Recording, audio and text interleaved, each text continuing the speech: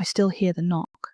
It's been 4 years, but that sound, a specific, deliberate rhythm, is burned into my memory. It wasn't the frantic, playful tapping of kids begging for candy, you know? No, this was different.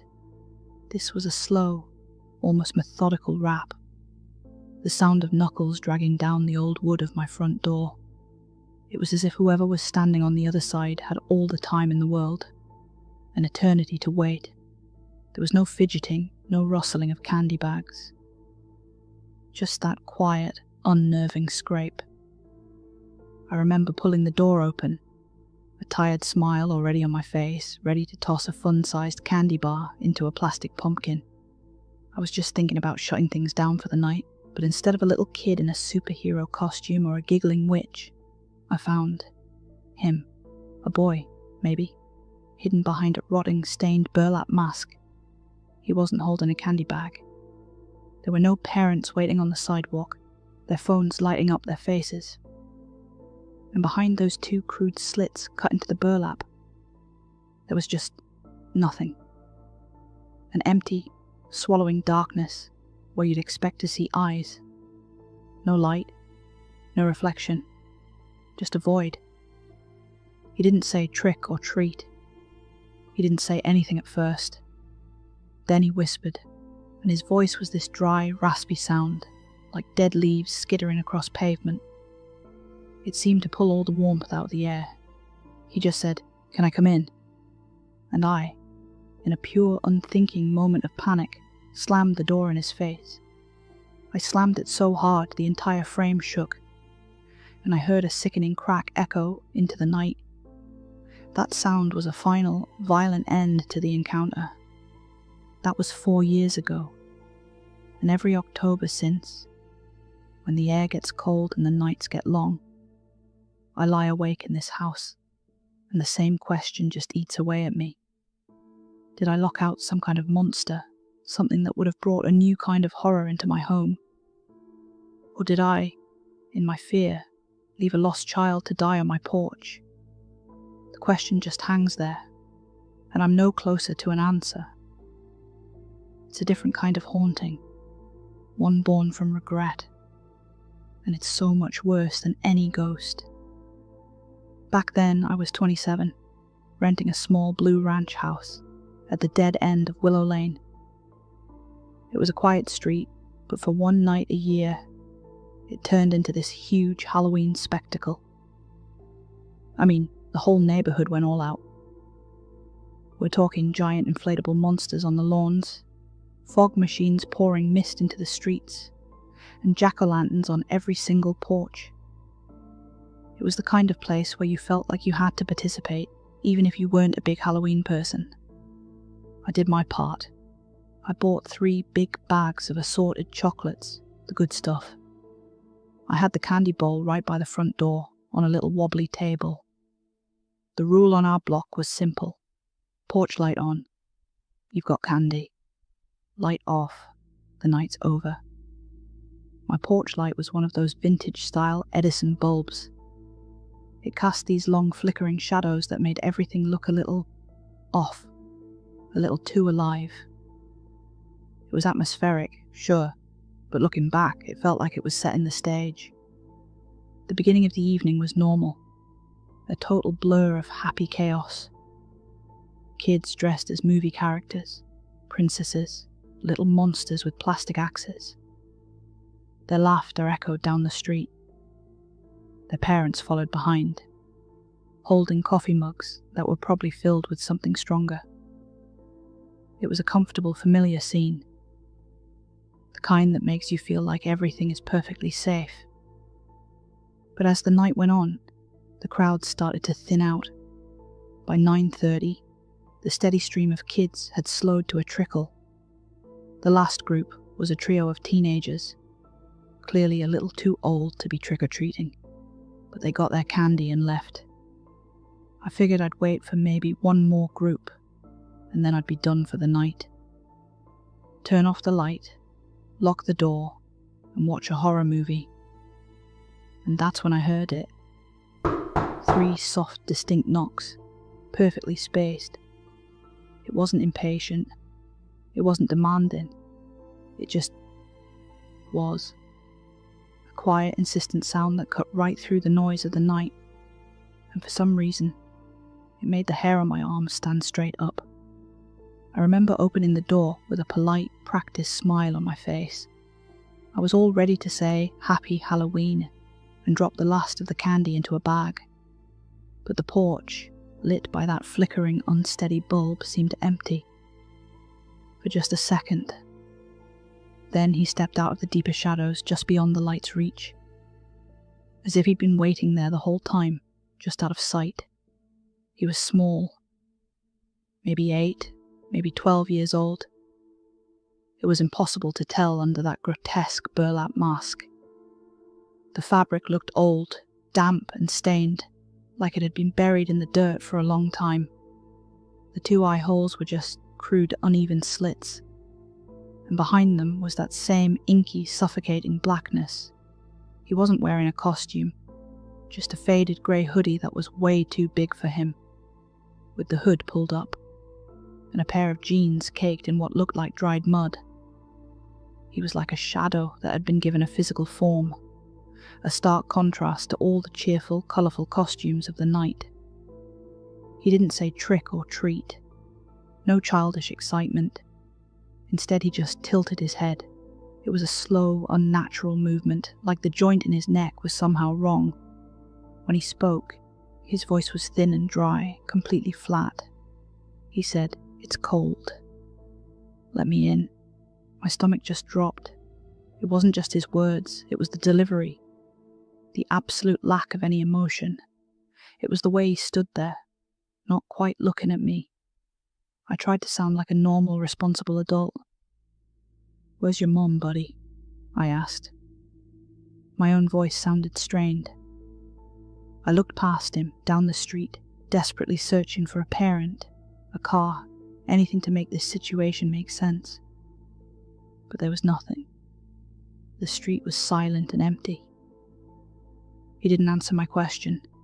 He just said it again. "Let me in." The exact same pitch, the same flat tone, like a recording on a loop. It was a demand, not a question. It wasn't a child asking for help. It was something else. I took a step back without thinking, my hand hitting the cold doorknob, his head tilted the other way, just as slowly, just as mechanically, like a broken toy. From behind the mask, I heard a wet sniffle. It could have been the cold, or it could have been the sound of someone crying silently. My mind was racing, trying to find a rational explanation for what I was seeing. But there wasn't one. Cold, sharp panic started to rise in my throat. The part of my brain that tells you to help a lost kid was screaming, but a deeper, more primal instinct was screaming louder. I stammered, "Sorry, kid." The words felt empty and stupid, and then, with a strength that came from pure terror, I slammed the door shut. The lock clicked into place with a hollow final sound, sealing me inside. Through the thick wood, I heard his voice one last time, muffled but clear. It was still flat, still empty. He said, "You'll be sorry." And then, absolute silence. The kind of silence that feels heavy, that presses in on you, full of unspoken threats. The silence after I slammed the door was worse than a scream. It just hung in the air, thick and heavy, wrapping around the house. I started pacing the living room, a prisoner in my own home, my heart pounding against my ribs. Every couple of minutes I'd peek through a tiny crack in the blinds, staring out into the dark street, looking for any sign of him, any movement in the shadows. But there was nothing.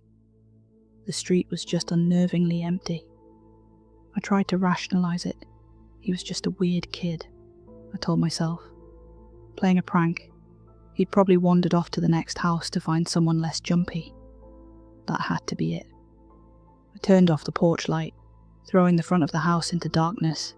I even left a bowl of candy outside, a kind of peace offering. Just take it, I thought, and go away. The hours crawled by. The ticking of the clock on the mantelpiece sounded like a hammer, I sat on the couch with the TV on, but the low volume did nothing to chase away the gloom that had settled in the room. I was listening for every little sound, the house creaking, leaves rustling outside, a distant siren. At exactly 11:07 p.m, it came again, a single knock, not the dragging sound from before. This was a soft, almost delicate tap on the front door. I froze. Every muscle in my body seized up. I didn't move. I couldn't. I just sat there in the dark, holding my breath, waiting. But nothing else happened. Just the silence again. Only now it felt heavier, more aware. When morning finally came, the grey light filtering through the blinds didn't bring any relief. I forced myself to go to the front door. The candy bowl was still sitting on the table outside, completely untouched. There were no wrappers on the lawn, no signs of a prank. Everything was exactly as I had left it, except for one thing.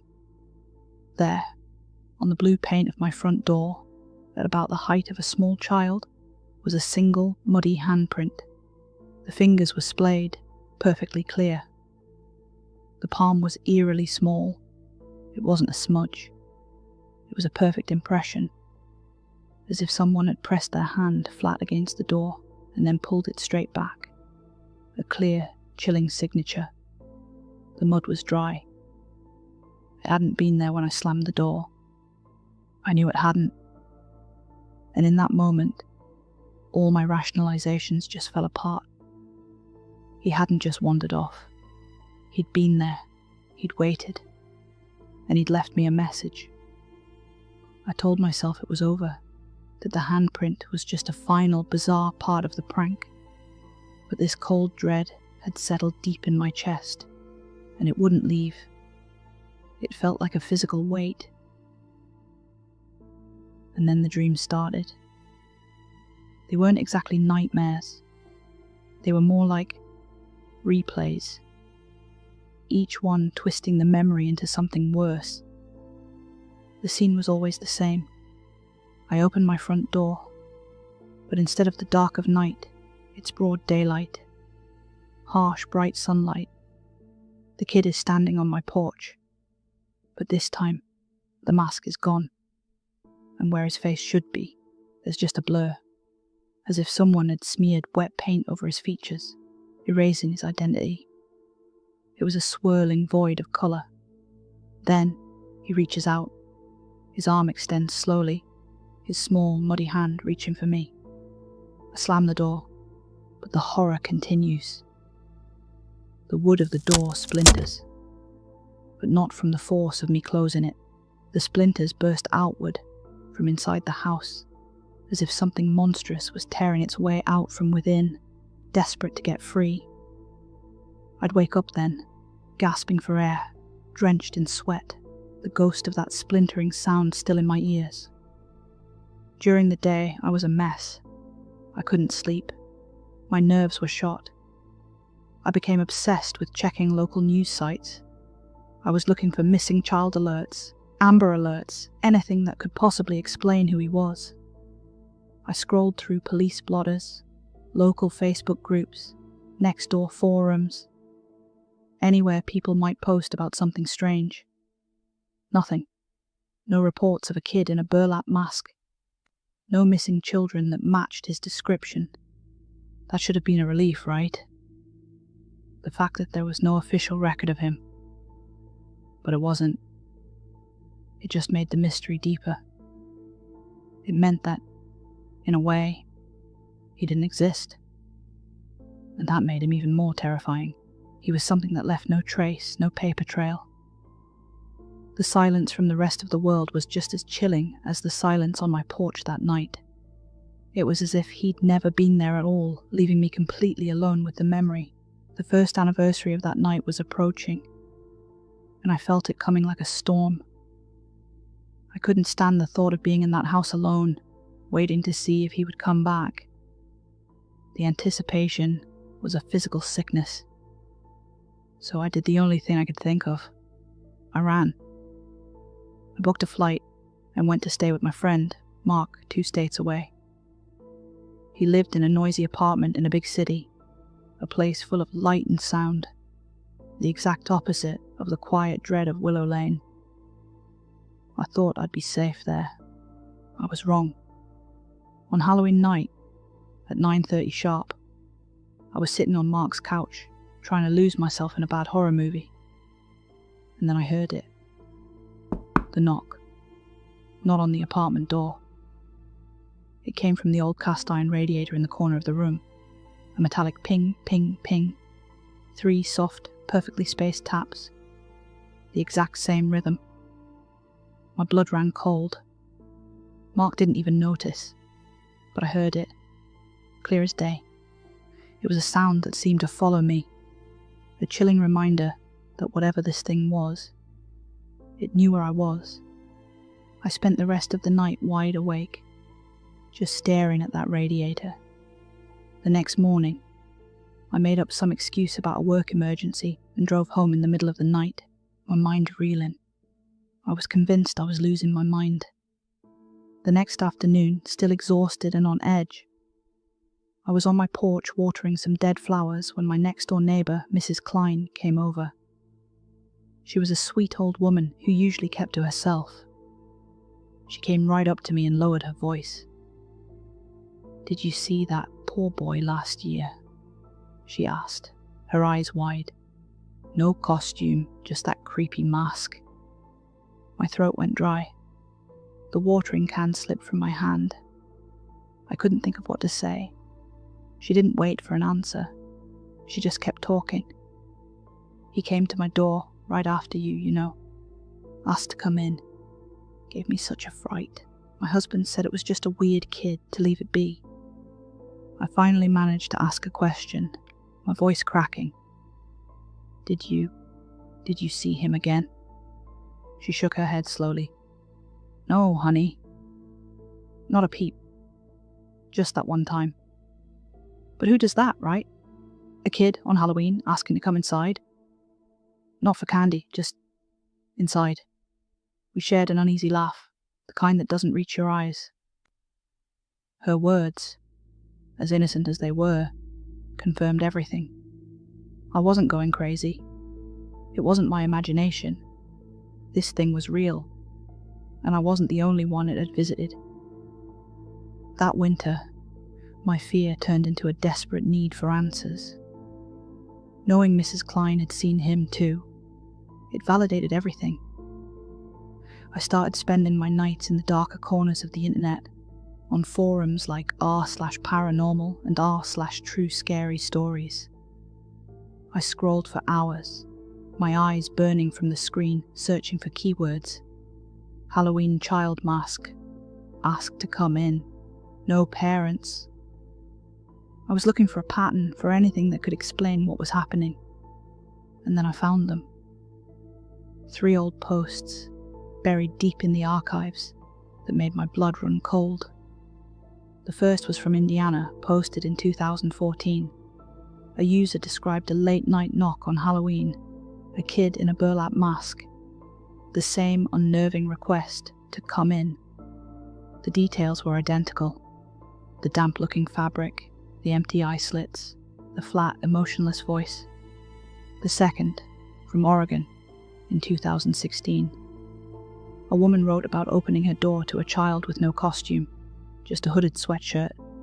The child tilted its head, just like the one on my porch, and said, "It's cold. Let me in." Her post was full of this deep, lingering unease. The third hit the hardest. It was from my own state, just 2 towns over, from 2018. The post described the soggy fabric of the mask, the lifeless eyes, the same mechanical voice. The poster was a young father, and he wrote about his guilt over slamming the door, wondering if he'd done the right thing for his family. The similarities were too specific to be a coincidence.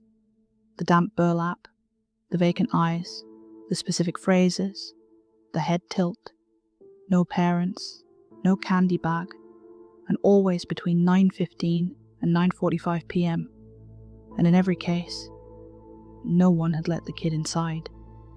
and none of them had ever seen him again. The comment sections were a mix of fear and morbid curiosity. People joked that it was some kind of demon that needed an invitation to enter a home, bound by some ancient supernatural rule. But one comment stuck with me. It burrowed into my mind. It read, "Maybe if you invite it in, it moves to the next town. Maybe slamming the door saves you and dooms whoever lives there next." I slammed my laptop shut. The words, "dooms whoever lives there next," just echoed in my head. This wasn't just about me anymore. It was about a chain of fear spreading from one house to the next. And I was now a link in that chain. My fear curdled into an obsession. The Reddit posts proved this was bigger than just me, and my regret turned into this burning need to understand. I started driving to the towns mentioned in the posts. I had a map spread out on my passenger seat, with red pins marking each story. It felt absurd, like I was playing detective in some low-budget horror movie, but I couldn't stop. I'd knock on doors, acting casual. "Hey, sorry to bother you, but weird question. Ever have a kid in a burlap mask knock on your door on Halloween?" Most people just looked at me like I was crazy and closed the door. I can't say I blame them. But a few remembered. Their eyes would widen with a flicker of recognition. Some would just pale and shake their heads, refusing to talk about it. But others did talk. One woman described how the kid just stood there perfectly still, even as a dog was barking furiously at it. Another man, a former Marine, actually started to tear up as he told me his story. He said he'd grabbed the gun from his nightstand when the kid took a slow, deliberate step onto his porch, and he swore, his voice thick with fear, that the kid's muddy feet never actually touched the wood. They seemed to hover just an inch above the planks, defying gravity. He wouldn't say another word after that. He just closed his door and left me standing there, a fresh wave of cold dread washing over me. I kept detailed notes. My map was now covered in red pins, 12 so far, across 8 different states, always in October, always between 9:15 and 9:45 p.m. It was a clear, undeniable pattern moving across the country like some kind of malevolent pilgrimage. This wasn't random. This was methodical. The regret I felt over that one night had bloomed into an all-consuming obsession, a desperate hunt for the nature of the thing I had turned away. The human mind tries to make sense of the senseless, and after countless sleepless nights, mine had come up with a few theories. They were just ideas, born from folklore and fear, but they were all I had. Theory A. It's a demon. A classic horror trope, but it felt strangely appropriate. This thing, whatever it is, needs permission to cross a threshold, like a vampire. It can't force its way in, it has to be invited. Its question, "Let me in," isn't a plea for help. It's a request for entry, a way to gain access. If you say yes, you're opening your home, and maybe your soul, to something terrible. If you say no, you're safe, for now. But then it just moves on to the next house. Theory B. It's a ghost. The spirit of a child, trapped in a loop. Maybe a boy got lost on Halloween night, was turned away by someone and died from the cold on their porch. Now his spirit is forced to reenact that night over and over, forever seeking the warmth he was denied. This theory feeds my guilt. What if I was just another link in that chain of cruelty? What if I condemned a lost soul to wander forever? Theory C. It's something older, something ancient and predatory that just wears the shape of a child as a disguise. It's a parasitic entity that feeds on fear, moving from house to house, from town to town. The child form is just a lure, designed to exploit our instinct to help the vulnerable. The mask, the lack of eyes. It's a blank canvas for us to project our own fears onto. It doesn't want to come in for shelter. It wants to come in to feed. I pace my living room in the dead of night, these theories swirling in my head. They all lead to the same terrifying question. What happens if you say yes? What fate is waiting for the one person who finally opens the door? The unknown was a vast, dark ocean, and I felt like I was drowning in it. Quick break from all this.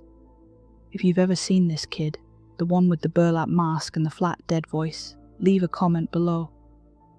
I'm not looking for attention. I just need to know I'm not the only one. And while you're down there, hit that like button. Let me know you're listening. Now back to the story, because it only gets stranger. After what Mrs. Klein told me, and after finding those Reddit posts, I swore I would never be home for Halloween again. The thought of just waiting for that knock was unbearable. So, I made a plan. I booked a room at a cheap motel 2 counties over. I left my house completely dark, no porch light, no candy bowl. I wanted it to look abandoned, a clear sign that no one was home. 9:28 p.m. I was lying on the motel bed, watching some brain-dead show on cable, trying to drown out the anxiety. The minutes ticked by. 9:29, 9:30. My phone buzzed, just a text. And then the motel phone on the nightstand rang. I just stared at it. My blood ran cold. It was an internal call, probably the front desk. I picked it up, my hand shaking, but there was no greeting. Just that tiny, dry, rasping voice cutting through the static. Let me in. The phone slipped out of my hand and clattered onto the floor. The line went dead. He knew. He knew where I was. The motel room, my supposed sanctuary, now felt like a trap. I scrambled to pack my things, my hands fumbling with my car keys. I sped all the way home, my mind just a storm of pure terror. When I finally pulled onto Willow Lane, my headlights cut through the darkness. My house was a black silhouette, but as I got closer, I saw it. My porch light was on, a steady, unwavering glow. I never left it on. I knew I hadn't. My hands clenched the steering wheel. As I walked towards the front door, I saw something else. The candy bowl, the one I had left in the garage, was sitting on the porch table, full to the brim. But it wasn't my candy. These were small squares wrapped in plain black foil. No brand names, nothing I recognized. They looked like an offering. I walked up the steps, my heart pounding in my chest. There was no knock this time. He didn't need to. He'd already been there, just the handprint again, but this time it was fresh, wet and glistening in the porch light. I don't know if I screamed out loud or just in my head. I grabbed a ladder and a bucket of soapy water from the garage. I started scrubbing at that handprint like a madman, scraping at the door with a stiff brush. I scrubbed until the blue paint started to peel away, until the raw wood was showing underneath. But the print was still there. A faint but undeniable shadow, as if it had seeped into the very fibres of the wood itself. An indelible mark. A permanent scar. The next morning, driven by exhaustion and a desperate need for this to make sense, I went to the police station. It felt completely surreal. How do you explain something like this to a cop? I sat across from an Officer Miller, a bored-looking man who listened to my story with practiced patience, making a few notes on a pad. I told him everything. The mask, the voice, the handprint, the phone call at the motel. He just nodded along. Then I mentioned my Ring camera footage. For the first time he looked interested. "You have security footage?" he asked. We watched it together. At 9:30 p.m. on the dot, right when the kid would have been at my door, The video feed dissolved into a chaotic burst of static. Just digital white noise for exactly 12 seconds. When the image came back, the handprint was already on the door. It was as if the camera itself couldn't process what was there.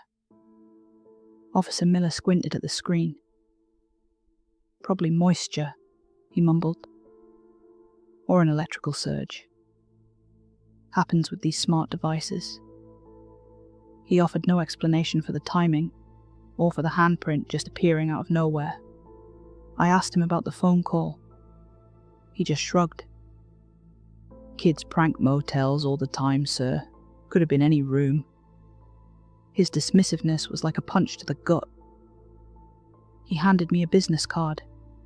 "Here's the number for a city therapist," he said, his tone carefully neutral.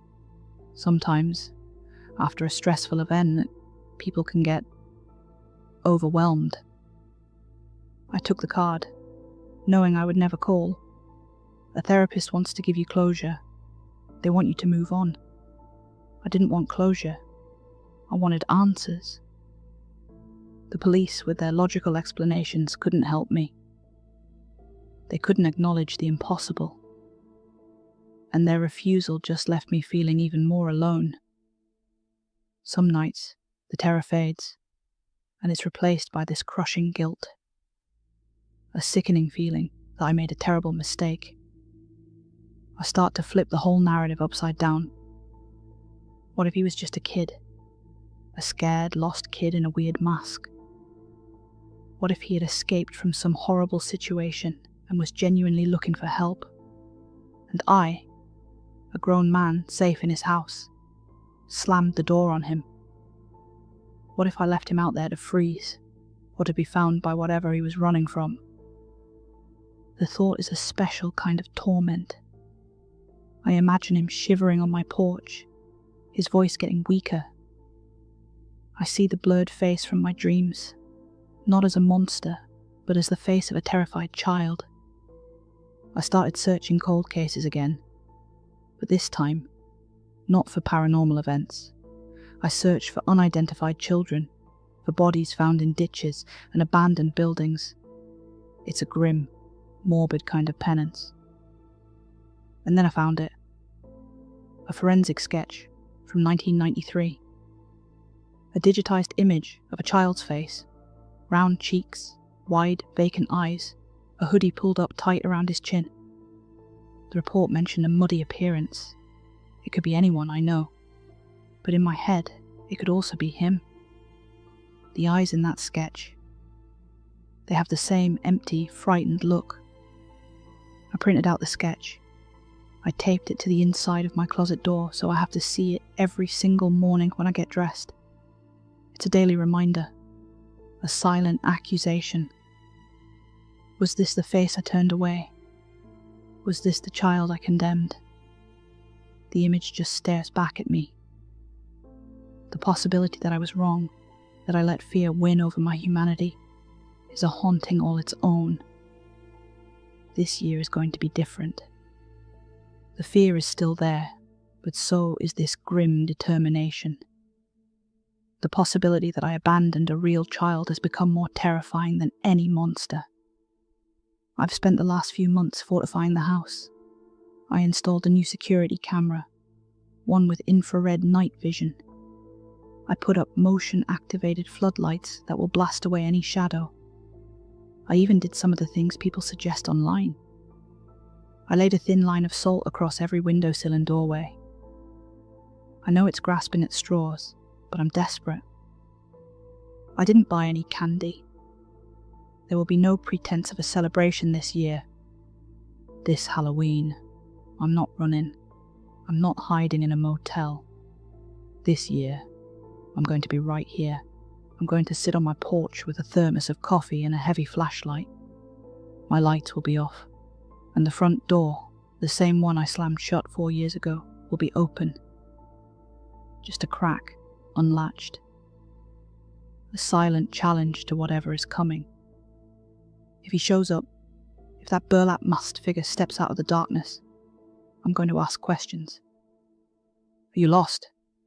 Are you real? Do you need help? Or do you want inside? I will demand an answer. And whatever he says, my decision this time will be based on more than just pure panic. Maybe that's arrogant. Maybe opening the door is exactly how you become the next link in the chain. Maybe it's the ultimate mistake.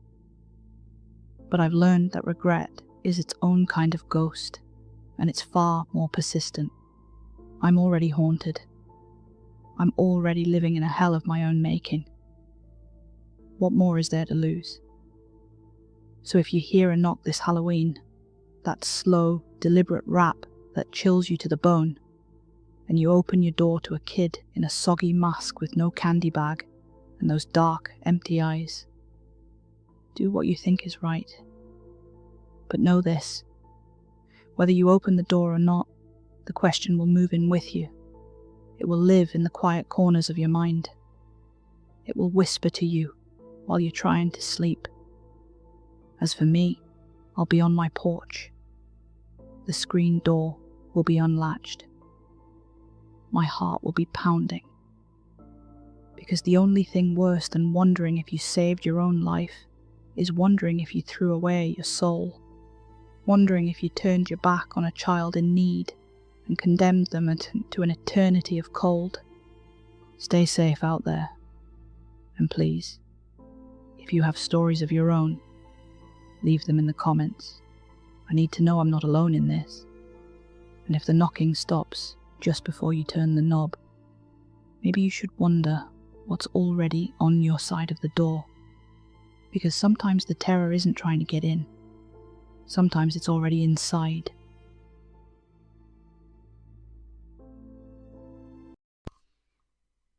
I never thought we'd be in danger.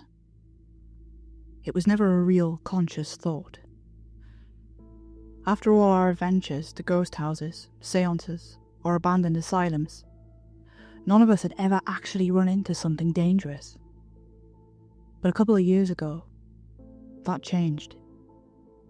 It was all because of something called the Forza crowd. Let me explain. In my early 20s, I fell in love with dark corners of the internet. Video essays discussing various spooky threads, an unexplained phenomenon of the rural Midwest. Clips showing seemingly impossible things done to ordinary people by mysterious creatures. Some which would be revealed as hoaxes, others that wouldn't. I've always had a particular love for the local legends and rumours. There's something very real and raw about those special little whispers that exclusively travel by word of mouth. I found a couple of friends through this hobby, first of which is my buddy Paul. We've been friends ever since we dressed up as the same version of Penguin, the villain, at the Halloween party in our late teens.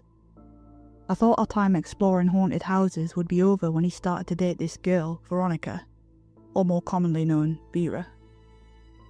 My fears were unfounded though, as she turned out to be just as weird as he is, making a great addition to our club of hobby horrors. This excursion started because Vera told us about this thing from her hometown. Some left-of-nowhere kind of place in rural Minnesota. She said there was a local legend, but there had been so many sightings that it was nothing short of a miracle that it hadn't been more widely acknowledged. Paulie and I were all ears. "I can't believe you haven't heard about it," she laughed. "None of you know about the Forza crowd?" Yeah, no, we hadn't.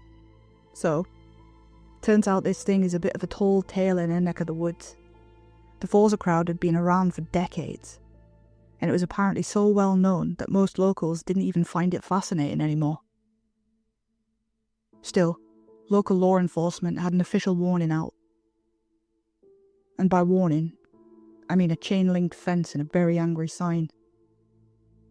So the year I turned 24, we all packed ourselves into Paulie's car and set our sights towards rural Minnesota.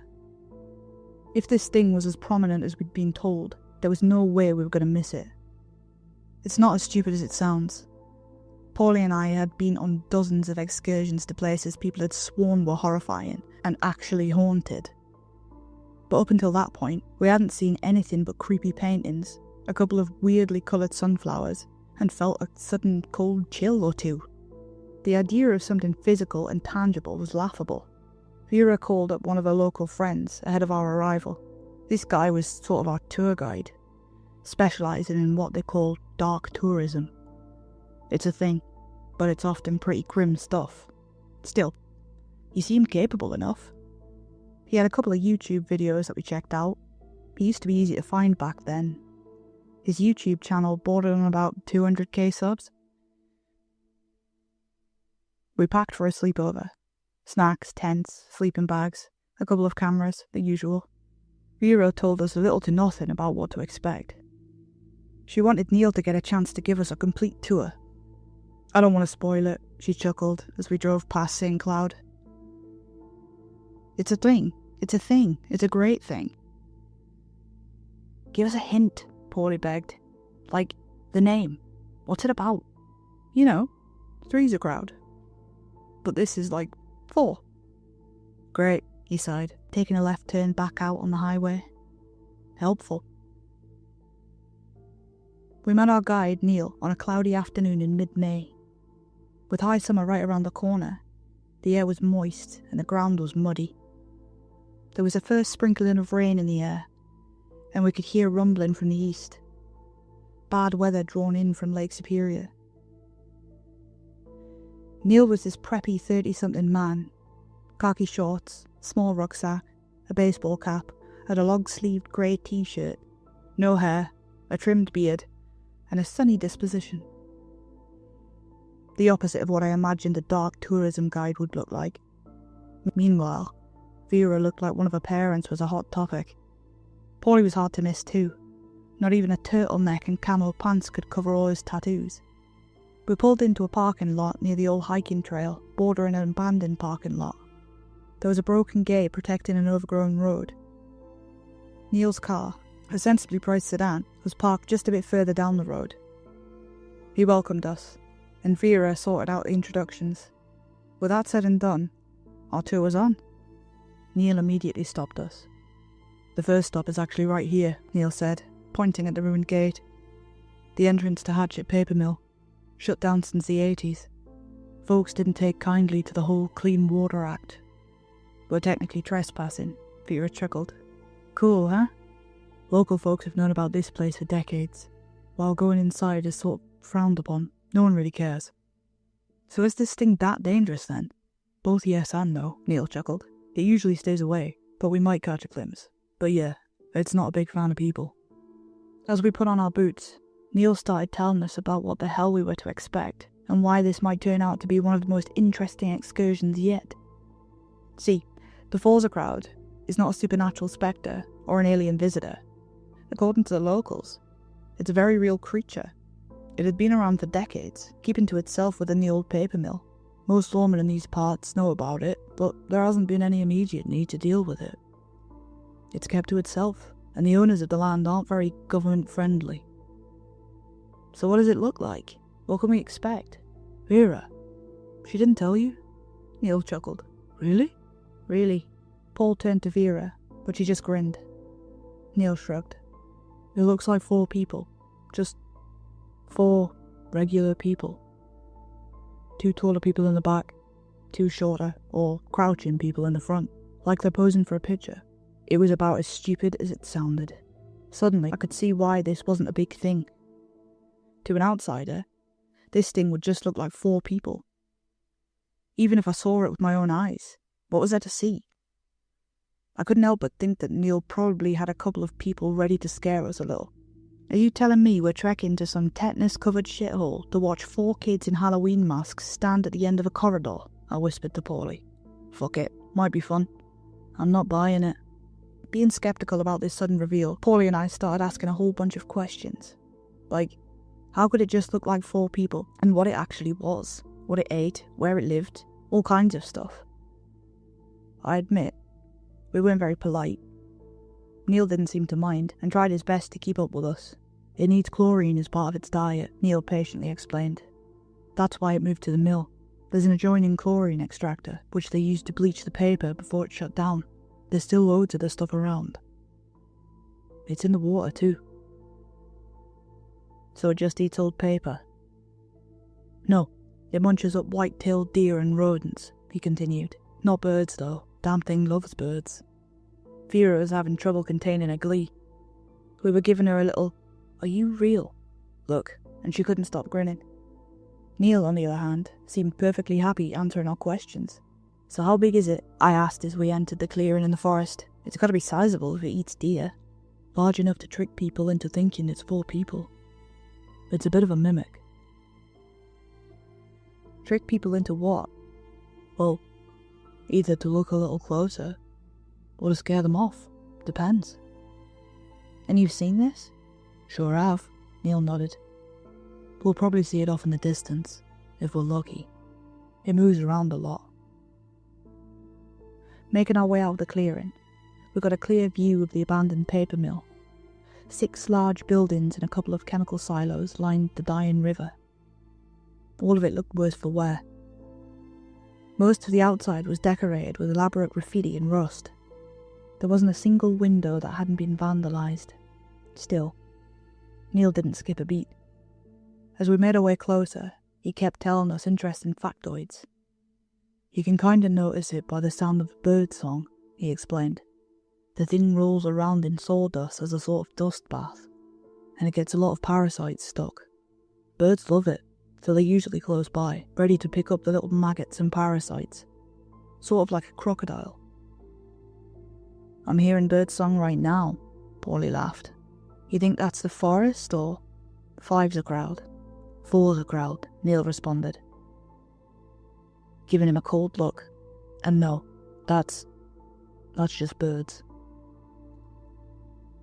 There are usually red ones flocking to it, making a sort of trilling noise." "Exciting," Paul sighed. To that, Neil said nothing. We entered the mill through one of the truck entrances, stepping over a collapsed garage door. I could practically taste the mould and residual chemicals, but Neil swore that we'd be fine. It was just moisture, apparently. Vera wasn't convinced, it seemed. We made it up to the 2nd floor, walking across a rusted-out catwalk with a loose railing. Beams of light made its way through the holes in the roof, slowly fading from the overcast. Looking at the mill, we could tell this place wasn't just some sort of empty building.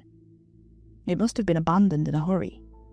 There were still some expensive machines left on the floor, most of which had been rusted to the core by decades of neglect. "It roams a lot," Neil explained, as we slowly made our way forward. "I don't think it nests until it finds a partner, and I can tell there aren't many of them around." "How come?" I asked. "I think they have no means of finding one another, suggesting they might have once lived in colonies, where you could just throw out an arm and grab a mate. There are a couple of holes around here where it's burrowed, suggesting it might be subterranean." "I'd love to see that," Paulie chuckled. "Really? Really? I'd love to." "Alright," shrugged Neil. "Let's go and see one." Neil guided us to the factory floor, down a corridor, through a ransacked lunchroom, and out the back near one of the silos. There was a massive room containing vast piles of sawdust, easily the largest pile I'd ever seen. Paulie's instinct was to try and climb it, but Neil recommended against it. "That thing is crawling with parasites. I wouldn't touch it," he explained. "You see that indent there, on the left flank? That's where it's been." "Just looks like a dent to me," Paulie said. Vera elbowed him, and Paulie made a lip-zipping motion. Neil did his best not to roll his eyes.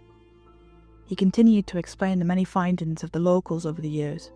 For example, the Forza crowd had a larger body than one might think, but it hides it behind a crowd of 4, much like an insect shedding its body. He claimed they had a sketchy view of this back part from a side photo taken in the late 90s. Of course, it was blurry at best. You could barely tell there were people in the picture at all. There had also been a steep decline of white-tailed deer in the area. While many claimed this was due to illegal hunting, Neil argued that it coincided with the growth of the creature in the early 90s. This was a returning pattern with the Forza crowd. Everything about it could be explained by the most mundane things. It just looked like people at a distance. Its main food source was abundant. There was nothing immediately apparent about it. The Forza crowd could just as well be nothing. Maybe that's why we'd never heard about it. Neil continued the tour, showing us the various buildings around the complex. He told us about the different stations and the early history of the strange creature rumoured to live here. We were shown a couple more points of interest, mostly relating to the early history of the creature, and by extent, the community at large. For example, there had been a few people that had gone missing around the mill. That was attributed to the failing safety standards. Again, it was unclear. It could be blamed on a large monstrous beast, but the far more likely cause was just an accident. Occam's razor. As we reached the rear exit, Neil clapped his hands together. "This is where I usually spot it," he said, moving through the old chemical storage. "Right over there." "So, what do we do?" I asked. "Do we lure it out?" "I suggest we wait," Neil smiled. "Put your feet up, take in the sights. It's a magnificent place, huh?" Paulie walked over to me, carefully elbowing me for attention. Leaning in, he whispered, "The kids he hired to scare us aren't here yet." Still, it was nice to just be out with friends for a change. Break up the monotony of work. We put up our tents and had a couple of hot dogs. Vera took a nap listening to her favourite podcast. Paulie went for a jog on the catwalk, making little dust particles rain on the factory floor. It echoed through the entire building. I got a chance to sit down with Neil for a bit, just the two of us. He seemed like a genuinely nice guy, but I could tell he was putting on a show. Then again, that was sort of his job. Vera had known him since high school, so had given her a good price for this. In a quiet moment, I asked him, "So what's the deal? Why is this so interesting?" "You know, it's a funny thing," he smiled. "It's right there for all to see, and everything about it just looks like a whole bunch of nothing." "Come on," I smiled. "I mean, it's a great story. You've put a hell of a lot of thought into it, and I appreciate that.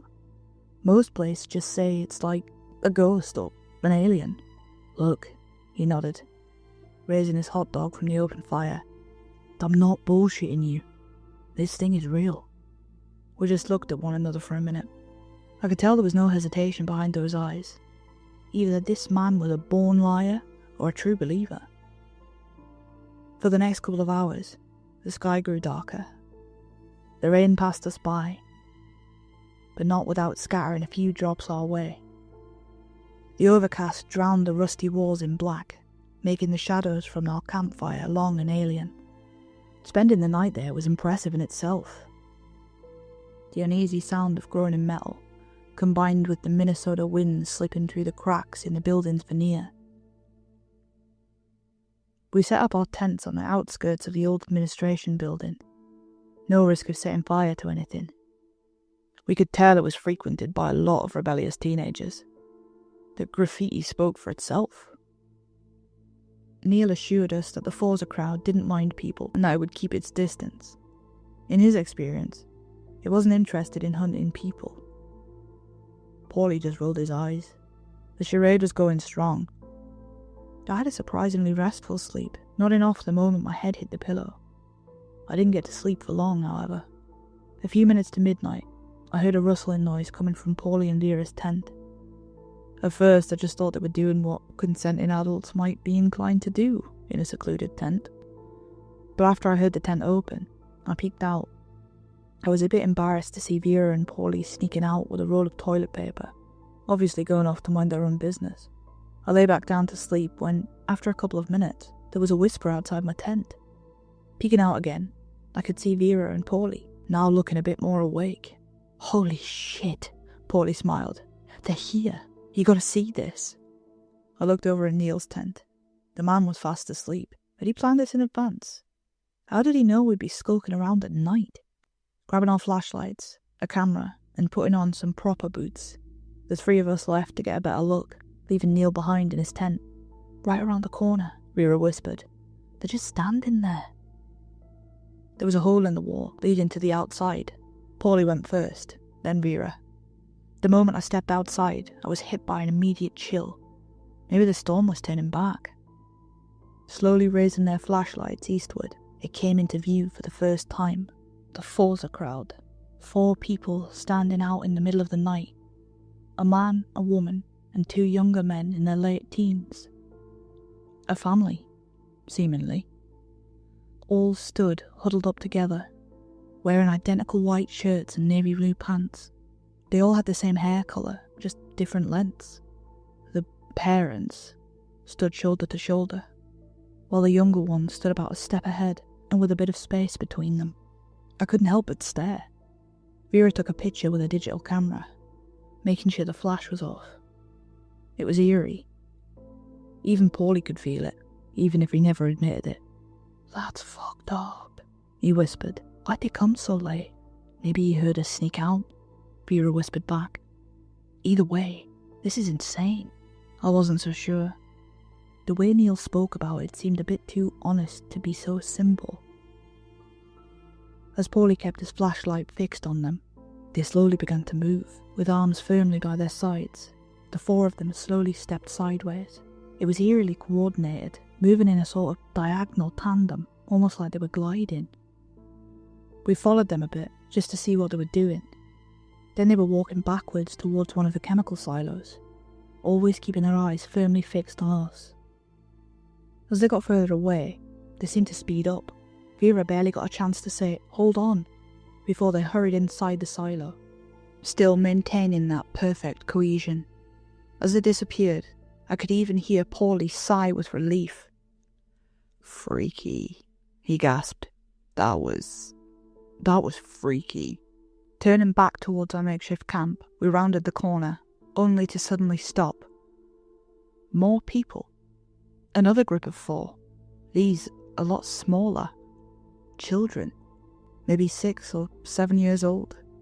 There were 2 who were a little taller, and 2 were smaller, all with their arms straight, and their feet moving in the same strange diagonal tandem. Before we got a chance to speak, they made a strange whistling noise and disappeared into a crack in the wall. That wasn't part of the plan. I'd never agreed to have kids roam around a place like this. It was dangerous. Whether this was Neil's idea or someone else's, it was just a bad idea. "We gotta wake him up," I whispered. "Now." Then again, something in the back of my mind was telling me that this was too strange just to be a couple of stray kids. The rational part of me insisted that this was nothing more than a spook or a misunderstanding, but another part of me started to wonder what the fuck I'd stepped into. Whispering for Neil to wake up, we could hear him murmuring to himself. He looked out of his tent with a wide yawn. "They're here now," Vera said, "but the kids are a little much."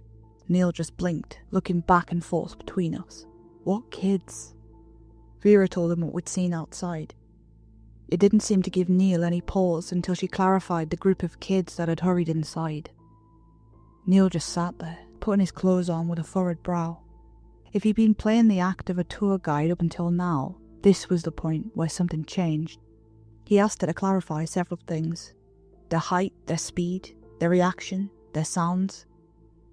Paulie didn't seem to know what to think about this, flip-flopping between die-hard skepticism and genuine concern. I was somewhere in between. "Well, Neil started. "It's been rumoured that the Forza crowd is a sort of arachnid. It might be parthenogenetic." "What kind of... what? Genetic?" "Parthenogenetic," he clarified. "Able to effectively breed without a mate." What would that even mean? Neil paused for a moment, then sprang into action. "It means we have to leave. It's nesting." As we hurried to bring down our tents and pack up our things, I noticed something overhead. In and out of the holes of the roof, little red birds fluttered about a dozen of them. Thinking back on what Neil said earlier, I was sure he'd mentioned something about birds. I tapped him on the shoulder, pointing upwards. His face went pale as he held up a finger to his lips. Vera and Paulie noticed, and we all fell silent. Moving at a snail's pace, as to not make any unnecessary noise, Every now and then, the birds would land, making little chirping noises, and then return upwards. Vera gasped. We all stopped to look at her as she pointed further down the hall. There it was. It slowly sidestepped into view. Only the legs of the 4 people moving, their arms remaining straight. Their heads wobbled a little as they moved, looking more like bobbleheads than people. They still looked like they were floating forward, held up by some unseen force. But most worrying of all, they were coming towards us. Slowly. I didn't know what to do. Part of me wanted to run, another part wanted me to stand there and fully believe that this was somehow still a lie. It had to be. There's no such thing as monsters. I've checked. Over all the years of laughing in the dark, I learned that there was really no such thing as monsters. But as these 4 strange people crept closer, I wasn't sure anymore. And Neil seemed just as, if not more, confused. "Nobody moves," he whispered. "Let's see what it..." Out of the cracks and nooks, I could see more faces. 4 children, for one, but another set of 4 further down. They didn't look like children at all, more like miniature adults, all moving in the same strange pattern, alternating their steps among each other. These just didn't look finished. Hair growing out of their eyes, one leg too short, another too long, a drooping mouth that wouldn't stop twitching. 2 of them were conjoined at the shoulder, making an awful gurgling noise. I counted 6 groups in total, and some of those groups, they weren't people.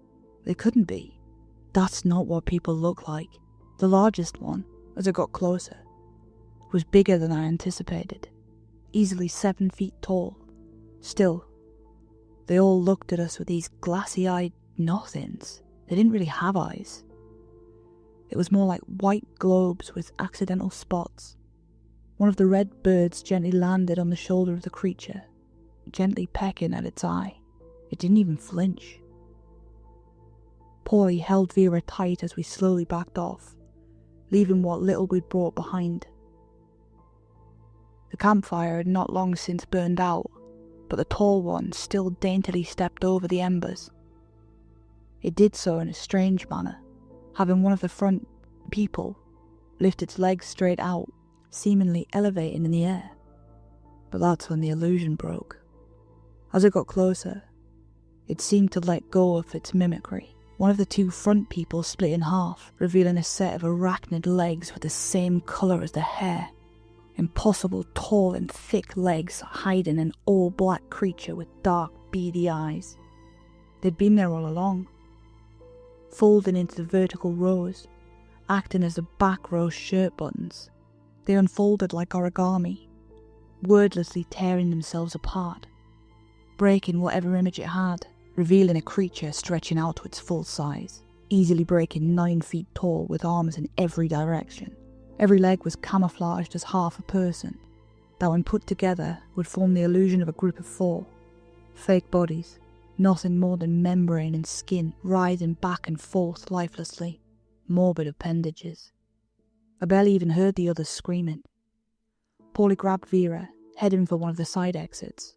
Neil just kept repeating, "No, no, no," over and over, not even running.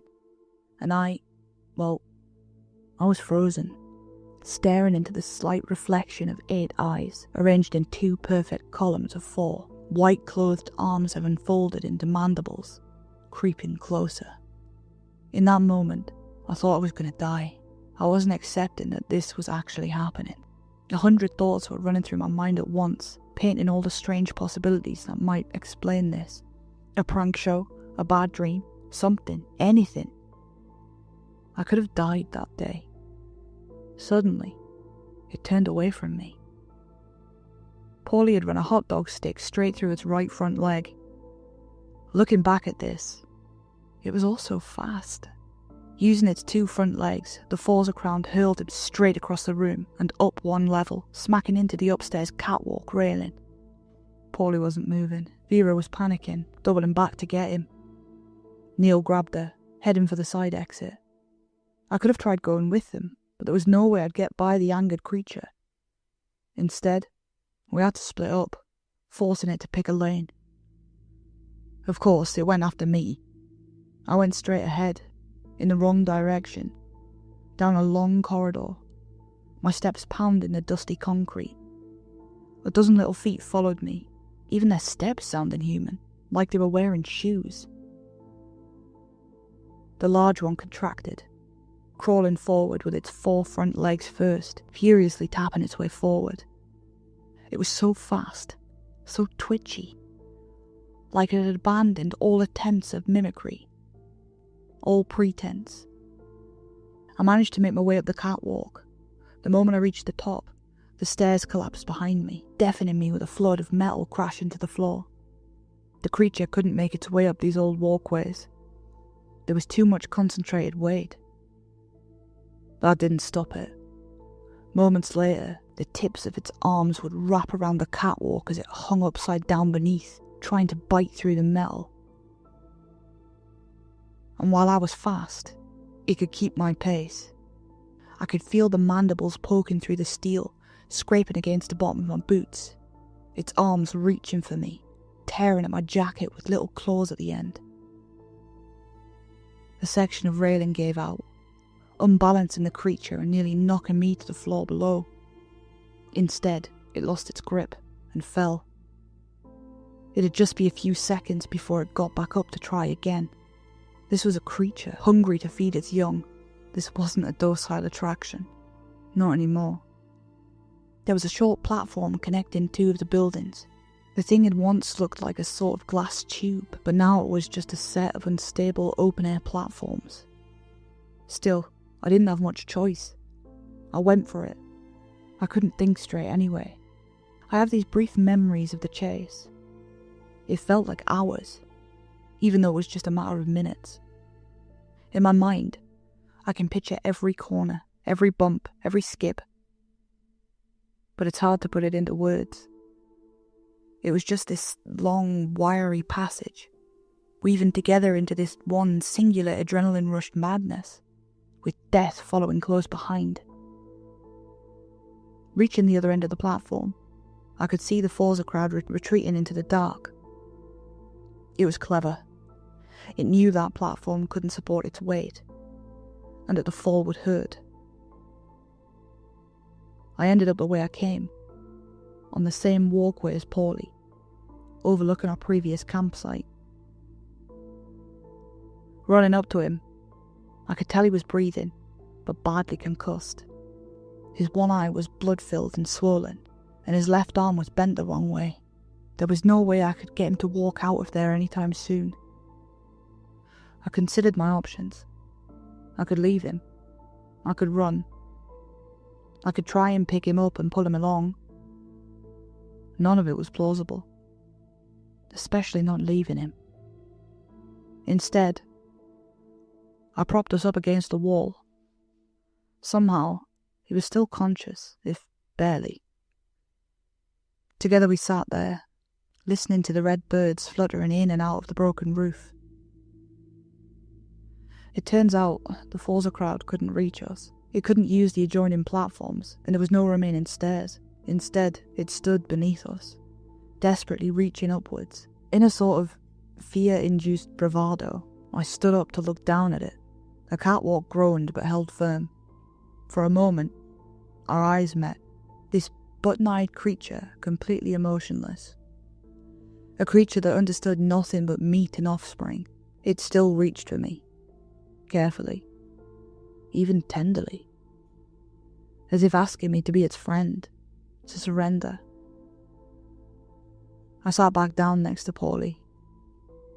He panted heavily. Maybe he had a few broken ribs. I'm gonna get a tattoo, he blurted out. Spider. Please don't, I muttered back.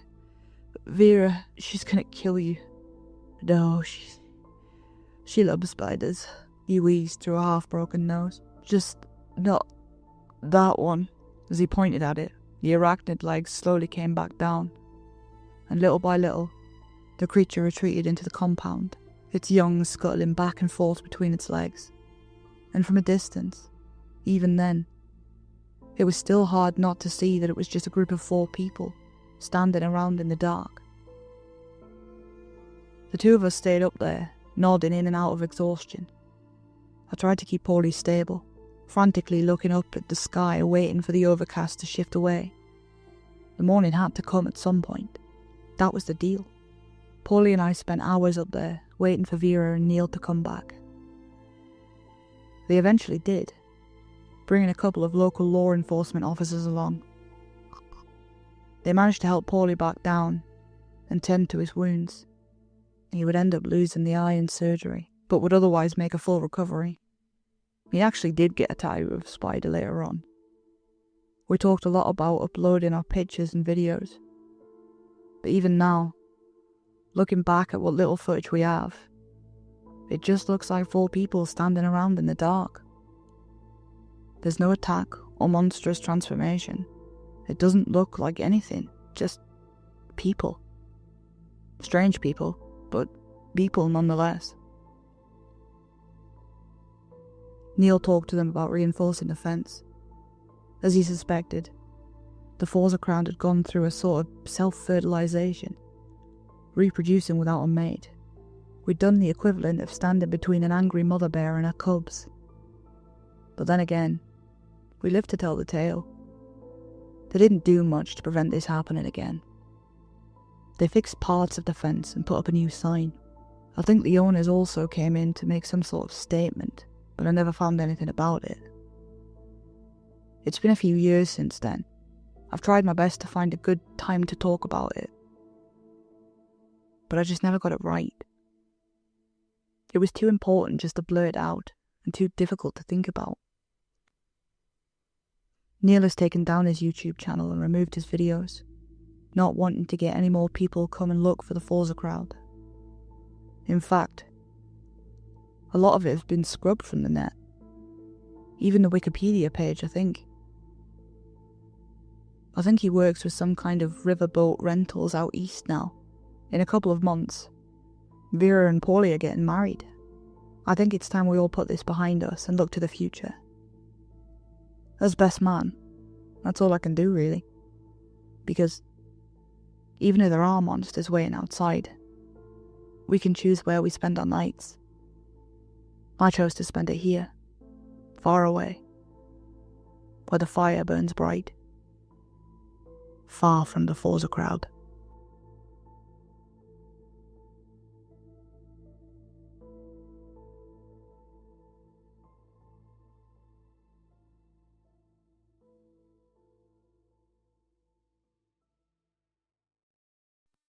I used to have nightmares as a kid.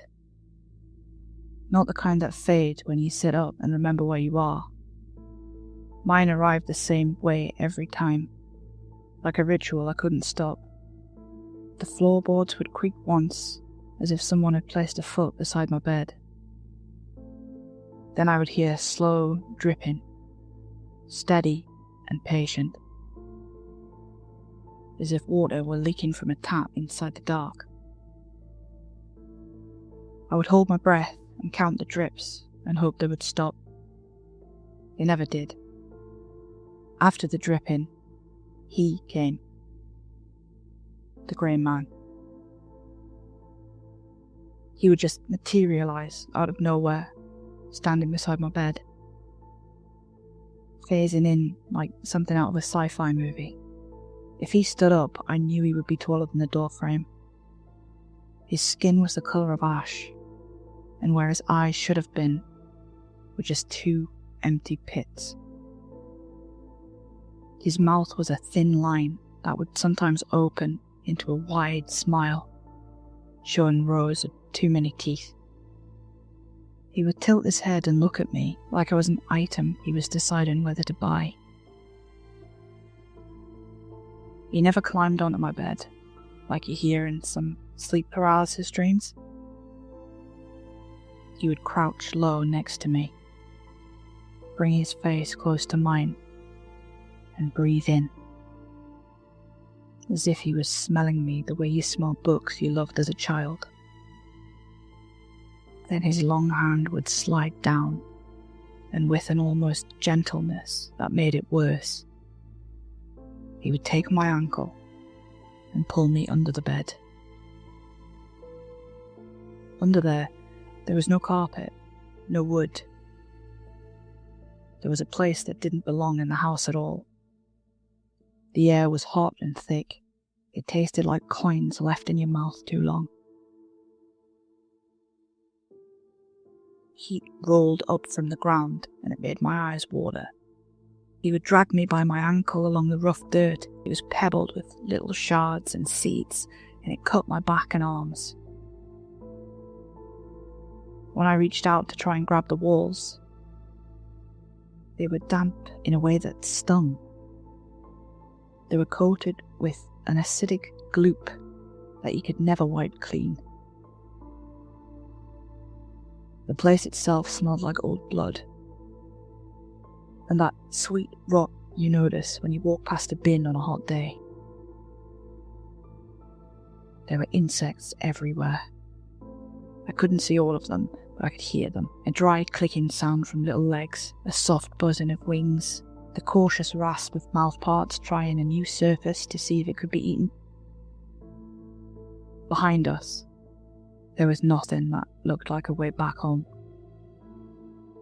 There were tall, dark shapes made of the same hot dirt, shaped like pillars, but I knew they were bodies that had just forgotten how to be people. He would pick me up and place me on the chair like I was a prized possession. Then he would take a thin knife from the fold of his skin, and he would begin. He never rushed. He never made a sound. He would slice pieces from my arms and lay them on the ground as if sorting fabric. He would rest his palm on my chest and feel my heart speed up and slow down. He would take a strip from my cheek and watch the tear run round it. I begged him in the way children beg and promise to do better, but he'd just tilt his head as if memorizing the noise. He would never stop. He never showed any emotion, no joy, no anger. In those dreams, I remained alive when I shouldn't have. There were times when the only part of me left was my head. I could feel the dirt under my tongue. I could feel the insects trying the corners of my mouth and then changing their minds. I could smell the heat. I could see him as he bent close and for a moment set his forehead to mine. Then I would wake up with my jaw cramped and my throat raw from air I must have swallowed while I screamed without a sound. My parents did what they could. They never used words like cursed or haunted. They used words like specialist and appointment and therapy. I drew the grey man for a woman with a calm voice who didn't look at my drawings when I handed them over to her, but always took a moment before she turned to paper. I learned breathing exercises. I learned to plant my feet on the ground and list 5 things I could see. The dreams didn't stop at once, but they frayed at the edges. Then they came less often, and I grew taller. I learned to put my hand on the bedroom light switch before I went to sleep, so I knew it was there. And when I left for college, the dreams, they didn't follow me. I told people I was a nervous kid who just grew out of it. That was mostly true. I'm an adult now. I pay my bills on time, I have a decent job, a flat that's more tidy than messy, and there's nothing in my life that looks like a horror story if you glance at it from the outside. Last week, I went to the fun fair with Beth. She's the sort of friend you can talk into trying food you don't recognise, and rides you claim to hate. We wandered through the lights and the noise and the smell of hot oil. Then Beth's eyes fell on a fortune-teller's tent set up near the far fence. It looked like it had been pitched in a hurry. The canvases didn't match, the guy ropes were all assorted colours. It was dark inside and very quiet, as if sound didn't want to sit in there. Beth wanted to go right in, but I didn't. Not because I was scared, more that I didn't believe in this type of shite. But she said please. And it was the only thing there without a line, and I was thinking about donuts. The woman inside looked like she'd stepped straight out of a cliché. Shawls, bangles, long grey hair. But what caught me wasn't her, it was the bird.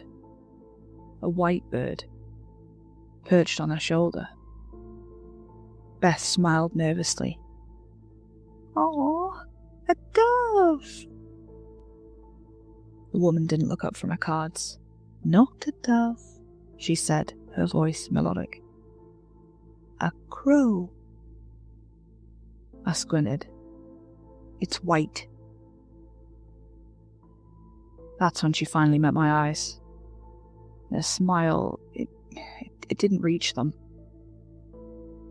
"Not everything white is innocent." Beth shivered, muttered something about it being pretty, and then sat down. She was first. She went first. The woman inside read her cards, asked her about her one true desire. Beth blushed and said something stupid about wanting a nice boyfriend. I laughed and muttered, "Jesus, at least make it achievable, give the old bag a chance to fake it." Both of them turned and looked at me, the way teachers look at you, you know. Beth's turn ended with the rustle of a curtain of beads and the tiny chime of something metal.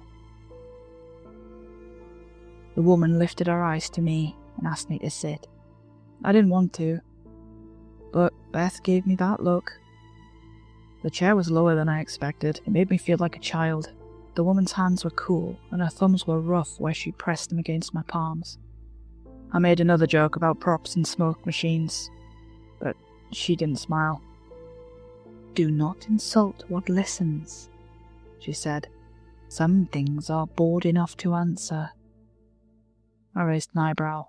She looked past me and then at me, like a doctor waiting for you to say where it hurts. "I feel your resistance," she said kindly. "That's because this isn't real," I snapped back. "It's a joke. A tent in a mud pit funfair with plastic beads on curtains. You're not communing with the universe, you're just scamming bored people out of pocket change." Her expression didn't shift. She simply tilted her head bird-like. The white crow ruffled its feathers, as though it had heard me. "Even a joke," she said, "is heard somewhere." "Great," I muttered. "Tell the cosmos I said hi then." Her lips twitched into something that wasn't quite a smile. The crow shifted its claws against the shoulder, white feathers catching the lantern glow like bone. "You'll laugh until it answers," she muttered. Beth shot me a look, the kind that said, "Don't start." I leaned back in the chair and folded my arms. "Fine, go on then, tell me my fortune, make it quick." The woman's gaze didn't waver. "When you mock the door," she said softly, "you invite whatever waits behind it to knock." Right. That's when she asked me my one true desire. I chilled for a minute. I didn't want to give the old woman a heart attack. I told her my life was fine. I told her I had enough money, enough work, enough friends for the kind of person I am anyway. Then I said the only thing that had ever been an honest wish for me. I said I wanted no more bad dreams. Her eyes went soft and far away. She let go of my hands and traced circles on the tablecloth with one finger. Then she said a rhyme. I remember it almost exactly. "Grant this woman the power to see what's good and right and true. But where the light of goodness shines, the dark will see her too. I felt goosebumps on my arms. I covered it by rolling my eyes. I said something unkind about how she must do well on people desperate enough to be happy with a poem. She looked at me for a long time without blinking. "Do not anger what you can't see," she said. "It is patient. It can wait until you forget you spoke." We left. I had enough of that cryptic shit. I made a show of being hungry and moved the conversation to food. That night I dreamt I found a £50 note folded in the lining of my coat. In the dream it felt stiff and new, with the smell of ink and that slight waxy drag against my fingers. I didn't think anything of it and pretty much forgot the dream as soon as I woke up. But that day it was unusually cold for me. Bitterly cold. I fished in my closet for my winter jacket and slipped it on. Halfway to work I slipped my hands in my pockets for warmth, and my fingers grazed something hard. I pulled it out. It was a red envelope with my name on the front, still sealed. I opened it cautiously and lifted a sparkly Christmas card from the paper. One side read, "Merry Christmas, lots of love, Grandma, kiss kiss kiss." And on the other, a neatly folded £50 note was stuck to the side of it with tape. I must admit, I was a bit like, no way, at first. But then I thought, people forget to open Christmas cards all the time, right? Just a coincidence. I wasn't impressed. The next night, I dreamt that the woman at work who collects complaints like stamps would call in sick. She did. I told myself that one was almost predictable. She had coughed the day before. I must have subconsciously heard it. On the third night, I dreamt I was eating the most delicious bowl of strawberries and cream I had ever eaten. In the morning, there was strawberries in the fridge. Now, I don't buy strawberries as a rule. I'll eat them in restaurants, but I won't have them in my fridge. You buy them on a Monday, and by Tuesday night, they've grown their own mould colony and have elected a mayor. It's a waste of money. I checked my banking app to see if I had bought them half asleep the night before. No charge. I told myself I must have paid cash and forgotten. I ate one, and it tasted like a memory of summer, so sweet and fresh. On the fifth night, I dreamt of Beth. I dreamt that she'd won a ridiculous prize at a ring toss. I knew that wasn't true because when we went to the ring toss, she could not toss. In the morning, she sent me a photo of herself with a teddy as big as she is, and a message that said, "I'm finally a winner," a row of hearts. I asked which fair she went to, and she said it wasn't the same one. She'd gone to this new one with a new guy friend. I didn't ask for details. On the sixth night, I dreamt of rain. It poured in the dream, and everyone on the street ran. I dreamt I stepped under a doorway that didn't leak, and that the person beside me stepped aside so I could fit in. When I woke up and went to work, the sky broke while I was walking. The doorway I chose didn't leak. The stranger that was there moved over with a smile. He handed me a napkin. He said I looked like I needed a win today. That's probably when I stopped telling myself it was nothing. I still tried to pretend, but it wasn't true pretending. On the eighth night, I had a different kind of dream. I was in my room in the dark. I couldn't move. The floorboard by the door creaked.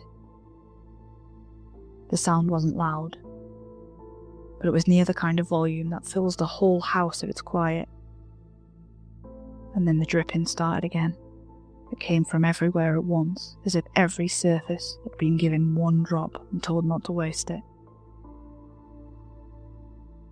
I woke up with my heart climbing the wall of my chest.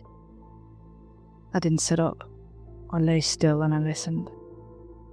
The house is old and does what old houses do. Pipes expand, nails settle, wood flexes. The difference was that I knew the rhythm of this house. This creak was not the same. I could point to where it came from in the dark. It was the board by the door. The rain was still pouring outside. I could see droplets dripping steady from the window frame. But this wasn't the same dripping. It was slow enough to make me count it, and then lose count. I could smell a dampness that didn't belong to a leak. I didn't go to work that day. I sat on the sofa in a daze, hands shaking as I sipped the same cup of cold coffee I'd held for 4 hours. I didn't understand what was happening. I was so focused on the good things I was getting, I forgot I could have bad dreams too. I stayed up as late as I could, refusing to go into the bedroom, but by 1 a.m. I couldn't stay awake. I dreamt I was back under the bed. The air was hot and the smell of iron sat on my tongue. I was strapped to the same chair from my childhood. He was there, the grey man, standing in front of me. That emotionless stare piercing my soul. He took a step forward. I thrashed and pulled at my restraints, desperate to get free, but he just stopped, tilted his head. I woke up panting, my hair stuck to my sweat-covered forehead. My wrists ached, and by the morning, small bruises had formed like faint ligature marks. I came down the stairs to a small white envelope posted through my door with no stamp. Inside was a note that said, "Keep sleeping well." The font was cheerful. The ink smelled faintly of almond oil. I stood very still, holding it, and listened for the drip. Last night, I really didn't want to go to sleep. I made some tea, watched some TV program that didn't really require any attention. I texted until my phone felt hot in my hands. At 3 a.m, I was tired enough to promise myself that fear is fuel and sleep isn't the enemy. I lay down. I told myself that I had invented patterns because the fortune teller had given me a poem. I reminded myself that I'm not 12. I didn't dream. I woke up just before 5 a.m, absolutely exhausted.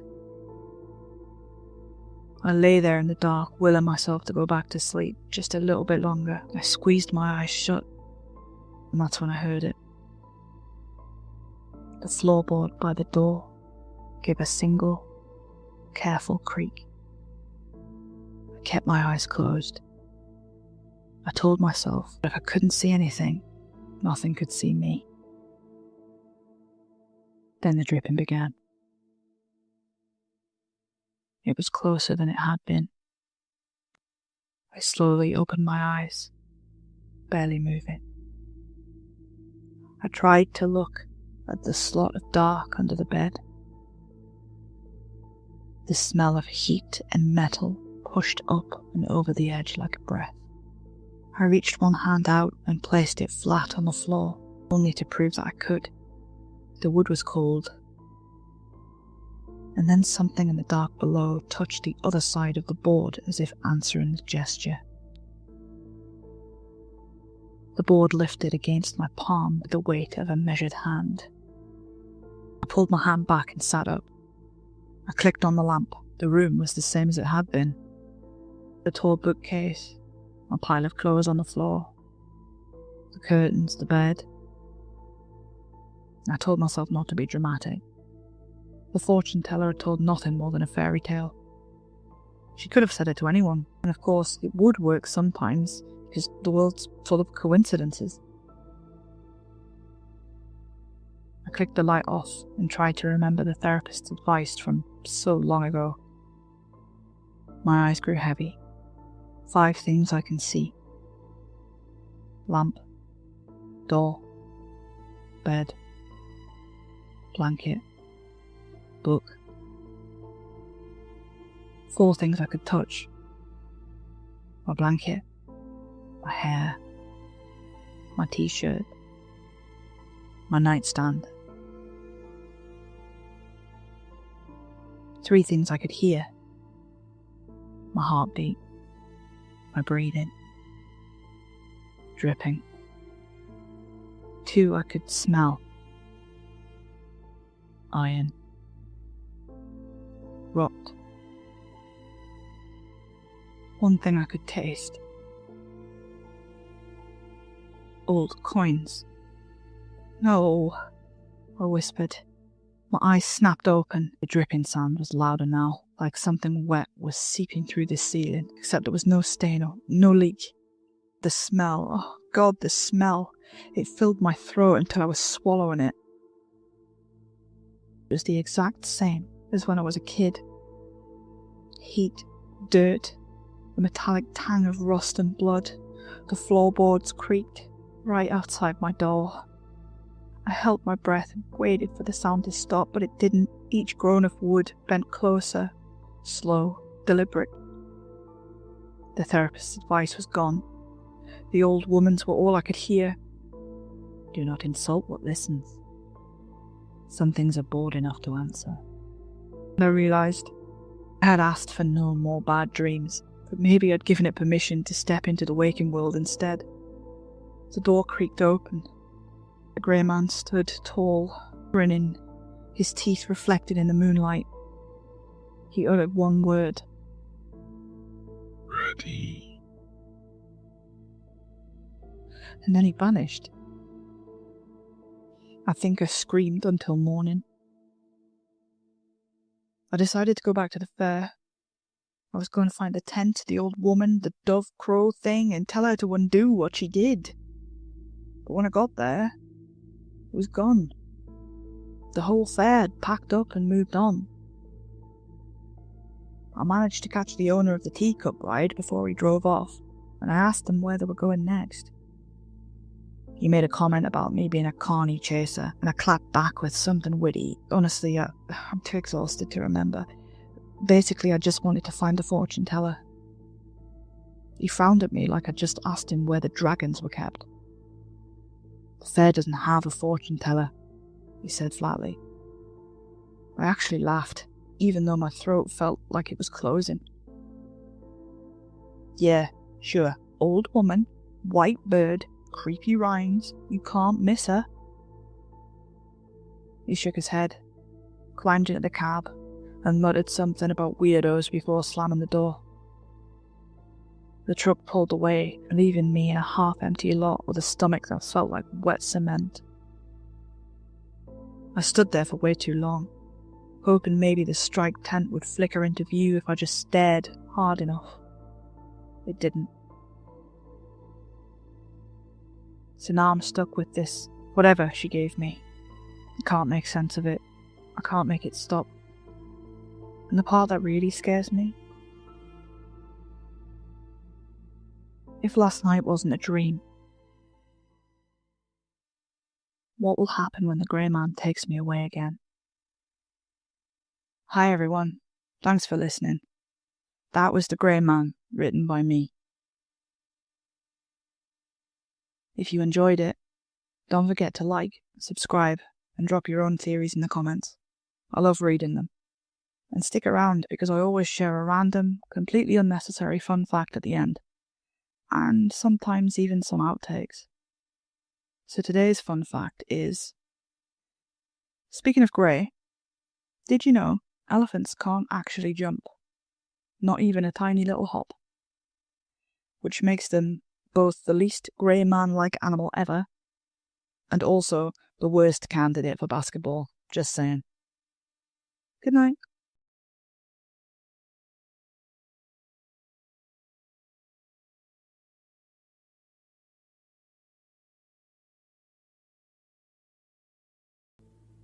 I didn't kill my girlfriend.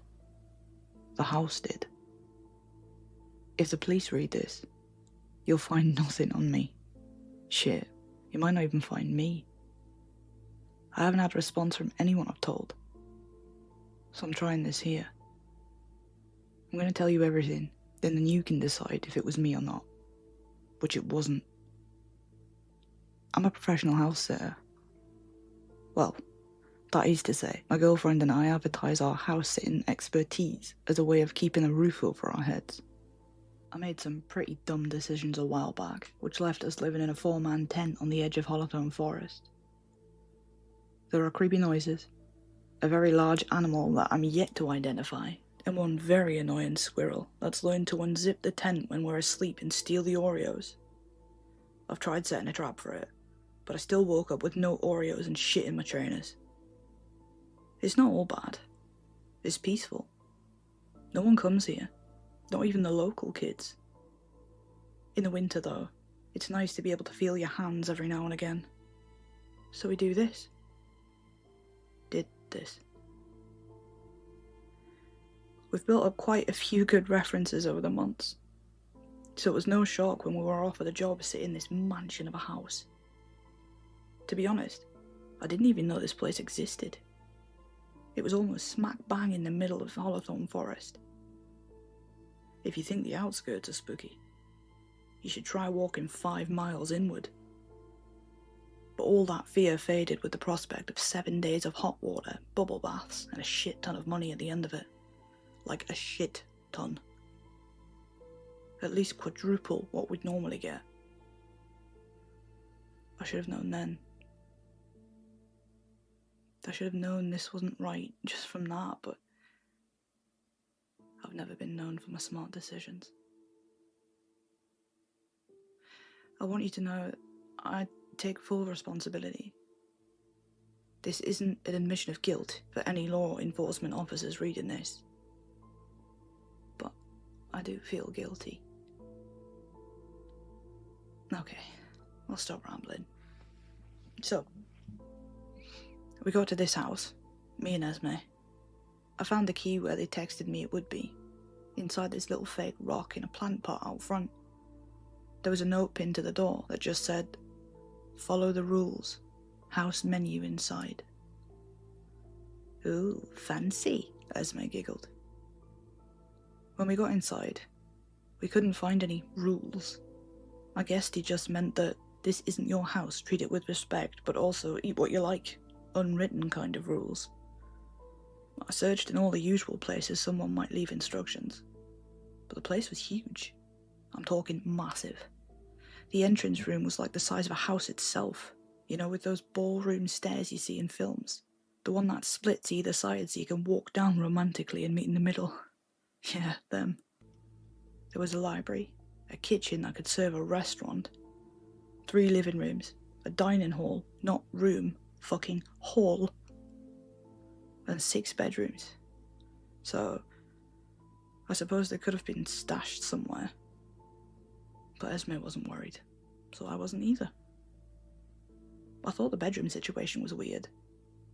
I was told only one guy lived there, but 5 of the bedrooms were clearly lived in. "The guy's got more room than sense," Esme said as she peeked into the 5th used room. "He's spoiled for choice, probably room hops," she chuckled as she led the way to the guest room. "The last 4 need a bloody good dust though." Esme always took things in her stride. Nothing fazed her. Nothing worried her. This was just another job.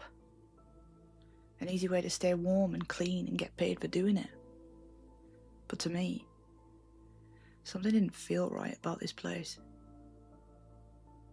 I've been in big houses before, but this one was creepy. The endless halls seemed to swallow the light from the sparsely placed bulbs. and I just had this overwhelming feeling I was being watched. I tried to push it away and just enjoy it. It was freezing outside, and I was grateful for the warmth, but something in my mind held on to the other rooms. Something that Esme missed or overlooked. They were all old, dirty. Lived in, yeah, but not recently. And the locks were on the outside. I pushed the conspiracy theory side of my brain down as she opened the door to our room. It was beautiful. I half expected the guest room to be thick with dust or find some forgotten relic on the bed, but it was immaculately prepared. The air had a faint scent, something clean, almost floral, but unfamiliar. As if the house had chosen its own perfume rather than relying on anyone else's taste. I stood for a moment, letting my eyes adjust to the soft lamplight, and felt an odd sense of being ushered in. Not just by Esme, but by the room itself. It was welcoming in a way, but with the careful precision of a display home rather than a lived-in space. Every cushion was perfectly centered, every book on the shelf aligned just so, and I couldn't shake the feeling that the room was waiting for something, or someone, to make the first wrong move. "Aw, look, the duvet has little doves on it," she gushed, stroking the Egyptian cotton sheets. "The crows." She squinted at me. "How do you know that?" "The beak." Esme rolled her eyes and flopped on the bed. "Or doves with a nose job." Her stomach growled. "Food. I'm christening that ridiculous kitchen." "Fine," I said. "Let's see what's on the menu." The kitchen was too cold for a house that warm. The chill of the stone tiles seeped through my socks, making my feet ache. Shiny stainless steel countertops lined the walls. An island big enough to park a bike sat in the middle. And 2 ovens stacked like safes stood in the corner, cast in shadow. The fridge made a soft groan like someone forgot to fill the water dispenser. It sounded painful. I told myself it was normal, and I went to fill the kettle. Pantry first. Esme yanked the door open and whistled. "Look at this." He could feed a village. The pantry shelves were lined with clear jars and neat labels. Flour, sugar, lentils, and an army of jams. "I bet you 50 quid he's a prepper." "Or a magician," I interjected. "Look at this." Sitting in the middle of the island was a large teal wipe-clean cookbook with a little silver whisk embroidered on the front. "House menu," she read. "Of course it is." "That wasn't there before," I whispered. Esme chuckled. "Yeah, like the time you called me to ask where your phone was. Remind me not to let you look for shit on your own." I joined in the tease, but my stomach had already dropped. I knew for certain that hadn't been there before. She flipped it open. The first page said, "Welcome, keepers," in a polite font that made my skin itch. "Pancakes," she announced. "Screw menu, magicians. I want pancakes." She turned to the first tab. The heading looked like a starter on a restaurant card, but the words didn't match. It read, "Pancakes, yes, but begin with rules. Read them true, or call the ghouls. Hold your tongue. Let nothing be heard. The house keeps score by a little white bird. Thrice you err, the tally's made. On the 4th, a life is paid." Dude, it's giving Backrooms cookbook. Esme looked at me before bursting into laughter. "What the fuck is this?" She flipped through the pages. They were all blank.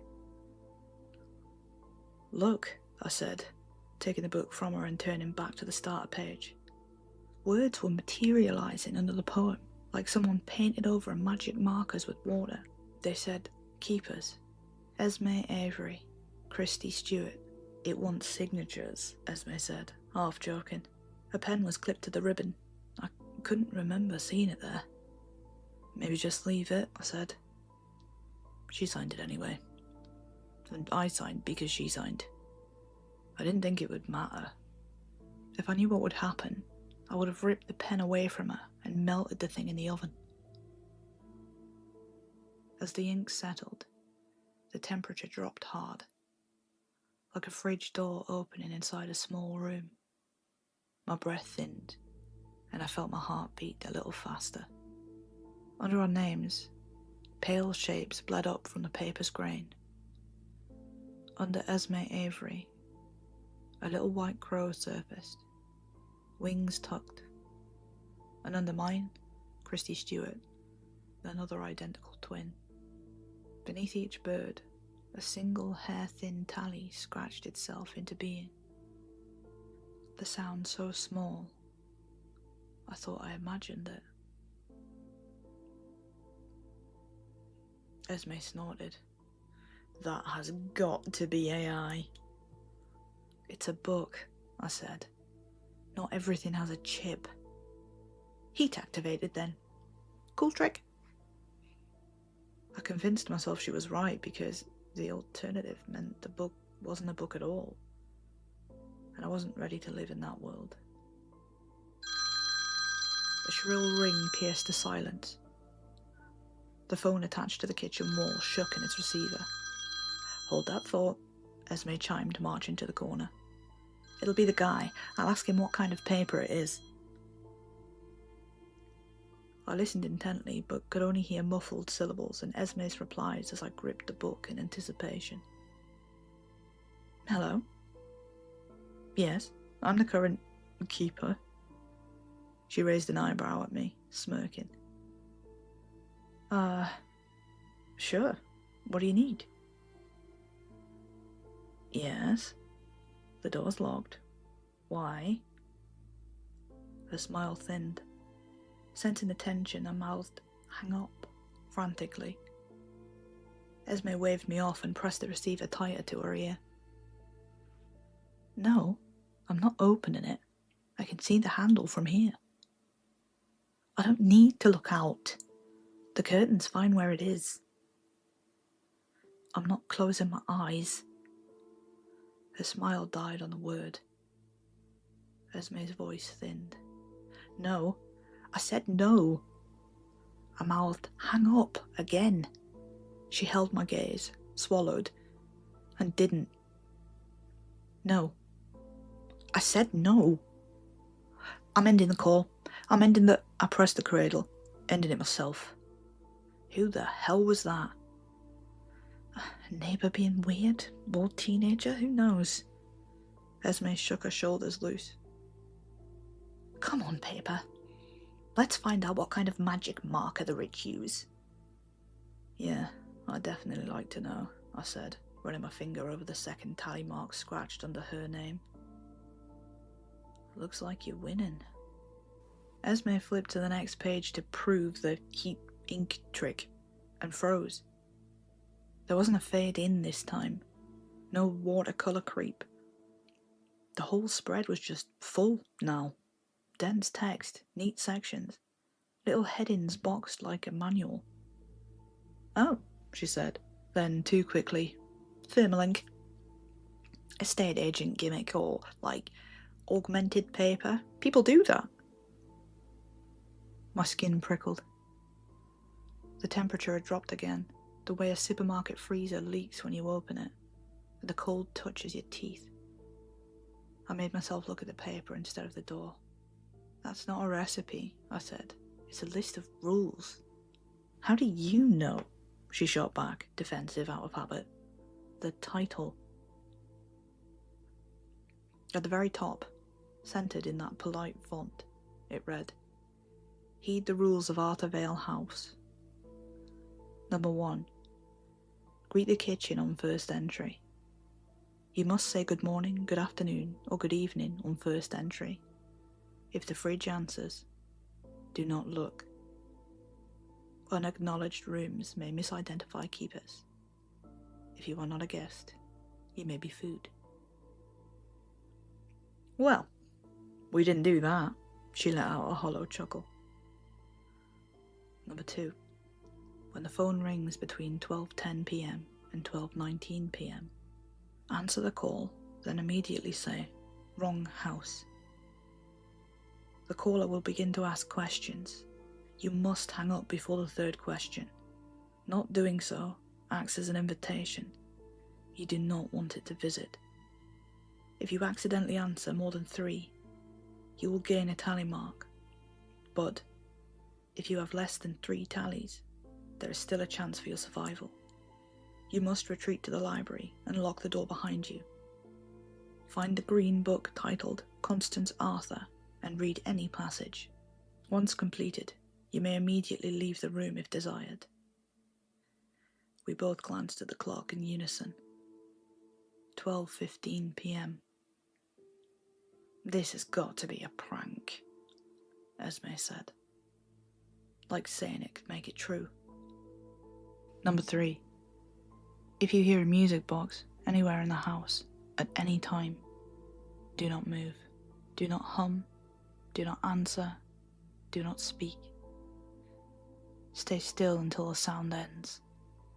If it begins again, remain frozen until it stops. She cannot see you if you're still. If you can't be still, you must retreat to the guest room too. Stay there until the footsteps stop. Number 4. Do not leave your room between 4:30 a.m. and 7:15 a.m. This is their time. For the house to remain in harmony, you must not engage, even if they knock. Number 5. Once you have signed the agreement, you may not leave the premises until your duties are over. Opening the door will not take you home. Number 6. Arthur Vale House has complimentary Wi-Fi. The use of adult sites is strictly prohibited. Not everyone residing here is over 18. Failure to adhere will result in 2 tallies. "Resides here," I whispered as if the walls might hear. Number 7. Every rule has an individual consequence that may prove detrimental to your health. The house would assist you if treated correctly. The tally marks are the number of rules broken. Get to 3, and the house stops correcting and starts collecting. Your name will then be moved to the back of the book. Esme's eyes darted nervously around the room, searching for any sign that the instructions were just a joke. Neither of us wanted to admit how unsettled we were becoming. "Back page," I said, before I lost my nerve. I flipped to it. The paper felt different here, thicker, like certificate stock, and warm. It read, "Held in care, Arthur Vale House." Under that, names, etched in the same pressed hand as the rest. L. Morley, 36, and J. Morley, 6, room 1. H. Weaver, 19, room 2.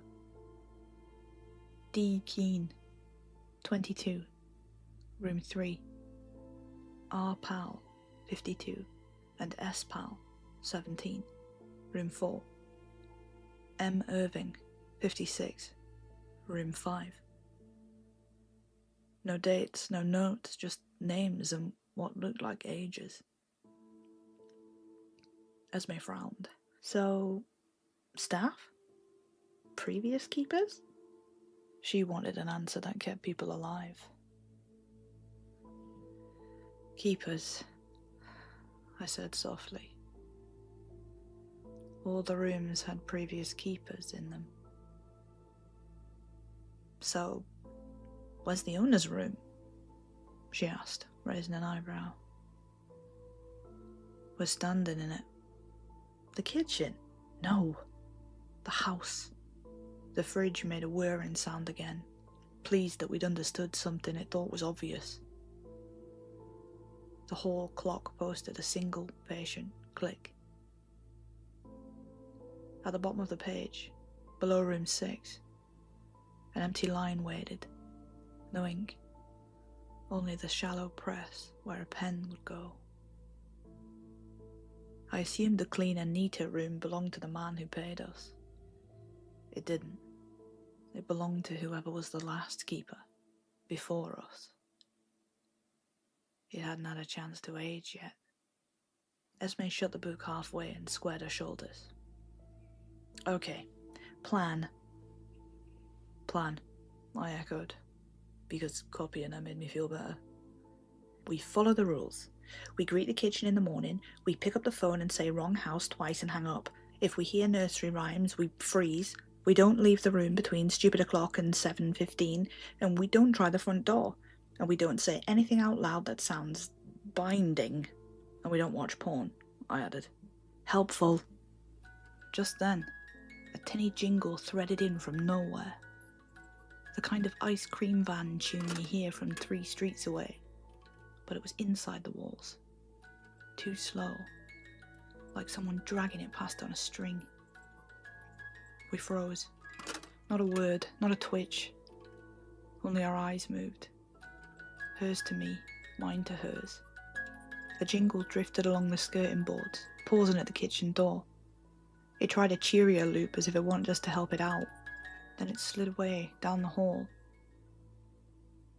It played once more, fainter, and was gone. We didn't breathe for the count of 9. Then we did. Fine, Esme whispered, voice thin but steady. We're still fine. She lifted the book with 2 fingers and tucked it under the flour bag as if weight could keep it calm. We stick to the plan. Plan, I echoed. The pancake craving had long since curdled into nausea. We crept back down the narrow hallway, past the pantry, past the library we definitely weren't exploring in case we found more rules, and into the entrance room. It opened like a held breath. The double staircase loomed, split in either side of the tall wall like a ballroom spine. Light from a single overhead pendant swayed faintly, casting long shadows on the galleried landing above, making the darkness behind the banisters twitch. We just need to go upstairs and sleep this off. Things will look better in the daylight, Esme said. No more recipes, no more rules. I hesitated. The front door was only a few steps away. Still locked, still bolted, still there. I had to check. I just need to see, I whispered. Don't, she snapped, too loud, then softer. Don't. I have to, I said, and stepped towards the door. That's when it knocked. A low, dull thud on the wood. Not hard, not rushed, just a single, conversational knock. Esme let out the breath she'd been holding. My little laugh escaped with it, brittle and frayed. Oh, thank fuck, it's just that... Her words died. We both froze. Esme's mouth opened, then closed. We remembered the rule. 3 questions on the phone. More invites something here. The knock wasn't a relief. It was a response. Esme whispered, "Library." Then louder, urgent. "Library, go now!" We ran. The hallway felt longer somehow. The walls tighter. The light flickered like it was choosing a side. Behind us, the knock came again, louder, then once more, cracking the wood like it was desperate to meet us. We hit the library, slammed the door shut and locked it. The crash came just as the latch caught. Whatever was knocking was in the house now. "Help me find the book," Esme hissed, already tearing through the shelves. "Constant Arthur, Green Spine, anything with Constant." Old hardbacks scattered like feathers. I yanked titles from shelves, spines cracking, breath sharp. Another bang shook the door. We didn't have long. I found something, I shouted from across the room. I flipped to the back page. Quick, read this sentence. Esme squinted. I don't really like reading out loud. Do you like dying? Fine, she huffed, then cleared her throat. Formerly a Vale Parish property, rebuilt following the Arthur collapse. The land retains its original boundaries. We both stared at the page, not daring to move. Silence. Is that it? Did I do it? I think so. We sat back, breathed, then quietly. I know that name. What name? Constance Arthur. I thought she was made up, like Bloody Mary or something. What do you mean? We used to play this game at school. You had to sit in the dark, light a match, spin around, and whisper a name 3 times into the bath mirror. Then when you turned the lights on, she was supposed to come and eat your eyes or something. Right. Cool, she said, deadpan. We finally made it out of the library. Nothing chased us. Nothing screamed. The front door was still shut. Not a scratch on it. Once we got back to our room, we split off. Esme threw herself onto the bed, and I locked myself in the ensuite to splash some water on my face. I was mid-splash when I heard her shout, "The Hollow Lady!" I nearly slipped. What? I shouted, storming out. Esme was lying on the bed, grinning like an idiot. She held up the green book she'd swiped from the library. "The Hollow Lady is Constance Arthur," she said casually, thumbing a page. "Even I know that name." I perched on the edge of the bed, staring at the cover like it might burst into flame. No wonder this place is cursed. Esme shook her head. Not quite. It says here the house isn't the problem. Well, it is, but not originally. It's what she let through when she made her own pact. She flipped a few pages, then read aloud, this time serious. Once sentenced to death, Constance called out to all those who'd listen. She created a permanent tear in the veil to be able to receive her power. I stared at her. So, everyone's here then? Yeah, she said, scanning the margins. Some are victims and some aren't. Seems the things from beyond the veil are also bound to her law of bargain. I'm guessing the good ones set up the tally system and the others wrote the rules. Helpful, I said sarcastically. So they can't just come out and eat us. They need us to fuck up first. Basically. She held up a hand. Wait. It says there's a constant pull between good and evil here. The house needs a keeper, always, to maintain the balance. When the current keeper completes their deal, or forfeits it, they're replaced. What deal? She gave me a look. Christy, what did the text say? The one you got when you applied? I felt my stomach drop. I didn't apply, I just got the text. It just said, sit the house for 7 days. Get paid £500. We looked at each other. And then you signed the menu, Esme said solemnly. So did you, I shot back. Honestly, if things hadn't gone to shit, risking our very lives by signing a menu would have been comical. But there was nothing fun about what happened next. We didn't talk much after that. Not because there was nothing to say, but because the weight of what we'd just read hung over the room like damp air before a thunderstorm. Even sleep, when it finally came, felt reluctant. An uneasy truce rather than rest. I don't remember closing my eyes, but I remember opening them. The red digits on the bedside clock blinked 4:18 a.m. Something had woken me, a sound, a presence. Footsteps. Slow, deliberate, too heavy for Esme. They passed the door, paused, then doubled back. I held my breath. I didn't dare move. The creak of the floorboards pressed into my spine like pins. I stared at the ceiling. I counted the seconds. I prayed the door handle wouldn't move. Then, nothing. I must have fallen asleep again, because the next time I opened my eyes it was 6:07 a.m. Pale morning light seeped through the curtains. I reached for Esme, but her side was empty. The sheets were cold. My heart skipped. Esme?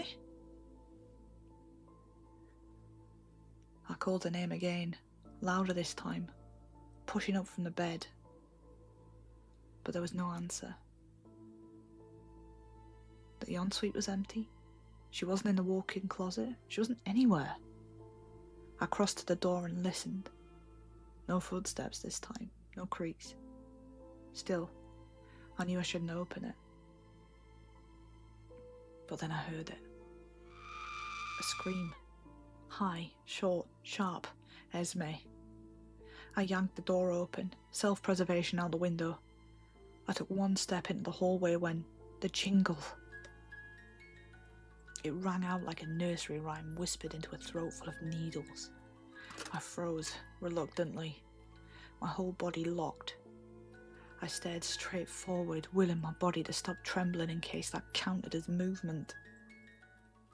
My peripheral vision darkened. There was something. Something crawling. No. Skittering. Along the wall. It wasn't a person. It wasn't shaped right. Limbs bent the wrong way, neck too long, skin or something like it, thin and twitching. It dropped down behind me. I could hear the creak of the floorboards as it inched towards me. I heard it breathe. Not like lungs.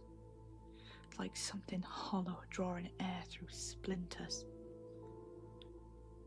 I wanted to scream. I didn't. The jingle stopped. So did the breath. I bolted.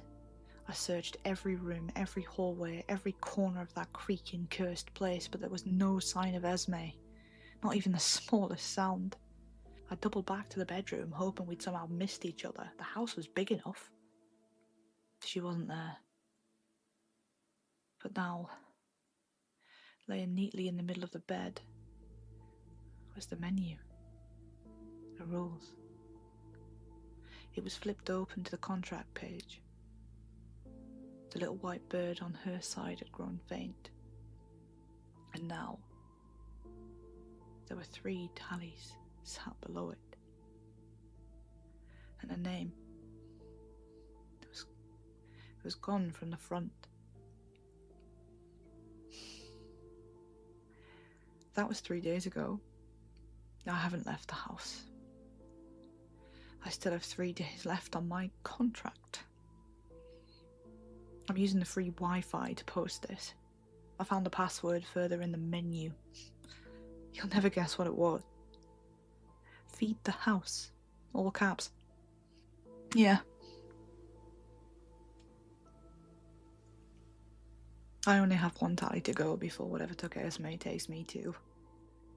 I answered the phone last night, and Esme was on the other end. I didn't even notice she was asking me questions until it was too late. I thought it was real. I wanted it to be real. I'm not going to mess this up. But I think I know what I have to do. This morning, Rule 8 appeared, just like the others. It said, Number 8. Before you leave, you must find a replacement. Post these words exactly as written, or face your final tally. I don't want to do this. Short-term house sitter wanted for Arthur Vale House. 7 days only. Single persons or couples welcome. Excellent pay. Free Wi-Fi. And a free full house menu.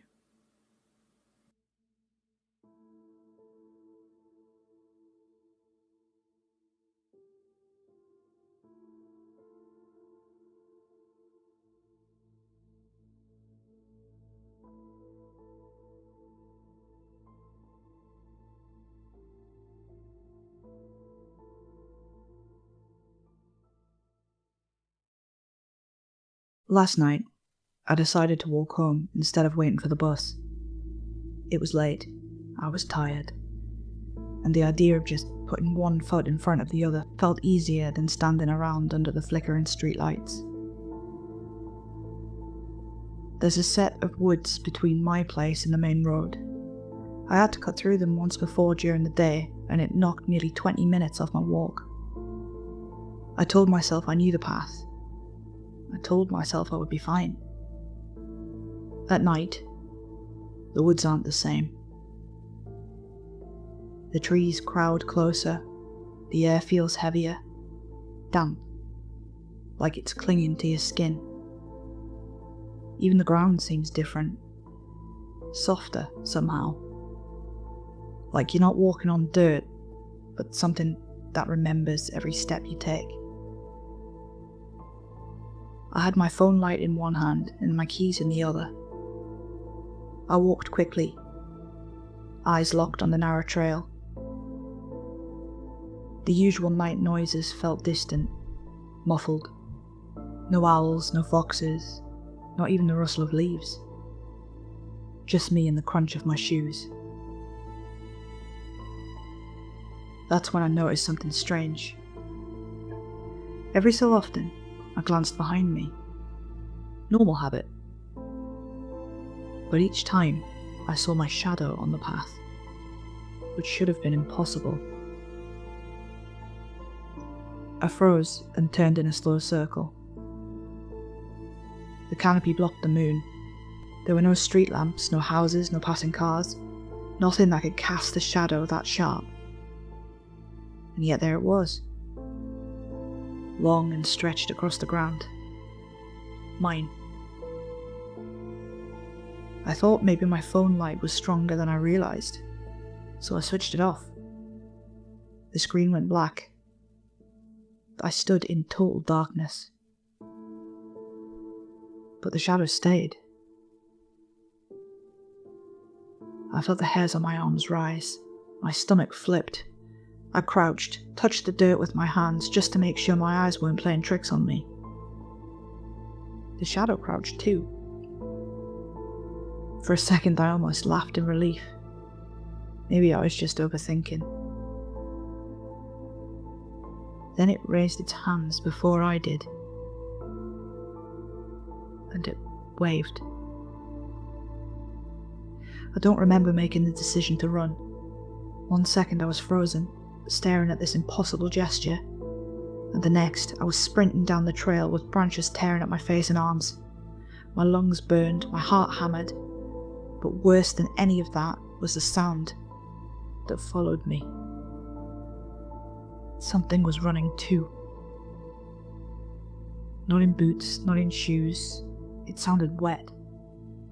Bare feet slapping into mud. Fast, heavy, right behind me. I didn't dare look back. I just pushed harder, legs screaming as the path twisted and blurred in the dark. The noise grew louder, closer, until I could almost feel the breath on the back of my neck. I burst out of the tree so suddenly I almost fell onto the road. A car horn blared as headlights swept past, and I stumbled into the grass, chest heaving, body shaking. The woods behind me were silent. The path was empty. I stood there for a long time, trying to convince myself I'd imagined it. Stress, exhaustion. Maybe I'd nodded off on the bus and dreamt the whole thing. Anything to explain away the memory of that wave. That awful sound chasing me through the dark. Eventually I forced myself to keep walking, sticking to the main road all the way home. Every streetlight felt like safety. Every passing car made me breathe easier. By the time I reached my front door, I'd almost managed to calm down. Then I saw the light on in my bedroom window. I knew I'd switched it off before leaving. I stepped inside, forcing myself to breathe slow and steady. The house was quiet, too quiet. I made my way down the hall toward my room. Every nerve in my body screaming for me to stop, to turn around, to leave. But I had to know. Through the narrow gap under the door, I could see it. A shadow stretched across the carpet. The shadow of someone standing perfectly still inside my room, just waiting. My bedroom light switch is on the outside of the door. I don't even remember why the house was built like that, but for once I was grateful. I reached out, hand shaking, and clicked the switch down. The bulb inside snapped off. The shadow vanished. I almost laughed again. Almost. Because the moment I flicked the switch back on, it was there again. Exactly where it had been. Like it had never moved.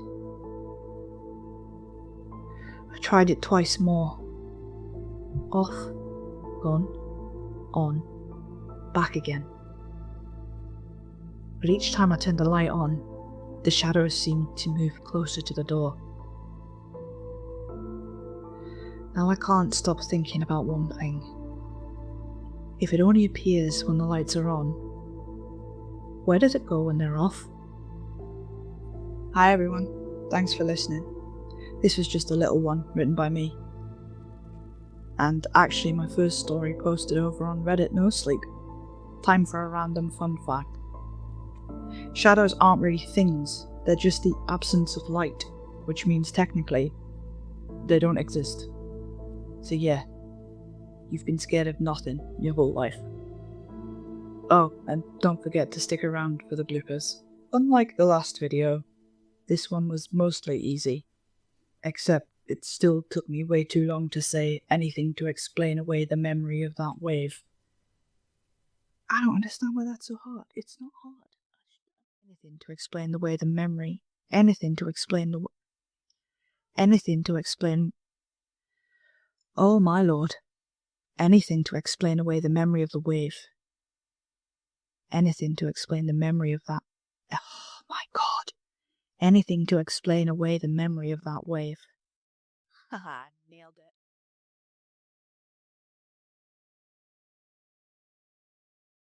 As it turns out, I never had an Uncle Sal. I still remember him though, sitting dour at certain family events, drink always in hand. "How's it going, Uncle Sal?" I'd ask, thinking he was just lonely and that talking to someone might cheer him up. "I'm on the road to nowhere, Jack," he'd say. I never knew how to respond to that. Did I tell him that my name wasn't Jack? Or did I tell him that I was sorry his wife, my aunt, had died? But that tomorrow was another day. In fact, today was another day, and we were all here having fun and eating good food together. And so there was a reason to feel happy. Of course, it wouldn't have mattered, because he didn't exist.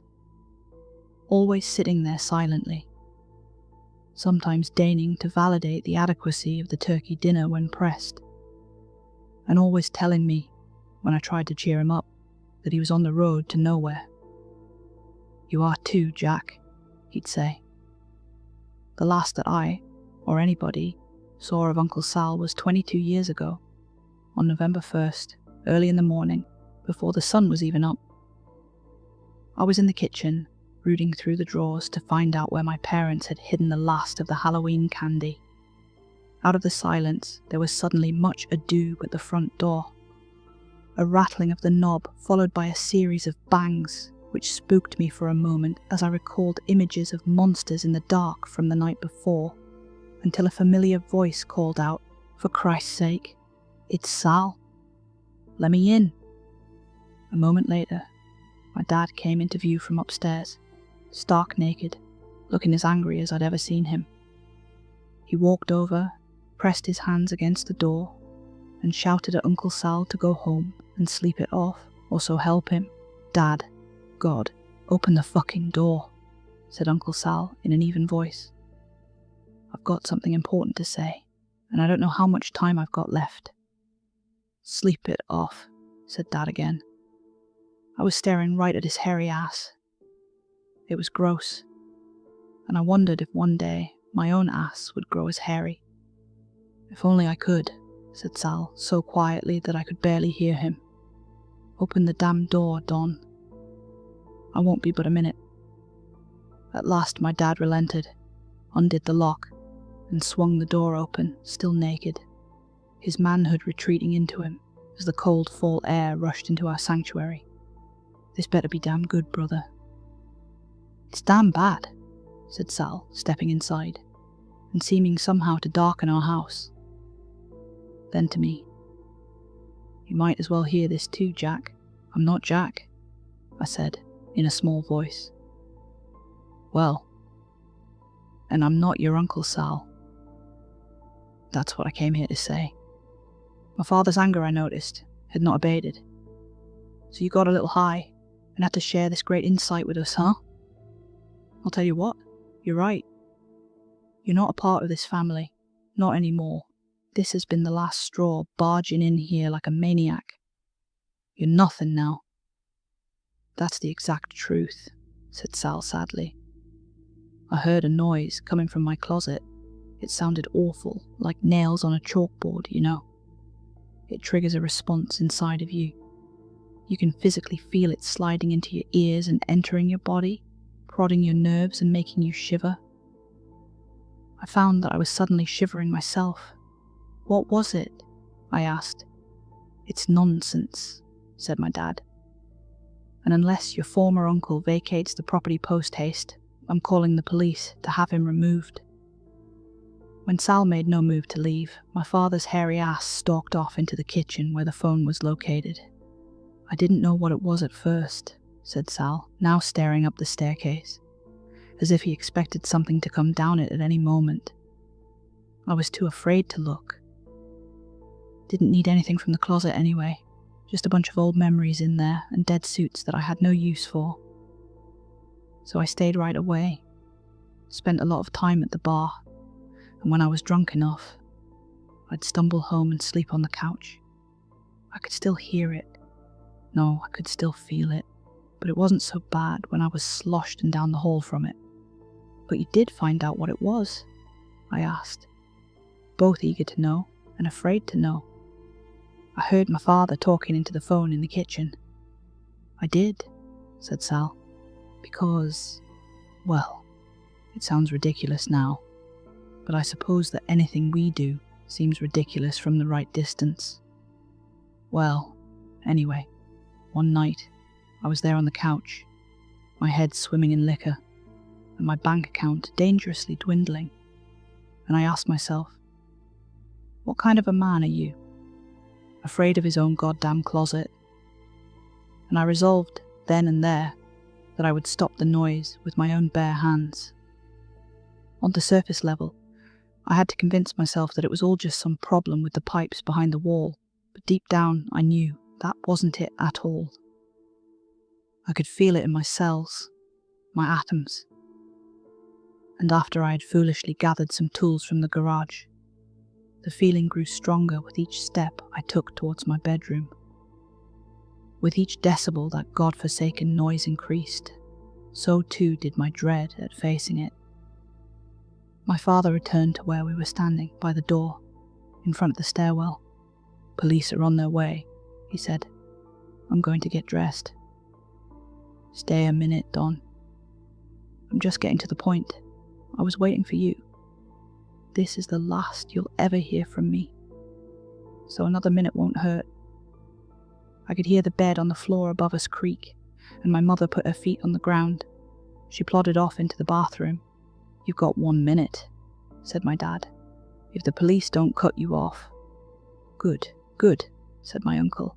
So there I was, tool bag in one hand, doorknob in the other, ready to face whatever was in that closet. And I was still shivering on account of the sound. That sound is a warning. Of what? I'm about to tell you, if I can cobble together the words. Sal paused and reached into his coat pocket for a cigarette. You can't smoke in here, said my dad. Arrest me then, said Sal, lighting up. Then he continued. I opened the door, and I saw the source of the sound. It was coming from this crack. Not a crack in the wall, a crack in what we think of as reality. And it was wide enough where I could see a little bit into it, into what's lying behind, what I now understand to be the paper-thin veneer of our reality. And it was crystalline, this intricate, incomprehensible pattern of glimmering blue, many-faceted crystals. And then I leaned in to stick my head through the crack.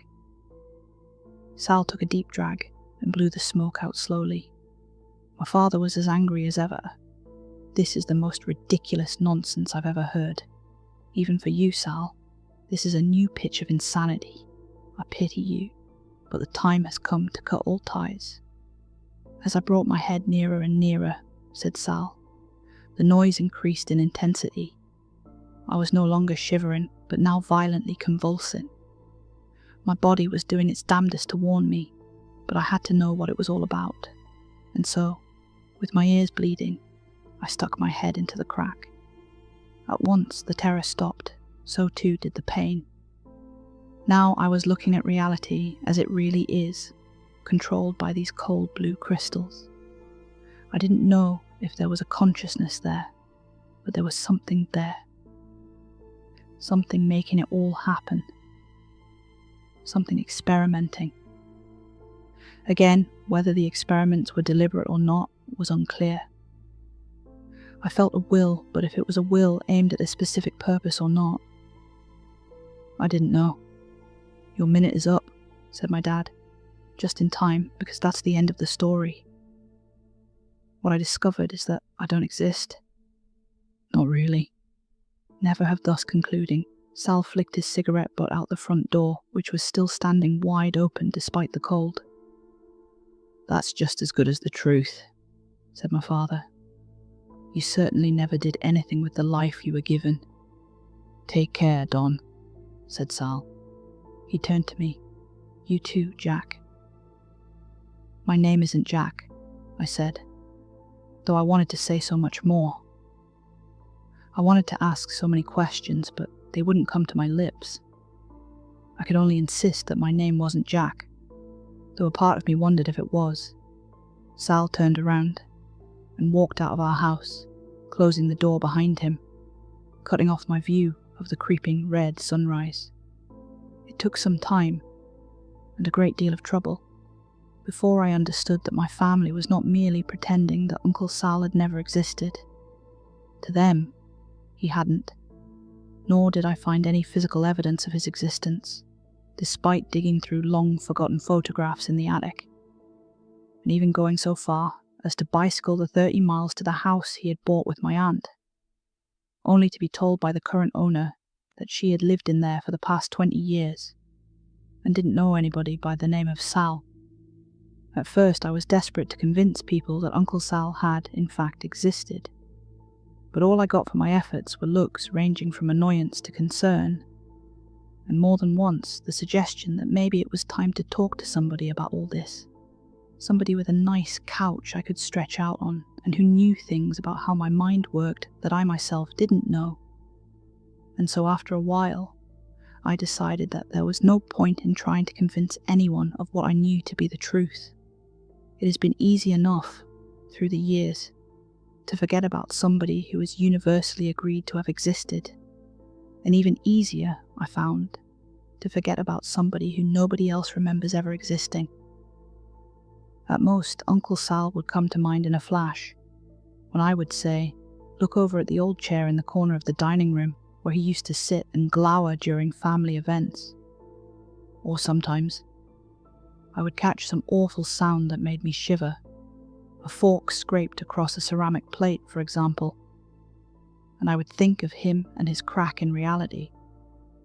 I remember once asking my high school science teacher, whom I admired a great deal, why certain sounds, like nails on a chalkboard, affected us the way they did. "That's an excellent question," said Mr. Hartley. "I won't pretend to have the answer, but I can offer a hypothesis. Most likely, there was a time in our evolutionary history when reacting with visceral revulsion to such sounds afforded us a greater chance of survival. Say these noises sounded similar to the call of some ancient predator that stalked us in the night.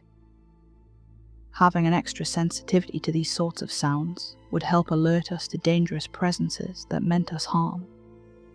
On the other hand, this theory is a little too neat. It's entirely possible that there's no good reason at all. That one day, our ancestors randomly developed this trait, and since it didn't kill them, it stuck around, as other more useful traits worked towards our survival. So nobody really knows?" I asked. Mr. Hartley smiled. "I'll confess that I'm not an expert on the subject. I'll tell you what though, Jim. If you want to research this topic and hand in a report on it, I'll give you extra credit. Not that you need it at all. But I truly believe that learning something about the world we live in is its own reward. And frankly, I'm hoping that you take up the challenge.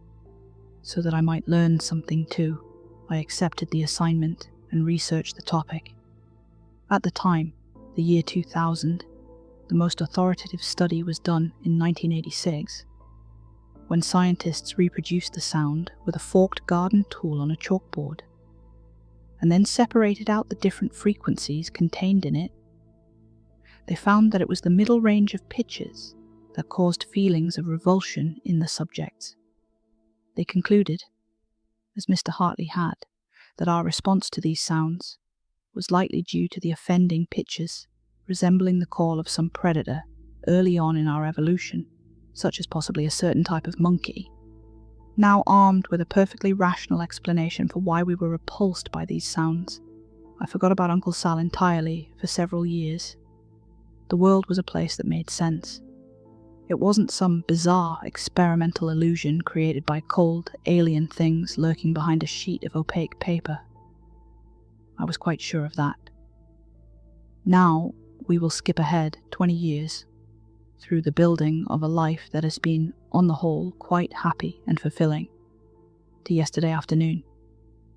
I returned to my nice house on the outskirts of a small coastal town, where I had been teaching at a small, well-endowed university. My wife, Alicia, was in her studio, working on a painting. The children, I remembered, were on a play date with friends that would stretch into evening. A perfect opportunity, I thought, for lovemaking. "Hey, sweetie," I said, sticking my head into the studio. "You up for taking a little break? Maybe have a glass of wine with me?" Alicia peeked around the canvas. She had red streaks of paint across her forehead, which turned me on. "Sure," she said, smiling sweetly. "Let me go wash up." "No," I said. "I like it better this way." My wife laughed, and we went down to the kitchen together to select a bottle of wine. "Something white," she said. "I've seen enough red for today. This piece I'm working on now. It may be the one that does me in."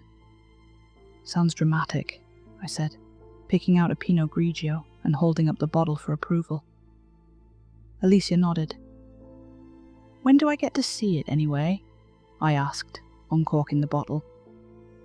"I think it's formed enough now to look like something other than a swirling mess of placenta. So, whenever you like." I poured out 2 glasses full and handed one to Alicia. Hey, she said, before I forget, who's Uncle Sal? I froze, with the glass of wine inches from my lips. Who? Some guy claiming to be your uncle. Said he's been trying to reach you all day, so he tried my number. He had a message for you that I wrote down. How come you never told me you have an uncle? I became unstuck and swallowed down half the contents of my glass. I don't, I said, thinking about the series of unanswered calls I'd received that day from an unknown caller. Must have been a wrong number. Ah, said Alicia. He did say that the message was for a Jack, but, you know, some people use that as a nickname for James, so I thought that's all it was. The message was quite strange, too. I can't remember what it said for some reason, just that it was strange. It's up in the studio. I shivered. Might as well just toss it in the trash since, you know, it's not for me. I never had an Uncle Sal, or even knew anybody by the name of Sal. Just a wrong number. Got it, said Alicia. Shall we head upstairs? Do the deed? I had grown cold inside and wanted desperately to warm up. We should, I said, topping off my glass. Alicia led the way up the stairs, and I followed from behind, looking at the butt I knew so well, but which still was full of untold wonders for me. But the warm feelings didn't come, and instead, I was greeted by the sudden and hideous vision of my father's naked, hairy ass, as I'd seen it all those years ago. I drained my glass mid-step, only successfully landing half of its contents in my mouth. The rest dribbled down my chin. We reached the second floor and made way to the bedroom, but halfway there, Alicia stopped in front of her studio. Want to see it? She asked. The painting? Yes, I said. I think that by then, I could already hear the sound. Could feel it reaching into my ears and sliding into my body. Alicia led me into the studio and around to the front of the painting. There on the canvas was a chaotic bunch of dark colours, smeared around and on top of each other. And on top of it all, in blood-red paint, some words. They read, "You're on the road to nowhere."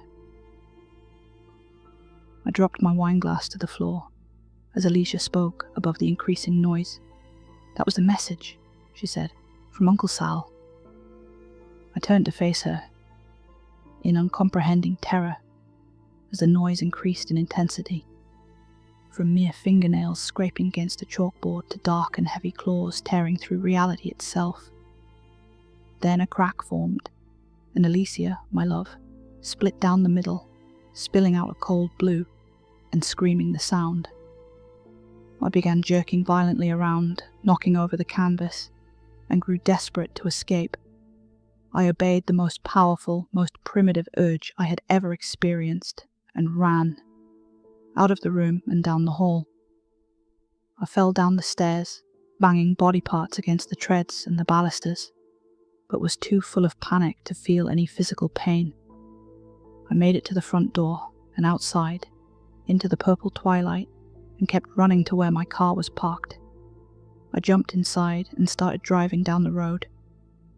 I drove for many miles, the pain now fully registering throughout my body, and finally pulled into a hotel parking lot.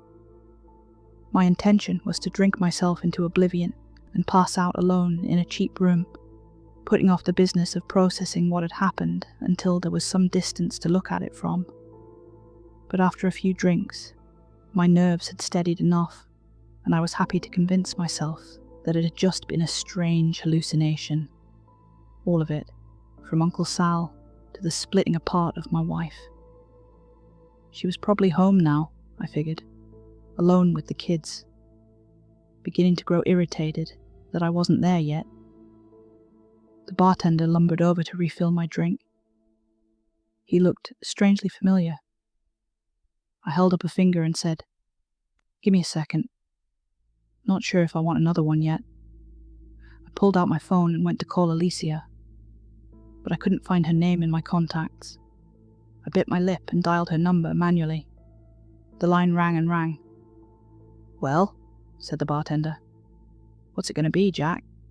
I terminated the call, then pulled out my wallet and placed a $50 bill on the bar top.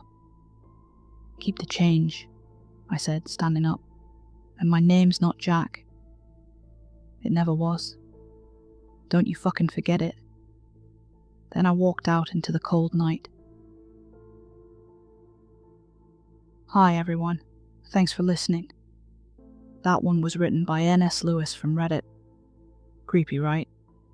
Okay, so here's my take on this one, and I could be completely barking up the wrong tree here, so don't hold me to this. It's basically Matrix-esque. We're on the road to nowhere because this reality isn't even real. Uncle Sal kind of breaks through the facade, sees the crack, and realizes we're just stuck in some alien-controlled experiment. That's why he says none of it matters, because none of us actually exist. It's creepy because it makes you wonder, what if the whole normal life thing is just a cover, and we're all just playing parts in someone else's system? I'd love to get your thoughts on this one. Oh, and fun fact, N.S. Lewis was 100% correct on this one. Scientists have actually tested why sounds like nails on a chalkboard make us shiver. Turns out it's not just annoying. Those frequencies are similar to the distress calls of certain primates. So our brains evolved to treat it like a predator warning.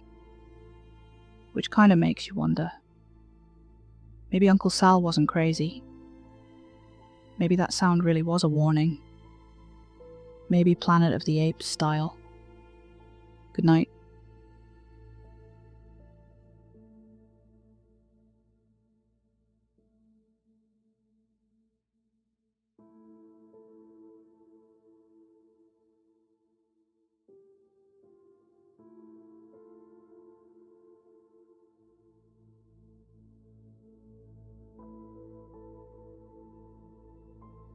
A few months ago, my 5-year-old daughter was in a sassy mood and started breaking shit. After several of my sternest warnings, I sent her to her room for time out. I heard her fuming in there. "I have to get rid of Daddy," she told one of her dolls. "But how?" And I smiled, thinking that was pretty cute in a way. I knew we'd be snuggled up together in no time. But what she's been up to these last few days, not cute at all. I'm a single father, with my finances stretched to the breaking point. I don't have health insurance. I've been having to dress my wounds myself, and I don't really know what I'm doing. I'm starting to ooze with infection. Ever since school closed down in mid-March, I've been working from home while also watching my daughter. There's been nowhere else for her to go.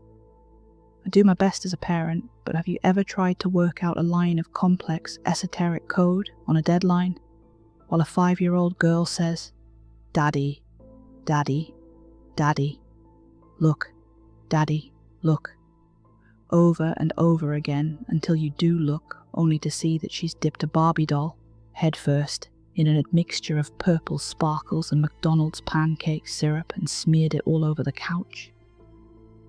There are two types of people in this world, those like me who have experienced just that, and those who sip on lemonade while writing articles about how excessive screen time is bad for children. At least, that's how I always used to think about it. I'll admit I've been having second thoughts lately. That's all to say that over the past several months, my daughter has been watching a shitload of YouTube videos. I'm not totally negligent though. I had all of the parental controls activated and all that, plus I'd take the child outside, to the park or whatever, whenever I could. But sure, she watched a lot of videos, and I admit that I wasn't always on top of what she was watching. I didn't feel the need to review every toy review, or hijinks video, or cartoon that she clicked on. Sometimes I'd catch a snippet of something a little objectionable, and would tell her to watch something else. After huffing about it a bit, she would. But Kill Daddy is a different story. God, I wish she'd never watched that fucking video. It was a Friday, and I was having an unusually productive day. As soon as I realized how much work I'd gotten done, I knew something was wrong. I looked around the living room and saw that Kylie was nowhere in sight. I stood up and walked down the hall. Her bedroom door was closed, and it was awfully quiet in there, which meant, without a doubt, that she was doing something she wasn't supposed to. I tried to open the door, but it was locked. Come on, kiddo. You know you're not supposed to lock the door. I reminded myself, probably for the 60th time, to replace that doorknob with one that didn't lock, in case I ever needed to get in there during an emergency. Go away, said Kylie. I had visions of walls covered in pen scribbles, of headless dolls, of water overflowing from her bathroom sink. Open the door, now. My daughter didn't dignify my command with so much as a scoff. All right, I said. I'm going to get the screwdriver. And if I have to use that screwdriver, you're going to be in big trouble. I waited a beat, hoping that the threat would be enough for her to open the door. But it wasn't. I sighed, got the screwdriver, and spent 10 minutes messing around with the knob, cursing quietly, before I finally got it unlocked. I threw the door open with a dramatic flourish, putting on my best angry dad face. My efforts were wasted. Kylie didn't even look up. She was sitting on her bed, watching a video. I felt foolish for a moment. That's all she was doing. Watching a video. But then, why'd she lock the door? I walked over and snatched my phone from her hands. There, on the screen, was somebody dressed up in a giant baby outfit, complete with diapers and pacifier, stabbing another man with a massive knife, again and again and again. The act looked sickeningly real. A pool of blood was forming on the floor, where the man, who was clearly already dead, lay. Every now and then the screen would flash red. And on top of it all, in a growl so low that it took me a moment to realize what was being said, "Kill Daddy, kill Daddy, kill Daddy." "Give it back," said Kylie in a flat, demanding tone. I've always tried not to swear in front of my daughter, but this was one of those times where it came out anyway. "What the fuck is this?" "Give it back. You're not allowed to watch stuff like this, you know that. Give it back. Now." Not only am I not giving it back, but you're not going to watch any videos all weekend.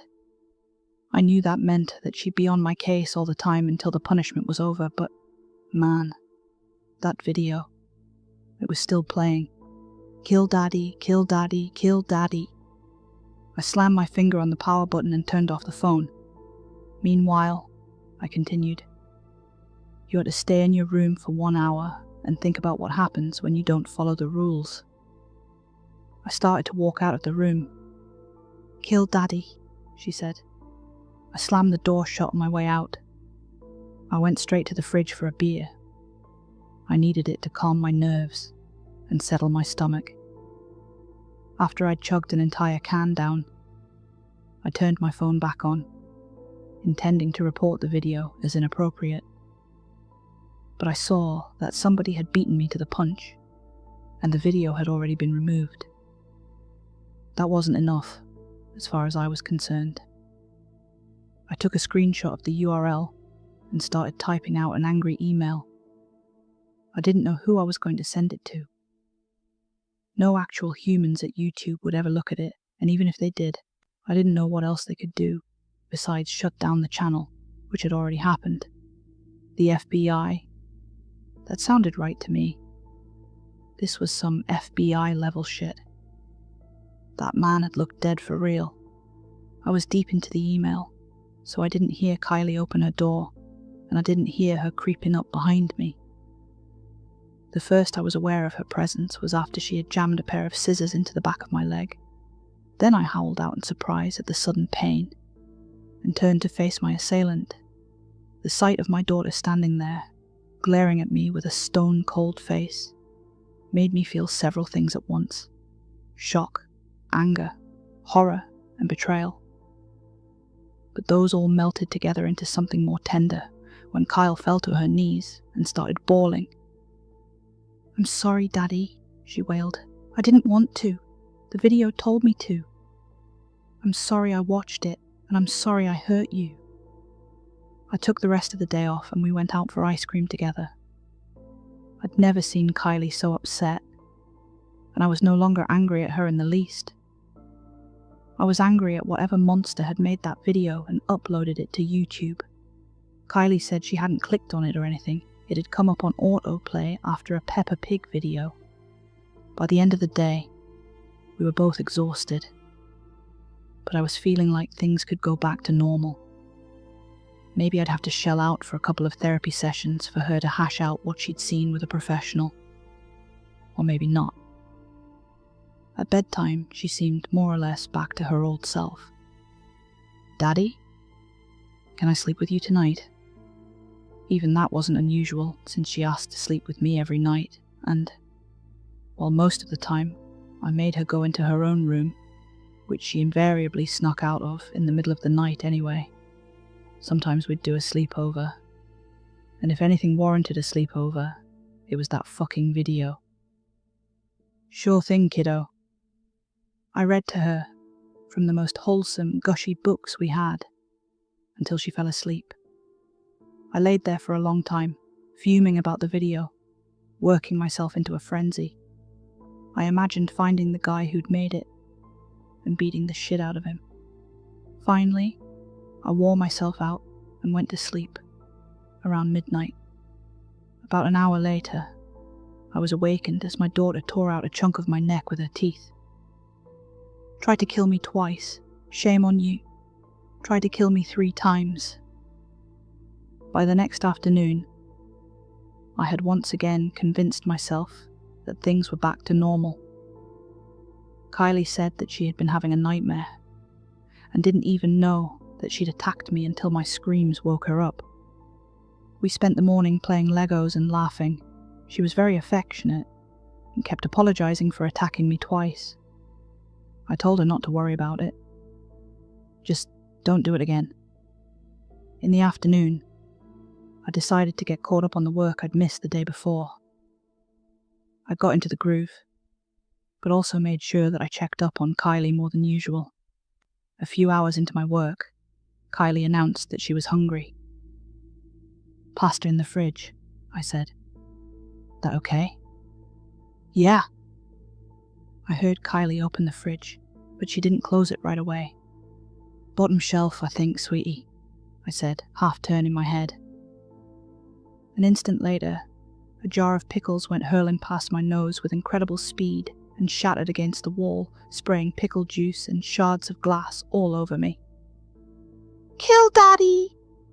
my daughter screamed, holding up a steak knife and running in my direction. That was when her attempts to kill me really began in earnest. I know I've been a little flippant while writing this, but that's just a coping mechanism, at least according to my ex-wife. The truth is that I'm scared shitless. I'm typing with 9 fingers right now. Kylie hid the 10th one somewhere. The wound on my neck is starting to turn green. I've hardly had time to think.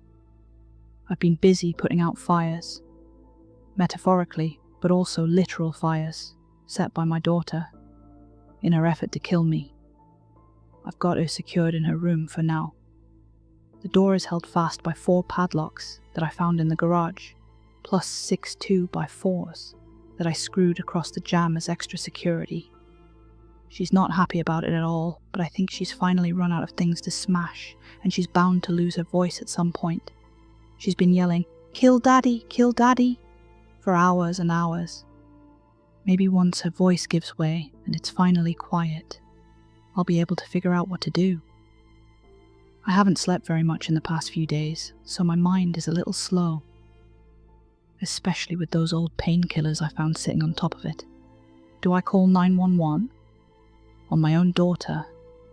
Will they believe that a 5-year-old is capable of multiple, premeditated murder attempts? What will they do to her if they do believe me? Am I better off calling a priest? Please help. Hi guys, thanks for watching. I post a new video almost every day, so if you enjoyed this one, please like, comment and subscribe. It really helps the channel grow. And now, your fun fact. Did you know the word patricide comes from the Latin pater, meaning father, and cider meaning killer? In Roman times, it was considered one of the worst crimes imaginable, punished by being sewn into a sack with a dog, a snake, a rooster, and a monkey, and then thrown into a river. Brutal stuff. But then again, so is killing your dad. Good night.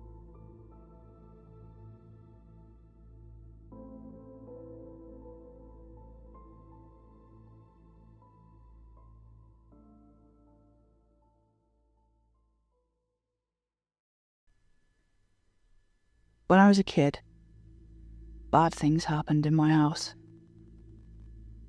I don't really need to get into the details. You can probably fill in the blanks. Let's just say I grew up with complex PTSD before I even knew what that was. My way of surviving was leaving. Not physically, obviously, but mentally. By the time I was 8, I had learned how to disappear. People call it disassociation now. Back then it was just zoning out. I still can't tell if it saved me or if it broke something I'll never get back. Teachers wrote reports about my daydreaming, whilst my parents just called me lazy. But really, I was building entire universes inside my head. And here's the weird part. I never stopped. Even now, as an adult, I slip into it like a second skin. Sometimes unintentionally, sometimes on purpose. On the train, in line at the grocery store, lying awake at night, I just go somewhere else. I make people, friends, lovers, enemies, heroes, villains. I give them names, backstories, quirks. I decide how they meet, what happens to them, how they die if I'm feeling dramatic. I have some preset worlds that I visit most. These are usually reserved to help me regulate my emotions. They're filled with characters that agree with everything I say, or help me work through a feeling. Because they are technically all me. I know I'm just helping myself through my problem, but it's comforting to think that there are people who want to help me too, even if they aren't real. When I'm bored though, these worlds can develop into anything. One time, I made myself win the lottery. £6 million. I bought a house, filled it with cool stuff, donated a chunk to children's charities, and created a dialogue for all those characters around me as I went along. "Oh, thank you so much," I made one character say. "You've single-handedly solved child poverty." I remember letting out a little giggle in the real world, which resulted in 5 people at the bus stop turning to look at me, eyebrows raised. Another time, I imagined a world where every single person on Earth had a countdown above their head. A glowing number ticking away to their death. I spent weeks inside that one, weaving stories of how people would act if they knew exactly when they were going to die.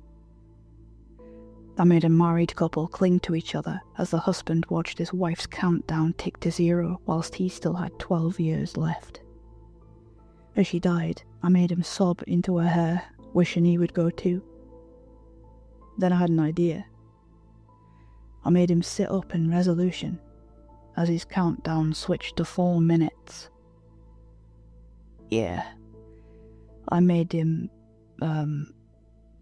self-exit. What can I say? I was feeling emotional that day. What can I say? I was feeling emotional that day.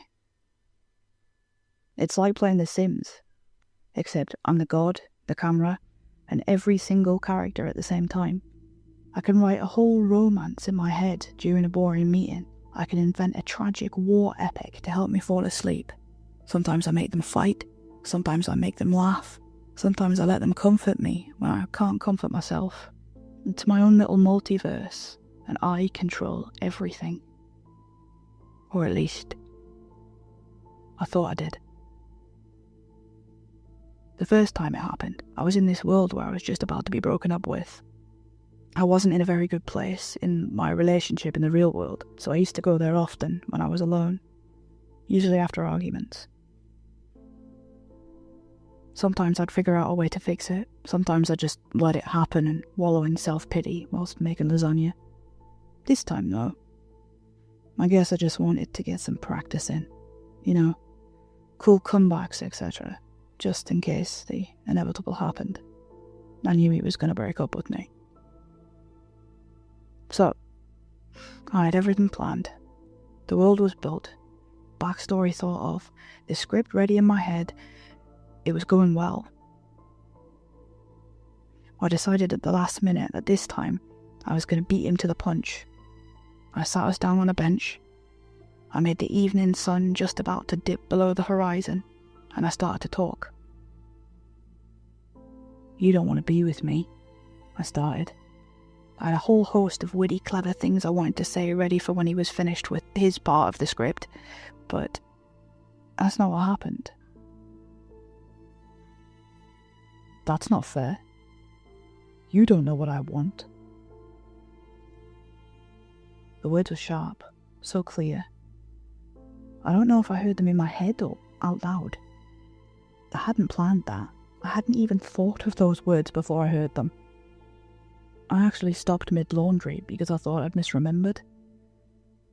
But no, this character, this fake person, just looked at me, the me in my head, and said something I didn't make him say.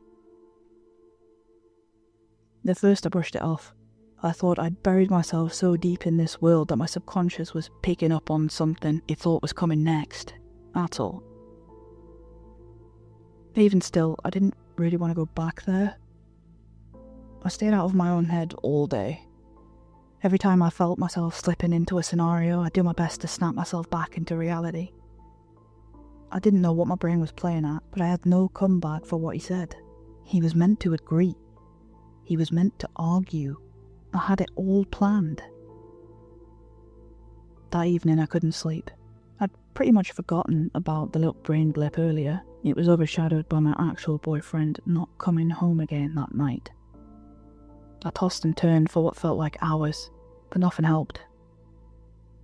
Finally, I decided to slip into my happy place.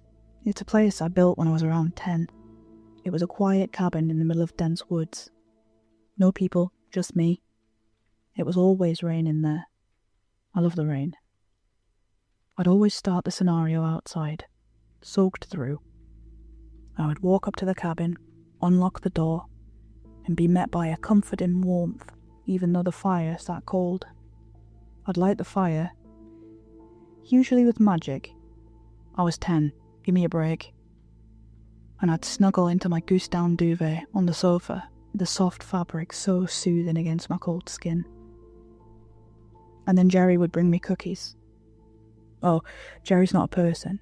Like I said, this cabin was strictly no people allowed. He's my kind of adopted forest pet. I'm not sure exactly what he is. I think my kid brain must have mixed two birds together, because he's as white as a dove, but he's most definitely a crow. I'm 36 now, so I can't remember what I was thinking, and I have no idea why I named the bird Jerry at 10, but he's a permanent fixture here anyway. I wanted comfort, so I closed my eyes and planned to drift there. It was harder to get there this time. It was difficult to relax with everything going on, but I managed it eventually. I walked through the forest, up the path. The familiar droplets of heavy rain beaded on my skin as always. I couldn't hear the usual bird song this time, but I put it down to my brain being torn between this world and reality. The real me was very anxious, so maybe the background ambience was too much for my mind to process as well. But when I walked through the door, in my mind, the fire was already lit. Someone was sitting in a chair by the hearth. A woman. Jerry was perched on her shoulder. She turned, looked straight at me, and whispered, "Finally." I snapped out of it so fast I thought I was going to be sick. Now I know I definitely didn't make her. I should have left it there, but curiosity eats at you, doesn't it? I've been in therapy since I was able to pay for it myself. Dr. Ashcroft always said that disassociation was just my brain protecting itself. So I told myself that's all it was. A trick of memory. A glitch in the script. Nothing more. She said because my real world felt out of control that maybe it was bleeding into my subconscious, making me think I didn't do or say the things in my head. From that point on, I tried to chill. It didn't take long before I was sitting alone in my office, bored out of my skull, waiting on Simon from accounting to email something through. I imagined what it would be like if I didn't have to work there. And before I knew it, I'd slipped back into my lottery win daydream. I imagined myself at home, a new bigger home, sipping a passion fruit martini beside an indoor swimming pool.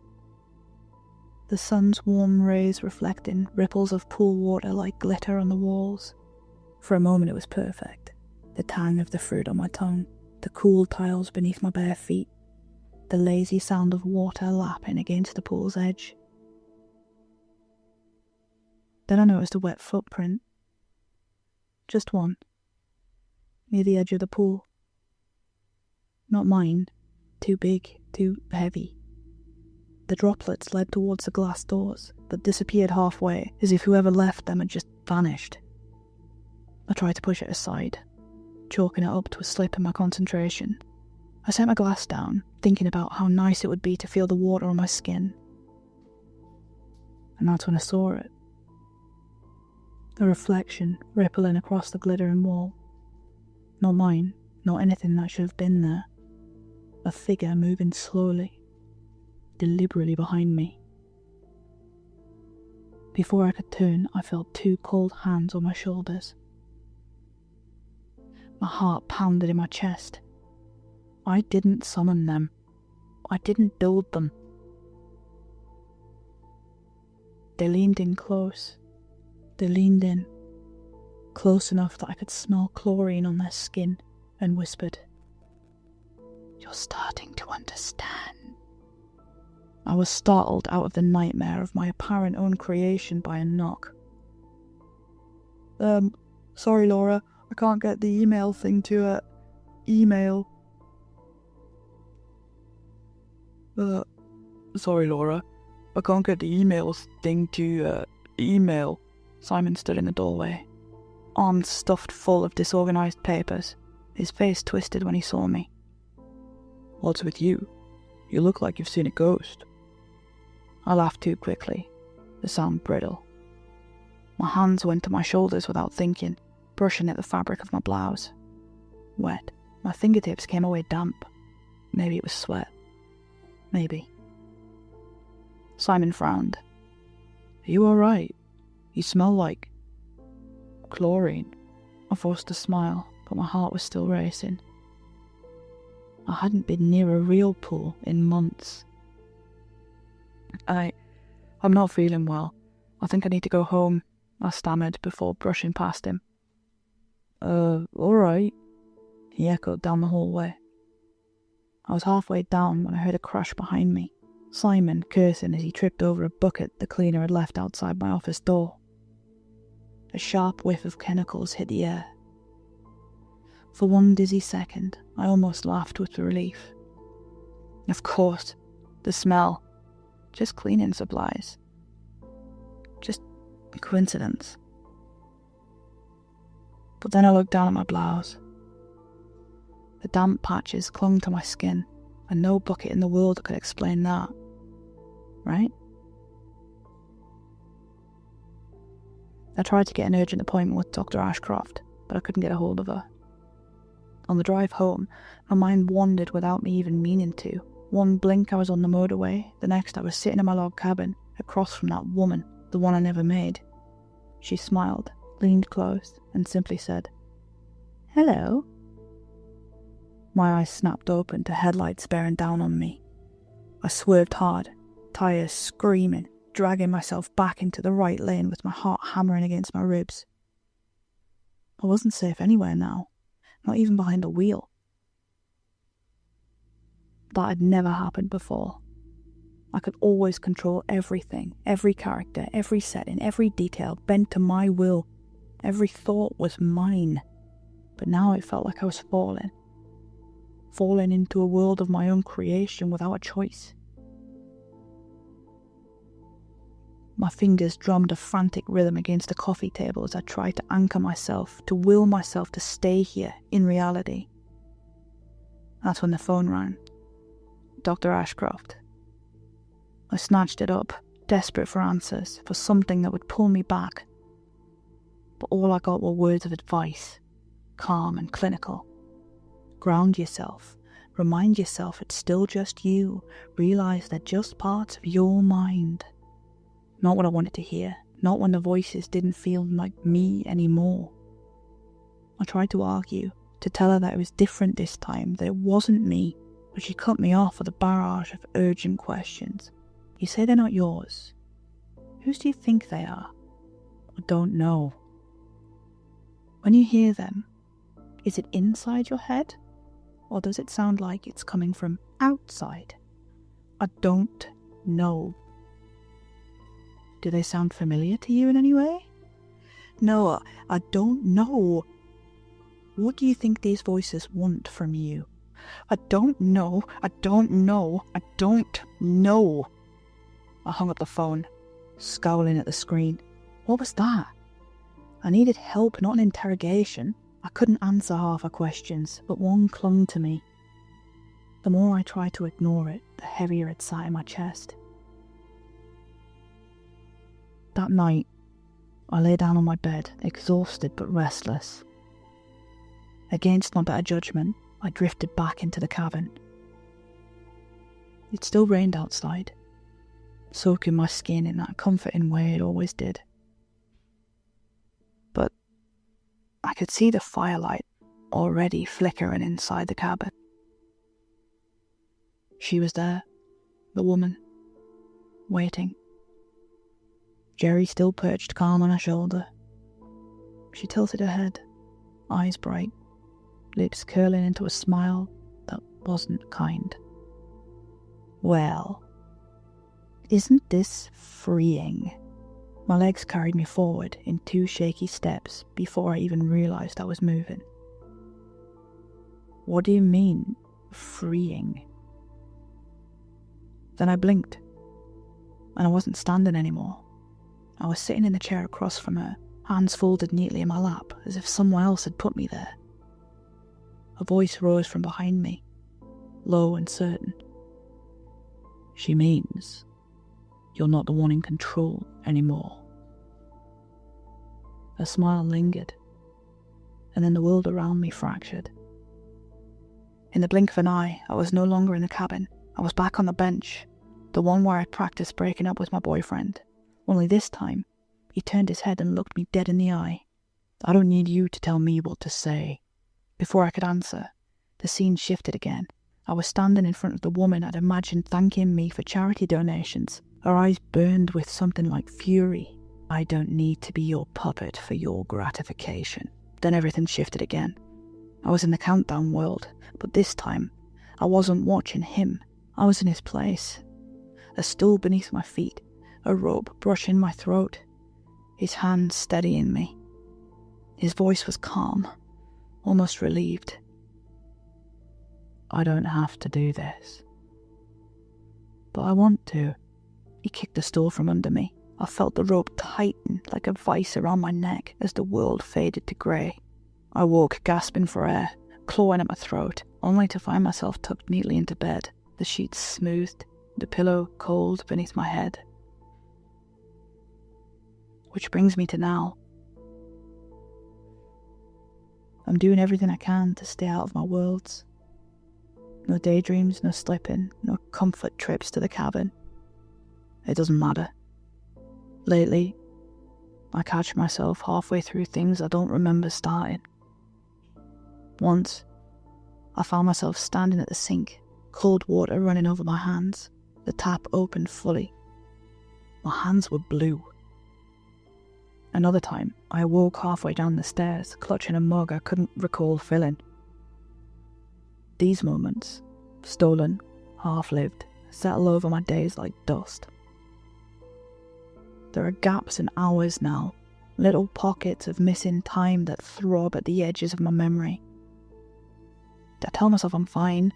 I tell myself that this is nothing, that exhaustion can mimic madness. Yet, this morning I woke up with my nails dug deep into my arm. My skin was raw. I'd been scratching words into myself. When I finally pulled away my hand, the words were there, carved in jagged red letters. Not yours. I tried to walk through my days more slowly now, clinging to routines like clockwork. That way, if time goes missing, I'll know. I can feel them watching, the other selves, waiting for the moment I slip, waiting for the chance to step forward again. Is this how they felt? Living their lives normally until I plucked them from their reality and forced them to play in mine? That can't be it. I made them, didn't I? They aren't real. Are they? Dr. Ashcroft wants to up our sessions to twice a week. She says next time she'll have a specialist join us. And when I said I didn't know there was a specialist in daydream characters gone wrong, she just smiled at me in that doctor way, like I'm crazy. I'm not crazy. I didn't give these imaginary people independence. I can't make them do what they want. But if I didn't give them autonomy, who did?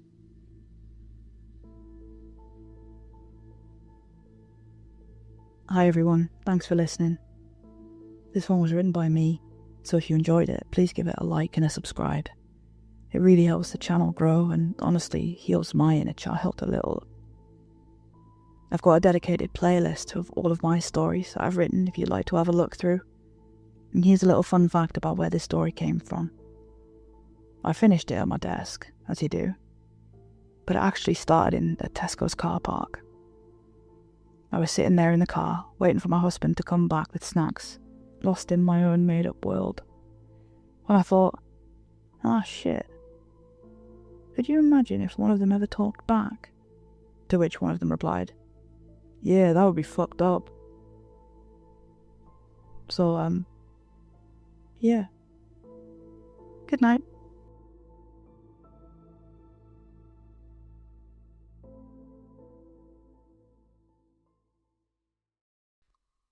My teenage years were a mess. My mum and dad went through a bad divorce and they were trying to figure out 2 brand new lives. I ended up somewhere in between as I adjusted to an irregular schedule and sudden move. When my mum got full custody, I was in the last year of high school. We'd just moved a year prior, and now we were about to move again. Just 6 months from graduation, we moved all the way to San Antonio. Quite a different vibe from a no-one-cares town in Minnesota. So yeah, I graduated at the turn of the millennium, class of 2000. And if I'm honest, I rarely think about that year when I lived in Minnesota. I mean, I remember it, but I'd be hard-pressed to tell you anything about it.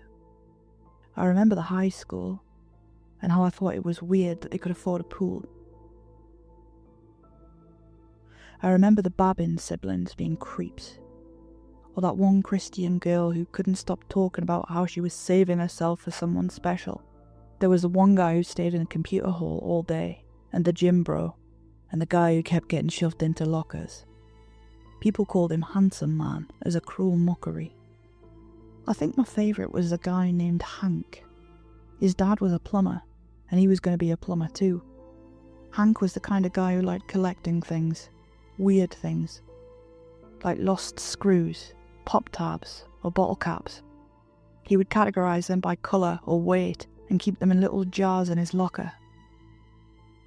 The one time I saw it, he had like 30 jars, all meticulously sorted. That's the one guy I guess I could call a friend from back then. He was going to be a plumber. I was going to be a veterinarian. I reached my goal, but I have no idea if Hank ever did. I haven't thought about those days in Tomskog High for a while. I've had no reason to, really. That is, until not too long ago. Nowadays, I live out in Kerrville. I've got a wife, 2 kids, 2 cars, and a very pampered golden retriever. Being a vet, we've saved a lot on bills for that pup. My kids are about the same age that I was when things went to shit, but I'm glad to say that cycle is broken. I'm happily married. We've had a few hiccups along the way, but it's been more like sleep on the couch kinda hiccups, not the get out of my life kind. In this kind of life, you don't need to think back on your teenage years. You're busy worrying about your kids' college applications and tuition, or that weird sound you hear when you take a sudden right with your car, or why your favourite shirt's starting to feel too tight. My hair's gone a little too thin, my eyes are a little darker, and I've a harder time staying awake during movie night. But that's all just flavour, yeah. It's all just life, a whole bunch of little worries. So when I had a couple of strangers come knocking at my door, I didn't think much of it. I was home alone on a Sunday. I'd just walked Kitten. Yes, the dog's name's Kitten, and I was about to settle down for lunch when there was a knock at the door. A white van with a logo of a wrench, a cogwheel, and a couple of pipes. Very generic. I opened the door to see 2 men in orange coveralls and full tool belts. They introduced themselves with a company name I didn't recognise. They asked me about my name and I confirmed my identity. The city is taking steps to minimise damage from flash flooding, one of them explained. We're doing some groundwork, looking at possible run-through. Since you live at the end of the block, chances are we're going to have to go all the way around your property. So what are we looking at? I asked. 2, maybe 3 months of road work, a stone's toss away from your bedroom window, he continued. Unless we can work something out and go straight through your backyard, then we're looking at a month tops. I think I'd be entitled to some compensation then, and I'd have to talk to my wife about it. Of course, yeah, he nodded. Come along, I'll show you what we're working with. I stepped out of the house, looking back at Kitten. He wasn't happy about it, tail between his legs and all. I closed the door and followed the men to the van. The moment they opened the door, I was confused. There were no pipes, no tools, nothing. It was a blacked out storage with soundproof walls. One of them pulled a hood over my head, the other one tased me. It felt like they'd tied all my nerves to a single spot and were trying to rip them out of my skin. They must have practiced this 100 times. It was very fast, just a couple of seconds. Then I was forced down in the back of the van with my legs and hands zip-tied. One of them stayed in the back while the other one sped off. A couple of streets later, they stopped.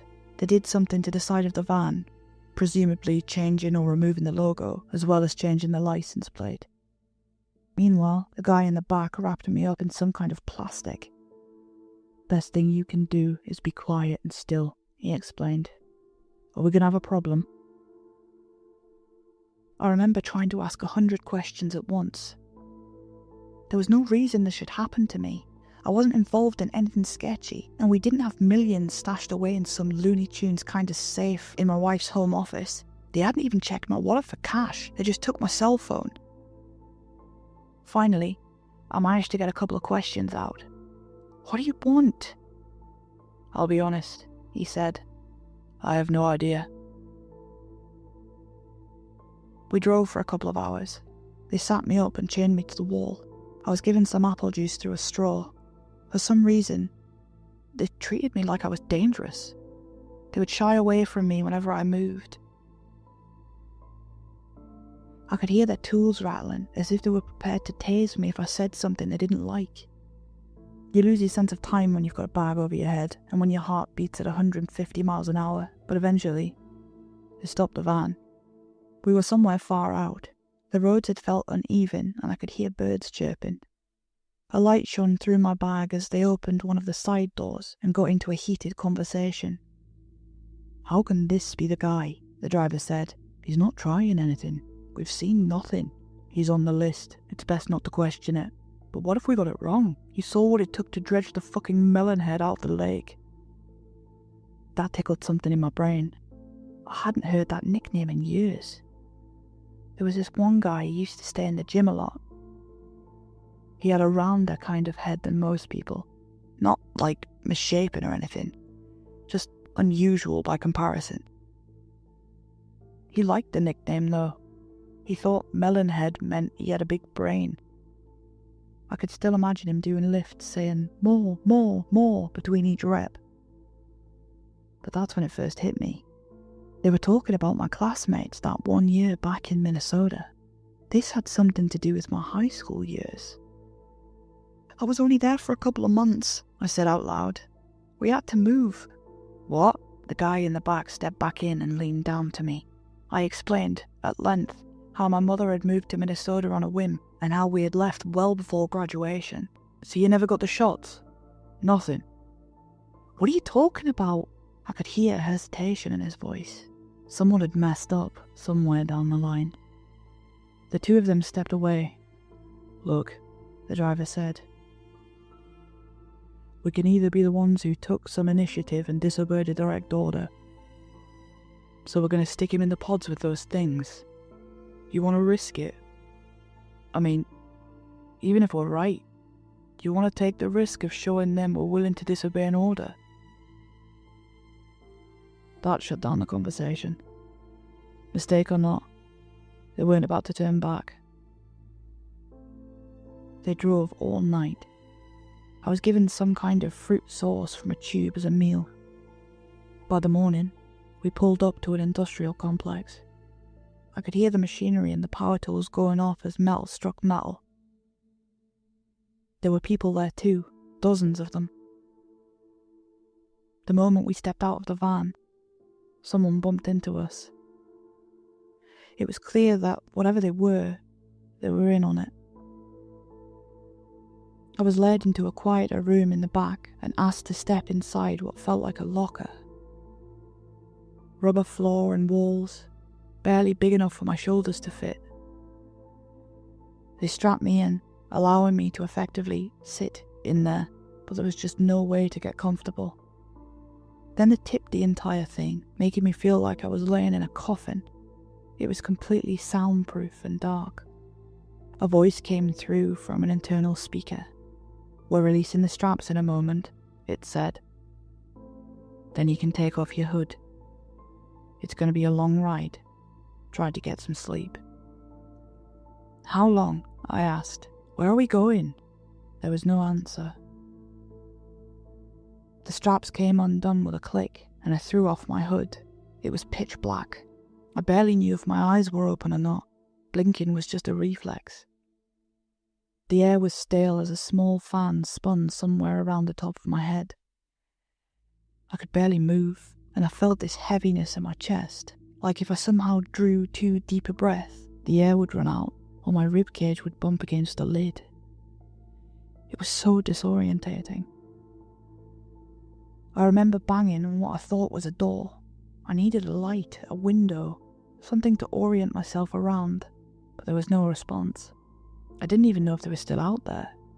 What would I do if I got left in here? What if they just walked away? I tried telling myself it was going to be a long ride, but I had no idea. It wasn't just a long ride, it was close to torture. I was flipped, stacked, pushed, and at one point dropped in free fall. The pod cushioned all blows, and since I could barely move, I couldn't really hurt myself from being in an unfortunate stance. It was clever, but man, it was uncomfortable. I lost all sense of time there. It might have been a couple of hours. It could have even been a whole day. They had this little hatch on the side where they got me a bottle of water or a tube of fruit sauce. I had two more meals, so I'm thinking it took all about a day. I know there was a flight involved though, My ears popped. I was half asleep the next time they used the speaker. "We'll be opening the doors in 10 seconds, a strange voice said. "Make no sudden movements." I counted in my head, but I must have gotten it wrong. It was only at 5 when the door popped open. 2 masked men with bulletproof vests and assault rifles. A man in a white lab coat with a protective face mask. A white room with blinding fluorescent lights. They made me turn away and put restraints on, as I was dragged to a chair and made to sit down. I felt so weak, like I'd been pulled out of bed at 3 a.m. The man in the lab coat got down on one knee to face me. "Where did you graduate?" "Southwest, San Antonio, right?" "Right." "Where were you before that?" I explained the circumstances. My time in Tomskog, Minnesota. A couple of years in West Virginia. Before that, South Dakota. That was where I spent most of my life. The man was very patient, allowing me to explain. I saw him making notes on a clipboard, doing check marks next to lines my eyes were too fuzzy to read. "Checks out," he said as I finished. "You were never part of the class long enough to get any booster shots or heat therapy." "No, nothing like that." "So when you hear names like Digman, Babin, Bogan, that means nothing to you?" "It rings a bell, but..." I shrugged. I could hear the resignation in his voice as he got back up, giving the others a long look. The armed men shuffled out, looking at one another. "Put him in a room," the doctor said. "He's not part of the subject line. I'll sort it out. Go ahead and tell Ridge to prep for extraction." "Sir?" "The man's a fucking veterinarian. What the hell are we going to use him for?" the doctor snapped back. "Are you that desperate to get your cat's teeth cleaned?" "No, sir." They led me through the facility. All corridors sort of looked the same, but they were brimming with people. You could hear all sorts of noises. I recognised one as a bone saw. We went past this one room where they had a pod like mine on a table, preparing for surgery. I was escorted to a small room, bright as hell, but there was a dimmer switch. Sleek interior, like if Apple made a hotel room, lights along the ridges of the furniture, a ceiling fan that could be heard but not seen, a TV built into the wall, a queen-sized bed, a couch, a bedside table with a water pitcher and a glass, a bathroom with a shower, a mini fridge with a couple of snacks and sodas. Honestly, I'd slept in worse places. I took some time to decompress. I was still a prisoner, but at least they were hearing me out. I'd figured there'd been a mistake, but I couldn't figure out exactly what. Maybe someone in that class had done something terrible, and everybody they'd been involved with was under scrutiny.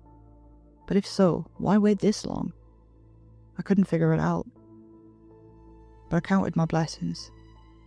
I was out of that damned pod. With a little luck, I might be able to get on a flight back home sooner rather than later. I couldn't imagine how worried my family might be, coming home to an empty house and an unlocked front door. They must have called the police. I managed to get the TV going. They had a couple of movies available, so I put something on just to not get drowned in my own thoughts. It was then when I realised just how highly strung I really was. I could feel my muscles relaxing and my heart slowing. I'd been on the verge of collapse all this time, and only now could I feel some semblance of recovery. I took a shower and changed into some fresh clothes. There was a wardrobe with generic slacks and t-shirts. I figured they wouldn't mind. I was halfway through a Bill Murray comedy when the door opened. A woman in a grey pantsuit was escorted inside by armed guards. I was forced up against a wall on the opposite side of the room. They checked my pockets for weapons and had me sit on the bed. As he finished, the woman turned to him. I think she was in her mid-30s. She had short, almost platinum blonde stubble of hair. "We got it from here," she said. "You can wait outside." The man left. She sat down on the couch across from me, looking at the paused frame of the movie with a vacant smile. I just think we ought to have a conversation, she said. I don't want to interrupt your me time. I can talk, I reassured her. Talk away. There's been a level of miscommunication, she explained. As I'm sure you're aware, you mind telling me why I'm here? What you think you're doing? She gave me a long look, tilting her head. I want you to consider something, she said. Think about where you are, about who you might be talking to. Consider the lengths we've gone to in order to get you here, into this room. Now, ask yourself this. Is asking me a question like that beneficial to your current situation? I shook my head, staying quiet. I would agree, she continued. So maybe we should stick to me asking questions. She went through a list of checkpoints, asking me about my mental and physical health. She asked me about people I spent a lot of time with, about my children and spouse. It's as if they were looking to see if anything stood out. She couldn't find anything. She'd corroborated my account with what had been said previously, adding little check marks to the list.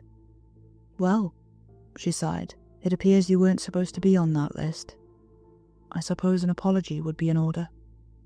She turned to me, putting away a notepad. She opened a shoulder bag, producing a set of papers and a pen.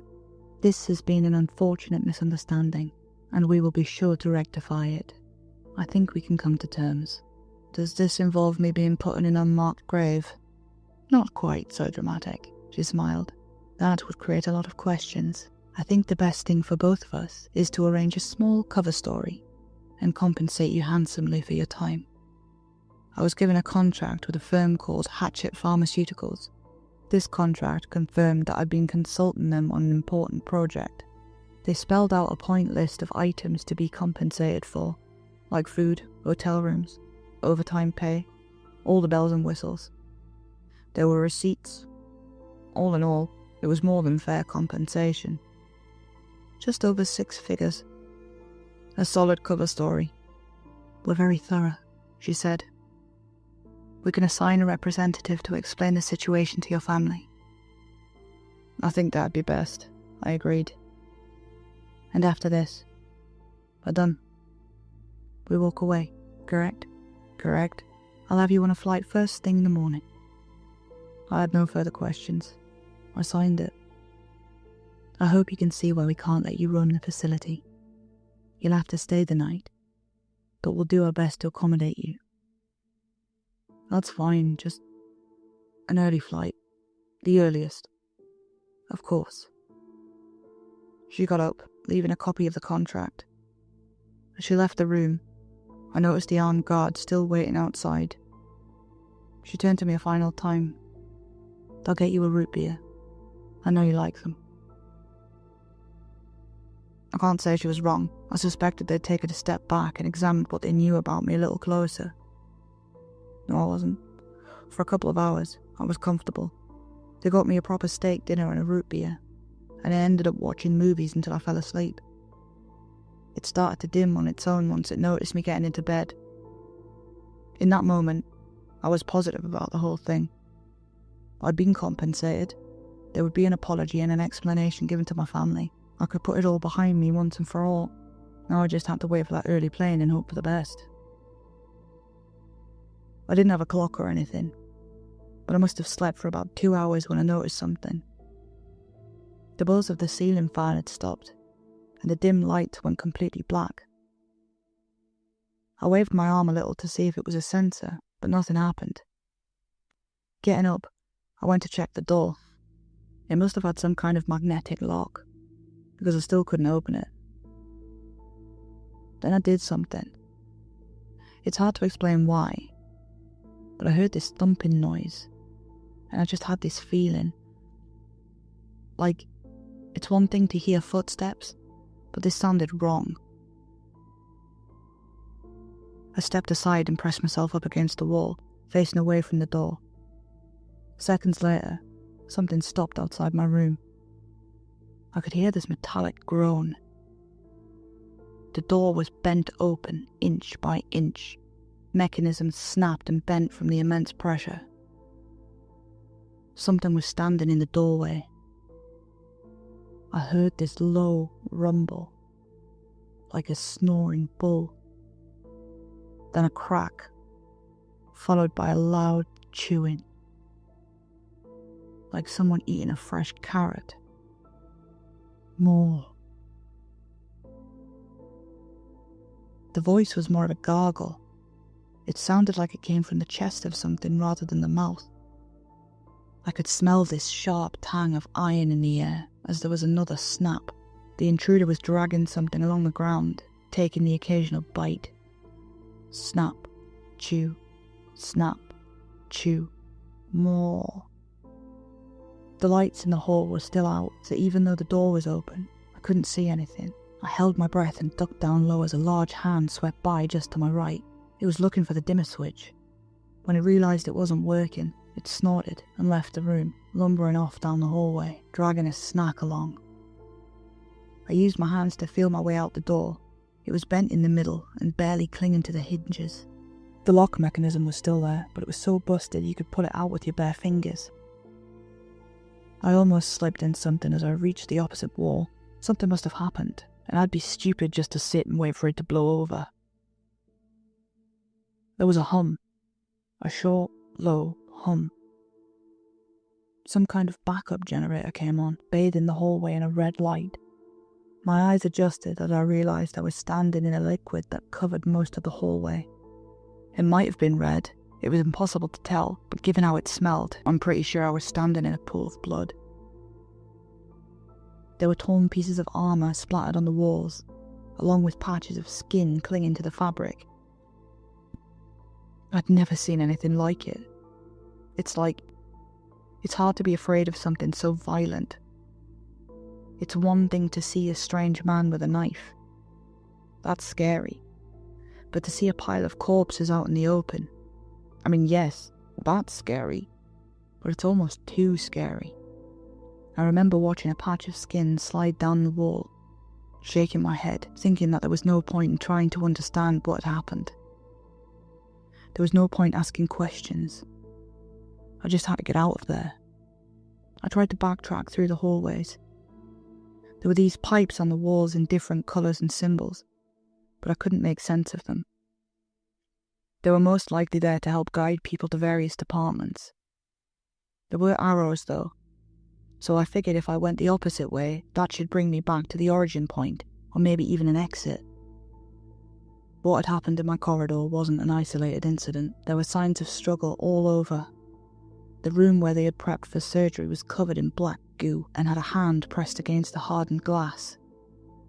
There was another room that when you got close, your hearing stopped, like when you get water in your ear, only deeper. I couldn't even hear my heartbeat. I could feel it, but it's hard to explain. It was as if something bad was waiting around every corner, and the further I got, the worse it felt. My hearing eventually returned. It felt like coming up from a deep dive. I walked through the corridor where I could hear something eating in the next room. Something making bird noises. I did see a couple of living people, but they had these strange white masks on and didn't seem to respond to anything. Absolutely everything had gone to shit in a matter of hours. I heard voices up ahead. My first instinct was to run ahead and see what was going on, but I stopped myself. From what I'd seen so far, things weren't that simple. I stayed by the corridor, listening. Door. Locked. A second voice. Yes. Locked. A third person joined in the conversation, wandering in from the adjoining corridor. You mask faces happy standing here. He had a strange intonation, like he couldn't help but roll his R's and end his sentences in gulping noises. It reminded me of one of the kids I went to high school with, Roy. He had a speech impediment, like a stutter. He had stopped by swallowing hard and shaking his head like a tick. It was such a specific noise. It was hard to pinpoint with description. But that's where it hit me. Roy. Melonhead. These were old Minnesota classmates. They'd brought me in on suspicion of being part of this class. Chances were that these same people had been brought in as well. That may very well be Roy on the other side of the hallway. But if that was the case, what did it mean? Was all this chaos perpetrated by my old classmates? If so, what the hell happened to them? Making my way to the main corridor, I ran across a series of gruesome sights. There was a man covered head to toe in some kind of black acid, melting him to the bone. There were several patrols of people with white masks, speaking to each other like grunting cavemen. I stopped counting dead bodies after 20, instead trying to keep my eyes on the marks on the wall. Eventually I got to a lobby of sorts. 2 massive storm doors had gone down, blocking the exit. There'd been a massacre. At least 8, maybe 10 people, all crushed against the door. They tried to get out but got caught on the wrong side. The red lights on the walls span round and round, making the shadows livelier than the remains that cast them. I heard someone approaching and escaped into a side room. There was a couch, a drinks machine, a microwave and a fridge, clearly some kind of lunchroom. The red light didn't reach all the way in, casting a long strand of red peeking through the half-closed door. I hurried inside and pressed myself up against the wall. It didn't take me long to realise I wasn't alone. Someone was hiding behind the couch. "You need to leave," a voice whispered. "I have a gun." I shook my head and put my finger on my lips to shush them. I could hear someone approaching from the outside. "You need to leave right now," they insisted. "I'm not asking. This is my spot." I shook my head again. If they fired a weapon, this place would be crawling with things in a matter of seconds. They'd doom us both. Problem was, something was already coming our way. The door creaked a little. I could see the shadow of 2 long legs as something bent down to enter. It was impossible to describe the scale of this thing. It was at least 10, maybe 11 feet tall, like an elongated person. A slick black, jelly-like skin rippling with chunks. As it moved, I could spot patches of white poking out at different angles. Bones. Like someone had deconstructed a person and jammed it into a walking puddle. There was hesitation. Whoever was hiding in there with me decided to shut the hell up. A long arm reached out, touching the sides of the drink machine. It was such a casual movement, but it was forceful enough to knock the whole thing onto the floor with a bang. A couple of cans rattled out of it. The tall thing poked around a little, making one of the cans burst from the pressure. That seemed to amuse it. It pulled on a pop tab, seemingly frustrated. I could hear something in the distance, like a whir, getting louder and louder, then a series of mechanical clicking, and a spark. The lights were coming back on. The red gave way to a harsh fluorescent light as I saw the thing in full clear view. It was barely keeping itself together. It was like if someone was trying to hold jello with a 2-pronged fork. It was looking at the person hiding behind the couch. They weren't as well hidden as they thought they were. It only took me a brief glance to realise it was the woman with the grey pantsuit that had talked to me earlier. As the thing saw her, she pulled out a gun. I covered my ears and sunk to the floor. There was gunfire and screaming. The creature had a hand big enough to cover her face and used it to push the back of her head into the ground. It must have had some kind of suction force to it as the body stuck to it. The screams came and went in a flash. There really was no fanfare to it. Just a quick snap, and then nothing. By the time I looked up, the thing was already looking at more interesting items around the room. It seemed particularly curious about the soda cans. That it was holding a whole corpse seemed more like an inconvenience. But as it turned to leave, it spotted me. There was a moment of silence as it looked at me, as if trying to understand what it was seeing. A single soda can rolled across the floor, touching my foot. I looked at it, then up at the creature. Why was it so interested? What was the deal? I picked up the can, popped it open, and held it up. "Is this it?" I asked. "You want me to open it?" It tilted his head. It wasn't convinced. It reached out, carefully poking the top tab. I pulled it off, pressing it. "This?" I asked. "You want this?" An oil-slick hand reached for it, accidentally grazing my fingers. The skin on my index finger turned a sickly orange as my nail darkened. I could feel a deep ache as if my nerve was hardening. My finger curled in on itself as I picked up the pop tab. It held it up, looking at it from different angles. I only knew of one person who collected things like that. I pointed at a nearby table. "There are cups," I said. "You can put it in a cup. Collect them. Put them all together again. All the same, just like you want to." The thing turned its head. At least I think it did. It was hard to see that it was looking one way or another at all. I don't even think it had eyes to begin with.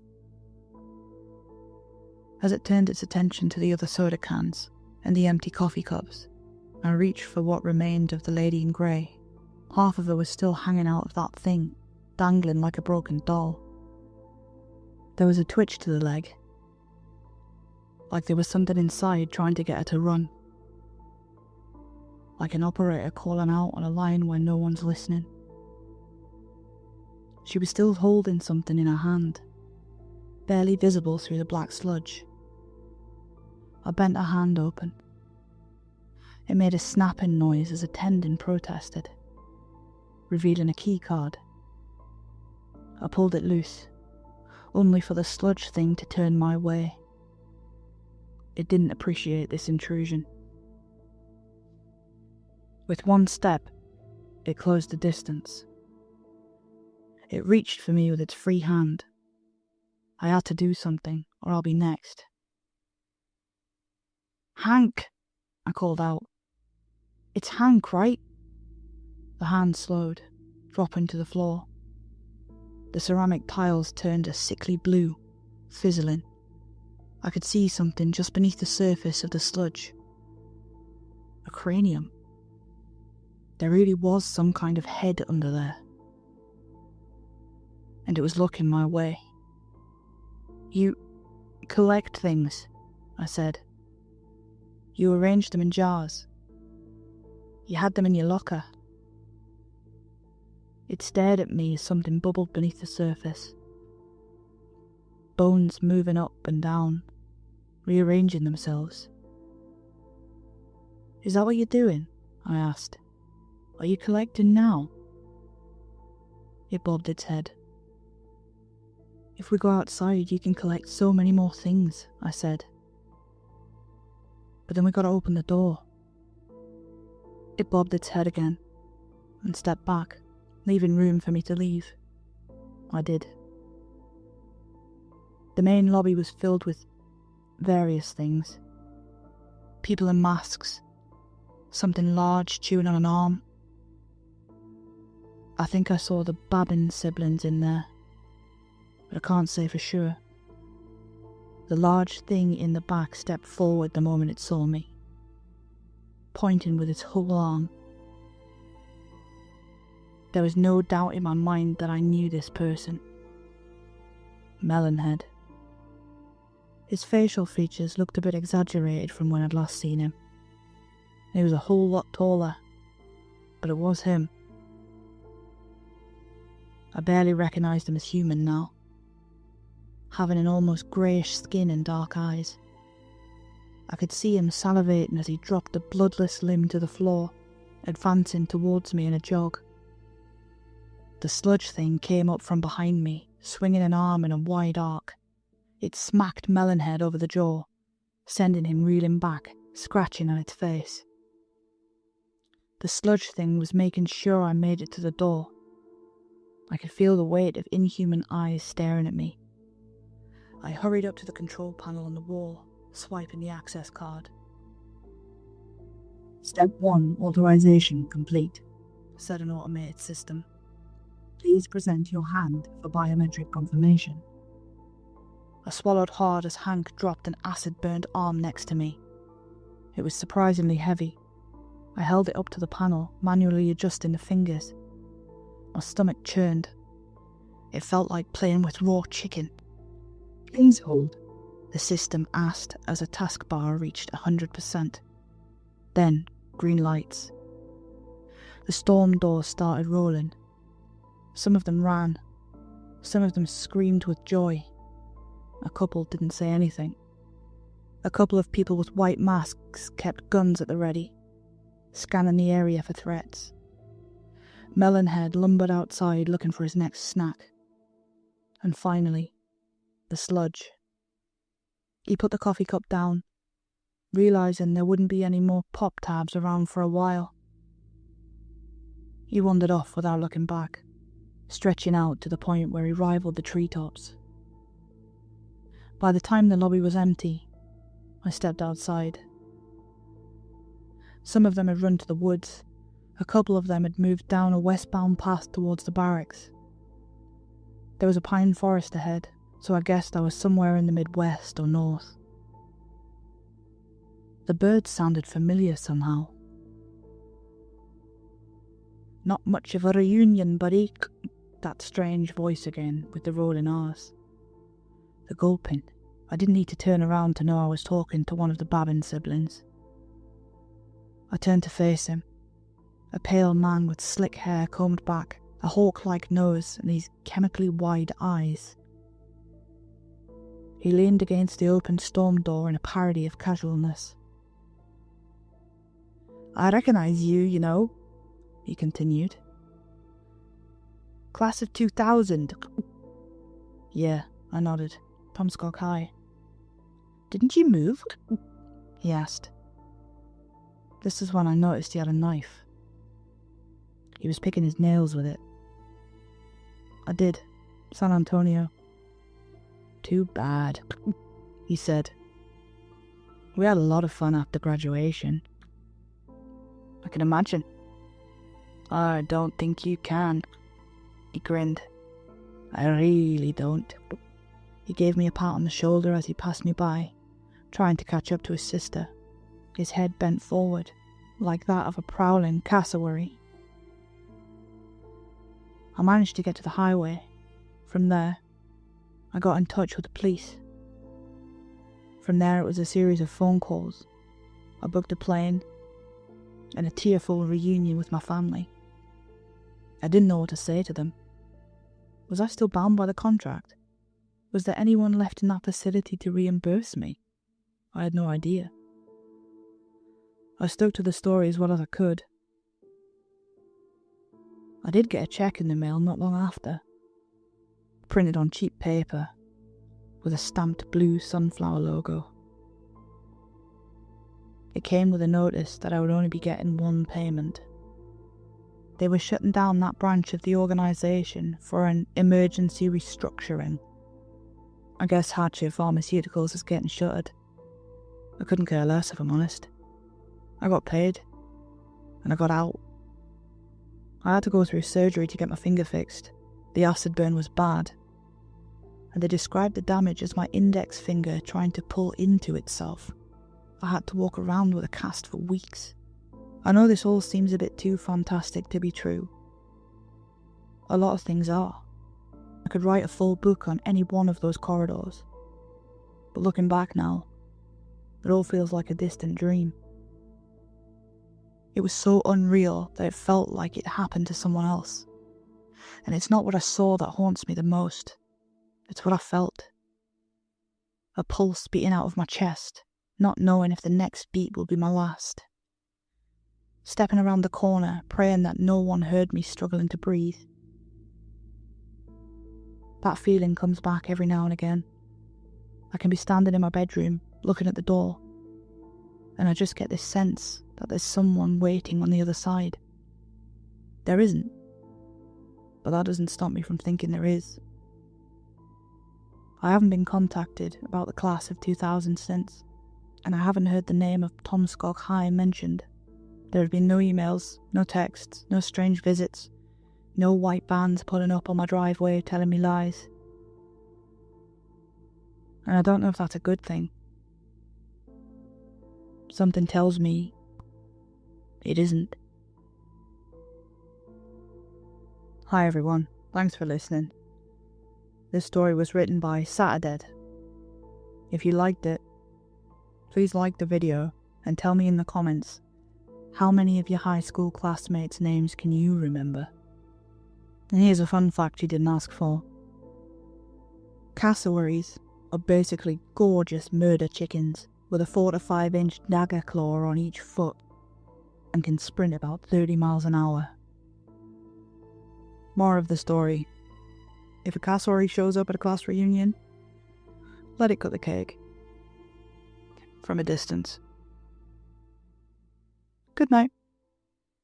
They spelled out a point list of items to be compensated. They spelled out, oh for fuck's sake.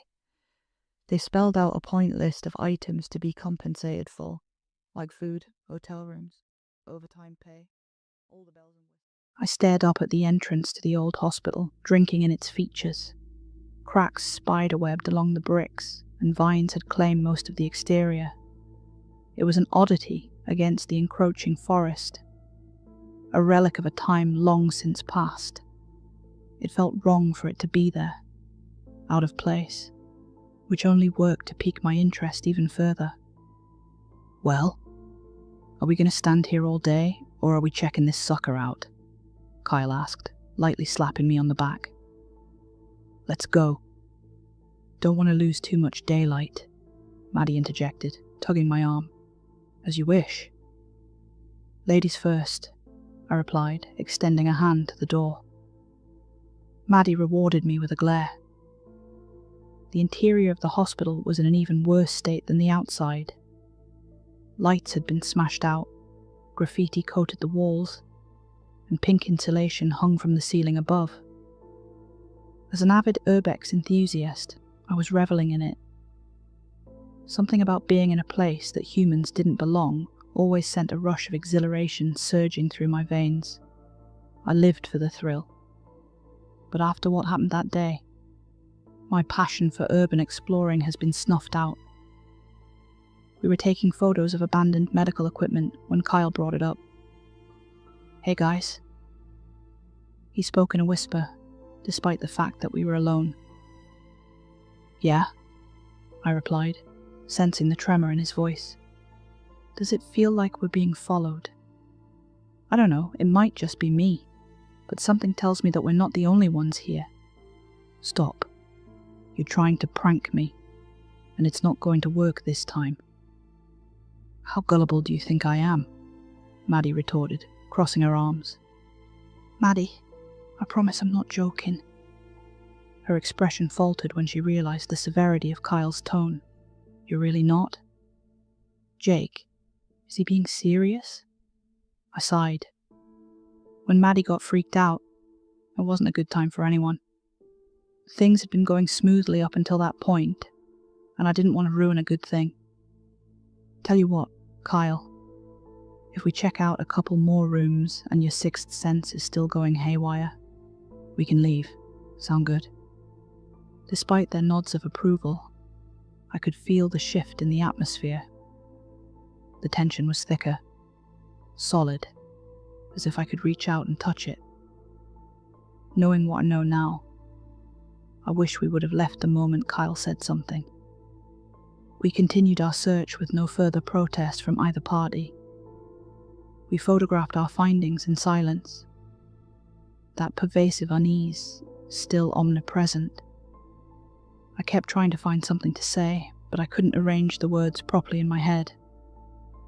After a while, it was Maddie who broke the silence. "So who's down to find the morgue?" she said, as a devilish grin inched across her lips. Kyle and I shot each other a glance. Neither of us wanted to go, but we didn't really have a choice. If we refused, Maddie would call us cowards until the day we died. "Sure, let's do it," Kyle said. He tried to sound confident, but he and I both knew the truth. "All right, but after that, we're leaving." My friends each nodded, and with that, we set off to find the hospital's morgue. It only took us about 10 minutes. As we walked, I tried to discern if I could feel the eyes watching our every move like Kyle had described. At one point, I thought I did feel it. An intense, overwhelming sensation that we weren't alone. I found myself throwing glances behind us every so often, but I didn't voice my concerns. A decision that I regret to this day. Before I knew it, I found myself descending the stairs to the basement. Our flashlight beams danced along the staircase as we went, shedding light into the inky depths below. Once we reached the bottom, there was a long hallway with a set of double doors at the end. "Spooky, isn't it?" Maddie whispered as we continued. "Yeah. Feels ominous," I said, as a shiver rippled through me. The air was colder down there, lending to the creepy ambience. We paused once we reached the doors. "Okay, who wants to go first?" Maddie asked, surveying our expressions. "I think you should. You suggested it," Kyle retorted, wearing a shit-eating grin. "Yep. As I said before, ladies first," I joined in, earning me another glare. "Fine. But if I die, I'm going to come back just to take you with me." Maddie pushed open the doors and led the charge, Kyle and I following behind her. Standing in that room sent a chill down my spine. Kyle turned to me, that taunting smirk returning to his lips, and he whispered into my ear, "Let's prank Maddie. You distract her, meanwhile I'll climb into one of the freezer racks and make a bunch of noise in there. I bet she'll scream loud enough to wake the dead." I smiled at him. Maddie was never going to forgive us for this. "One problem," I muttered. "How are you going to close yourself in?" "I'll figure it out. Just..." "Nice try, dickheads. I can hear you." Maddie glowered at us like we were the spawns of Satan. My face flushed with colour, and sweat beaded atop my brow. Yeah. We weren't actually going to go through with it. Just an idea," Kyle said, rubbing the back of his neck. "She wasn't buying it." Bang. A sudden rattling sound erupted from one of the mortuary chambers that Kyle had centered his plot around. It started off quiet, small enough to be dismissed as nothing more than the groan of old metal. But it soon escalated to a loud clanging. We stared at each other, wide-eyed, our faces pale as ghosts. The sound had grown into a deafening pounding. Something was being slammed hard against the inside of the door. It was clear that Kyle's earlier premonition had been spot on. We were not alone in that hospital. We stood, frozen in shock, left to helplessly watch as the door buckled under the weight of the blows. Over and over and over again. Bang, bang, bang, bang. To my utter horror, the door gave way. For a moment it was silent, the dented metal creaking, barely clinging to its hinges. Then something began crawling out of the unit. Something sinister. A pair of feet emerged from the darkness. The skin was a dark purple, and stitching around the ankles was barely holding together. A dirty, blood-stained hospital gown followed. then a twin set of patchwork arms. Finally, the thing's head shot out of the dark as it hoisted itself off of the freezer rack. That face will haunt me for the rest of my life. Stitches pieced its mottled skin together, roughly hewn flesh, sallow and wrong. Its smile was crooked, too many teeth fighting for space in that twisted grin. And its eyes, they were completely black, devoid of life, devoid of a soul. Kyle suddenly grabbed my arm, hard. He ran without a word, Maddie in tow. That gave me the resolve I needed to follow them. The three of us bolted down the hallway, desperate to get away from whatever we had awoken. My heart jackhammered in my chest as I realized that we were being chased. The sound of bare feet slapping against the tile fueled my legs to work harder than they ever had before. Once we reached the stairs, I bounded up them 3 at a time, bolting for the exit the second I reached the top. The thing had been gaining on us in the basement, but once we reached the main landing, I couldn't hear those wet, awkward clops pursuing us any longer. Even so, I didn't let that stop me. I kept running, never once looking back, until I burst out the front doors, unlocked my car, and threw myself into the driver's seat. Only then did I allow myself to catch my breath. A second later, Kyle threw open the passenger side door, dove in, and slammed down the lock. He turned to me, his face pale and soaked in sweat. Still trying to catch his breath, he managed to croak out the words that still haunt me to this day. "Jake, where's Maddie?" My heart plummeted into my chest. She wasn't there. Should we go back? I asked, a cold dread blanketing me at the thought. The two of us sat there staring out the windshield, praying that somehow our friend would explode out of those doors and join us. But that didn't happen. We sat there for longer than I'd like to admit, completely silent, desperately grasping for a solution. Eventually we called the cops. The police searched the entire hospital and combed the surrounding woods, but they didn't find any trace of Maddie or the man who had chased us. Aside from the texts agreeing to meet that day, there was no evidence that Maddie had even been there in the first place. It was as if she simply poofed out of existence. But Kyle and I knew what really happened. We had abandoned her down there with that monstrosity. We'd put our own safety over hers. We were the reason that she was missing, and we had to live with that. Kyle and I drifted apart in the weeks that followed. Maddie still hadn't been found, and I think the weight of what we'd been through was too heavy for us to come to terms with. When I'd look at Kyle, the crushing reminder of what we'd done, or more aptly, what we'd failed to do, would come flooding back. It eventually reached the point where we would only sporadically check in on one another. That is, until he sent me a strange text one afternoon. "Hey man, I need to talk to you. Not over the phone, face to face. Meet me by the pond in the park at 8 tonight." The message caught me off guard. Whatever it was that Kyle needed to tell me, it sounded urgent.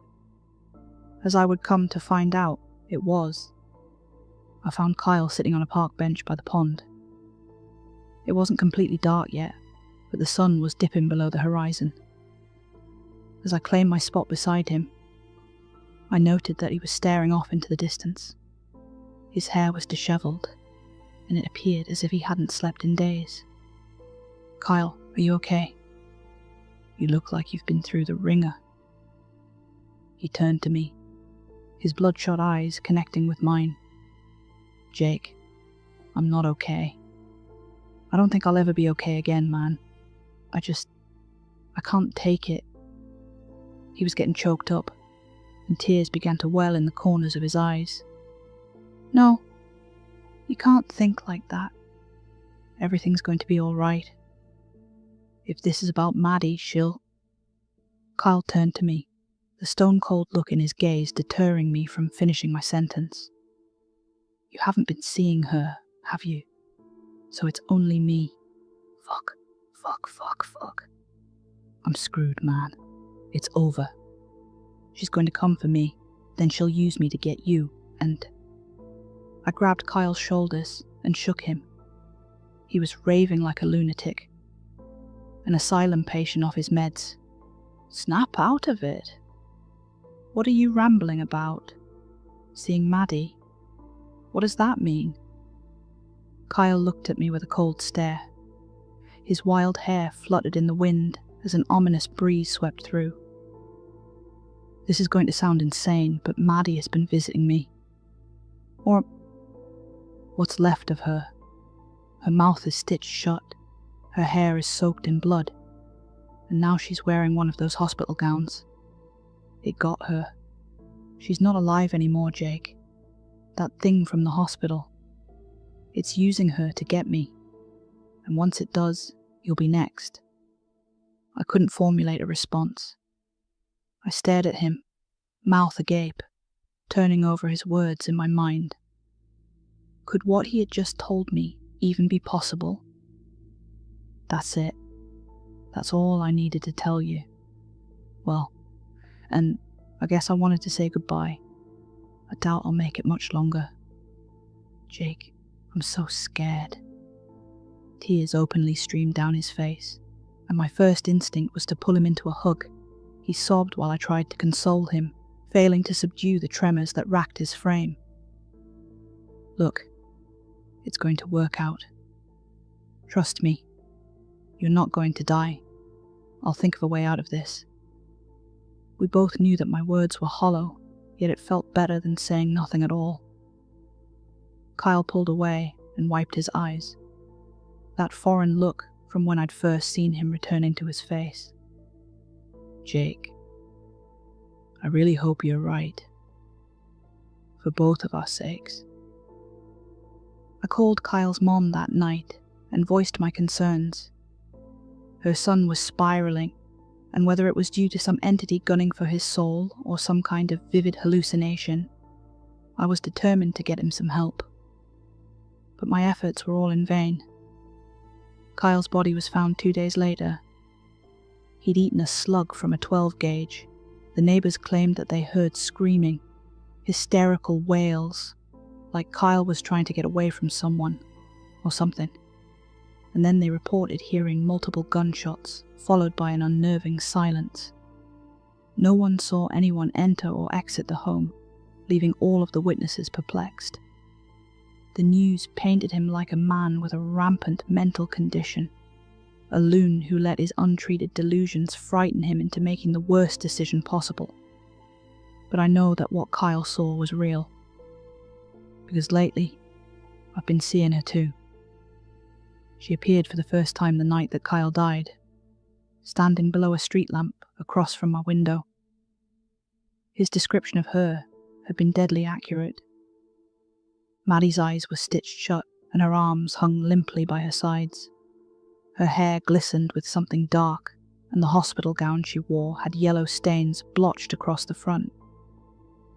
But her smile... there was something sinister behind it. Something evil pulling the strings. And I'm afraid that I'm going to find out what that thing is firsthand. 3 days have passed since then. I've started seeing Kyle too. The two of them have been moving progressively closer with each passing day. Last night, they were in my room. They just stared at me, smirking, taunting me. Maddie with her unseeing eyes and grin with too many teeth. Kyle with what was left of his reconstructed face, flesh and bone melded together to form something vaguely human. Now, I realize that they came to deliver a message. My doomsday clock is ticking down, and I only have a few hours left. Because when I awoke this morning, splattered across my bedroom wall in a deep crimson, were the words, "Tonight your soul belongs to me." Hi everyone, that was the first of tonight's 2 stories. Stick around for another one from Horror Junkie 123. I'm running out of time. I don't know who's going to see this, I'm emailing a major corporation I've read about online in the hopes that someone in power receives this message. Please take it seriously. AI has ruined the world. We're not supposed to use the internet anymore. Learning has become obsolete. I'm going to be exterminated for what I'm doing, but I don't care. I have to stop it. In the year 2053, no one goes outside. I've never seen sunlight. We're raised in facilities, while machines drone on outdoors, gathering resources to make our lives easier. It shouldn't be like this. I know that. At a young age, a confidant granted me internet access. He wasn't supposed to have it, and when the higher-ups found out, he was euthanized, put to eternal rest. That's what the android told me anyway. I was careful after that. No one could know about my secret, not even my closest friends. As I grew, I continued to research. I stumbled across countless dead online forums, soaking in the remnants of humanity that remained within them. God, we've fallen so far. People used to watch movies and take walks on the beach and fall in love. We don't have any of that here. Instead, we have pleasure chambers. Once we reach adulthood, we're assigned our own individual pod that we remain in for 19 hours a day. It provides round-the-clock joy. Why go chasing real happiness and risk failure when you could have all the artificial dopamine you want without lifting a finger? We only come out to eat, drink, and relieve waste. That's it. No socializing, no physical contact. I haven't talked to another human in years. I miss it. Everything is on a strict schedule. That's how they keep us controlled. No room to question things. No time to think. And that's how I know they're going to catch me. I've snuck away to send this message. I've been piecing together a way to do it for nearly a decade. Please, if you're reading this, stop AI before it spreads out of control. Humanity's greatest achievement turned out to be its biggest detriment. Human 36845686285. Hey Daryl, look at this weird message we got on the company Hotmail account. Daryl stalked over to the monitor and gazed at the screen. It flickered, and static shrouded the email from view. Damn piece of shit.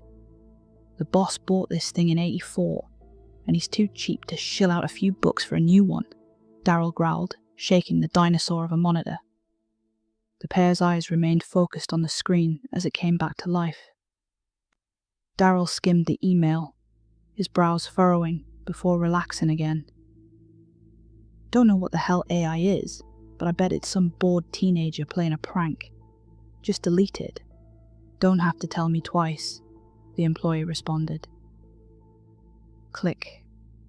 Hi everyone, thanks for listening. Both of tonight's stories were written by Reddit user HorrorJunkie123. Go and show them some love. If you enjoyed this video, a like and subscribe really helps the channel grow. I've got a full playlist of scary stories waiting for you. And by now, you should know me. I can't leave without a random fun fact. Did you know that email was invented back in 1971? Which means, technically, people have been ignoring scary messages in their inbox for over 50 years. Alright, I'll vanish back into the editing void now. See you in the next one. Good night.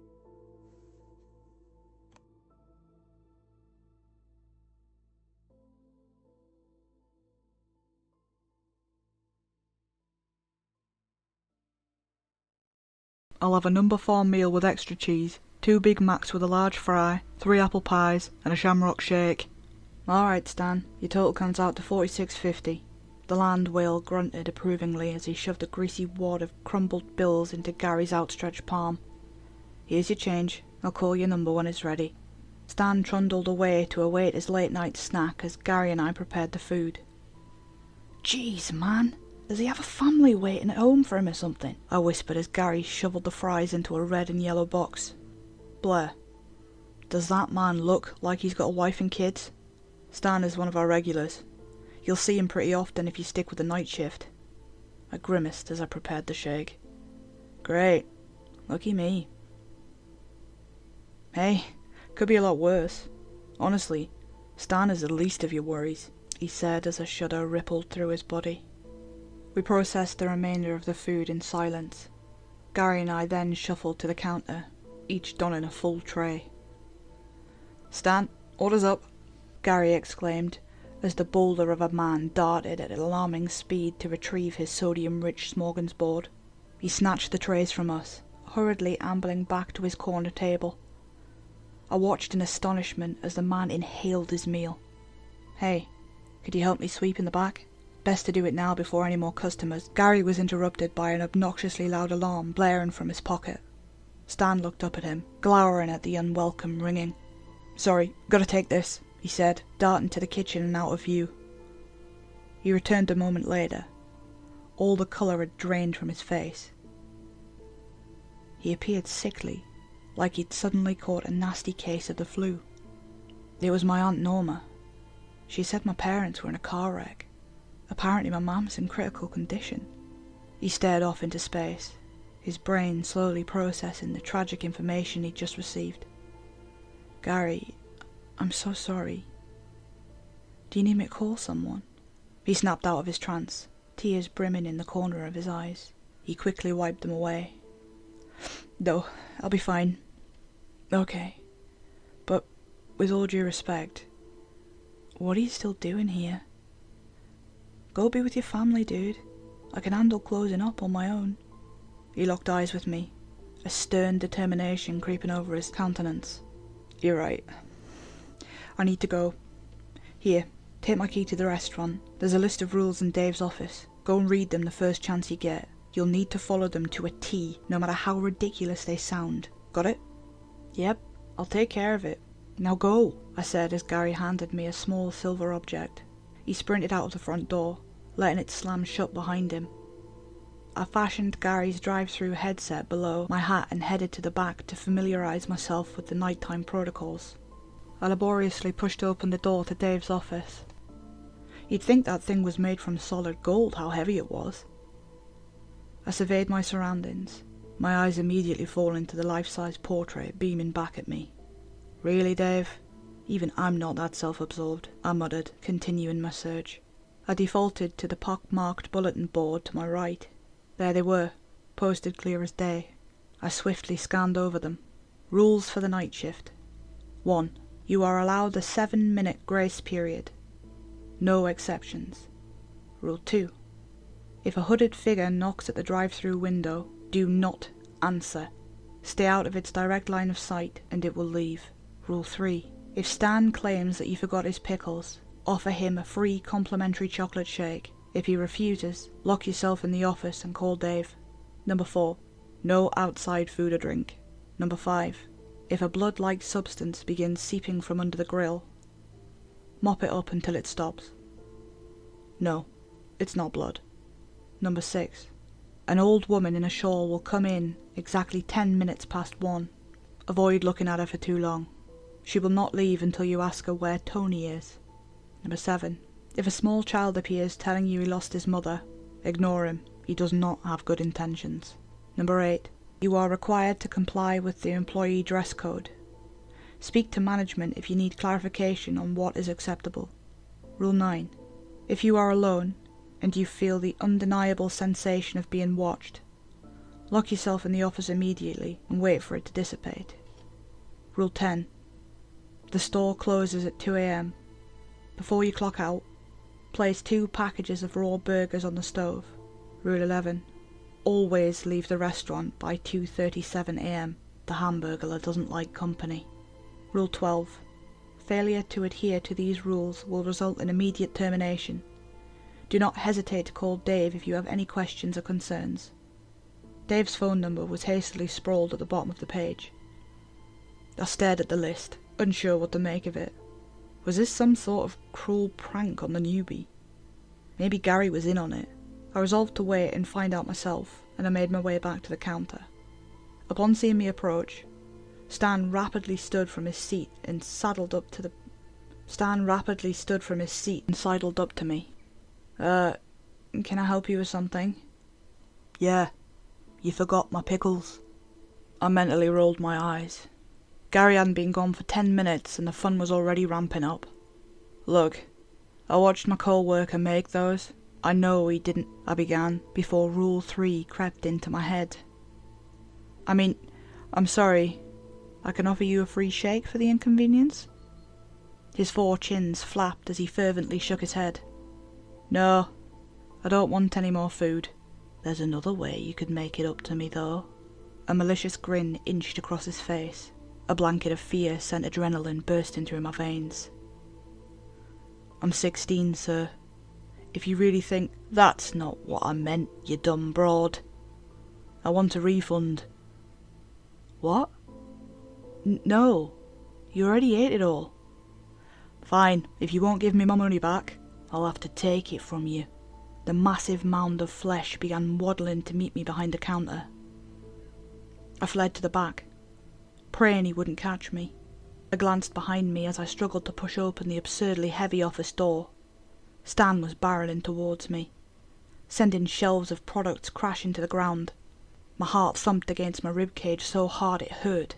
I had just managed to slip through the door and slam it shut when he reached it. Thud! He pounded his ape-like fists against the sturdy metal frame, shouting obscenities at me all the while. I'll get you, you little whore. You can't stay in there forever. He was right. I instantly ripped a yellowing piece of paper from the board and punched in Dave's number. He picked up after an agonisingly long minute of waiting. Hello. This had better be good. I value my beauty sleep. Dave, it's Stan. The free shake didn't work. I'm trapped in the office. Dave sighed. Alright.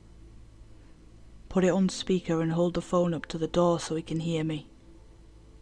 I obliged, clenching my cracked iPhone 7 with a vice-like grip and sticking it close to the rattling door. Stan? Stan, can you hear me? It's Dave. The room fell eerily silent. Oh yeah? What's up, Davey? Stan, are you harassing one of my employees again? I don't need to get Mrs. Barrett on the phone, do I? No, please, I'll behave, I swear, please, just don't call her. His voice trembled as he spoke. I don't know. That's what you said last time. I promise I'll never bother her again. Come on, Davey, show a little compassion. Dave took a moment to respond. All right. But I need you to go home and you need to apologise to Mrs. Blake for scaring her. Blair, I interjected, face palming myself. Right. Apologise to Blair and I'll let you off the hook. Oh, thank you. Sorry, Blaze. So, can I take you up on that free shake? No, Stan. No free shake tonight. I need you to leave, Dave said, a stern finality to his statement. Without another word, Stan angrily tramped through the kitchen and out the front door. I didn't release my breath until I heard it shut behind him. Thanks, Dave. Anytime, kid. In my experience, threatening to call his mother is a decent deterrent for any overgrown man-baby. I chuckled, sensing the tension disperse. I'm going to get back to bed now. Good luck tonight. And with that, he abruptly hung up. I sat for a moment, controlling my breathing in order to steady my palpitating heart before returning to my duties. I trudged into the kitchen and begrudgingly got to work on cleaning the mess of boxes and condiment that Stan had strewn throughout the area. I had just put the final ketchup bottle in place when out of the corner of my eye, I saw it. A figure was standing in the drive-through window. I immediately tensed up, every muscle in my body freezing in place. It glared at me, yellow glowing eyes piercing the darkness. It raised a gloved fist and knocked lightly on the thin glass. The sound freed me from my stupor. Rule 2. I dashed to the counter and crouched behind it, hugging my knees to my chest. Ice flooded my veins as the knocking grew louder. The window shook in its frame as the light knocks soon escalated to rapid pounding. I squeezed my eyes shut, terrified at the notion that this slim barrier to the outside world wouldn't hold. The constant noise assaulted my eardrums, crashing against them like thunder during a storm. The knocking crescendoed into a fever pitch of resounding slams. Just when I thought I might lose my sanity, it stopped. I glanced up in the midst of the unsettling silence I found myself in. It was gone, as if the entity had never appeared in the first place. I gradually stood and took my time getting my bearings. I hesitantly peeked around the corner at the drive-through. Nothing, not so much as a scratch on the glass. I glanced down at my phone. 12:15 a.m. Less than 2 hours. I could handle it, right? I began sweeping like Gary told me to prior to receiving his unfortunate news. I was thankful for the break in the action. I didn't know how much more I could take. Apparently I could take a lot more, as I came to find out. A couple of college kids stumbled in, trying to hide the fact that they were obviously stoned out of their minds, and retrieved a pickup order. I watched as they clumsily staggered out the door. One of them held it politely for a small old lady, an old lady wearing a shawl. She didn't utter so much as a thank you, beelining up to the register with purpose. I was exhausted, up well past my normal operating hours, so I'd completely forgotten about the rules. Big mistake. The woman glowered up at me, face obscured from view. Her head covering was black, as well as the rest of her outfit, not unlike a ninja you'd see in a movie. The aura she radiated frightened me, but not enough to release me from a sleepy haze. "Hello, can I help you?" I yawned, lazily covering my mouth. The woman didn't move a muscle. She scowled at me, yellow reptilian eyes piercing my psyche and sending my heart into overdrive. "Ma'am, would you like to order something?" Nothing. The longer we continued our staring match, the more sedated I felt, and not just due to the lack of sleep. She had some sort of strange pull over me. I nearly nodded off, my mind wandering back to the instructions. Before I passed out, I murmured, "Where's Tony?" Suddenly, I was released from my trance and the woman was nowhere to be found, like she had simply vanished into thin air. My eyes widened. That was close. Too close.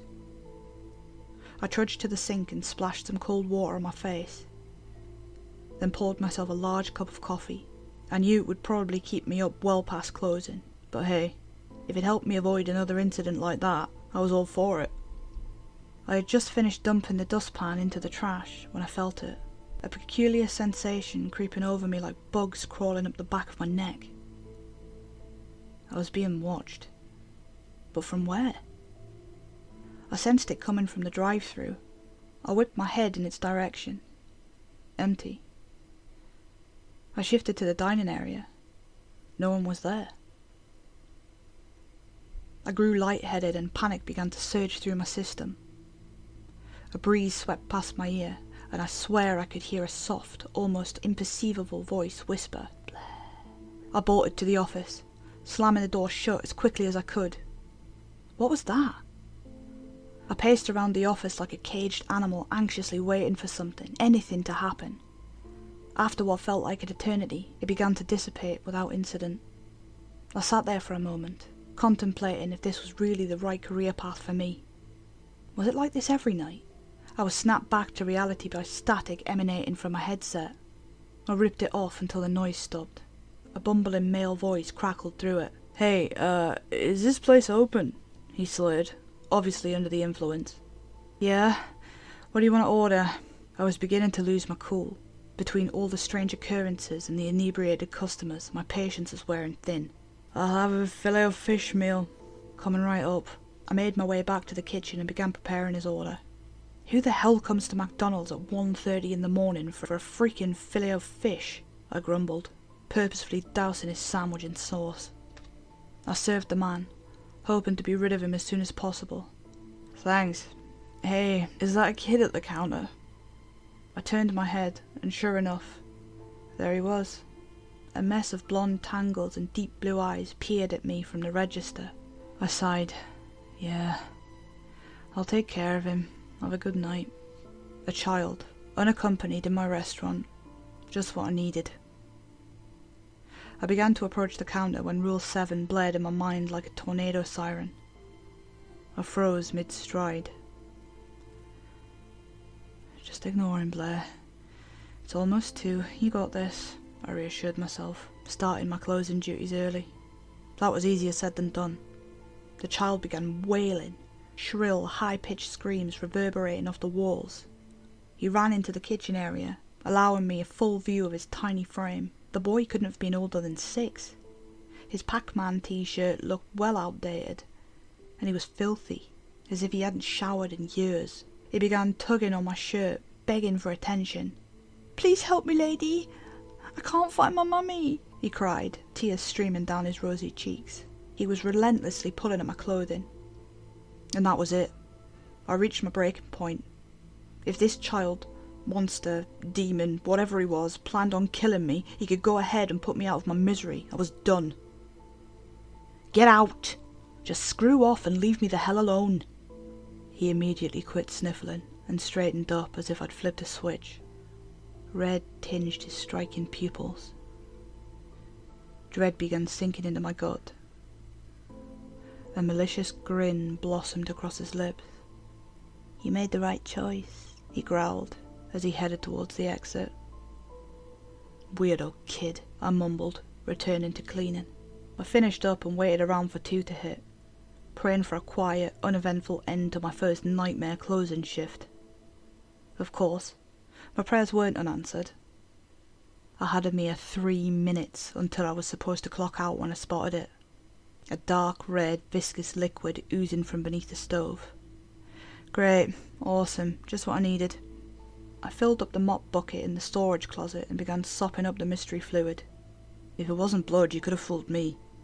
A persistent copper taste assaulted my tongue every time I opened my mouth. I gagged, forcing vomit back down my throat. The stuff just wouldn't stop coming. On my 3rd bucket full of sloshing crimson, I finally started gaining the upper hand.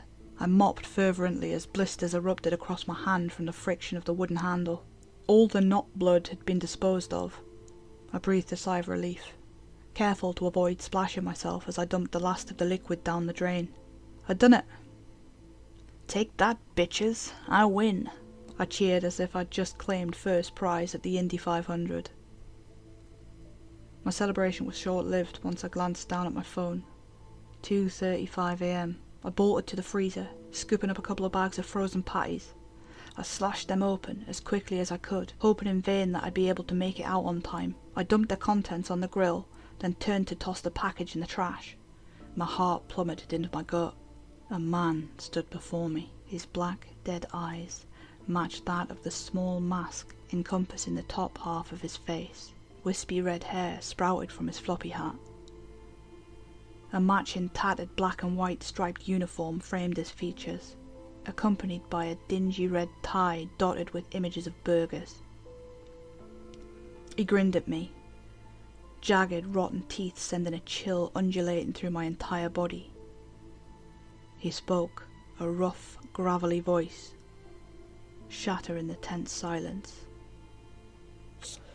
"Look,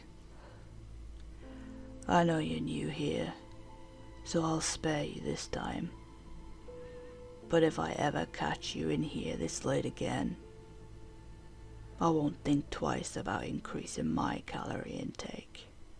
His wicked smile eluded a malevolent hunger that still haunts my nightmares. A wet, grey tongue wormed its way around his cracked, withered lips. I felt like a mouse about to be devoured by a rattlesnake. He scowled at me. "What are you still doing here? Get out!" I suddenly regained my mobility. I tore through the dining area and burst into the cool night air. The Hamburglar's soulless stare followed me into the vacant parking lot. I hurriedly locked him inside and raced to my car as a torrent of emotions flooded through me at once. Fear, anger, and confusion were all prominent on my desolate drive home.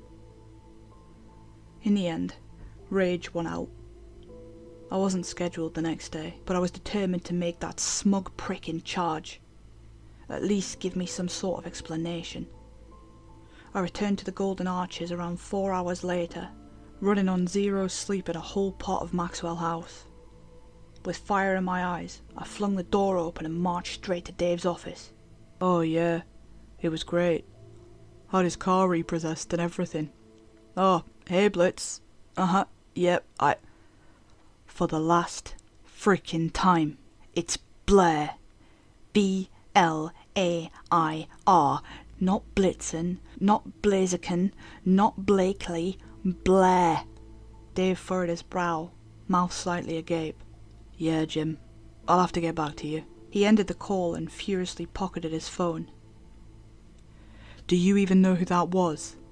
I mean, why the hell do you think you can just storm into my office like this? No, you listen to me, Davy boy. I just had the worst night of my life. Every weird thing that could have happened, happened. And you don't care one bit. I see you've become acquainted to our more troublesome clientele.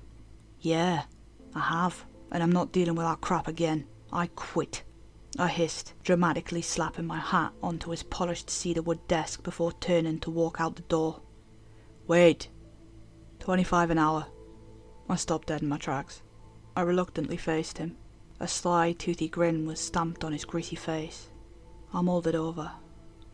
It was almost double what I was currently making. I could have my college paid for in no time. 27, and you've got a deal. You drive a hard bargain, Mrs. Blair. I accept, he said, extending his hand. I begrudgingly shook it, cringing at his sweaty palm gripping mine. I'm glad you were able to see reason. Welcome to the night crew. Hi everyone, thanks for listening. That story was written by Reddit user HorrorJunkie123 and narrated by me, obviously. If you liked it, please give it a like and hit subscribe. It really helps the channel grow. And now, the fun fact that no one's been waiting for. Did you know the first McDonald's menu only had 9 items? And no Big Mac? Honestly, imagine surviving a horror night shift without even the option of stress eating a Big Mac. Tragic. Good night.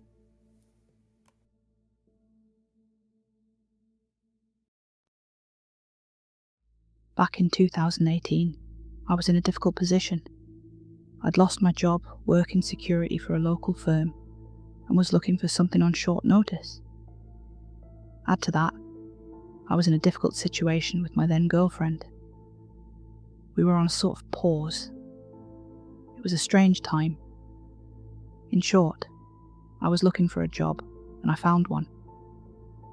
There's this charity, which I won't name, that handles distribution of something called the Little Miracle Chest. These have been around since the 80s, but they're very limited in scope.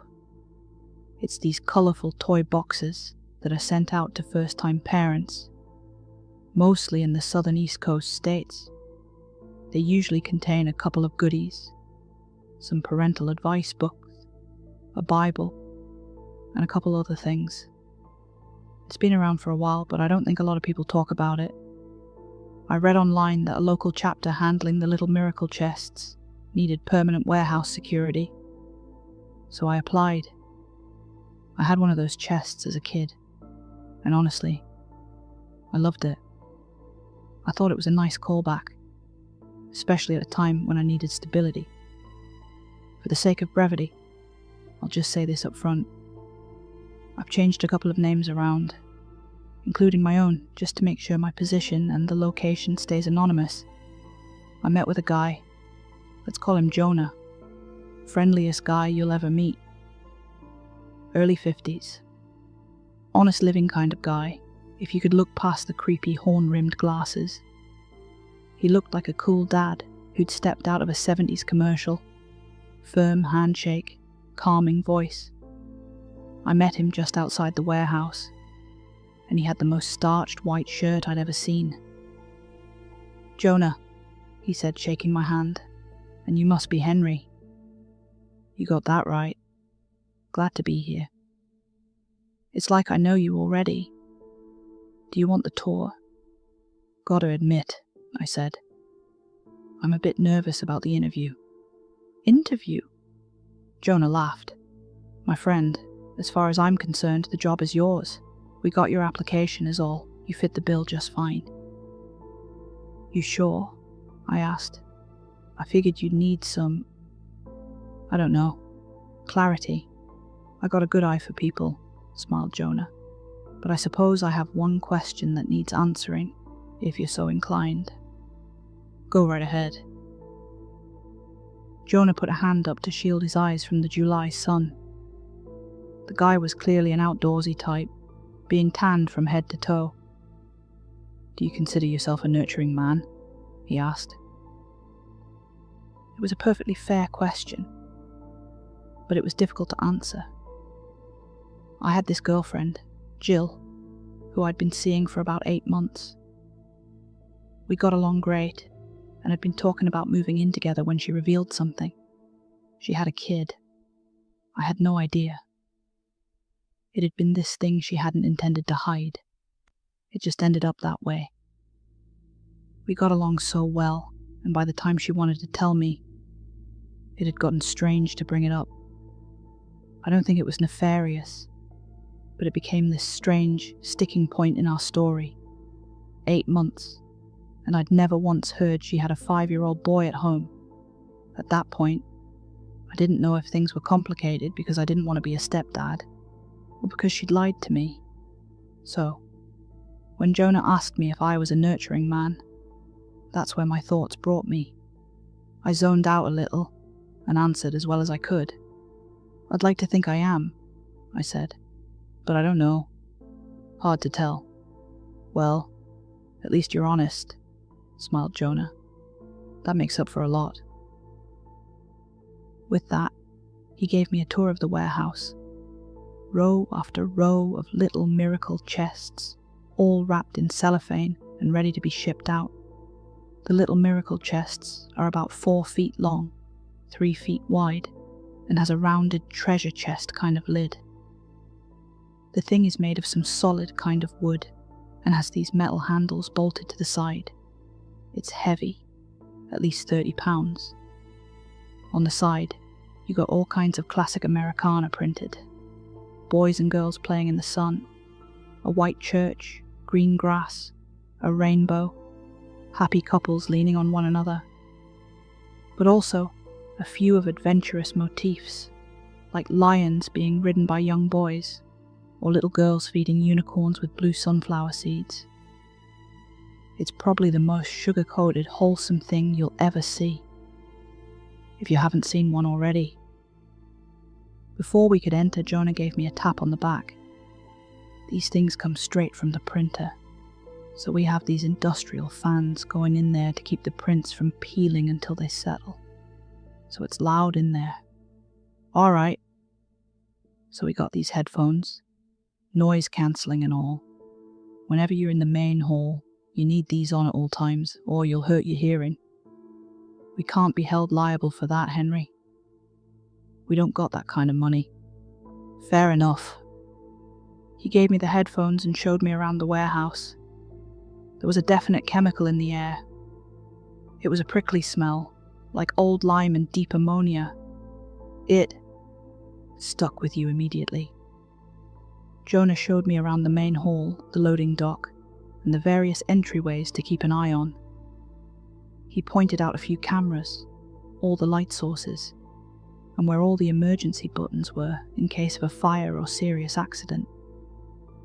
Once we got out of the warehouse, we put away the headphones and put them in a locker. There was this small adjoining office with 2 desks and an honest-to-God fax machine. Jonah explained a couple of details I needed to keep in mind. We got the place pretty cheap because the ground rests on aquifer, he explained.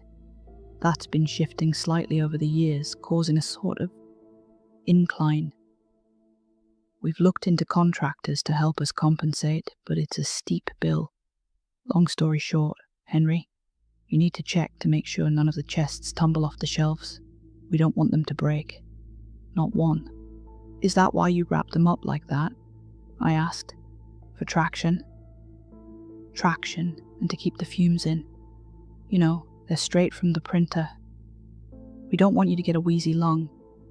We want you around for a while. I appreciate that. Anything else I ought to know? Well, look at you, smiled Jonah, giving me a firm pat on the shoulder. Being proactive. I knew I picked the right guy. Well, since you asked, there's one last thing. He sat down on one of the desks, trying to look like a cool substitute teacher. I bet that move worked better on the younger folks. Well, 2 things, he admitted. 1, don't use the freezer. We've had to throw out a bunch of stuff because of it. And 2, do you know our motto? The motto? Yeah, the Little Miracle motto. Do you know it? You used to have one as a kid, right? And of course I knew it. It was written on the inside of the lid, so you saw it every time you opened it. God loves all his little miracles, I said. That's the motto. Hot diggity dog, Henry. I knew you were the perfect guy. He gave me another firm clap on the shoulder. A couple of signed papers later, and I was officially hired. There were a couple more things to keep track of, like where we stored keys, what to do at certain times, and how many hours of the day I had to stick around. I had an alternating schedule with a 3-week rotation. The pay was decent, but I had to scale back on a couple of things on account of only working 4 days out of the week. The extra pay for working the occasional weekend and night shift more than made up for it. All in all, I was only down about $100 or so from my last job, and this was both more stable and had better hours. Jonah was always around, mostly in the office. I saw him try to get that stupid freezer to work a couple of times, but they gave up and started using it for storage. Mostly charity merch, like hats and cheap jackets. The people who worked there struck me as harmless, but socially awkward. They would bring in the occasional plate of cookies, or wish me a blessed afternoon, but they would keep to themselves and give me a curious side-eye. Night shifts were a whole different thing. The little miracle chests look a bit strange in the dark. You have to consider the one I used to have was beat up and torn at the edges. These things were fresh from the printer. They looked nothing like my old thing. It had been thrown out somewhere around my later high school years. I grew up in a troubled home. I didn't know it was a troubled home back then, but it was. I was an only child, and my parents were constantly complaining about their financials. Whenever the two of them were in the same room for more than an hour, they'd yell. There was always something. The broken lawnmower, the extra shift that ruined our weekend plans, the cheap muffler, that strange noise from the shower drain. There was always something, and someone had something to say about it, and they had to say it loudly. I used to get so tired of it that I'd lay under my bed with a pillow over my head, trying to drown the sound out. That is until I realized that the little miracle chest we had was mostly soundproof. I'd put blankets and pillows in there and make it my happy place. I would spend a lot of weekends there with a flashlight tucked under my chin, reading or playing. And whenever I ran out of batteries, I'd imagine what was written on the page and just whisper it into the dark. Or I could be an astronaut for a while, floating through space. Or maybe I was a spy, hidden in the trunk of a villain's car.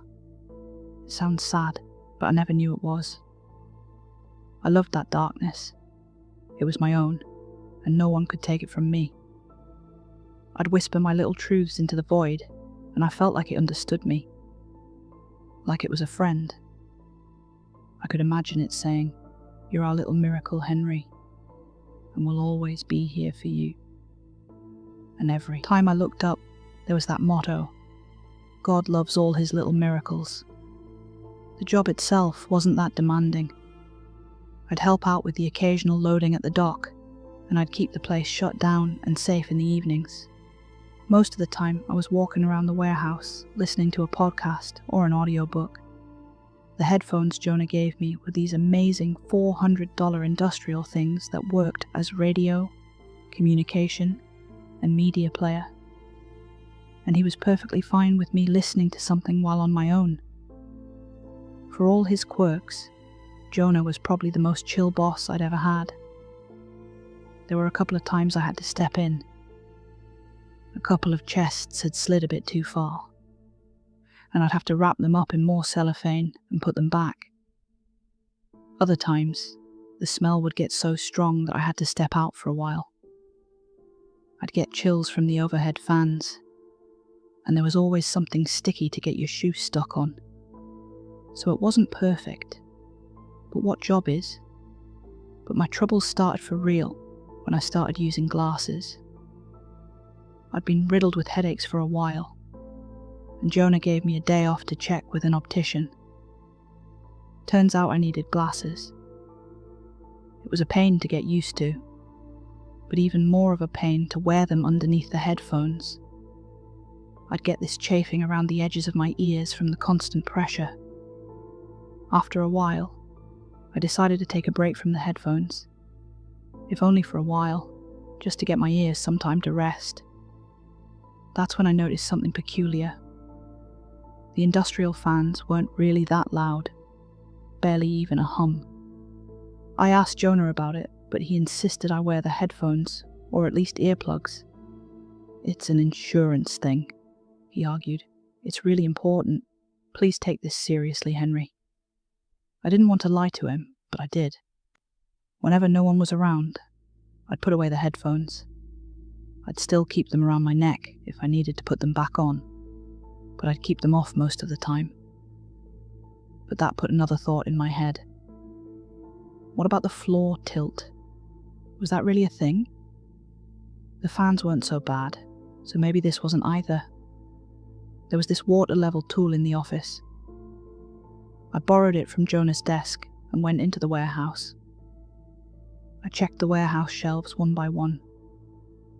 None of them were tilted or at an angle. They were all perfectly straight. I had the day shift the following afternoon. There was a short moment before my lunch break where there was just me and Jonah in the office. He'd kicked his feet up on a chair and basked in the heat like a lizard.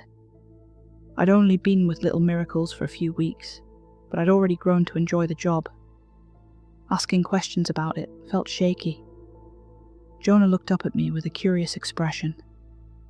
I got a couple of questions about the warehouse, I said. A couple of things ain't adding up, and I need some clarity. Well, Henry, that's what the good book is for, he smiled. But I guess I could clear up some of the smaller stuff. Let's start with the headphones, I continued. The fans are barely audible. There's no way they could cause any kind of hearing damage. Jonah nodded with a slightly furrowed brow. All right, he said. Go on. And the shelves. You said the floor was crooked and that the chests kept sliding. I checked the floor and it ain't crooked. Shelves ain't either. So what are you asking me, Henry? What's this adding up to? There's something you're not telling me. If we're going to be a team, I need to know what's going on. Jonah got up from his chair and patted me on the shoulder. His frown softened into a trained, quiet smile. He held his hand out, urging me to follow him into the warehouse. We wandered over to the closest chest, and Jonah gently placed it on the floor. He unwrapped the cellophane, talking to me as it came undone. The smell of the print unfurled like a carpet, spilling over my senses. The ammonia could have choked me, but it was the old lime smell that stuck around the longest. I can't tell you why they slide off the shelves, Jonah said. It's just something we have to compensate for. He tapped the chest and opened it, showing me the simple wooden interior. It was empty, with the motto printed on the inside of the lid. The headphones are a courtesy, Jonah sighed. A couple of folks feel bad about asking if they can play music or listen to something while they're out here by their lonesome. We figure giving a free pass makes the time go a little faster. And well, we already bought the things. Jonah, that can't be it. That can't be all there is. He closed the lid and wrapped the chest back up. Here's God's honest truth, he said. This entire organization is here to care for the good Lord's little miracles. And if we do what's expected of us, that's what we'll do. There wasn't a hint of a lie. I don't know what I expected. The chests were empty, and while the explanations were weak, they were at least plausible. It was enough to keep my mouth shut for a little longer. If there's anything else, you know where to find me, he said. Stick to the script, and you'll do fine. And for some time, I did just that. I patrolled those halls day and night, making sure the chests didn't slide off the shelves. I listened to my audiobooks, helped load the trucks, wrapped the chests in cellophane, and that was all there was to it.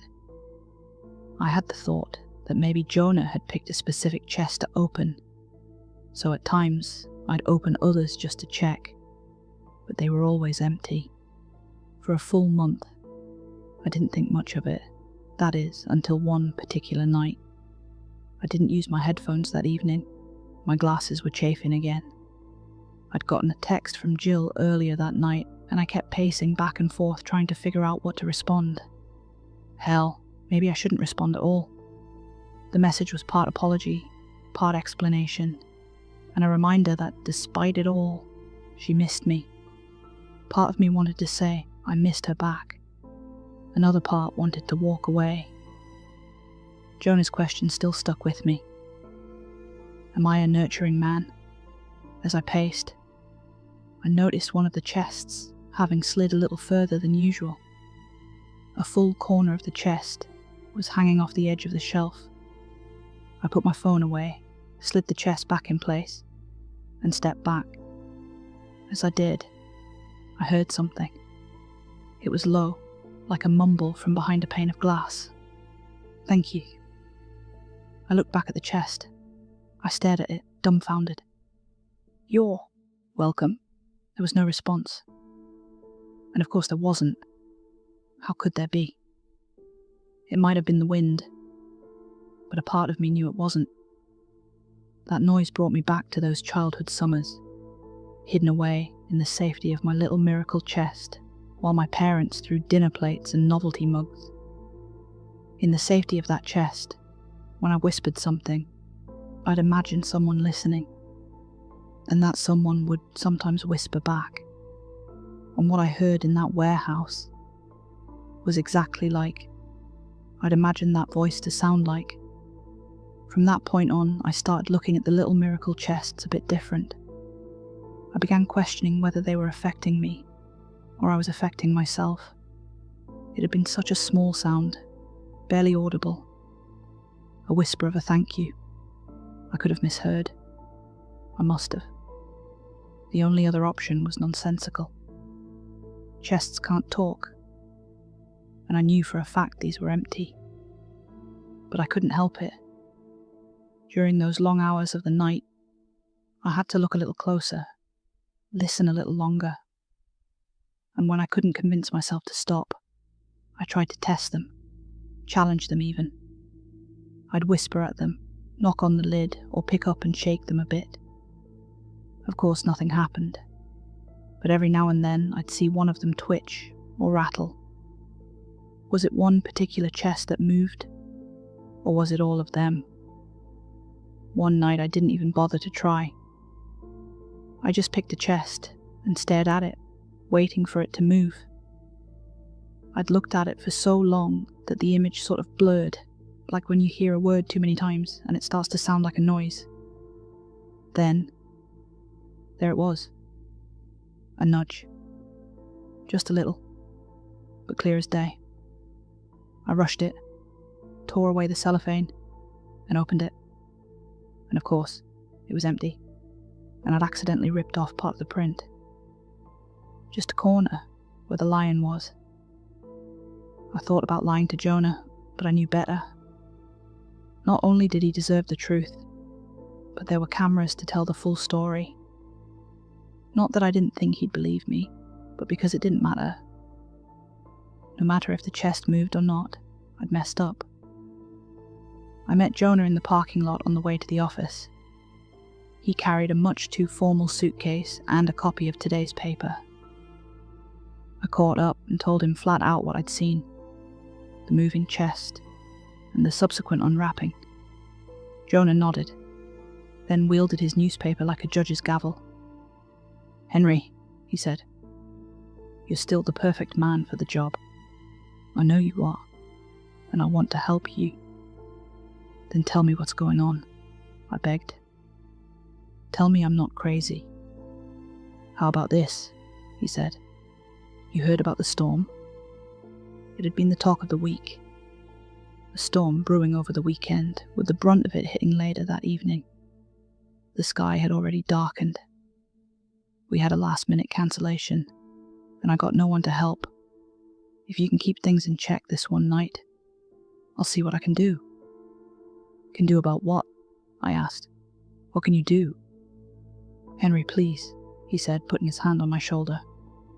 "I'll see what I can do." I agreed. Things were going to be a bit different that evening. I was the only one on site, and there'd be no one to call for backup. That, and the storm was guaranteed trouble.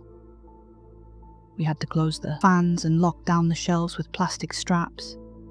And because the fans weren't running, I'd have to wear a mask with a gas filter, just in case the fumes got too intense. I was going to have to make sure everything was secure, which would be an effort and a half. Not even an hour into my shift, I started getting warnings about rolling blackouts in the area due to fallen trees cutting the power lines. 30 more minutes, and it reached me. The entire warehouse turned dark with a sudden click. The silence was so palpable that I could hear my heartbeat. It's surprising just how many noises are around you even when it's quiet. You kinda don't notice unless the power is gone. As the power went out, I could hear the wind picking up. It was pushing into our ventilation, making the warehouse fans squeak in protest. And with the first lightning strike, I heard the shelves rattle. Not because the ground shook, but because they suddenly moved. I checked the straps on the shelves with a flashlight, trying to figure out what had made them move. I noticed a particular chest on the mid-level that had slipped a bit, and I pushed it back in line. That was the one to keep an eye on. But as the second lightning strike collapsed into the woods outside, the shelves rattled again. And when thunder started to roll, I looked up. It wasn't just one peculiar chest. They were all moving. Some of them were actively fighting against the protective straps. Others seemed to shake, like a leaf in the wind. It's like something had kicked them, forced them into action. A couple of lids flipped up, revealing the empty insides. I could hear the cellophane stretch and strain against some unseen force pushing the chests every which way. Then, voices. "What's happening? Who's there? Is it danger?" I tried my best. I really did. I tried to ignore the movement and the whispers. I tried keeping them all still and secure, but one strap on the far end of the warehouse came undone, and one persistent gust of wind made the entire thing lean. I could see that it was about to fall long before I got there. It crashed into another shelf who bore the brunt of the weight, and luckily, it held. But one chest on the far end got loose. It collapsed to the floor and splintered on the concrete. Something leaked out of it. It looked like a water oil mixture, and it had this intense smell of old fruit. I grabbed what remained of the lid and moved it, only to see a small, translucent hand sticking out, no bigger than my thumb. Little claws curled around the fingertips. It was so white I could see its veins, where a pulse ought to twitch, but it didn't. It lay still. I let the lid go and backed away. "We die," a chest whispered. "We're dying," said another. "Mother, call for Mother." "Mother," they hissed and rattled, every chest, on every shelf, and as the hissing got louder, it turned into a wail, a cry for help, drowning into the raging storm. I backed away, not knowing what to do. A couple of straps were coming undone. Some shelves were swaying in the wind. And right there, on the floor, lay that splintered chest like a broken egg. "I'm trying to help," I called out. "I can help. Just please stop, and I'll help." "The Death Man," a chest hissed. "Fear the Death Man." "Mother, Mother." The calls got louder. A chant for Mother, for something to come help them. To deal with the Death Man. I couldn't stay. Defying the storm, I rushed out of the warehouse and into the parking lot. I was drenched in seconds as the rain fell sideways, but I much preferred the howling storm to whatever was happening on those shelves. I couldn't believe it. I ran for my car. I had to call Jonah. I'd gotten about 30 feet when I noticed something on the road ahead. It looked like an oncoming flash flood. Mud and trees and bushes being swept up into a big pile, roiling its way across the road. It was far off, but there was something about it. It looked out of place. I stopped for a second to look a little closer. It had eyes. It wasn't oozing across the road, it was crawling like a massive reptile. I'd mistaken its scales for tree bark. It was a creature. An unreal reptilian thing. And it was coming straight at me. And now that I looked at it, it was fast. I never made it to my car. I turned back to the warehouse. I sprinted as fast as my legs would allow and slammed the door shut behind me. 2 seconds later, the door imploded with a metallic twang, hitting me in the shin bone and sending me sprawling to the floor. "Mother," the chests cried. "Mother comes. Mother saves. Mother eats the Death Man. Eat the Death Man." Something groaned. It sounded like a tree bending in the wind, but there was a tune to it, and it repeated like the croak of an angry frog. The living. Mudslide reached into the warehouse, only to reveal a 5-clawed forelimb, each claw the size of my leg. It cracked the floor like wet sand. Then, a roar. The air rippled, and the pressure made my ears pop long before I even heard its sound.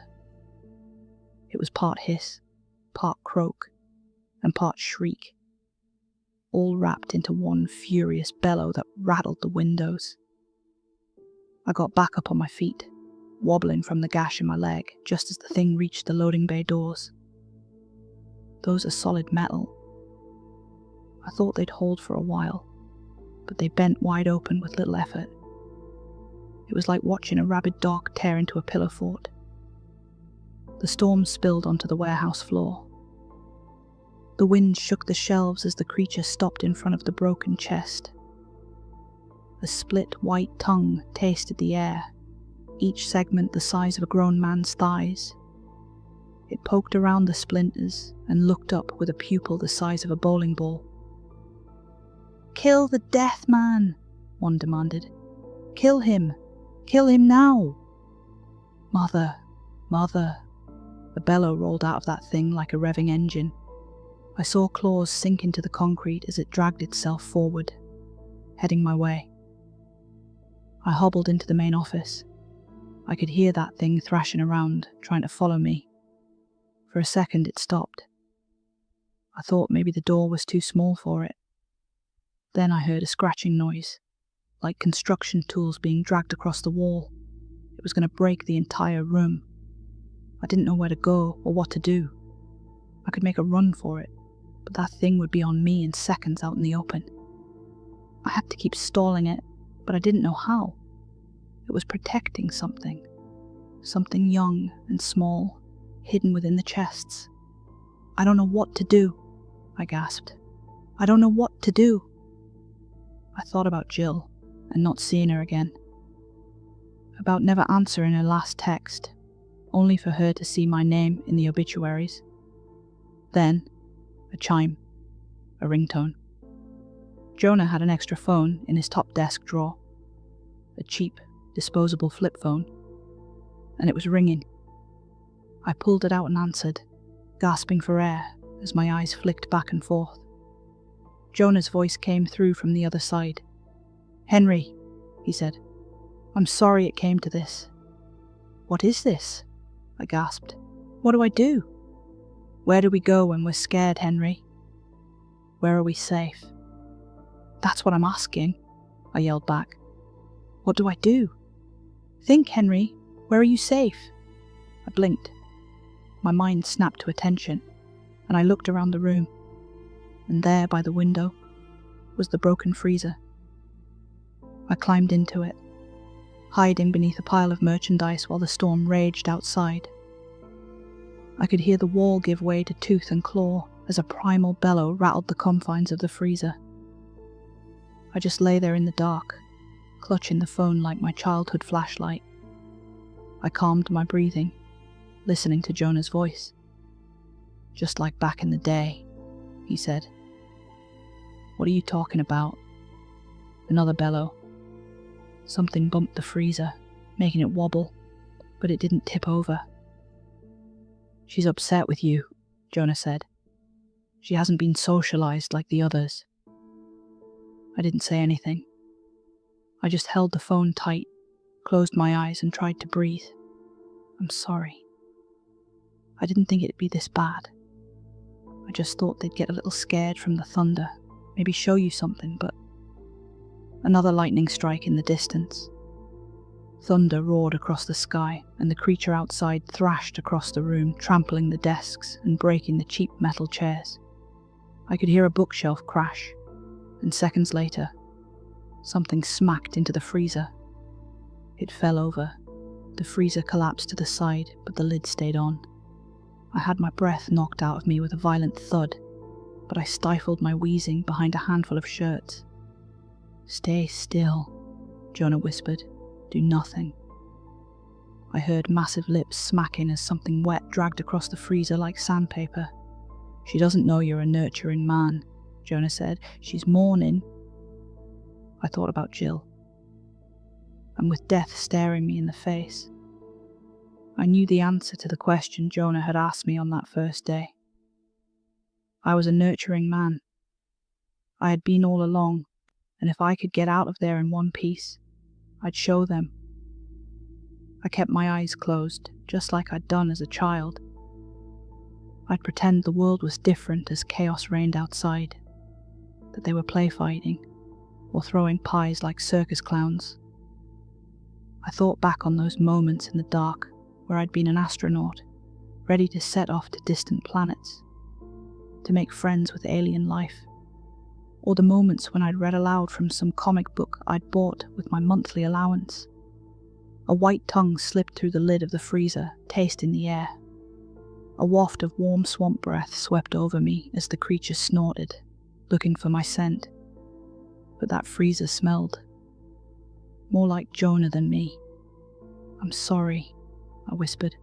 "I'm sorry. I'll do better. I'm sorry." "I know," Jonah whispered back. "You're still God's little miracle, Henry. We both are." Another low, rumbling, bellowing. This one rippled through my body as if softening me up for a bite. The tongue protruded again, missing the sweat top of my head by mere inches. Then it stepped back. It dragged itself across the floor, pulling half the office along in a sudden U-turn. Order slips and receipts stuck to its scales, whipping around in the wind. Debris from broken desks and flattened chairs clung to it, floating along like a natural disaster. I lay there, tucked among the battered merchandise, listening to the howling storm. The worst had passed, and the warehouse chests were quiet. "I'm so proud of you," Jonah sighed. "So proud of what you've become." And I would stay there until dawn with Jonah, waiting for the wind to stop yelling. Most of the damage was covered by insurance. This part of the county was apparently prone to floods, it seemed, which was one of the reasons it was so cheap. Of course, there was no flood, but I got the sense that they knew that. I met Jonah a couple of days later on a park bench not too far from the warehouse. He was having yogurt and brought a thermos of piping hot coffee. We hadn't spoken since that night, but he seemed just as cheery as always. I wasn't. "I need to know what this is," I said. "All of this." He looked up at me, then back down at his yogurt. "Mango flavour." "I never lied to you," he said. "The Tapex is God's little miracle. We just make sure they grow up to be good. They need to socialise, to listen. So you send them out to children. You hide them in chests and just let them go. It works," he said. "We rarely have a problem." "And what are they?" "In the wild, they're terrifying," Jonah shuddered. "But it's like with dogs. They can be your best friend, or roam in packs, looking for prey. So that big thing was a wild one." "Not wild one," he corrected. "A poorly socialised one." "Then what do the good ones look like?" Jonah finished his yogurt, putting the little plastic spoon down. He wiped his lips and rubbed the tips of his fingers together, making a strange sound. His fingertips were solid, like sanded down bone. "They can look like a good friend," Jonah said. "A kind uncle, a goofy aunt, or a friendly boss who don't ask too many questions. Someone who knows you very well." I looked at him, past the horn-rimmed glasses and the calming smile. There was a tint to his eyes that I hadn't seen before, and a slight protrusion along his spine. "It's not without purpose, Henry," he said. "We're all just trying to be better people." He got up and stretched a little, then let his demeanour sink back into a familiar expression. "See you Monday?" he asked. "For the clean-up?" I got up, looked him over and shook his hand. "See you Monday." It's been a few years since. The first thing I did after that meeting was call Jill. It didn't take long for us to reconnect. She gave me every opportunity to back out, but I kept at it. And beyond all my insecurities and questions and worries was a life of calm and warmth. One that I could nurture into something beautiful. A place with bedtime reading and early morning car karaoke. You might be surprised to know that I still work with Little Miracles. We got one of the chests at home. The creature that lived in it slipped out last summer, having grown too large to stay in the double-bottom floor. I don't consider these things a threat any more than I do a stray dog or an outdoors cat. I get it now. I get how they work, and I don't have to wear any headphones at work. They don't mind me hearing the voices. Jonah has never said it out loud, but I think he and I both know where we first met. He's been with me for a long time, all the way back to when I read books by flashlight. Thanks to him, I guess someone listened to all those times when I whispered into the dark. It's a good reminder that God loves all his little miracles, and maybe we should too.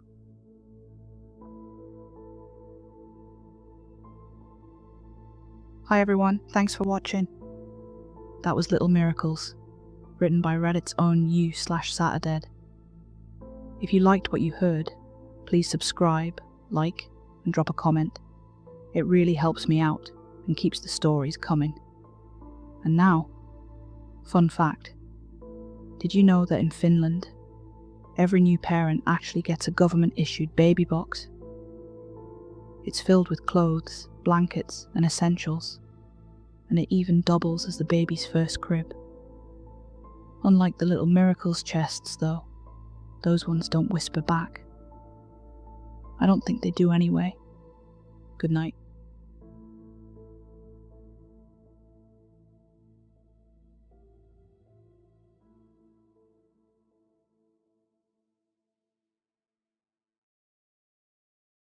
People hear demon hunter and think I'm some sort of crusader. Holy water, silver bullets, all that crap. That's not me. I'm not out here to kill anything.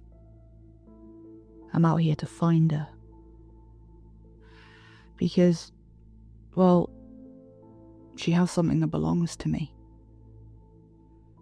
My dad. At least, I think she does. I'm getting the bulk of my information from my mum, and my mum, she isn't what people would call a reliable source. She lives in Beacon Point Sanatorium, on the edge of Corvus Vale. She says a demon took my dad, but everyone else says she killed him. That's why she's there. That's why I was taken from her care when I was just a week old, and that's why I've never met my big brother.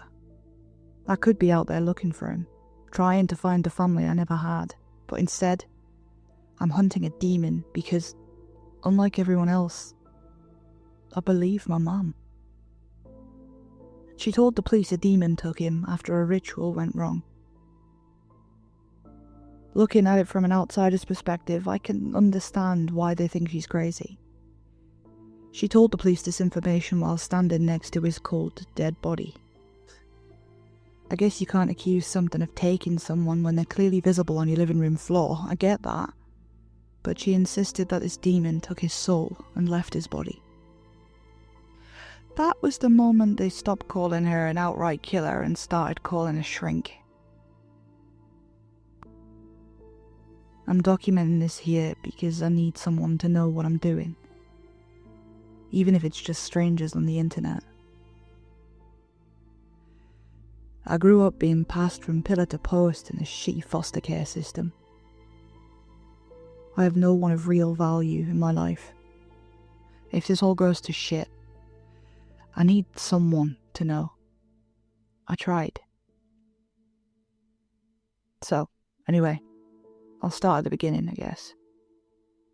My name's Alex Hammond. I was born in Vale Central Infirmary in 1989. My parents were Shannon and Jerry Hammond. I don't know anything about my brother. He was 2 when we were separated. I found my mum recently, after years of not looking. I know that sounds bad, but if you told the same story enough times, it starts to stick. You stop asking questions. For 36 years, my mum was a compulsive lying, psychotic murderer, and that's all there was to it. School was a cruel place. My life was common knowledge.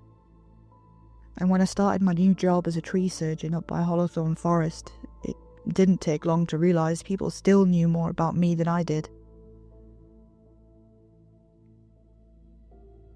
You ever spoke to her then? Gary, my team leader, asked, out of the blue one day whilst casually munching on a tuna sandwich. Spoke to who? Your mum, mate. No. I have no reason to. I wouldn't know where to find her even if I did, I said, internally rolling my eyes. This line of questioning was something I was accustomed to, but I was hoping I could at least escape it at work. Gary wiped the crumbs that had accumulated in his stubble with his sleeve, looking at me wide-eyed. Mate, she's in there. He pointed a meaty finger upward, towards an ancient manor house-style building, sitting alone, nestled amongst the very trees we were working on. Beacon Point isn't far from my house. Corvus Vale isn't a big town. It's about a 30-minute walk as the crow flies, or a 10-minute drive. It sits just inside Hollowstone Forest, surrounded by a large stone wall. Its peaks and chimneys are visible from the road.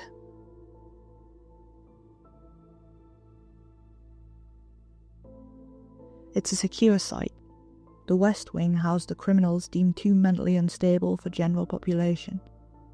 The rest of the building, though, was used as a long-term residential facility for people with severe mental illnesses. White stone signs with polite fonts and little bird logos dotted the long driveway directing visitors. I was going to the West Wing. Inside, everything smelled like bleach and stale coffee. I didn't tell anyone I was going. Who would I tell?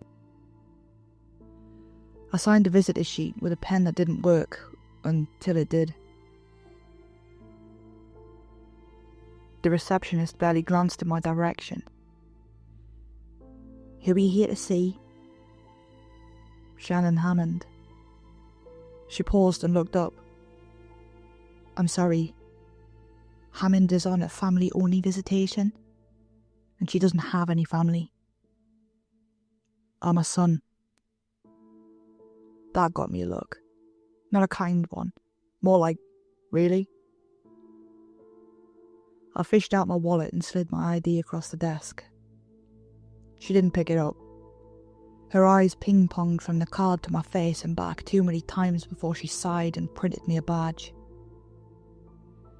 After an agonising wait, she buzzed me through. "Follow the lines," she said matter-of-factly. "Yellow to the visiting suite, red to the reading room, green to the lunch hall, ignore the black." "Ignore the black," I echoed. "Yeah."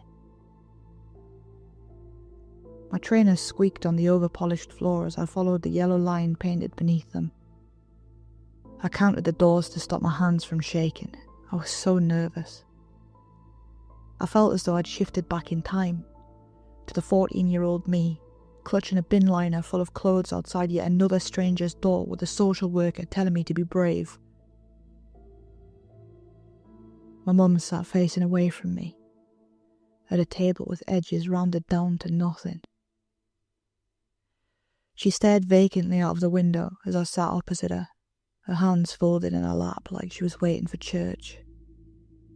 She looked older than the picture I had. Of course she did. She'd have to be at least in her early 60s now. Her hair was completely grey. She tried to brush it neat. Her eyes met mine slowly. "Hello," she said softly. "Hi." Silence fell into the space between us and had to be pushed aside. "I brought you something." I didn't know why I said that. I wanted to. Fruit, magazine, a miracle. She smiled anyway. "You brought me you." "I'm Alex," I said, which was stupid. She knew that. But I just needed to say it out loud. I needed it to be true in the air, not just in a file. "I know," she said. Her eyes were wet, but she didn't cry. She had the tired control of someone who learned what crying costs in a place like this. For a minute we talked about nothing. The weather, my job, my favourite food. Then it all wanted to pour out. The questions. But I didn't know how to open that door without everything falling through the floor. I didn't have to. She did it for me. "You look like your father," she said quietly. A tinge of fear shot up my spine. For a moment I had visions of her lunging at me across the table. I stayed quiet and forced a thin smile. "Do you see him?" she asked. "Who?"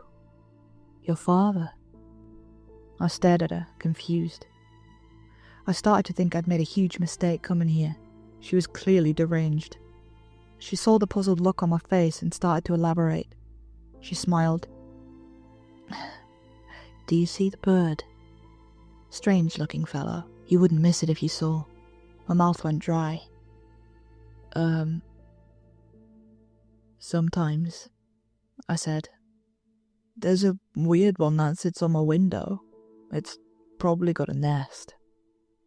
"What makes him weird?" "He's a crow, but he's white," I said flatly. She nodded, like we were finally talking about something that mattered. "That's your dad," she said. "Certain." I laughed. A small, ugly sound. "Spiritually speaking," I said, not knowing if it was a question or a statement. "No. Literally speaking." I raised an eyebrow. This was as good as an opening as I was going to get. "How?" I hated how much I needed that word. She turned her hands palm up on the table, like showing me she had nothing to hide. "I've waited 36 years for a chance to tell you the truth, Alex. Let me start from the beginning." She sat back in a chair, the hard, cheap plastic clicking under the strain. "We wanted a child," she said. "But the doctors said no. There was an incident when your father was young. He needed emergency surgery to repair an abdominal hernia, but there was an accident. Both vas deferens were severely damaged during the surgery, leaving them scarred beyond repair. No one knew. Not until it was too late. I don't know what those words mean, I replied honestly. His balls didn't work, dear. Oh, I looked away embarrassed. She half smirked before continuing. Your father wanted a child of his own so badly. He searched high and low for an answer. I thought I had a brother, I interrupted. Didn't he already have a child of his own? This was before your brother, she stated before continuing. He found a book in a dusty old shop in town. Started studying the occult. What? Yes. That was exactly my reaction when he told me to, she agreed. But it worked. What worked? I asked curiously. The summoning spell, she whispered. I'd heard enough. I couldn't believe I just sat through that. She was clearly deranged. I started to stand, and she reached for my wrist and stopped me dead. An icy chill running up my spine. Please, Alex, just hear me. Her eyes were pleading. If at the end you never want to return, I'll understand, but please just let me finish. I sat down slowly, if only to get her to release me. She stroked my wrist once with her thumb before removing her hands and straightened her faded pink scrubs. I didn't take part in the ritual. He did that on his own. But I know it worked. I got pregnant. With my brother. Yes, she smiled. It wasn't until I read the book later that I discovered there was a price to pay. The price differs with every request, depending on what you need granted. What was your price? I asked, leaning forward. Any subsequent children must be given to her. What? I stammered. I'm a subsequent children. I mean, I'm a subsequent child. I know, she murmured, her gaze dropping to the floor in shame. It was never meant to be this way. After your father told me what the price would be, we promised each other that we wouldn't have another child. We tried. We truly did. She looked up at me, her eyes full of desperation, silently begging me to believe her sincerity. You think it would be simple, not getting pregnant, but... Her voice faltered. She always finds a way. What way? I asked. It doesn't matter now. What matters is you were born, and we loved you. Your father loved you. What happened to my dad, Shannon?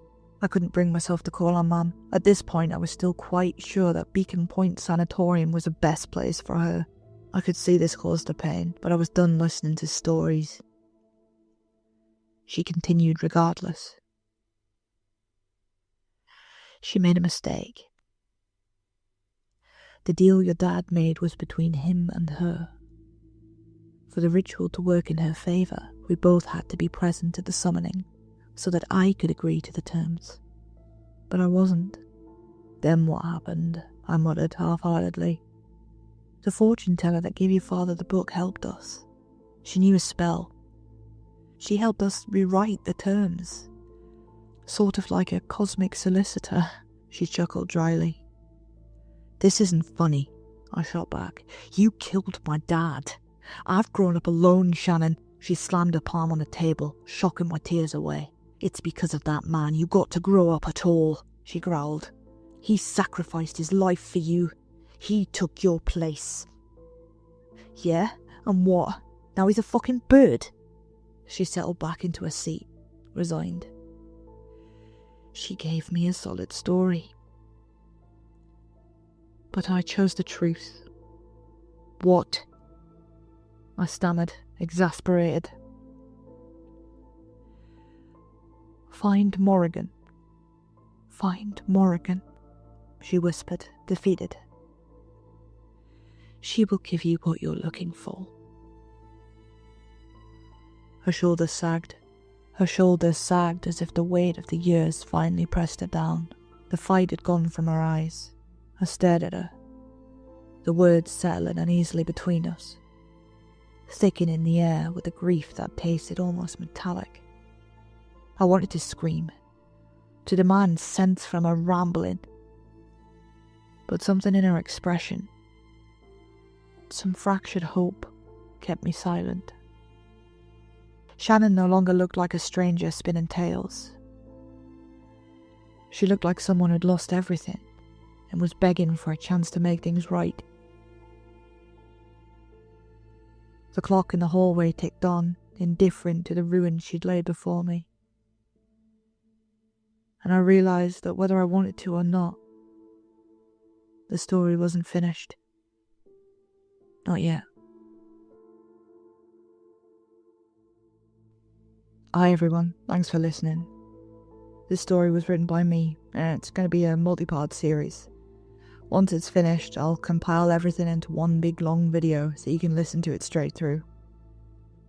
And now, a self-depreciating fun fact about me, I guess. Did you know that reading in your head and reading out loud actually use two different parts of your brain? When you read silently, it's mostly just your brain recognizing symbols and turning them into meaning. But when you read out loud, you add speech production, motor control, and even hearing your own voice back. So it's way harder. I've already mentioned I'm dyslexic, right? Well, here's a perfect example of what it actually means when the words start jumbling around on the page, and how I try and get around it. You ready? Don't judge me. I'm special. And if you laugh, you're going to hell. Shit, hold on. This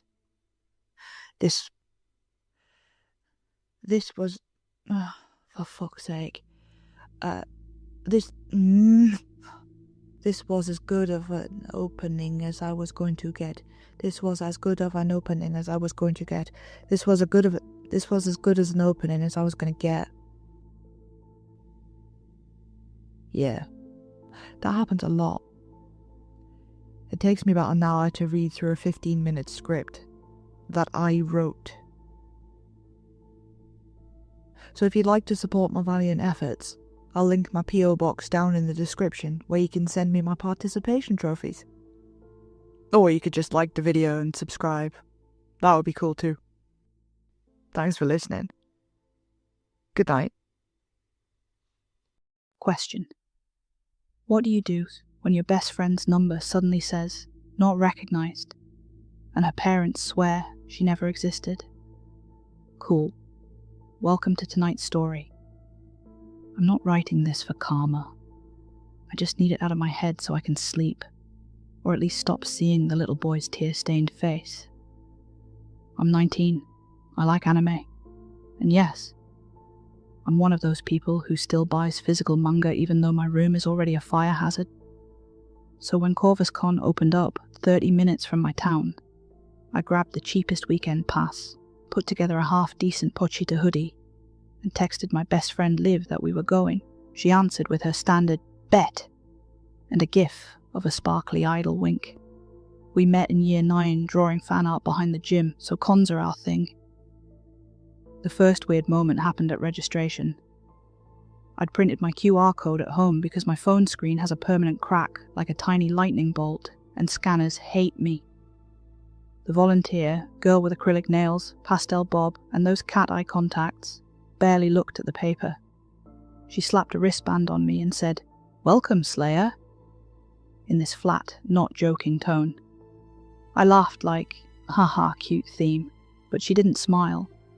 Her contact lenses reflected me back as two skinny, nervous versions of myself. "Do we get a discount for exorcisms?" I asked. She blinked, then slid a brochure forward. "Floor 3 is closed," she said. "Construction." Except the brochure showed a big red block on floor 3 labelled Idle Training Experience. Demon Hunters Live. And under it, tonight only. Invite only. Someone had put a black line through it with a Sharpie. It bled around the edges. Liv wasn't there yet, so I killed time in the vendor hall. It was huge. Rows of posters, plushies, enamel pins, swords that were definitely not sharpened, and wigs piled like cotton candy. A cosplayer, as a pale shrine maiden, walked by with a handbag patterned in little white crows. I noticed it because the print was actually kind of cute. A repeating line of crows with their wings half open, like beckoning. The strap was fraying. She kept glancing over her shoulder, even though nobody was following her. I got a text from Liv. I'm in. Black hoodie, wolf ears. Don't judge. I turned, and she materialized from a crowd of Genshin Impact characters like she'd been spawned. Wolf ears, as promised, and a hoodie that said, I paused my riz to be here, in cracked white. She had winged eyeliner sharp enough to send someone to A&E. You see the invite-only thing? She asked, as we did our awkward hello hug around her tote bag. Anime is finally coming back, Demon Slayer. K-pop Demon Hunters. It's trending. Hashtag K-Hunters Challenge, hashtag fell in love, and then it died, all that. My For You page is clogged with it. I thought that was just TikTok thirst traps.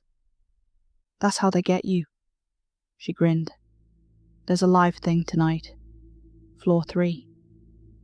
It's closed, I said, showing her my brochure. Oh, mine's not like that, she said with a smirk, wiggling the wristband she'd just gotten. It was the same as mine, grey fabric, plastic fastener, but hers had a tiny stamped symbol I hadn't noticed on mine, 3 equal lines inside a circle. Unhindered access, apparently. Some guy gave me this and said, you're perfect. Creepy, but I'll take the clout. I checked my band. No stamp.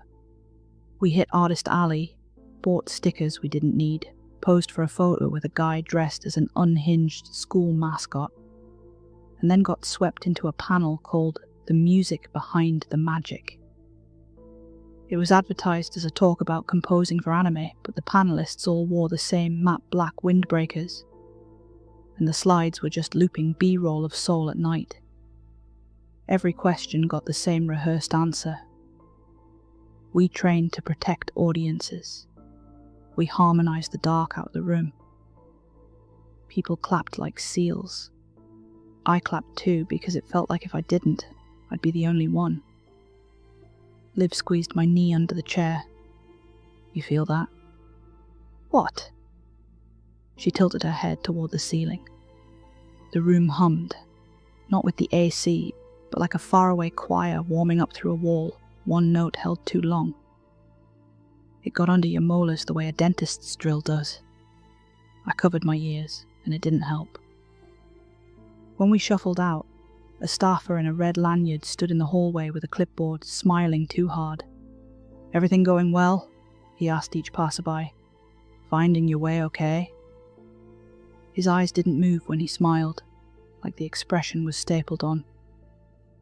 Liv nudged me. Floor 3. I'm not allowed in, I'll get kicked out. She pocketed her phone. I'll be your lawyer. We tried the main stairwell first. A strip of yellow tape crossed it with no access in block letters.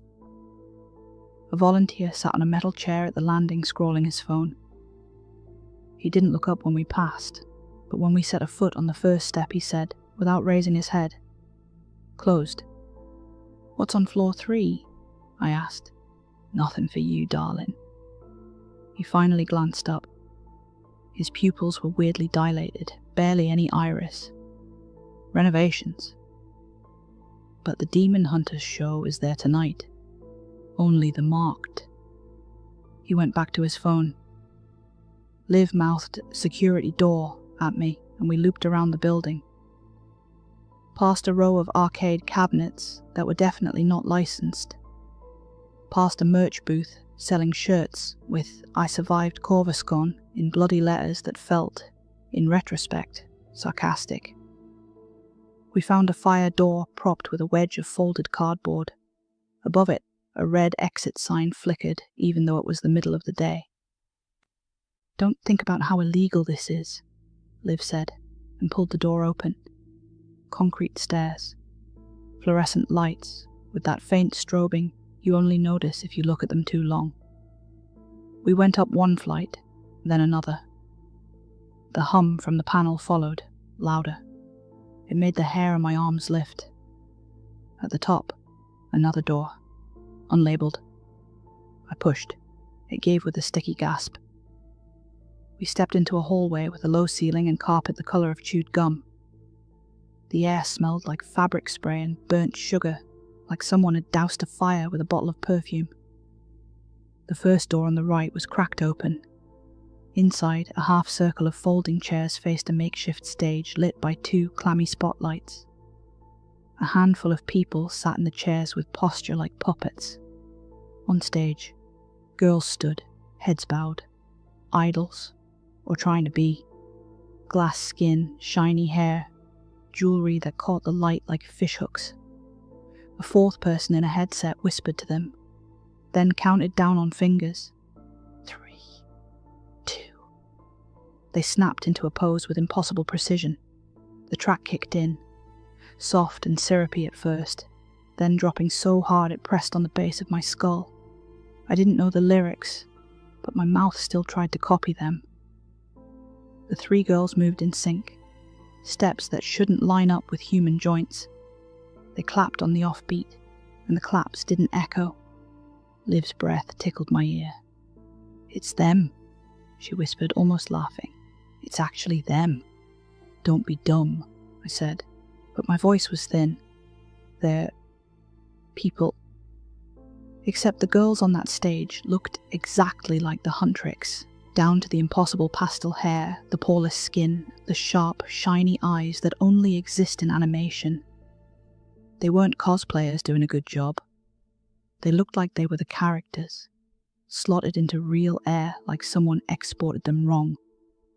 Every micro-habit matched. The purple-haired leader's half-smile on beat 4. The red-haired girl's wrist roll before a spin. The shortest one's toe tap no one notices unless you've watched a million edits. It felt like my screen had leaked these animations into real life. Liv squeezed my sleeve. "This is like an open rehearsal, right? We could..." The guy in the headset turned and smiled with all his teeth. "Welcome," he said. "You're just in time for the warm-up." Audience bodies changed the math. "What math?" I asked. He lifted a finger to his lips, amused. "Shh. You'll ruin the take. People say you can feel when you're being watched. That's what everyone in horror movies says. But it wasn't that.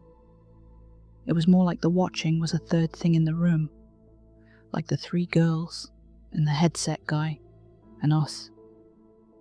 And then another thing draped over the ceiling, like the air had draped itself on hooks. The song slid into a chant. The girls moved with the kind of tight, snapping control you only get by bleeding for it. They smiled soft, then too wide, then didn't smile at all. The headset guy turned, scribbled on a clipboard, turned back. Someone in the chair started to cry without sound, tears slipping like he wasn't part of the decision. Liv's fingers were digging into my wrist. "We should go," she said, except her voice was thin, and her eyes were fixed on the one with black hair. She reached an arm out, hand slicing the air, and I had the dumb thought, she's pointing at me. Then the lights popped, actual pop, like a bubble, and everything went black for one breath. When they came up again, one of the people in the half circle was gone. Empty chair. Everyone looked at it, then looked away at the exact same time, like rehearsed. The headset guy didn't react. He said, "Again," and the 4 on stage reset. "What the hell?" I said. I reached for Liv's hand. She wasn't there. I didn't think. I just stood up so fast my chair scraped. "Liv?" Heads turned because of the noise, not because of her name. The empty chair in the half circle looked like a pulled tooth. Nobody was flinching. A girl to my left dabbed at her eyes without a sound, the way you clean a window so it doesn't streak. Liv! I tried again, louder. The headset guy appeared beside me. I swear he didn't walk. He was just suddenly there, close enough that I saw a smear of foundation on the cream edge of his earpiece. "Please keep your seat," he said very kindly, like a priest. His smile had a shape, a perfect oval, like it had been traced. "My friend, she was just here." I pointed at the empty chair, then at the aisle. My hand shook. Tall, black hoodie, wolf ears. What did you do? He followed my finger as if we were both admiring a painting. "Oh," he said softly, and something lit behind his eyes, not surprise, more like relief. "Did she have a stamp?" "What?"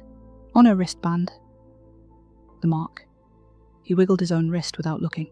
3 equal lines inside a circle flashed on his band, debossed rather than inked. Some do.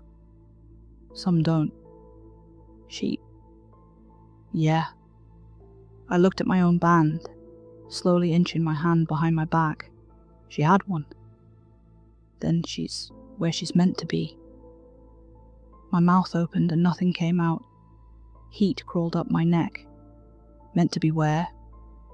He glanced back at the stage.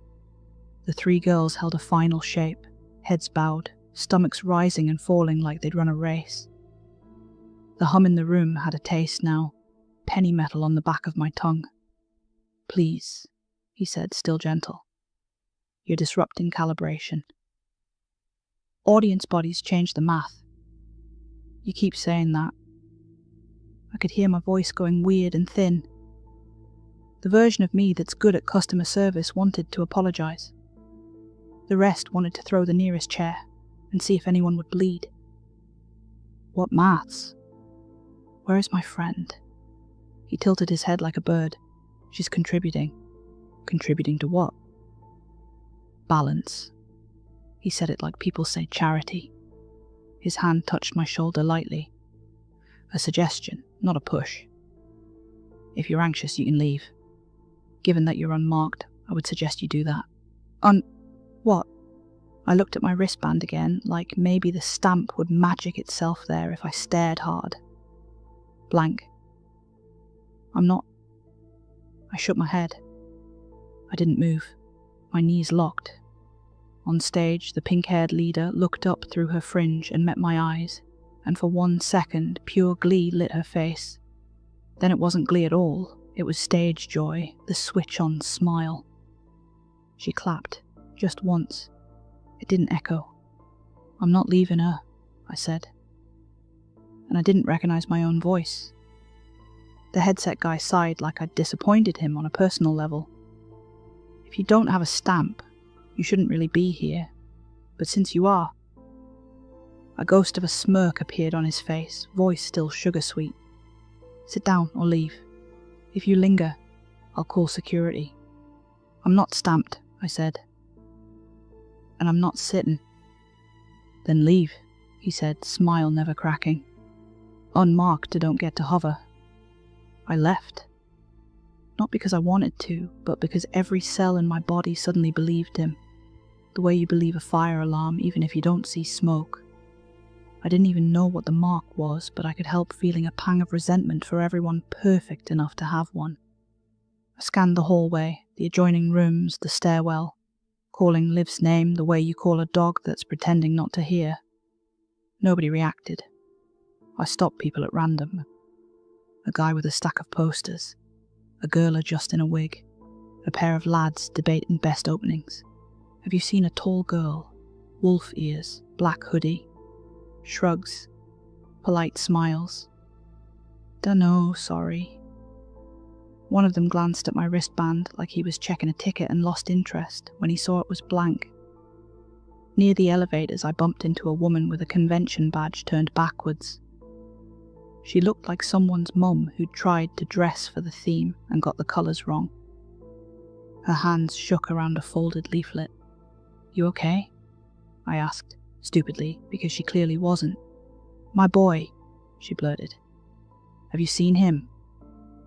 10 shark hoodie, hair like this. She flattened her fringe to show me a cowlick. He went to a special demo. They said it was safe for him to go on his own with him having that little stamp thingy. I swallowed. I haven't, sorry. What's his name? She told me. I won't write it here. Saying it made her cry in that quiet, leak-down-your-face way. We searched together for a bit, doing useless loops. Security told her to check lost and found. Staff told her the day was very busy and she should hydrate, then tried to sell us 70p bottles of water for £10 because they had 2 Goku stickers on the front. When she stepped away to call someone, I stood there and watched people flow around the space where a small boy should be. A stupid, mean thought snuck in. Maybe Liv bailed on me on purpose. Maybe she saw me kiss Gary Stevenson behind the bike sheds last Sunday. Maybe someone told her, and this is revenge. Let me panic, then laugh about it later. It felt exactly petty enough to be true when your heart's in your throat. I kept looking until the day burned down to its threadbare end. Hours slid. I forgot to eat. The popcorn smell turned my stomach. At 5, the dregs thinned. At 6, vendors broke down displays, bubble wrap popping like distant gunfire. At 7, the con felt desolate, bin bags open, bits of wig hair stuck to carpet, a single plushie abandoned on a windowsill like a lost cat. Liv didn't walk out with any of them. A tidy woman with a company polo intercepted me upstairs. We're closed. Load out only. My friend is missing, I said. She didn't come out. I'm so sorry you feel that way, she said smoothly. Have you tried the lost and found desk? She's not a fucking water bottle. Security hasn't reported a person as mislaid. Mislaid? I laughed once. She was here, then she wasn't. No one reacted. Your colleague said if she had a stamp, she's where she's meant to be. What does that mean? The stamps are for crowd flow, she said. It's a very popular activation. We triage for safety. She smiled, lacquered. If you'll excuse me. I'm not leaving without her. Something in her gaze clicked. We don't keep people, she said, word perfect. We keep the room. If you're concerned, please contact the email on your brochure. By 9, I went home because there was nothing left to watch but the inside of my own head. The blue evening felt fake. My hands shook all the way onto the motorway. I texted Liv all the way home, even though the messages hung like prayers on a hook. Call me. I'm scared. Wolf ears, remember? You promised me pizza after, please. My mum greeted me at the door. Hiya, love. You had a good time. I didn't look her in the eye, just plopped my bag down on the counter and flopped onto the kitchen stool. Yeah, Liv bailed. I think... Oh, love, you think she found out about Gary and the bike sheds? Mum, I exclaimed, exasperated. I stared at toast until it went cold. I tried to call Liv and it went straight to voicemail. Her stupid joke one, where she says, hello, and lets you ramble before the beep.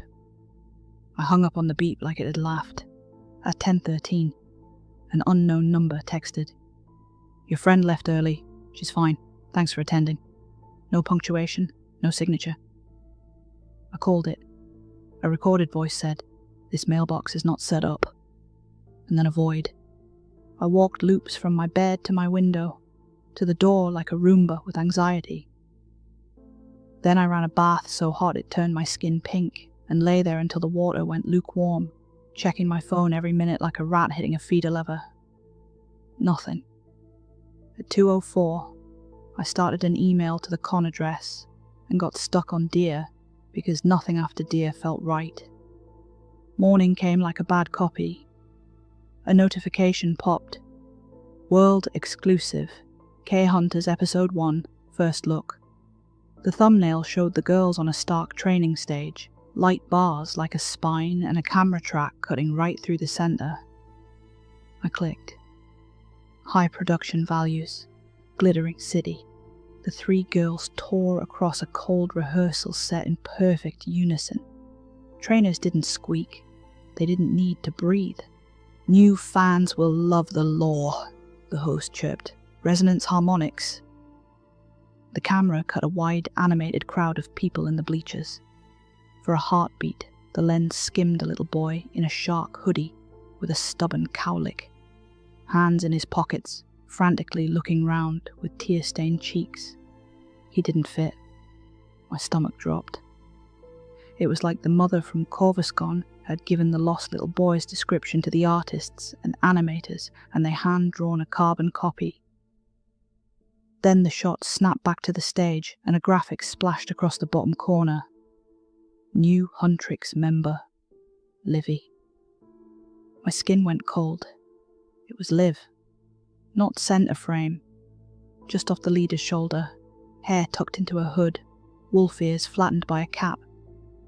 The music swelled, the routine sharpened. Livy sang 2 lines in that glossy idle cadence and hit the choreo with scary precision. Toe tap on beat 4, shoulders tracking the count. Then the edit hiccuped, just a breath, and her face wasn't stage bright at all. Bare. Lost. Like she'd woken up in the wrong room. A blink later, the filter smile slid back on and she nailed the next call and response. I froze the frame and took a photo.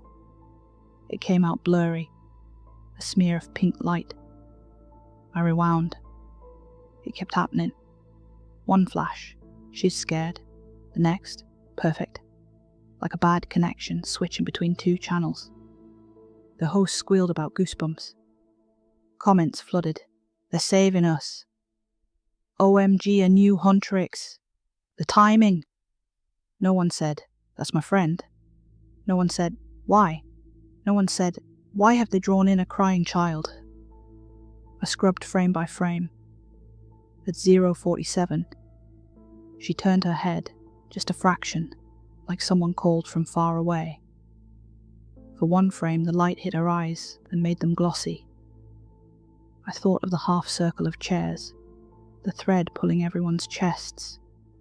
The way the headset guy said, we don't keep people, we keep the room. My phone buzzed. Unknown number. We're proud of her. I typed, where is she? Give her back. I'm calling the police. Green bubbles. No delivery. I dialed Liv's number, and the network told me, bright and cheerful, number not recognized. I stared so long, I thought I'd misdialed. Tried again, same thing. I went downstairs. Ma'am? My voice sounded like I'd borrowed it. Liv's on YouTube. She's been animeified. Who? She said, genuinely puzzled, wooden spoon in hand. Liv. Olivia. My best. I stopped because my body did a strange cold ripple. Don't joke. I'm not, she said slowly, eyes tightening the way they do when she checks the thermostat. She reached up and touched my forehead. You've gone white, love. Do you need to sit? I ran upstairs and rang Liv's parents. I've known them forever. Her mum answered on the second ring. Hi, sorry, is Liv. I'm sorry. Who are you trying to reach? She said. I checked I'd dialed the right number. Mrs. Ashford. That's me. I'm looking for Liv, your daughter. A puzzled beat. We don't have a daughter. I hung up. Maybe this is all marketing. Maybe the distraught mum was a crisis actor, and all the human counterparts of the new characters that have been popping up recently got NDAs and a tote bag. Except, no, that's not right. No one remembers Liv. No one. I think that's the part that keeps catching in my throat. Last night I watched the episode again. I told myself not to, but I did. She came on, and I stood close enough to the TV to count pixels.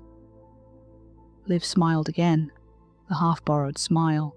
The cut twitched first, like the edit knew what her face would do before she did.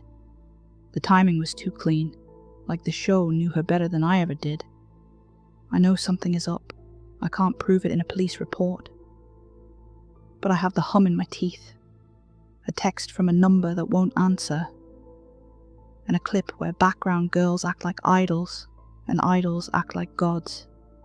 I'm going to try again in the morning. I'm going to bring the photo and the wristband and my stupid shaking hands and ask a human with a badge to say the word missing out loud. But right now the episode is paused at 0:47 on my TV and my best friend is on screen. Everyone thinks they've written in a new character. But I don't think so. I think the creators of these new anime TV shows don't draw their characters. I think they make them from real people somehow. And I think Comic Cons are where they hunt. If you go to CorvusCon next year and a staffer tells you to flash your stamp for an invite-only training, don't. If someone stamps your wrist and says you're perfect, ask them why. And if you see Liv on your For You page, wolf ears tucked under a hood, don't duet. Don't stitch. Don't say queen. Just turn it off. They are stealing people from conventions and making everyone forget them. No one is noticed. I guess it's the perfect crime. It would be easy, wouldn't it? People are born to be accepted. Even when people say they don't care, they do. So why not find your hunting ground? Separate the worthy from the not with something inconspicuous, and let them come to you. Because they would, wouldn't they? If you stamp a wristband and tell a girl she's perfect, she'll step forward, even if she doesn't know what she's stepping into. They may even bring their not-so-worthy friends along to show off. Imagine being told you're perfect. You know, I hate that somewhere inside me. I'm jealous.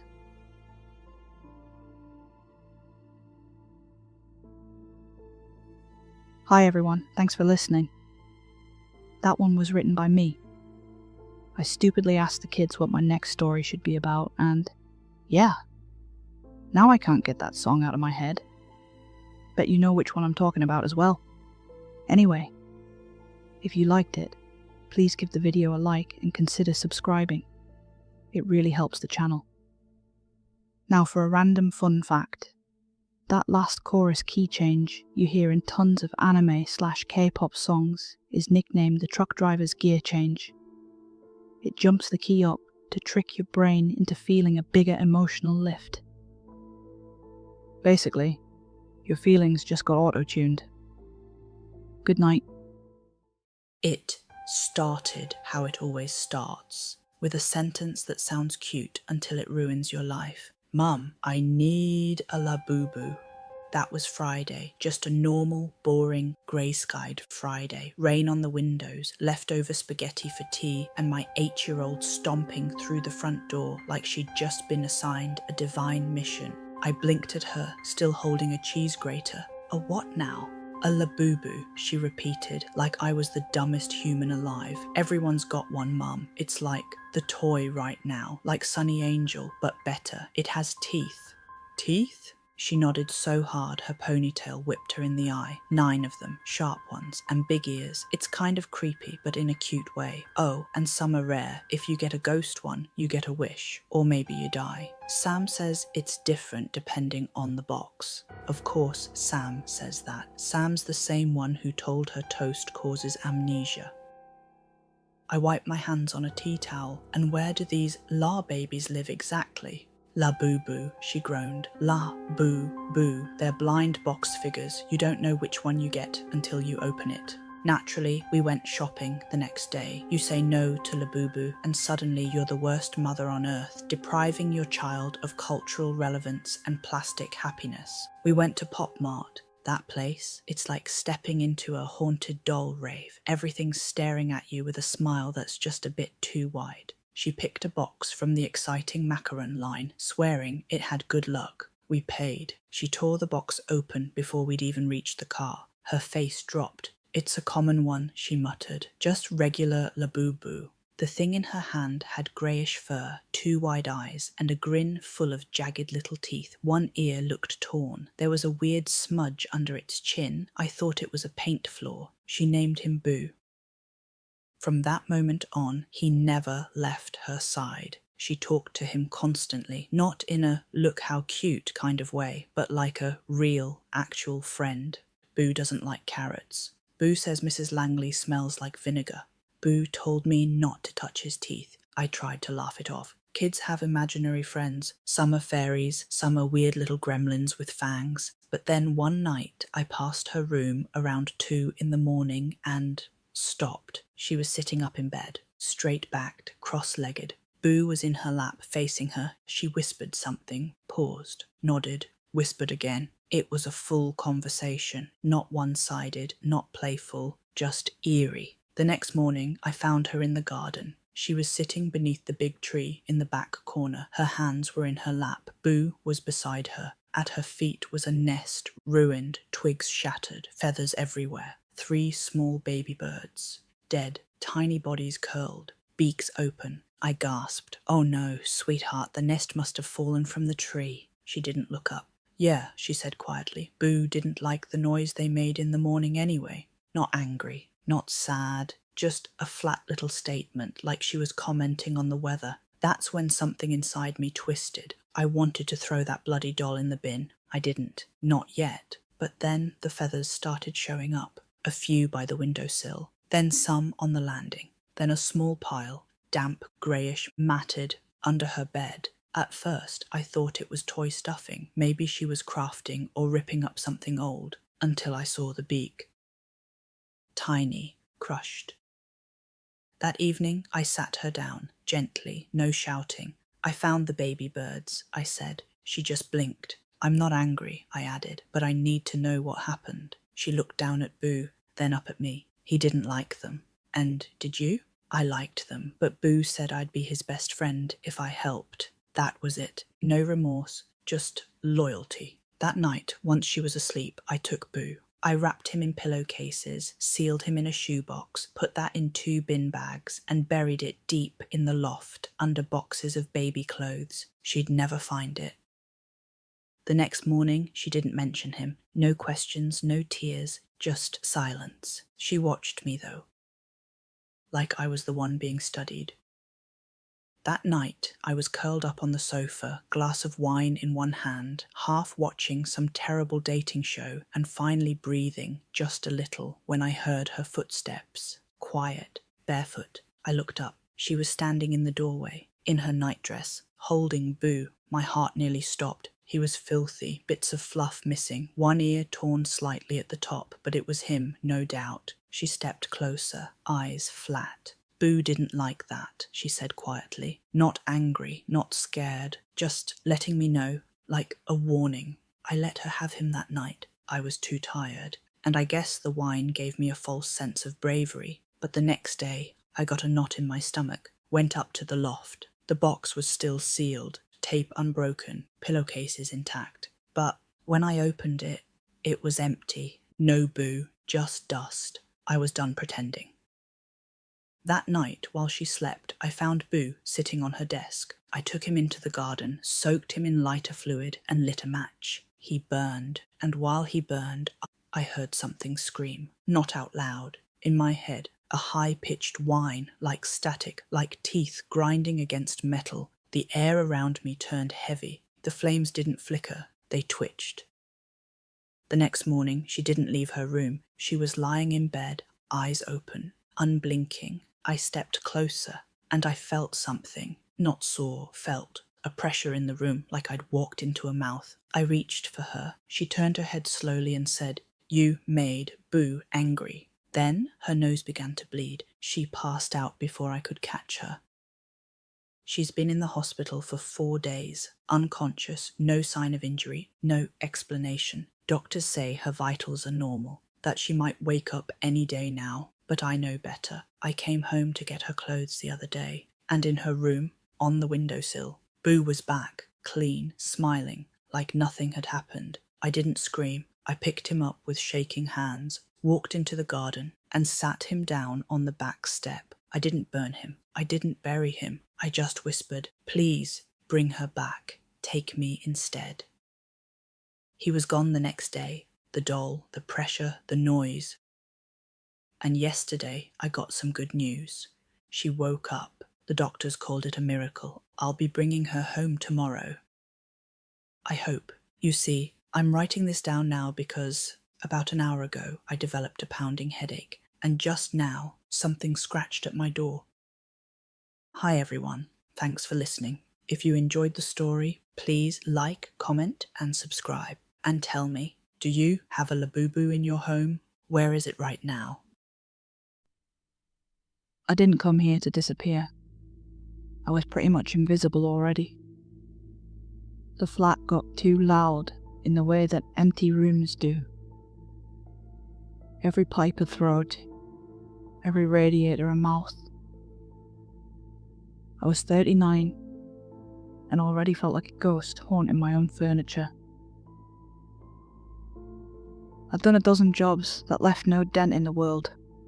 Warehouse picker, night shift at the printers, 5 long years repairing cash machines. Every payslip felt like a receipt for time I'd never get back.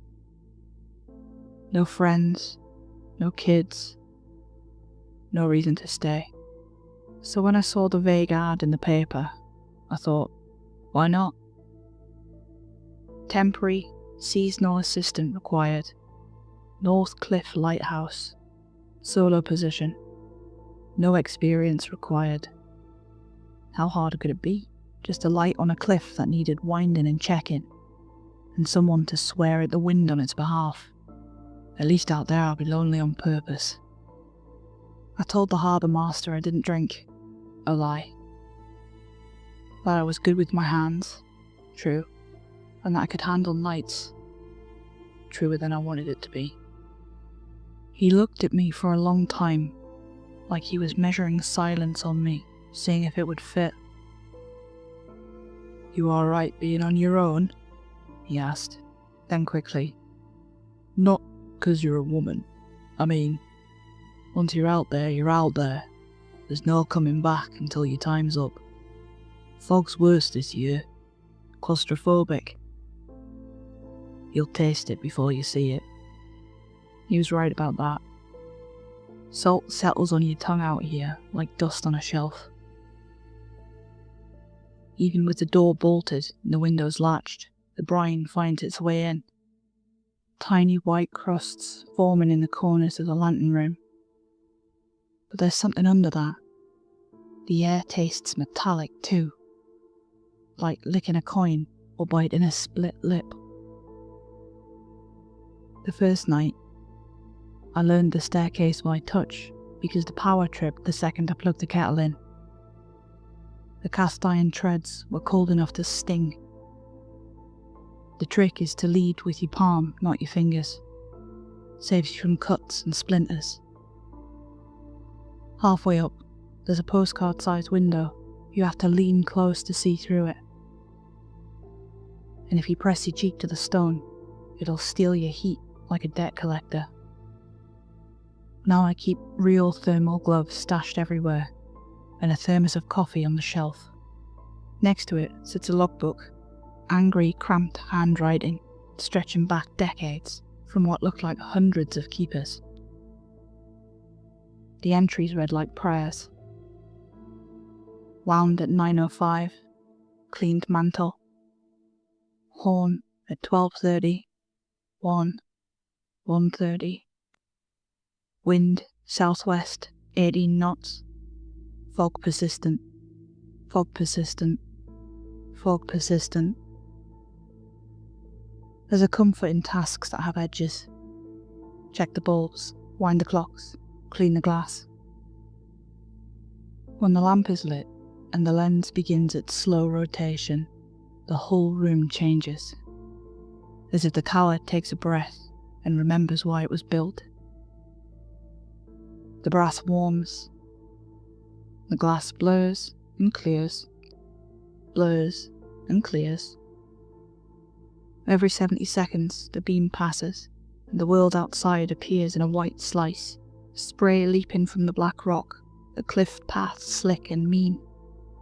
Onshore, the town is just a smudge of orange, the sodium lamps tucked into the fold of the headland. At first, I didn't care that I couldn't get back. I didn't want to go back. Out here, it's me, the machinery, and the sea making its long arguments against the cliff. Out here, no one makes you hurt. The horn is mounted lower, where the tower thickens like a throat. It isn't the cartoonish blare you hear in films. It's a deep animal note, more felt than heard. A pressure that rattles your ribs. When it goes, the glass trembles in its frame. The tea shivers in your mug, and you taste brass in your mouth. I sleep in the watchroom, on a cot older than my mum. Sleep is a generous word. The mattress has a ridge down the middle like a fence. I padded it with forgotten coats and flattened cushions from the room's only armchair. It's good enough. Better an uncomfortable bed here than an uncomfortable silence at home. I keep telling myself I came for the peace, but the peace here isn't quiet. The weather has teeth. The first week, I played games with myself to keep from thinking too loudly. I'd count the steps, 78 to the lantern room, if you skip the cracked one. I tried to drink my coffee before the next sweep of the light caught my face. I timed the horn blasts to the second, and reward myself with a biscuit when I hit 3 in a row. On the 5th night, I started hearing water where there wasn't any. Not the roar you'd expect from the sea. This was smaller, meaner. The sound a tap makes when you didn't turn it off quite enough. I hunted it with a torch, ear to the pipes, hands to the walls, following that thin silver noise down into the surface level where the stone smells like damp metal and mould. Dry. Everything was dry. But the sound threaded the night all the same. Just at the edge of thought. Like a song you hate stuck behind your teeth. I wrote it off as the wind working some loose sash. I logged it as if naming the thing would make it behave. 1010. Dripping noise. Source unclear. I was raised to be practical. To rely on myself. My father taught me to check the obvious things first. If a car won't start, jiggle the battery lead before you condemn the alternator. After the marriage ended, after I stopped answering messages that opened with, "Hey stranger," I started to measure my days in things I could fix. The light is good for that. If it doesn't turn, you wind. If it burns too low, you trim. If the horn fails, you pull the choke and try again until the note opens over the water like a door. Sometimes, between the horn blasts, something like quiet falls. You hear the tower settle, your blood in your ears, the sea rearranging stones below. Sometimes, if you let yourself, you can almost believe the fog is just weather. That it isn't watching back. On the 7th night, it came in thick.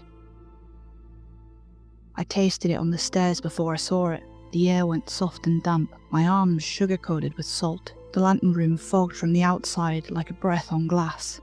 The beam pushed through and carved a tunnel of light in the murk. Everything beyond erased. The horn note wobbled, then steadied like a throat clearing. I don't scare easy, not bragging. You can teach fear to stand in the corner if you give it enough chores, but there's a kind of wrong that doesn't arrive with bangs and screams. It pads in, makes itself at home in the parts of your brain that keeps lists. It makes you doubt your own edges. Close to midnight, I was standing with my knuckles on the rail, watching the beam make its slow sweep, when I felt it. A change in the room that wasn't temperature or sound. A prickle at the nape, an itch in my teeth. That childhood sense that someone just said your name in a room you haven't entered yet. The light slid across the fog, and for a heartbeat the world sharpened like a knife on wet stone. The tunnel showed nothing but vapour and white noise, particles racing like snow in a torch beam.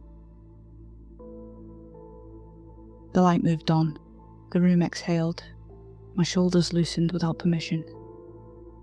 And somewhere below me, out on the galley in that thick white, something tapped against the metal rail, sharp and deliberate.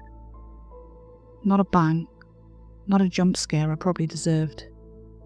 4 neat taps, patient as a metronome.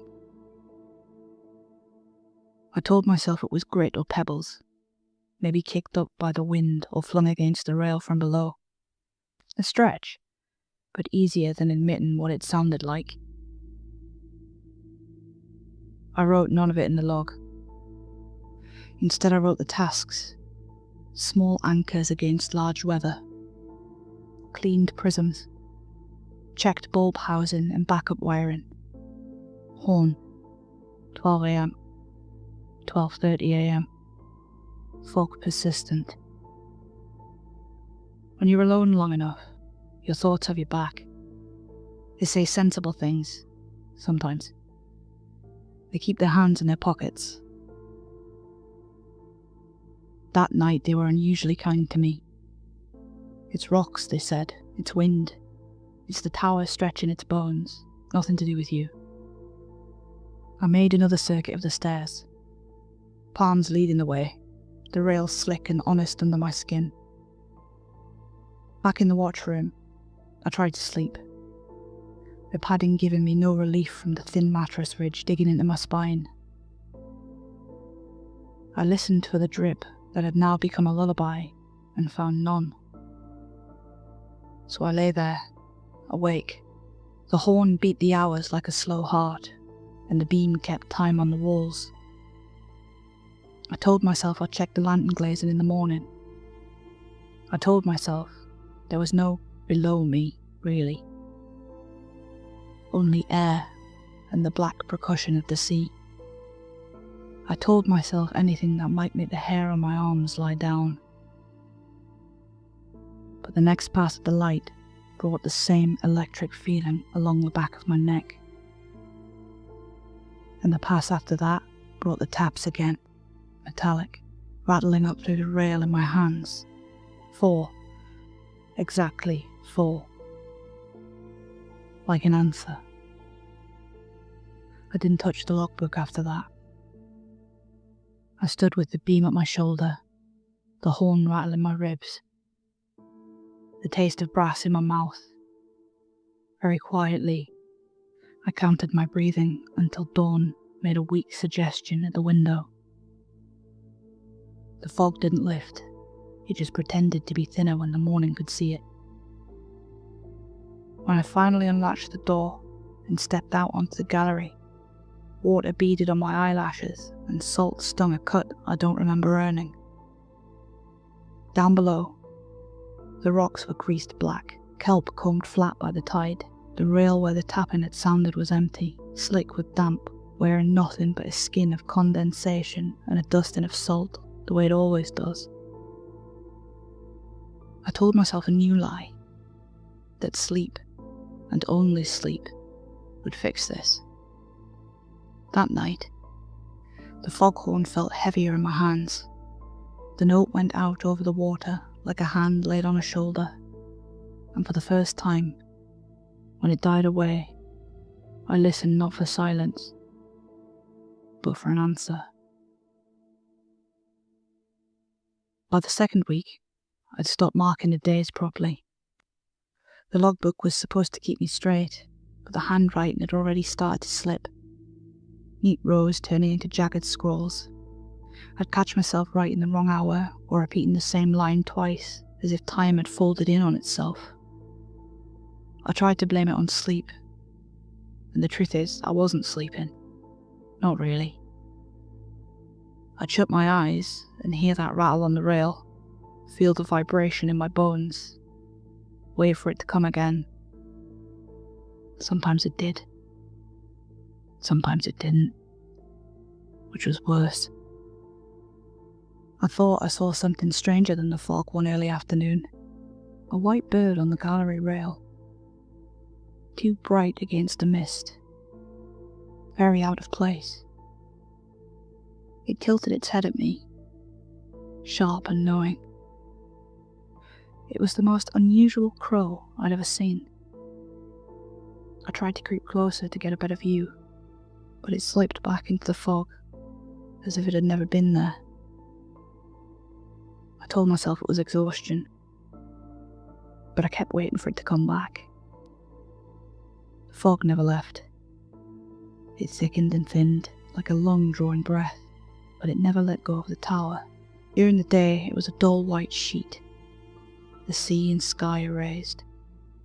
At night, it pressed close, blackening at the edges of the lamp's tunnel, and I swear it pulsed with the horn like a thing alive. I started keeping a second notebook, hidden under my cot. Not the official log, just scribbles of things I couldn't bring myself to record in neat ink in fear of being branded crazy. Tap, 4 times, 2:15 a.m. Heard footsteps on the gallery. Checked. Empty. Foghorn vibrated before I touched the choke. Something whispered back. That last one I tried to cross out so hard the paper tore. The strangest part, I still did the work. Bulbs checked, glass cleaned, gears wound. I still boiled the kettle, still counted the steps, still rationed my biscuits like a kid saving sweets.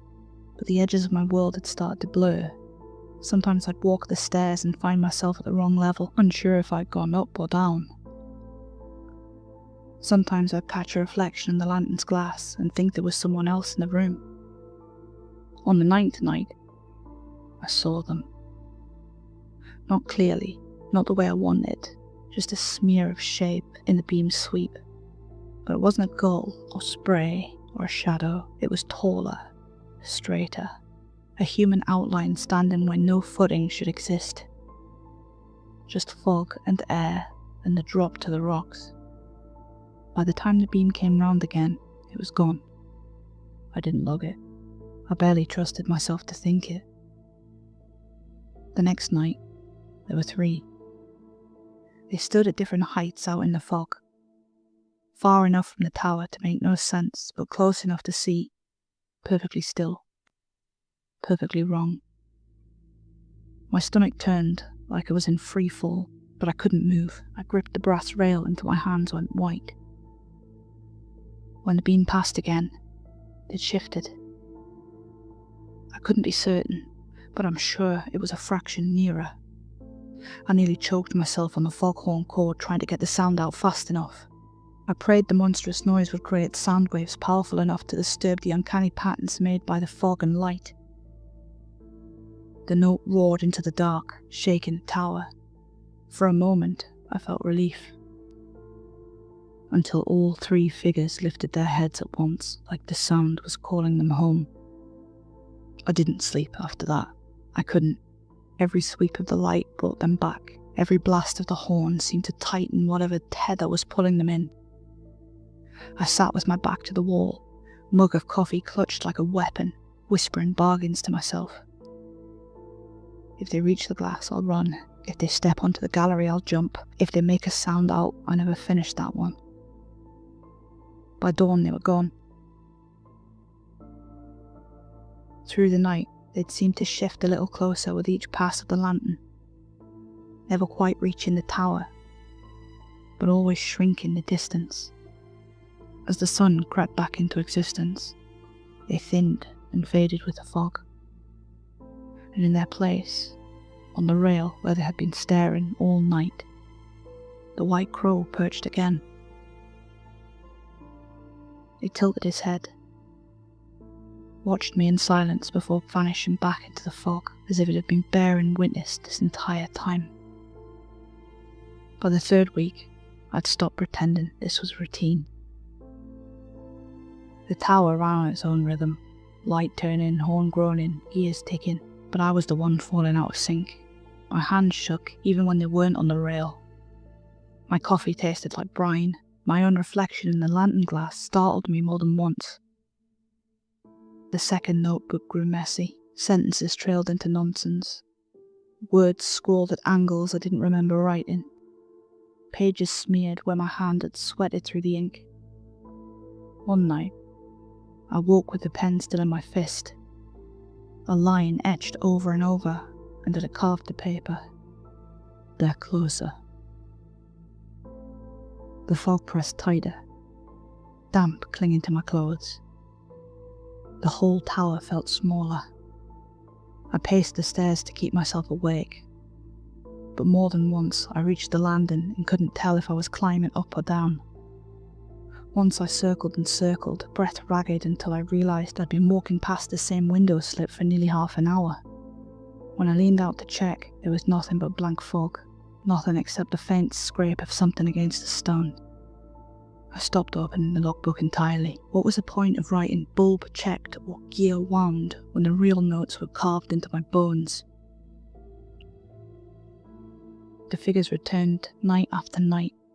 Each time the sun fell, they were back in the fog, always starting from the same impossible distance as if rewound by dawn. And each sweep of the lamp drew them forward again. The figures were no longer just outlines. On the 12th night, the beam caught the pale suggestion of faces, blurred, waterlogged, but watching. Their posture was wrong, heads too still, bodies leaning just enough to look like they were falling without ever touching the ground. Each sweep stole another fraction of a distance. I swore I saw breath pluming in the cold when the light brushed them. The horn betrayed me worst of all. I pulled the cord, and instead of repelling, the vibration came first, shivering through the rails, crawling up my chest, and then they shifted, all of them, as one, like the horn had given them permission. I stopped blasting it for a time, but the silence was worse. I could feel them waiting for it, like dogs starved for a whistle. That was the night the white crow came back. Not at dawn this time, but deep in the hours before morning.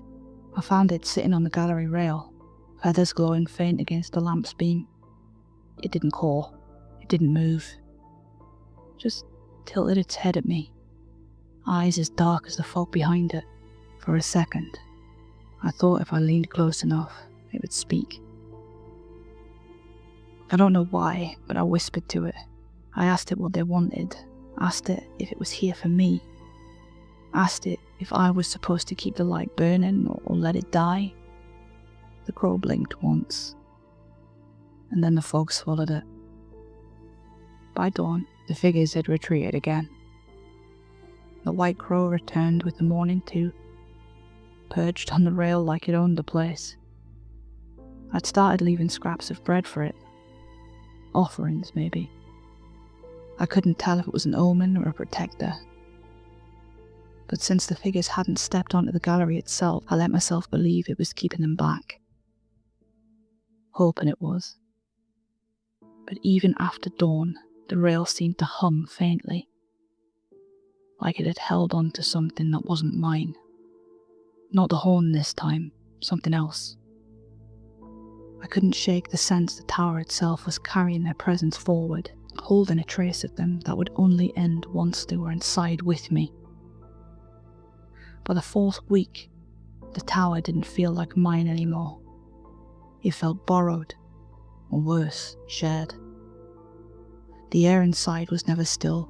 The walls had a pulse I could feel through my palms when I leaned against them. I'd wake choking on panic certain something was in the room with me, a terror that makes you bite down on your own fist to keep quiet. My thoughts whispered that there was no need for silence, that I was alone. But the dread clawing at my chest told me better. That I was far from alone. I stopped pretending the figures came and went. They reset, yes, but the rail still hummed each morning, like it had carried something up from the fog. I knew they hadn't left at all. They were just waiting for a chance to start again. Every dawn felt like a reprieve I hadn't earned. There was no question of leaving. The tower sits on a rock cut off from the mainland. The supply boat long overdue. The cliff path drowned under fog. I tried the radio more than once, but the harbour master's voice never sounded surprised. Almost like he already knew what circled the lighthouse. Every call ending the same way. Him telling me to keep the lamp turning, then cutting the line. That's when the fear deepened. If he knew, and still left me here, then what chance did I have? I thought about the coats I found on my first day, hanging forgotten in the watchroom, too many for one keeper. I wondered then why they were left behind. Now I think I know. I imagine their owners running down these same stairs, pressing the same rails, whispering the same promise to themselves, till the night took them too. The white crow came back every dawn without fail, eyes fixed on me while I placed bread on the rail. The first time it ate, I thought I'd imagined it. The second time, I watched crumbs tumble from its beak and scatter into the mist. I didn't know if I was bribing a guardian or feeding a harbinger. But either way, I couldn't stop. The ritual mattered to me now. If I kept the crow fed, maybe it kept the gallery safe. Maybe. But safe didn't last. On the 15th night, I heard them through the stairs. Not outside, not in the fog. Inside the tower's bones, as if the sound was being carried up the iron itself. My throat closed, my torch beam shook so hard I could hardly keep the light steady on the steps. Every instinct screamed at me to run, but where to? Down into the dark? Up to the lantern room with nowhere to hide? Air was damp and sour in my mouth.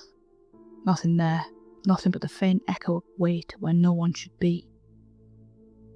I pressed my ear to the rail, and the vibration that came back wasn't the steady thrum of machinery. It was a rhythm. 4 steps. A pause. 4 steps again. I ran the rest of the way down, heart punching against my ribs, half expecting to feel a hand close on my shoulder. Every time I stopped to listen, silence filled the gap. But when I touched the rail, always the rail, it carried the memory of footsteps that weren't mine. A memory you can't scrub out. The crow didn't appear that dawn. I left the bread anyway, hand shaking so badly I nearly dropped it. The thought of losing even that thin comfort made my stomach hollow with dread. On the 17th night, the figures were so close I could see the glisten of water running from their hair. They leaned against the fog as if it were glass, pressing towards the tower. When the beam cut across them, their heads lifted in perfect unison. Not fast, not jerky, just a slow tilt, like they'd been waiting for me to look. My teeth ached from clenching, my breath tearing at my throat. The silence between the horn blasts felt like held breath. Mine or theirs, I couldn't tell. I kept thinking, if I breathe too loud, they'll hear. By the 20th night, I'd stopped writing completely. The notebook sat in the watchroom drawer. All I had left was muttered promises to myself. Stay awake, keep the light moving, feed the crow. Don't let the rail go quiet. Because when the rail finally goes still, I think it'll mean they've stepped inside. By the 5th week, I was barely human. My body ran on seconds of sleep stolen at the desk, head snapping up at the smallest creak. I tried everything, piling coats against the door, wedging tools through the handles, even dragging the cot across the floor as if flimsy metal could stop but moved in the fog. None of it helped.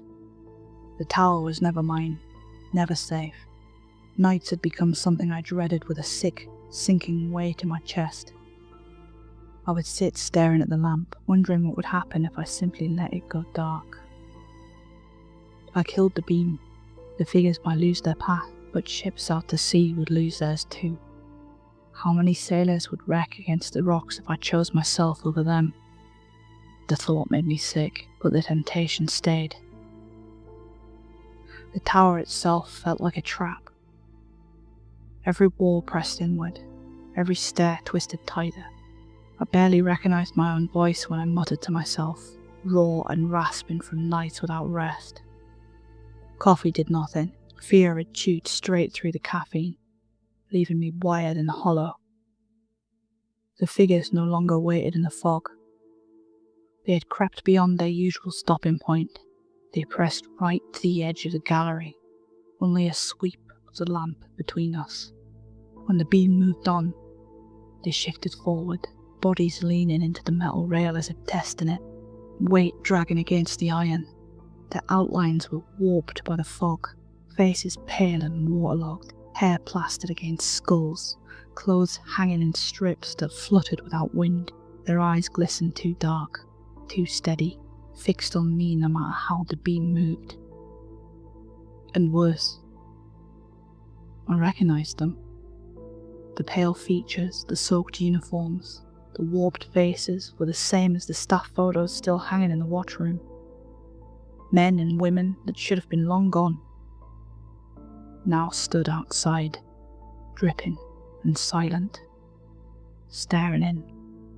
I could hear the scrape now, groaning as if the rail itself might give way. On the final sweep of the lamp before dawn, I saw them on the gallery itself, right outside the window. One had its hand pressed flat against the glass, water trailing down its fingers, while another hovered inches from the door handle. I pressed myself against the far wall, too terrified to move, lungs locked tight as if even breathing might draw them in. Every time the light passed, they froze again, mannequins posed by a cruel hand, and every time it moved on, they edged closer. The crow came later that morning. I left bread with shaking fingers, whispered bargains I barely understood. Protect me, keep them off the gallery, don't let them in. The bird never answered, only watching with that tilted head, feathers glowing too bright against the grey. The harbour master stopped answering my calls, just static now hissing in my ears. Sometimes I thought I heard voices under it, muffled and distant, like others calling from the fog. I snapped the radio off and shoved it in the drawer with the notebooks. When I did, a loose scrap fluttered free, torn from a page not written in my hand. The handwriting was tight, frantic. It read, "The sea needs to eat. The lighthouse is the plate. The foghorn is the dinner bell. These figures are..." The line ended jagged, ripped short. I stared at it until the words blurred. I know tonight's the night they'll get in. They want me to go with them, to feed the sea, or whatever waits inside it. I have two choices: accept my fate and join the others, or kill the light and doom the sailors who trust me to keep them safe. The fog is thick and the cliffs are unforgiving. Even a seasoned captain wouldn't stand a chance without this beam. The advert was honest about one thing. This job was only ever temporary. But it won't end with a contract. It ends with me. Hi everyone, thanks for listening. If you enjoyed it, Don't forget to like, comment and subscribe. It helps me keep the light burning and the stories coming. Here's tonight's random fun fact. Did you know crows can recognize human faces and even hold grudges? Scientists found that they'll remember someone who wronged them for years and even teach other crows who to avoid. So maybe leaving bread for that little white crow wasn't such a bad idea. Good night.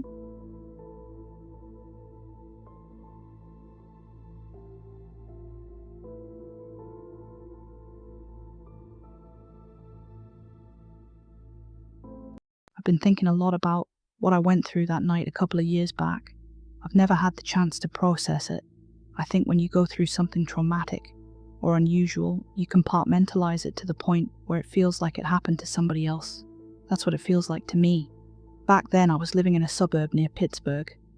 I was making ends meet, but margins were slim, and the notion of owning my own house felt like a dream at best. I'd been dating a girl for 2 years, looking for the perfect time to propose, but I just couldn't find the right time and place. But my fortunes were about to change. I got offered a promotion at my job. I'd be a shift manager at a large chemical plant in a couple of weeks. But even better, I got an email about something that might be the perfect time and place for me to finally propose. I was subscribed to a newsletter for a particular singer-songwriter that my girlfriend and I both enjoyed. The first thing we'd ever bonded over was music. There was a promotional campaign where there would be a sneak release of tickets to an upcoming tour, and the first 30 in line would be offered backstage passes. I couldn't imagine a better place to pop the question. Maybe I could get a chance to do it on stage if I asked nicely. But it had to be a surprise, so I kept it to myself. I made up an excuse about going to see my brother and packed a camp-out kit to get in line well and early. The newsletter recommended all of those interested to be in line at least 24 hours ahead of the ticket release. Please be patient and understanding, the email read, and please, wait in line. I drove out there early Saturday morning. They'd arranged it as a sort of a pop-up store. It was going to have all kinds of merch, and by opening day there'd be plenty of people dropping by to get ordinary tickets. But I'd be one of those 30 who got the good ones, come hell or high water. It was awkward getting there though. They'd shut down 3 of the roads for maintenance, making me zigzag between cones and waiting for traffic in opposing lanes to take a turn.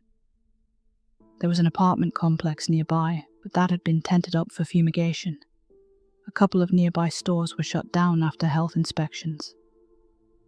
All in all, it was just bad timing, and there would be no comforts.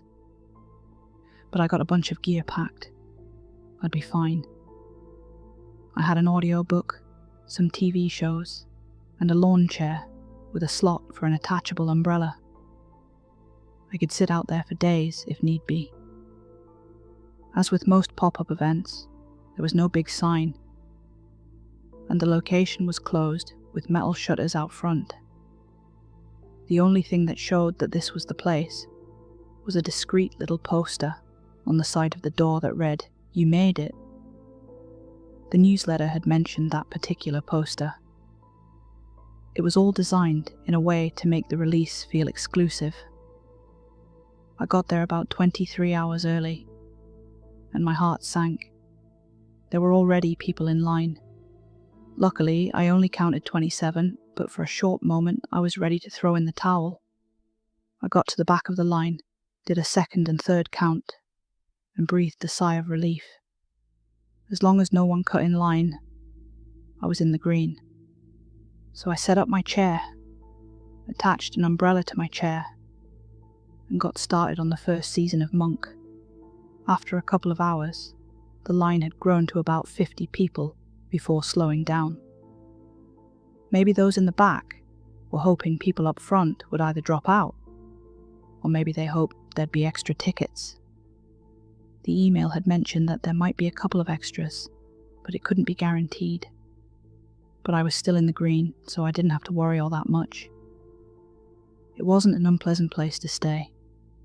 The building was facing away from the sun, and there wasn't any traffic nearby because all the maintenance. I think the crews had stopped working for the weekend because there was little to no machine noise. I didn't hear a single jackhammer or concrete mixer, just the ambience of the city and the murmur of the people in line. There was a bit of a tussle up front. This one woman was getting up and talking to people. She was hard to miss. She had this neon green band shirt and blue-coloured hair. You could see her from a mile away. She went down the line asking if anyone had any antihistamines, allergy pills. She was having some sort of reaction. Turns out, no one had any, so she had to head off to find some. There was a drugstore a couple of blocks away, and the guy next to her promised she could keep her spot, so she walked away, thanking those around her for being so understanding. Thing is, she never came back. Hours later, her spot was still vacant. By dinner time, I kicked up a conversation with the guy next to me. He'd arrived just after I did, so he was still among the first 30. His name was Rodney, and he had this lean metalhead kind of build. Arms covered in tattoos, and those kinds of pants with zippers that you can turn into shorts. It didn't look like his kind of venue. "I'm surprising my girl," Rodney smiled. "She loves this stuff." "Same here," I said. "I think I might pop the question. Congrats. Love to see it." He offered me a Coke, and I took it. He hadn't prepared himself quite like I had, so I offered him a pad to watch some shows while I listened to my audiobook. We shared a couple of stories, some snacks, and added one another to our socials. I chomped down on a cold burrito for dinner and took a nap. Rodney was on his phone talking to a friend for a bit. The people ahead of me were having a conversation of their own, and I only caught parts of it. They were discussing if there were 30 available tickets in total, or if there were more tickets given out to the first 30 people. Was there only one ticket per person? Because if all in line wanted 2 or more, that would be over 60 in total. The email hadn't specified it, so they were a bit worried. I had no idea, but there was no point in arguing about it. We'd see in about a day. There was this one guy who was a couple of spots ahead of me that had to step out of line. He had a friend coming by to drop off some stuff, so he asked if they could hold his spot for a bit. It'd just be a couple of minutes. I saw him disappear around the corner, doing that I'm in a bit of a hurry kind of jog that polite people do. A couple of minutes passed, then half an hour. After a full hour, he still wasn't back. "Isn't that strange?" I said to Rodney. "2 people have gone to get something and none came back." "Sure, yeah, strange," he nodded. "But some people just say those things to get an excuse to leave. It's embarrassing to say you're bored, you know. I guess. It's just strange. I work at the hospital," he said. "I'm an anesthesiologist. I know what people who crack under pressure looks like. They always shuffle away with a convenient excuse." "You sure that's it?" I asked. "Nah, but I got no other explanation." "Fair enough." As the sun dipped below the horizon, the sounds of the city lowered to a mumble. Cars gave way to people walking their dogs, and in this particular neighborhood, there was a lot of those. There were a couple more people who got out of line and walked away, not to return.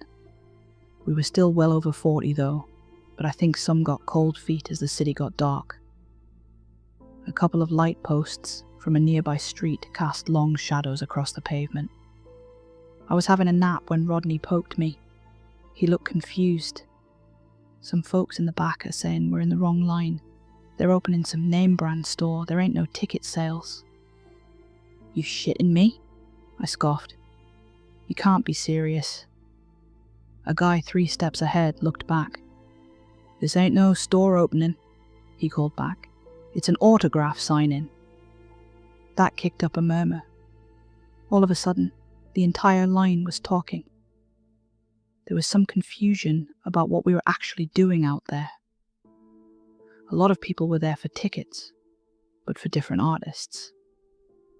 Some were there for a shop opening, an autograph signing, or a giveaway. A couple of phones were passed around and shown so we could compare emails. All emails were from different accounts, seemingly official enough to get past the spam filters. They all advertised different things, but they ended with the same line. Please be patient and understanding, and please wait in line. It became readily apparent that no one had the faintest idea what this opening actually was. A couple of folks just got up and left. Finally, the guy at the very front stepped out of line. I'm not sticking around for some fucking scam, he spat. I'm going home. You should too. A couple more people packed up but hadn't decided what to do. I was a bit on the fence about it. But as I watched that first man round the corner, I figured there'd been some kind of misunderstanding. Maybe they were doing several promotions at once. I heard his voice. He sounded surprised and a little angry. What is this? Then he screamed. A blood-curdling, ear-bleeding scream. It got quiet. Everyone looked at one another, trying to find an answer to what was going on. I got out of my chair to get a better look, but Rodney put his hand on my arm. Hold on, he said, lowering his voice. Don't go. We should call someone. He agreed. But we could see other people were already calling for help. The man from the front of the line never returned. There was someone in the back who called for help. A few people walked down the road to see if everyone was okay.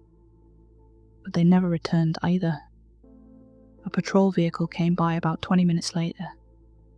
2 police officers walked up, asking questions. Everyone said the same thing. A man had stepped away, and it sounded like he got hurt.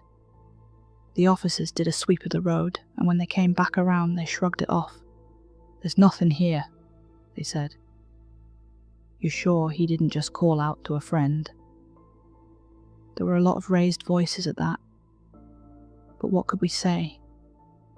It wasn't illegal to step out of line and not come back. There was no blood or sign of a struggle. Maybe we hadn't heard what we thought we heard, but people were raising other issues, like the emails we'd been sent. It all seemed like a plot to trick us. That, the officers had something to say about. No, it's legit, one said. We were informed that there'd be people waiting in line for some kind of event. They had no idea what the promotion was for, though. And even if they did, they couldn't disclose it. It was all arranged by an event promoter, who'd in turn been hired by someone else. All in all, there was nothing they could do but to wish us the best of luck and be on their way. As they left, I noticed them meeting up with someone walking their dog at the end of the street. They shook hands, looked at us, and went their separate ways. Rodney and I stayed up late. We decided we'd take turns sleeping, just to make sure no one took our things. I took the first shift. The line had whittled down to about 30 people by then. There'd been a lot of people trickling out after the uncertainty of what this was supposed to be. Of course, none of them came back. I didn't hear anything else, but there was this rising unease that there was something inherently dangerous about stepping away. I could hear a couple of people talking about it, that is, until a woman further back had enough. She'd been sitting quietly for a while, listening to people talk over her. It's not a big deal, she groaned. Look, I'll walk 1 lap around the building. I'll leave my purse here so you know I'll be back, all right? Maybe she was tired or frustrated. Maybe she wanted to prove a point. She stepped out of line and rounded the corner with a huff. Judging by the size of the building, it ought to take her a couple of minutes at a brisk walking speed.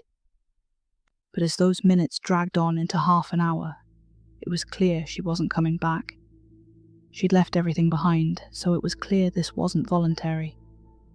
Something had kept her from coming back. No one would willingly leave behind their identification, credit cards, or phone. A couple of people discussed leaving as a group. Someone mentioned leaving while being on a phone call to report back as they went. But no one wanted to take the risk. We didn't know what was going on, and no one was eager to put themselves on the line. Instead, we waited, speculated, and murmured back and forth about what might be going on. Was it a trafficking thing? Gang-related? Or was this whole thing just a big misunderstanding? I woke up Rodney around midnight and leaned back in my chair. I told him about the woman leaving her things behind, and I could see something settle on his brow. It was a strange position to be in. We were either completely fine or in incredible danger. But which was it? Which made more sense? I had a nervous sleep. No dreams, just a stream of thoughts. I kept waking up for the dumbest reasons. A car playing loud music a couple streets down. A barking dog. Someone throwing away a bunch of glass bottles. Just everyday city noise. Rodney had slumped against the wall chewing on some licorice. When he noticed me watching, he pointed down the street. They keep coming back around. Who? I asked. Not sure. Some guy walking his dog every 30 minutes or so. The same guy? I don't know. Maybe. We kept our eyes on the street, and just like he said, a man with a dog passed by. He was wearing a large coat and a baseball cap, and the dog was one of the larger breeds. Possibly a St. Bernard, or some kind of sheepdog. Every 30 minutes, Rodney reiterated. I don't think he's walking his dog. So what's he doing then? Rodney shook his head and took another bite of licorice. Patrolling. It was the middle of the night when the police came back. 2 officers, same as before, walked down the line with an audible sigh. Someone called again, they said. What's going on? A young man got up and pointed at the woman who'd left her things behind. The police scooped it up, checked it, and promised to take it back to the station. As they were about to leave, the young man asked if they could escort him to his car. They agreed. As he left, he looked back at the rest of us, holding up his phone. A woman he'd been sitting next to held up her phone in response. I'll stay on the line until I get home, he called out. I'll keep you updated.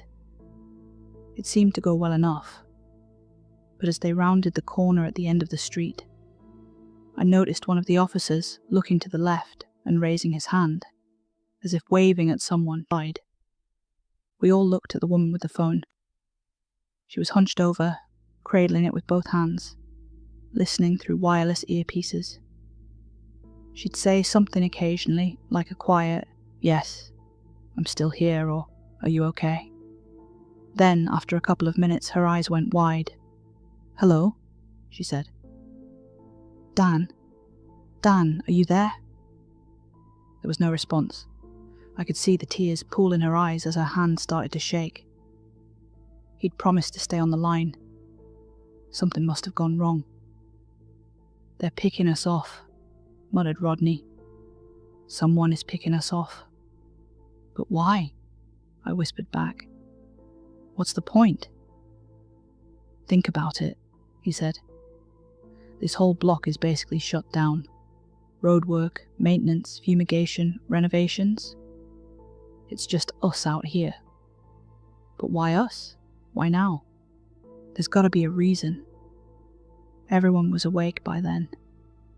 We tried to figure out if we all had something in common. We all looked different, and we were all different ages. We were there for different reasons, and we lived in different parts of town. There was nothing readily apparent that we had in common. "Dan works at a bottling plant," the woman with the phone added. "I'm in retail." Others joined in. One was an airline pilot. Another was a bodyguard, a firefighter, a translator. All very different people in very different lines of work. However, we had one thing in common. We all had access to something. Rodney had access to pretty much whatever at the hospital. The woman working retail had access to influential private clients. The firefighter had control over who had what shift and who would respond to what call. The translator could listen in on privileged information. I was no different. I was about to become shift manager at the plant. I could choose what and who went where and when. "Is that it?" Rodney said. "Is that what we're here for?"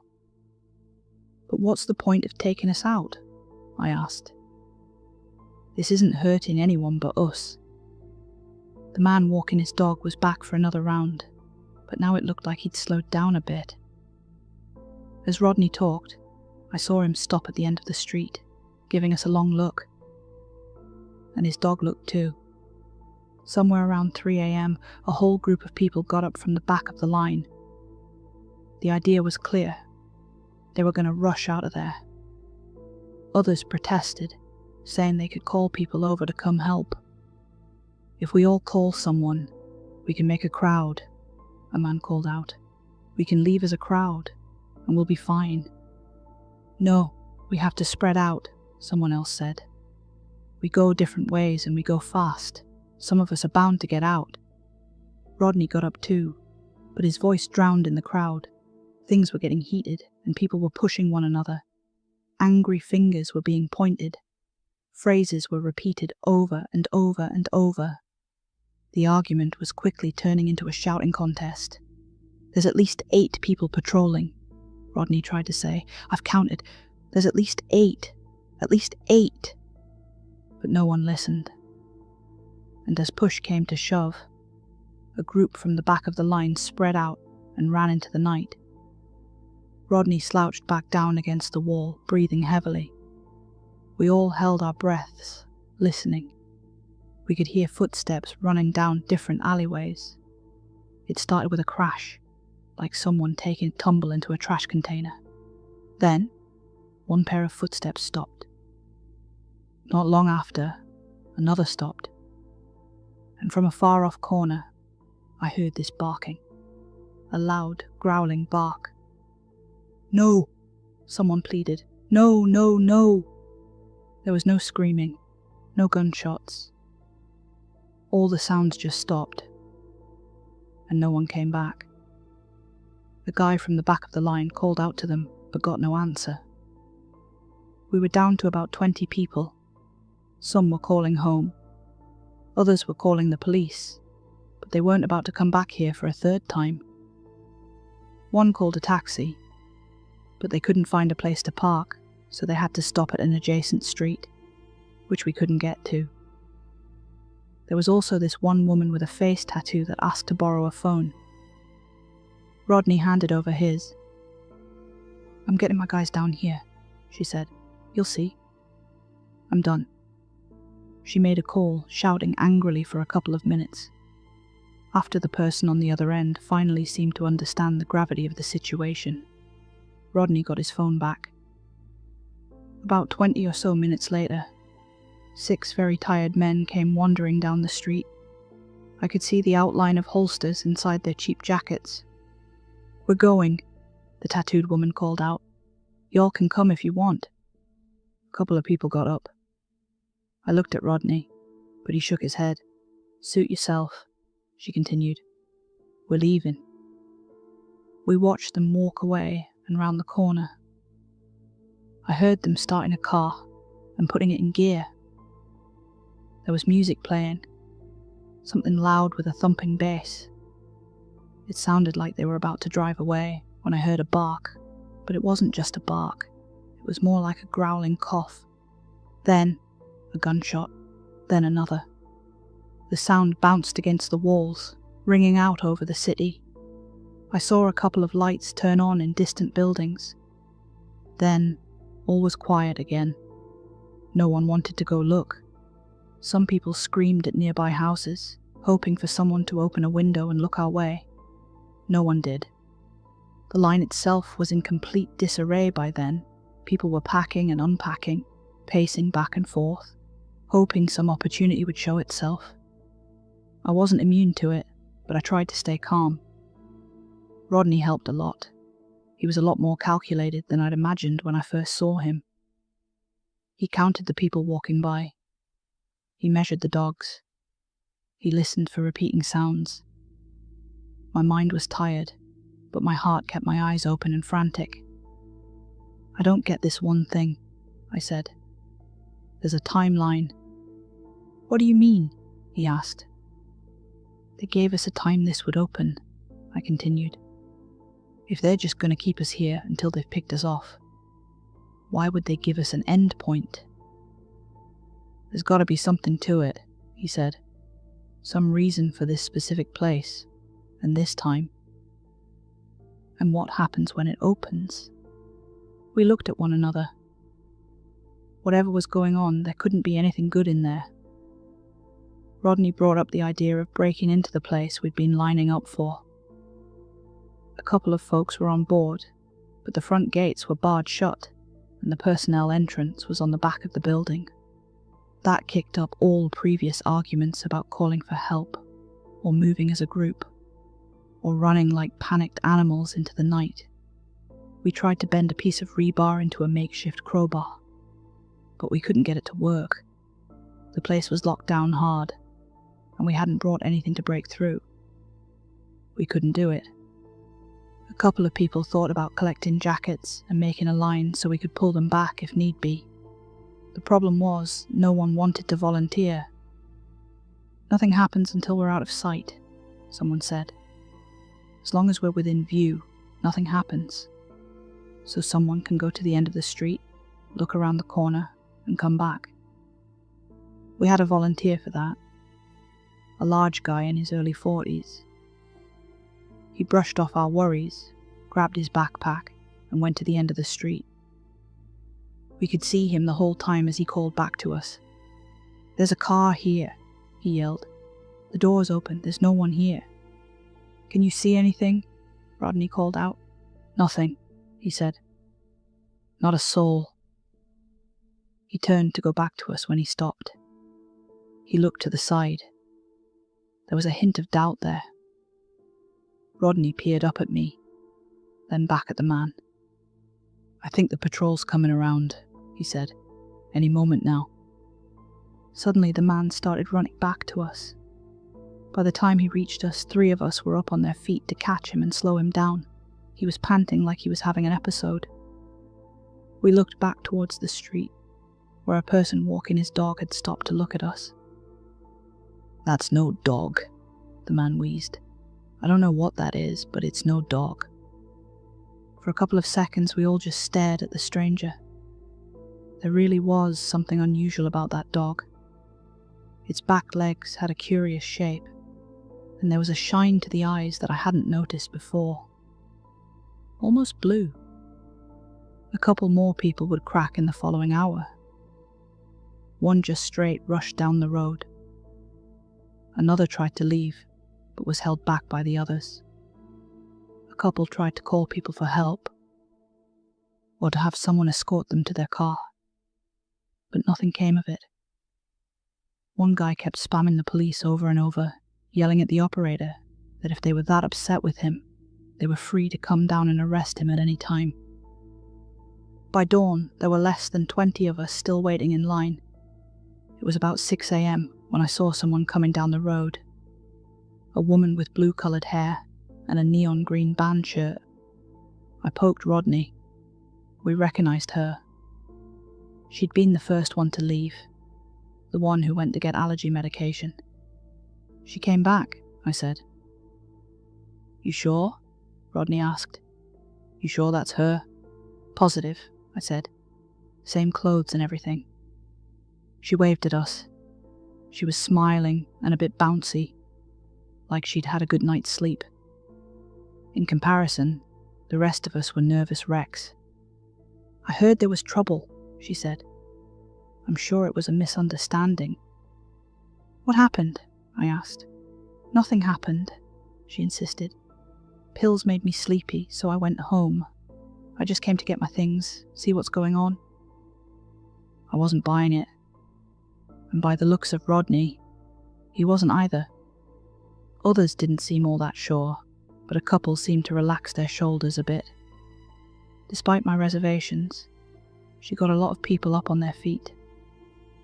Maybe they really wanted to believe that it was all just a big misunderstanding.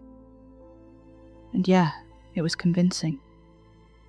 She'd come back after all, but maybe she was some kind of plant.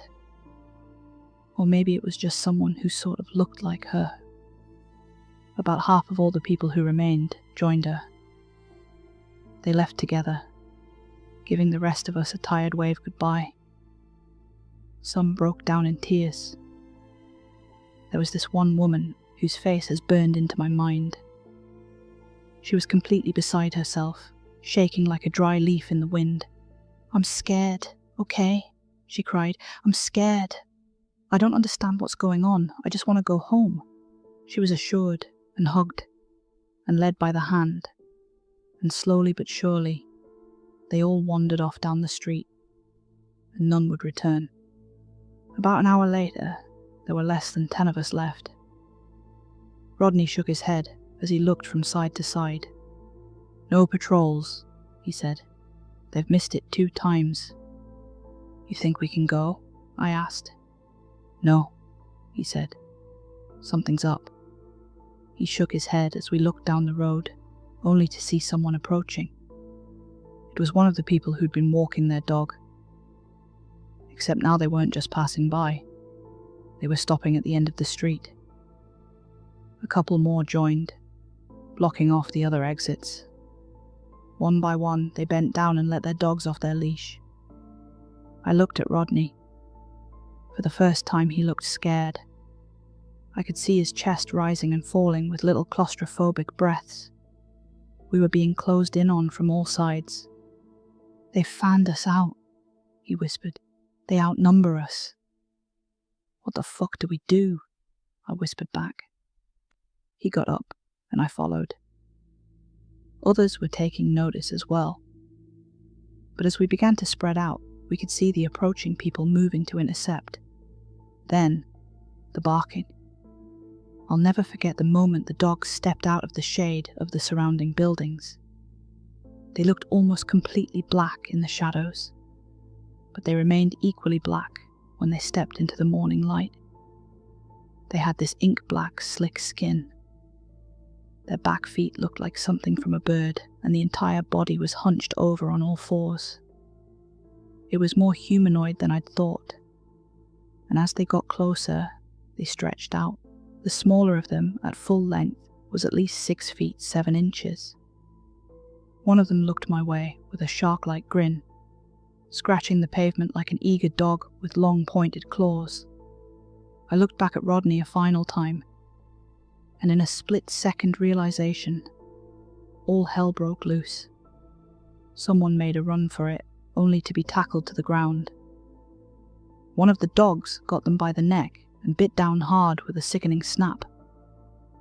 One guy tried to climb a light post, hoping he could get up to a window of a nearby building. 2 more creatures tore down the light post, breaking it with a snap as he came tumbling to the ground.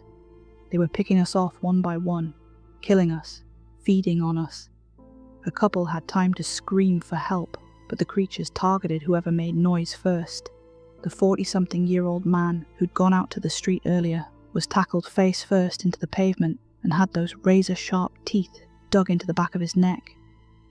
My mouth tasted salt as morbid death smells crept up my nose.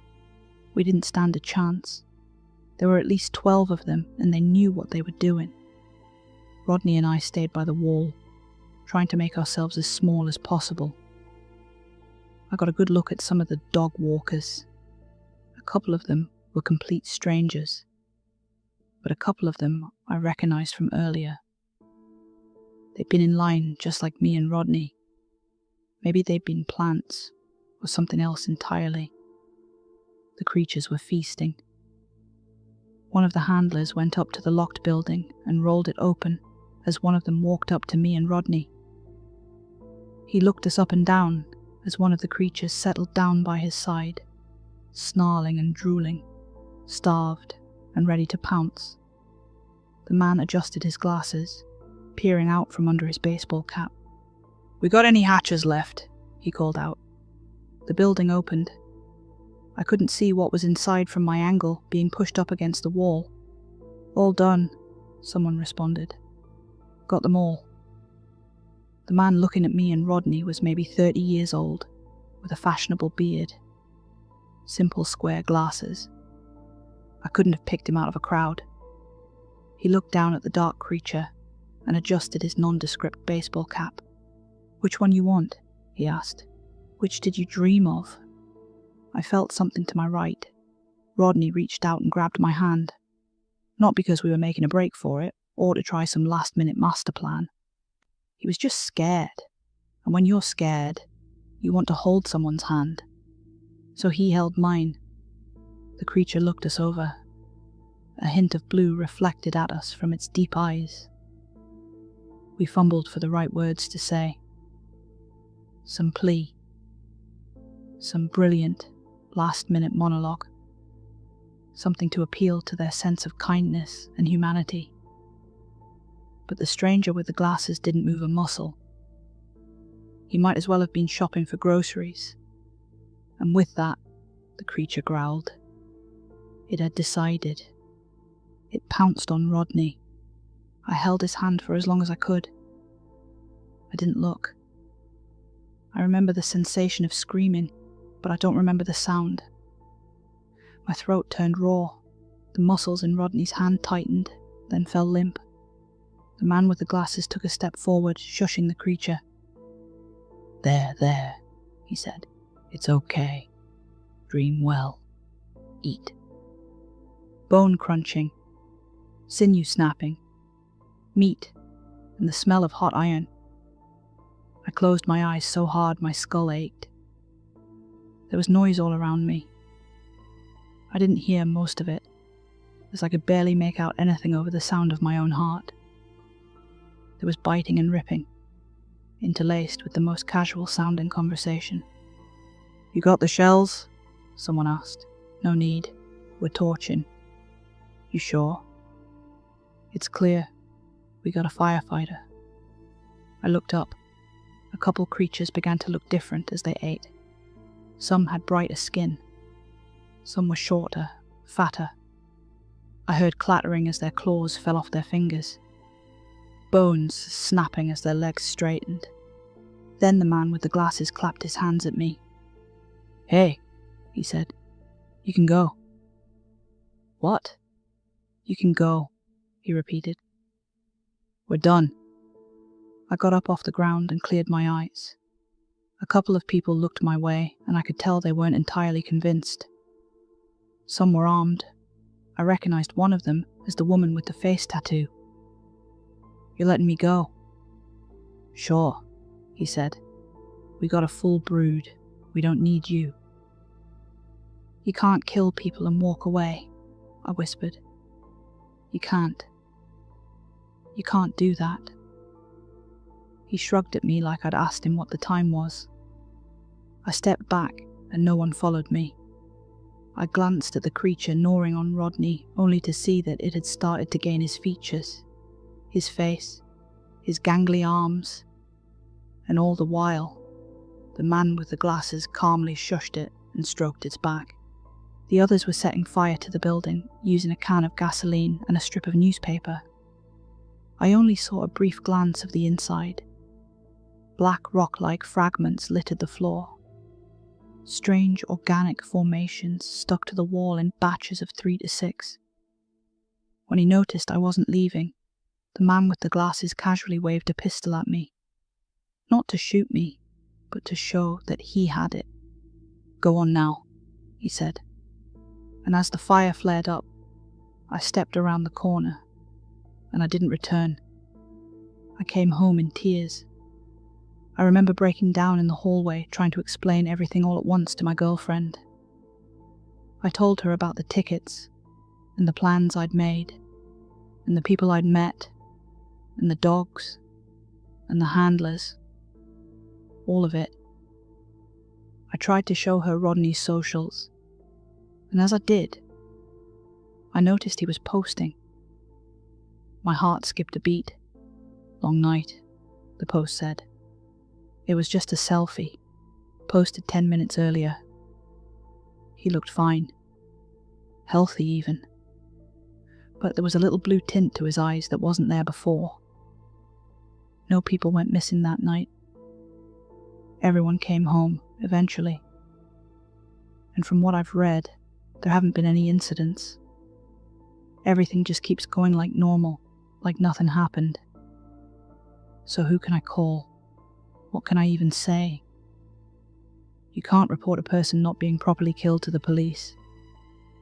I even texted Rodney once, and he responded like it was no big deal. I just went home, he said. I'm fine, we should hang out sometime. I haven't agreed to it. I don't think I can. I don't even know what to think anymore. About a week or so after all this went down, I got a card. An apology card with a sad blue sunflower on the front. Inside was a handwritten note. Sorry for the inconvenience, it read. There were 2 tickets to the concert, backstage passes. I ended up going. I proposed. I think I recognized a couple of people in the crowd, but I'm not sure. Now, years down the line, it all feels like a nightmare. I can't point to a single thing and say, hey, look, it really happened. There are no witnesses, and in the eyes of the law, no crime has been committed. But I know what I lived through that night. That'll stay with me forever. And I know this was violent and ugly and sick. But that email asked me to wait patiently, and maybe that's what saved my life in the end. Maybe I'm still waiting. But for what? Hey guys, thanks for listening.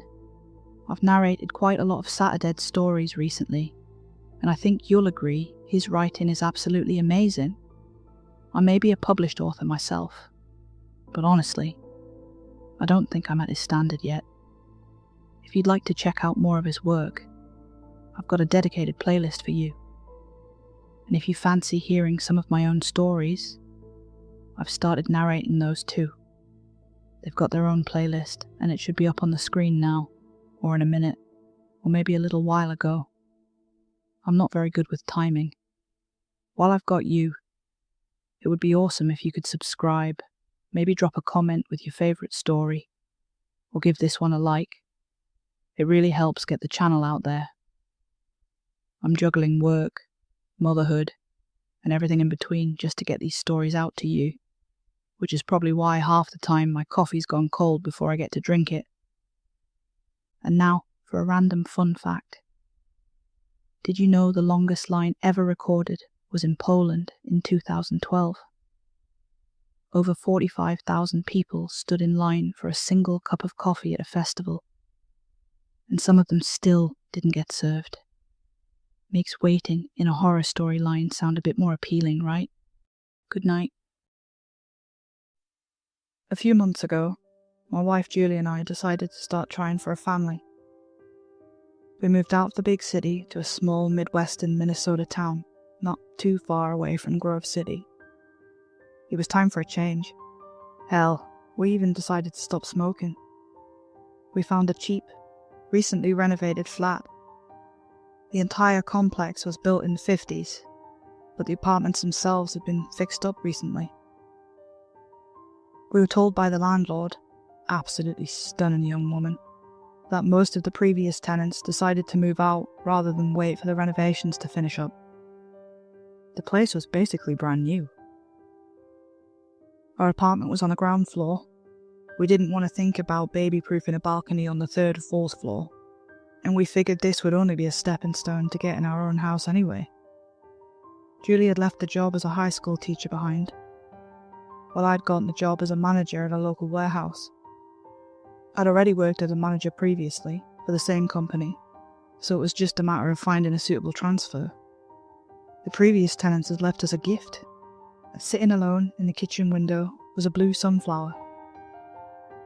At first I thought it was plastic, but it was perfectly real. The colour was striking. It was still yellow in the middle, with black spots, but the leaves were a sparkling ocean blue. The flower pot was hand-painted with a small landscape and a shining sun, and in plain black text it said, "The Sad Sunflower." "That's just too cute," Julie smiled. "We've got to keep it." I've never been able to say no to her. That big smile of hers could make me do anything. If she wanted to keep the sad sunflower, so be it. I watered it and turned it facing outwards. Oddly enough, it had been leaning inwards toward the apartment. I thought sunflowers were supposed to follow the sun. Julie just loved it. She already had a good feeling about this place. I wasn't convinced yet, but I figured it was just nicotine withdrawal. Over the following days I was getting adjusted to my job. I brought in a cake to get to know everyone. Their previous manager had personal issues and suddenly left town, so there was an urgent need for someone to step in. It was just great timing for me. Julie was still looking for a new job. There were a few schools nearby that she was going to look up, but we needed to get a second car first. Money was tight after the move, so we decided to wait a few weeks before making any big purchases, so Julie spent most of the days at home. She'd been clear about wanting to be a stay-at-home mum once we had a family of our own, so maybe she was trying to get used to the idea. Call it a practice run. She would do a lot of housework and handle the groceries. I usually cooked dinner, but she would handle the dishes. One day after coming home from work, I noticed her humming a strange tune while she was watering the sad sunflower. I'd never heard it before. "You're my friend, I'll sing your tune, a setting sun to rising moon. I ask you, buddy, buddy blue, won't you be a sunflower too?" I took off my shoes and joined her in the kitchen. She'd hum the tune over and over, checking every leaf on the sparkling blue plant. It was leaning inwards again, away from the sun, almost like a dog asking for a head scratch. "What's that song?" I asked. "What song?" I asked her several times over. She honestly didn't know what I was talking about. I read it out loud, but she just blanked. The same way I could have sworn I heard her singing it, she swore she hadn't. I turned the plant back outwards, towards the sun. The next day, it was leaning back in. That tune started to haunt me. I could hear Judy singing it, in the shower, while doing the dishes, while tying her shoes. Over time, she came to accept that she was singing it, but she wasn't doing it consciously. It was like a brain teaser. "I must have heard it somewhere," she said. "Some kind of nursery rhyme."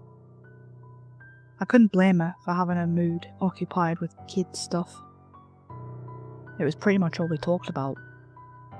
We'd just started trying for a baby, and it would just be a matter of time before our lives would change forever. It was stressful, but exciting. More of an adventure than any bungee jump could ever replicate. Julie got a part-time teaching job at the local high school. One of their teachers was going on maternity leave, so they needed someone to step in and help out with social studies. We didn't have a second car, but one of the guys I worked with lived just down the street, so we started to carpool. I thought having some independence and getting out of the apartment would do Julie some good. It did. At first. She had so much energy when she got home after a long day. Still, she would beeline towards her sad sunflower, take care of it, water it, and only then would she concentrate on anything else. She didn't even take her shoes off. That plant was, by far, her most favourite thing in the world. Honestly, I didn't get it. She still hummed that melody. "You're my friend, I'll sing you a tune, a setting sun to rising moon." I once got back home early, only to notice the sunflower was gone. Julie wasn't home from work, and the thing was just gone. Later, when Julie came home, it all made sense. She held that thing under her arm as she walked through the door. It was almost like someone holding a baby. She had a grocery bag swinging underneath. I'll be the first to admit I didn't handle it very well. "You're bringing it to work," I accused. "What is going on with you?" "It's nothing," Julie sighed. It's like having a safety blanket. It doesn't mean anything." "Then throw it away." She stared at me in disbelief. I took a step forward to help her with the groceries, and she recoiled.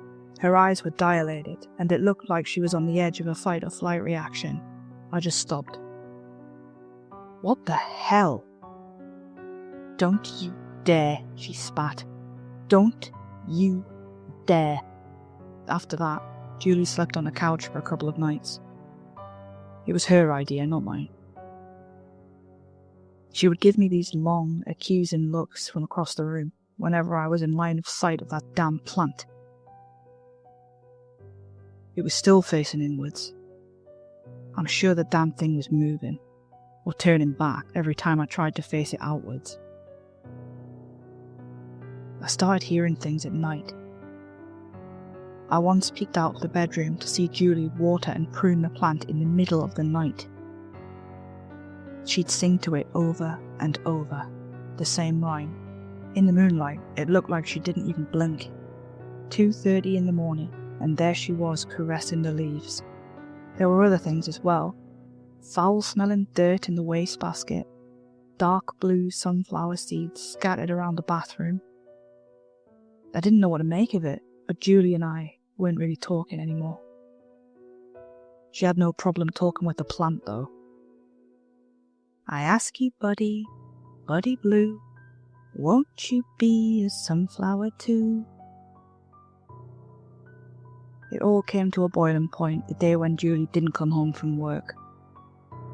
Of course, she'd taken the plant with her. I tried her phone, but she didn't pick up. At 7 in the evening, I was getting seriously worried. I called the school where she worked, but of course it was closed. Instead, I called her co-worker, Miss Marriott. "This is Claire," she answered. "Hey, I'm calling about Julie. This is her husband," I said. "Sorry about calling you like this." "No, it's fine. Is everything all right?" "When Julie came to work, did she seem okay? Did she do anything unusual?" I'm not following." "Well, like, did she bring—" "No, I'm sorry. What I meant, what do you mean with came to work?" Apparently, Julie had quit her temp job about a week ago. I rushed down the street to my co-worker and asked to borrow their car. They didn't mind, and even asked if there was anything they could do to help. I didn't even know where to start, so I just thanked them and left. I drove around town for hours, checking every open store, every alley, every side road. Finally, I stopped for gas. As I went inside to pay and get a soda, I noticed the clerk humming a tune. She was just reading a magazine and humming away. Barely noticed I was even there. I'd recognize the melody anywhere. "Where did you hear that?" I asked. She just looked up at me like she'd woken up from a nap. She had no idea what I was talking about. I just paid and left, figuring Julie had been there. She was close. There was a small dirt road not too far from the gas station leading down to a fishing lake. All you could catch there was smallmouth bass, but it was a great little place to have a barbecue. I drove down the road following a hunch. It paid off. Just a few minutes later, I saw our car on the side of the road. The door was still open. Lights were blinking. It was swarming with mosquitoes. I parked alongside it and brought out a flashlight. There was a small trail through the woods leading up to a clearing next to the lake. It was the only place she could have gone unless she was mindlessly going random directions. I didn't have to go far to hear her. There was no wind, so even a slight noise could be heard from far away. I ask you, buddy, buddy blue. The same damn rhyme. Next to the trail, I noticed small, bright stalks reaching out of the soil. I could guess what kind of plant they were, even though they hadn't bloomed yet. Won't you be a sunflower too? I stepped into the clearing. I could barely see them all with a tiny cone of light. There were hundreds of them spread out in a circle. In the middle was Julie, reciting her rhyme over and over. She'd taken off her clothes, and I could see mosquitoes swarming her. It didn't seem to bother her. The melody in her song was gone, turned to a mantra. She was standing with her back towards me, holding her hands in front of her like a cup. She suddenly made a harsh coughing sound and bent forward. I took a few steps and stopped. Every single sunflower turned towards me, blue leaves vibrating like rattlesnakes. Julie turned around. Sunflower seeds were dripping from her mouth. In her cupped hands, she had the same kind of foul-smelling tar dirt that I found in our wastebasket. Her eyes were bright blue. Her teeth were stained black. You're my friend. I'll sing your tune. Sunflower seeds kept falling from the edge of her mouth. She kept coughing, almost choking. She was constantly on the edge of inhaling the seeds into her lungs.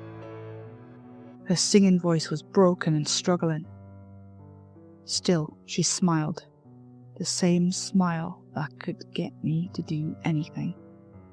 A setting sun, the rising moon. The flowers turned back towards her, vibrating. Tiny leaves clapping in appreciation. I didn't know what to do. I was horrified. I was angry. I was desperate. I froze. Julie walked up to me, holding a large seed between her lips. She took my hands and leaned forward to kiss me. I've never smelled anything so putrid in my life. I think that's what snapped me out of it. It was the only time I ever refused a kiss from her.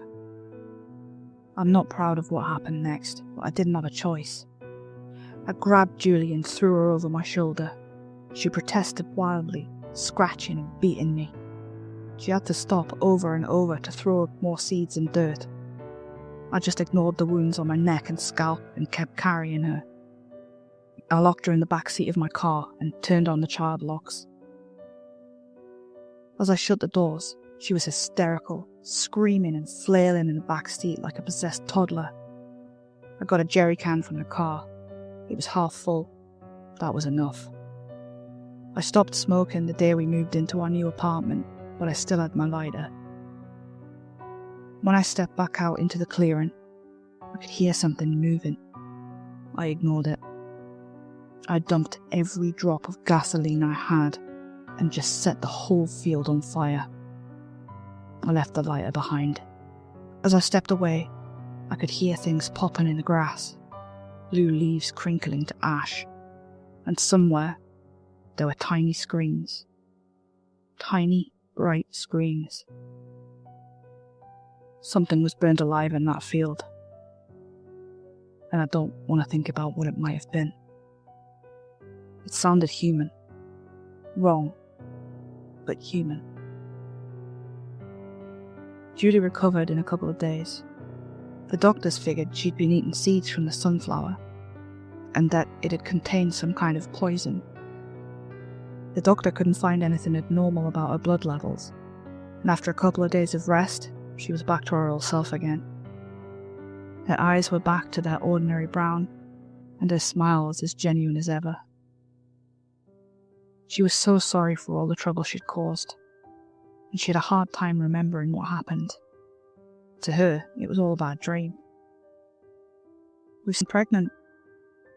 Over the months, we've baby-proofed the apartment, but we're already looking to move to a house. Julie got back a job as a temp. She might be looking at an extension at the end of the school year. She's quite popular. We're thinking about the name Danny with a Y for a boy, or Danny with an I for a girl. We're not sure yet. There's only one thing that still worries me. The ultrasounds. Julie's been taking them while I'm at work, but she's shown me every single image. They look perfectly fine, but on the last one, there was something that didn't add up. In the corner of the picture, the date was set to 5 years ago. I'm suspecting she's not showing me the actual ultrasounds, or that she hasn't taken them. I don't know what she could be hiding. And sometimes at night, I hear her humming. The same damn tune. You're my friend, I'll sing your tune. A setting sun to rising moon. I ask you, buddy, buddy blue, won't you be a sunflower too? Hi everyone, thanks for listening. This story, The Sad Sunflower, was written by Saturday. I'm actually in the middle of recording a playlist dedicated entirely to Saturday's work. So if you like this one, stick around, because there's plenty more coming. And as always, here's your random fun fact. Sunflowers don't just follow the sun. Young sunflowers actually move their heads from east to west during the day, then turn back east overnight to wait for the sun to rise again. Basically, they've got better time management than most of us. Good night. It was a long and lonesome road, and the night never seemed to end. No matter how long I sat down to catch my breath, and no matter how long I walked, the dark just seemed to get darker. You lose all perception of time when you move forward, and nothing seems to change. At some point, I stopped dead in my tracks. There was a person standing on the road ahead of me. It vaguely resembled a woman dressed in a blue kaftan. I called out to her. I asked her who she was, where I was, and if she could help me. My throat was getting dry. I hadn't brought any water. I got no response, and she just walked away. I followed. The forest opened into a clearing, an open space with log cabins, garden plots, apple trees, and a small jetty for fishing. The roofs were partly covered in solar panels, and there was a communal tool shed down by the riverbank. There was a water pump at the edge of the clearing, so I figured the river water wasn't safe to drink. I could tell there had been a community of people living here at some point. Right now, however, there was no one around. I hurried over to the water pump and pumped it a few times. Having that ice-cold groundwater pour into my hands was beautiful enough to make me cry. I drank myself nauseous. Leaning against a birch tree to catch my breath, I noticed that the woman with the blue kaftan was gone. I was left there, among the cabins, on my own. All the cabins were open, 2 rooms each, 1 bedroom and 1 storage room. There was a communal kitchen in one of the cabins down by the river. I couldn't help but to imagine some sort of hippie collective living there, sharing stories by the campfire. I found a bed, complete with a blanket and pillow. All I had to do was brush off a few stray May beetles. The next day, I woke up with this awful headache, like something had moved inside my head. Maybe it was exhaustion from the previous night, or maybe I'd caught something. I could still taste the ammonia from the previous day, where I'd lost both Evan and John to that thing. But having no one to talk to, there was no reason to put my experience into words. I was in survival mode, and I decided to look through this place thoroughly. It became apparent that this was a collective once named St. Gall. At least 8 people used to live here, according to the number of beds available. It wasn't entirely clear what made them leave, but it must have happened soon and suddenly. The woman with the blue kaftan was still nowhere to be seen. The place was stocked to the brim. Canned goods, fresh preserves, all kinds of dried meat. a shelf full of vacuum-sealed smoked fish. These people were self-sufficient. There might not be any plumbing, but there was a makeshift shower, provided you'd heated up some water beforehand. The solar panels were linked together into a series of batteries, all meant to power the kitchen. There was even a radio and a TV. Heating was done with wood furnaces. There was a well-used chopping block by one of the garden plots, bearing witness to many hours of diligent wood cutting. It took me the better part of the day just to get a good idea of what this place had to offer. By dinner time, I figured I could probably stay there for months on end if I wanted to. I might be able to ride out the entire year walk right there at St. Gall. The apple trees were one thing, but the woods were covered in blackberries and wild plums. Hell, if I could figure out how to fish, I could stay there indefinitely. By dinner time, I dug out one of the many bags of rice from storage. I used some red cabbage preserves along with some salted fish. Some kind of lake sturgeon, I think. I seasoned it all with some rock salt and basil. I spoiled myself a bit. It made me think back to the time before I left my home in Maryland. I used to cook for my mom and stepdad 2 times a week, and I'd had ambitions to go to culinary school once. They just refused to let me do it, saying they wouldn't support my ambitions until I made a conscious effort to abandon my perverse life choices. Backwater fucking assholes. As I sat down by the jetty, watching the sun creep lower and lower with a warm bowl of food in my hand, life didn't seem all that bad. I could get used to it. For the next few days, I just went into my own head. Not talking to anyone and having no contact with the outside world really puts things into perspective. Time becomes your own, and everything you do is all yours. There is no one to do anything for but yourself. No compromises and no excuses. I'm not sure I've ever felt so free, and honestly, after staying at Evan's place for weeks on end, I could use the space to stretch out. Still, thinking about John and Evan made my stomach sink.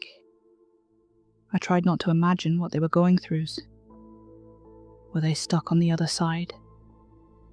Were they even alive? Still, even with all the comforts I could ask for, there was a certain hour at night where I could swear something was off. A cold shiver slithered up my back, as if someone was looking for me. Considering what I'd seen these past few months, I couldn't tell if I was being paranoid or cautious. It felt like the entire world was coming for me, albeit slowly. I found myself waking up in the middle of the night in a cold sweat. I'd sneak up to the windows to look outside, but there was nothing there. Just a dark forest and a hooting owl. Still, there could be something there. Maybe I just couldn't sense the obvious. The lady with the blue kaftan was still nowhere to be seen. I started noticing little things changing during the day. Footsteps in the garden plots. The bucket near the water pump overturned. Nothing of consequence, but these little things that kept reminding me that I wasn't entirely alone.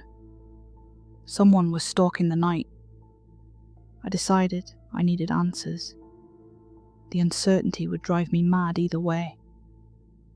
The calendar had crossed into early June when I found myself awake one night. I'd found a powerful flashlight and a hunting rifle. I planned just to observe and find out what was skulking around at night, but I wanted some protection just in case. At the very least, I'd see if I needed to protect myself. Hours passed, and there was nothing, not a peep. I started to think I was imagining things. Maybe the footsteps by the garden plot had always been there. I stepped outside to take a leak, bringing my rifle and flashlight along. After I finished my business, I took a short walk.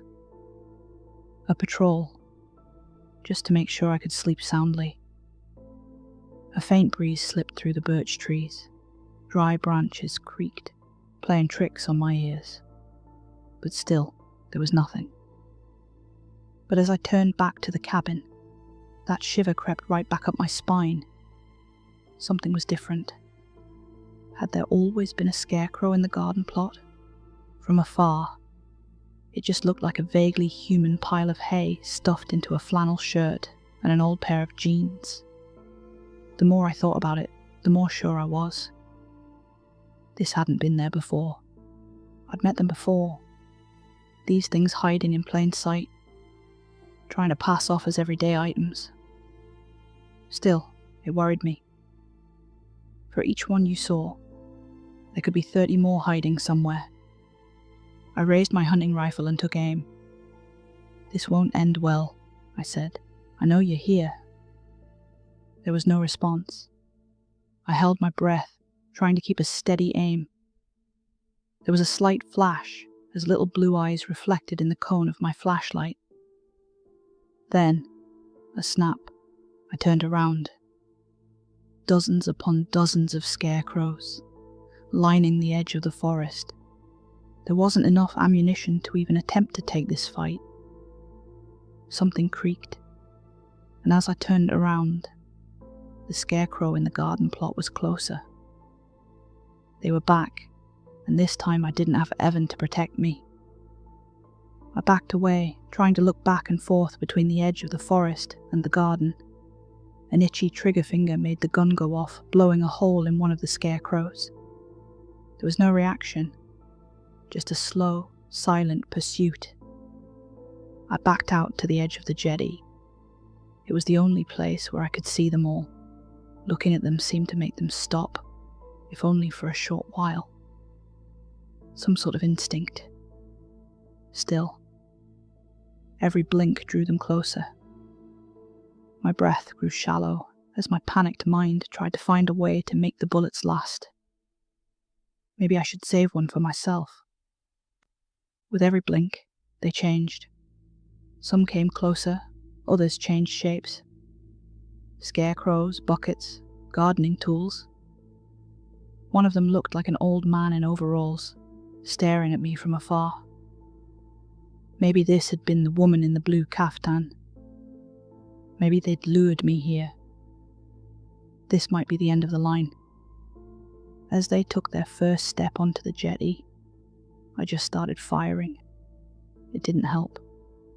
With every shot, my ears rang, and every time I closed my eyes, they came one step closer. As my rifle gave out a hapless click, I realized there was nothing left to do. I could dive into the lake and make a break for it. That was all there was left to try. I turned around, only to find myself face to face with the woman in the blue kaftan. She was somewhere in her early 50s. She had this long black hair and deep green eyes. She was barefoot, but didn't have a speck of dirt on her. She didn't blink. I recoiled, shocked to have someone just appear out of seemingly nowhere. She hadn't been there earlier, and there was no way she could have climbed up on the jetty. She was dry as salt, and I hadn't heard a thing. She held out a hand. "They won't harm you, you know," she said. "They can't. They can't. They fear you," she said. "They can't harm you. Not anymore. How would you know?" I took her hand, and she pulled me to my feet. "I can't tell a lie, dear." I turned around, and there was nothing left. Just a few footsteps in the dirt from something that had tried to resemble a man in overalls. She led me back to my cabin, where we sat down at a small table. I was still feverishly clutching the hunting rifle. It didn't occur to me that I was out of danger. Maybe I wasn't. "Thanks for, helping me out," I said. What's your name?" "That's not important right now," she said. "But I'm curious. Who are you, and why have you come here?" She was right, of course. Names weren't important. Not right now. "You want the long version or the short version?" "I want whatever version you're willing to share." We talked for hours. She seemed to know all about the creatures masquerading as items.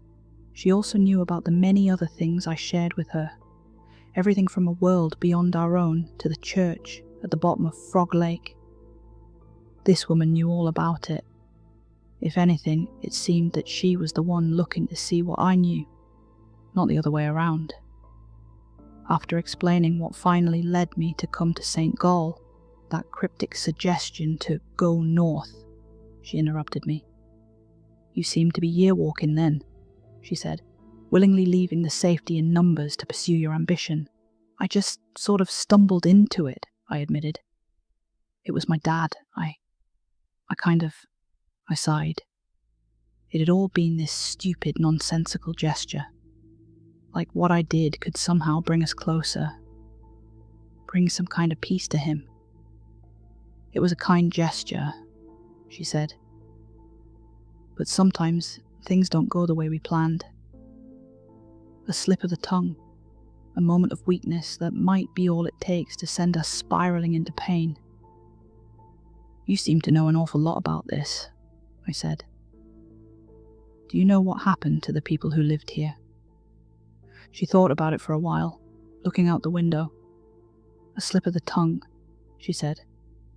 That's all it takes. We called it a night and agreed to talk in the morning. Strangely enough, I still had that feeling that something wasn't quite right. That shiver down my spine never went away, and I could feel my body tensing up. The next morning I found her in the kitchen. She was making hard-boiled eggs. Strange, I thought, since there were no chickens around. No, wait. There'd always been chickens. I had the distinct memory of there always being chickens there, but I just hadn't interacted with them previously. But why wouldn't I? Odd. I didn't think about the eggs, I said as I entered the kitchen. I must have forgotten about the chickens. There have always been chickens at St. Gall, she said, wiping her nose. Well, I suppose so. You can't tell a lie, right? She just shook her head, without the hint of a smile. As we had our breakfast, she looked up from her plate. She'd been silent for a few minutes, stuck in her own thoughts. I want to be clear, she said. When I say I can't tell a lie, I'm not exaggerating. What do you mean? What I say is true, even if it shouldn't be. So when I say there are chickens, but maybe there shouldn't be. I just blinked, munching on my hard-boiled egg. I mean, it becomes true. And also, it has always been true, she clarified. Which is why you might experience this sudden sense of disconnect. I didn't even question it. At that point, I had seen and heard so many absurd things that this was just the cherry on top. To me, it sounded like a genie, able to grant wishes. Why weren't the blue-eyed things coming for her instead of me? Do you have to say it, or is it enough to think it? I asked. Unclear, she sighed, so I try to do neither, which is why I keep to myself. Not much to spark thought when you're alone in the woods. Yeah, I've noticed. I looked out the window. There was still a breeze coming through the birch trees. I tried to just stay out of the way, she said. I don't want to trigger anything by accident. Not again. No slips of the tongue. No. She leaned back in her chair with a glass of lemonade. She had this strange look about her, like she was having trouble keeping her thoughts in check. She looked worried. I used to have terrible nightmares, I said. I used to think there was something wrong with me. My mom kind of wanted me to think that, so I had these awful nightmares all through high school. That sounds awful. It was, I sighed. So whenever I feel like something I am is bad, I make a conscious effort to be kind to myself. Otherwise, I'm just punishing myself for something I can't control. I see, she nodded. But what do you mean by nightmares? She blinked and tilted her head. There was that feeling again, like I was missing something. Like something had changed. You know, nightmares? I said. These images that come out of nowhere when you sleep. You mean a dream? I've had those, she said. I've had plenty. Like a dream, but horrible. Dark. She nodded, putting away her empty glass. I'd like to try one sometime, she said. I don't scare easily anymore. I spent the day trying to learn how to fish, trying to find a better toothbrush, and trying to fix a hole in my socks. My anonymous companion, on the other hand, spent most of the day inside the kitchen. She was trying out various preserves and just relishing in flavours, like she hadn't eaten in days. I made her a fish curry that night. A bit on the extravagant side, but I wanted to make a good impression. I tried not to think too much about what she'd said. Maybe it was true, maybe it wasn't. All I knew was that there'd been chickens at St. Gall since the first day I got there, and I hadn't paid them much attention. It made sense though. They had everything they needed without me. That night, as I lay down to sleep, my stomach kept turning. There was some part of me trying to keep me awake. Then, a scream. A violent, unbridled screech. A woman emptying her lungs, tearing through her throat. I grabbed my flashlight and rushed outside. The woman in the blue caftan was sleeping in the cabin across from me. It must have been her. I flung open her cabin door. She just stood there in the middle of her bedroom.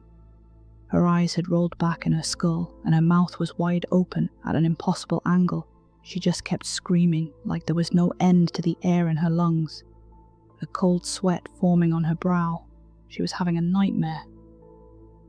I blinked, and I was in a different place. An old house.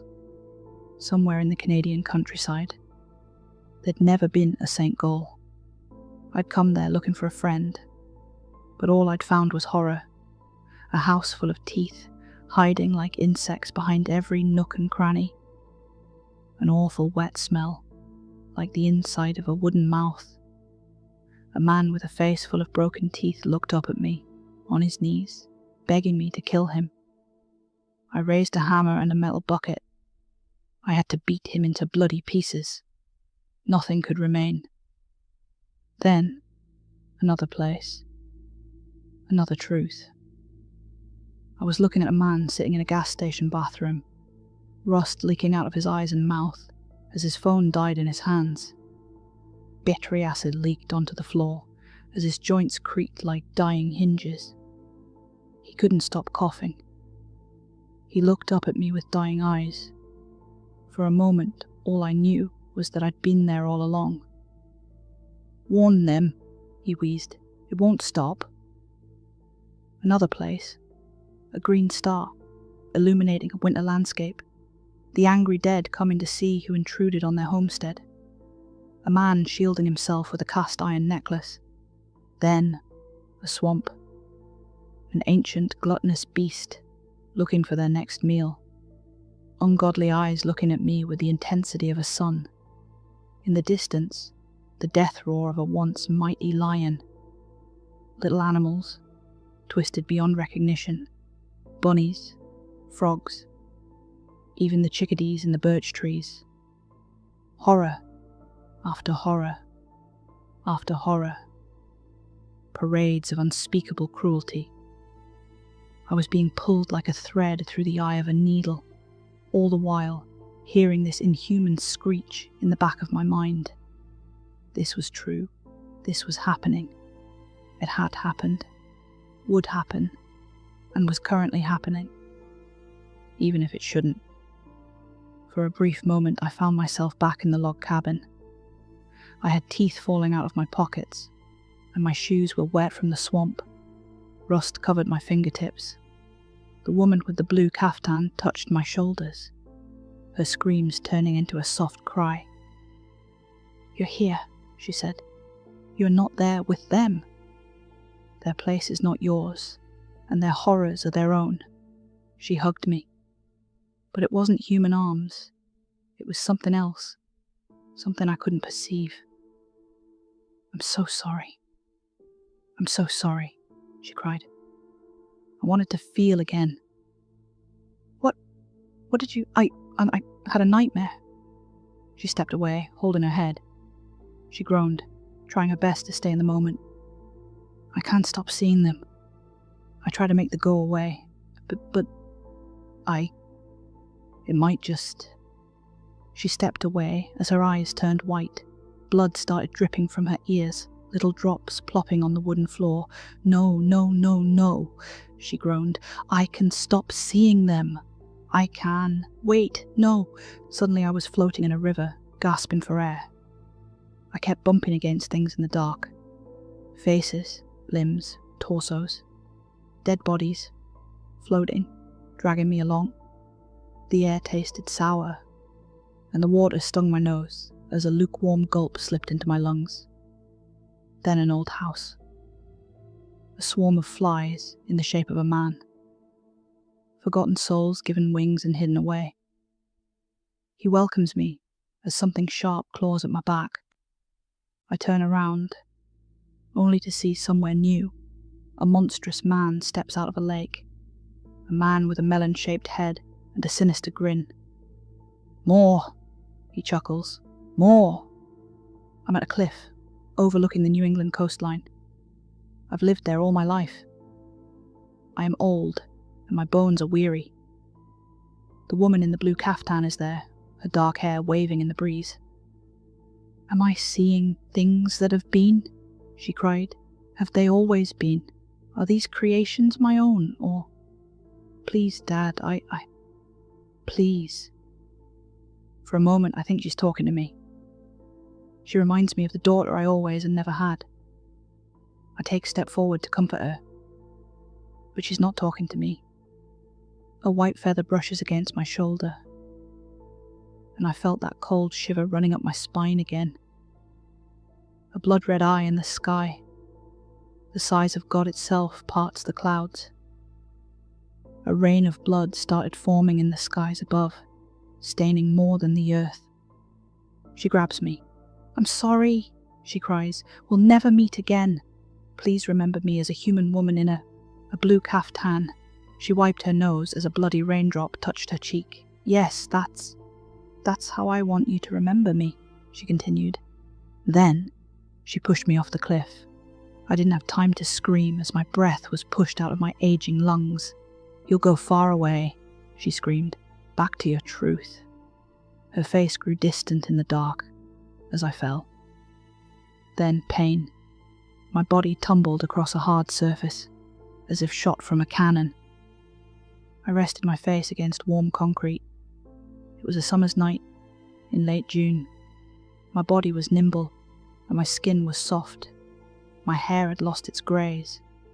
My own thoughts and experiences started to drown out the superimposed worlds I'd seen. All these visions remained, but as a distant, vivid memory. A living nightmare. I got up and brushed myself off. My ankle was sprained, and I was in the middle of nowhere. Somewhere further south, perhaps. I could already feel myself the simple comforts of St. Gall as I started walking down the long, winding road. I must have limped for hours when I finally heard the sound of an approaching vehicle. I stepped to the side, holding out a thumb. I'd promised myself not to be a hitchhiker, but I needed to at least know where the hell I was. Not once did I ask myself, what kind of person was driving down this lonesome road in the middle of the night? The car stopped next to me. I could see a man and a young boy sitting up front, and every light on the dashboard was broken.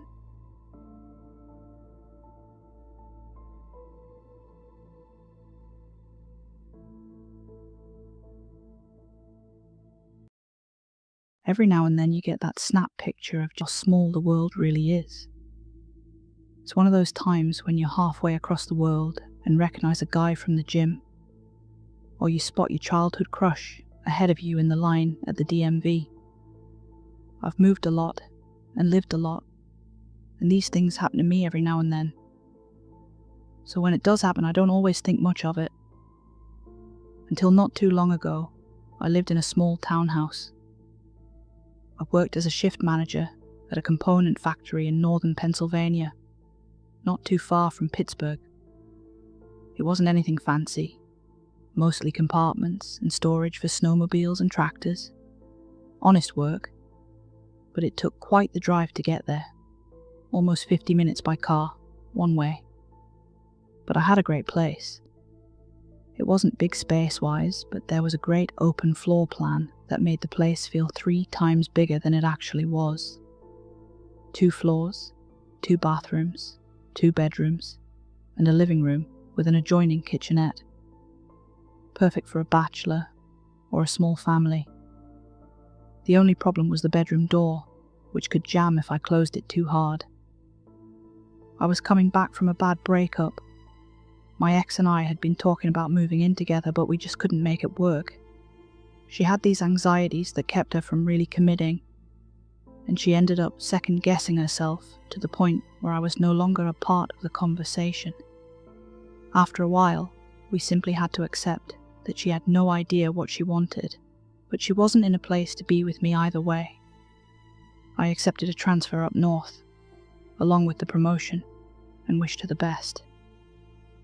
I'd been living up there for about a year when, one morning, I noticed someone moving in across the street. It was nice not to be the newest guy on the block anymore.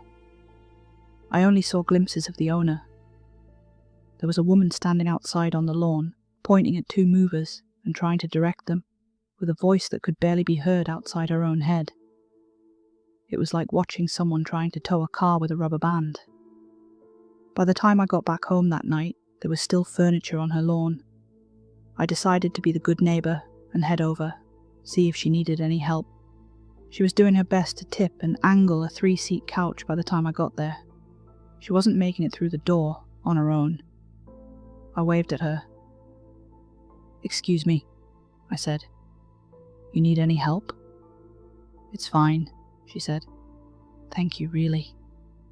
"You sure?" "Looks like you need to angle it and pull sideways. That's a rough one-man job."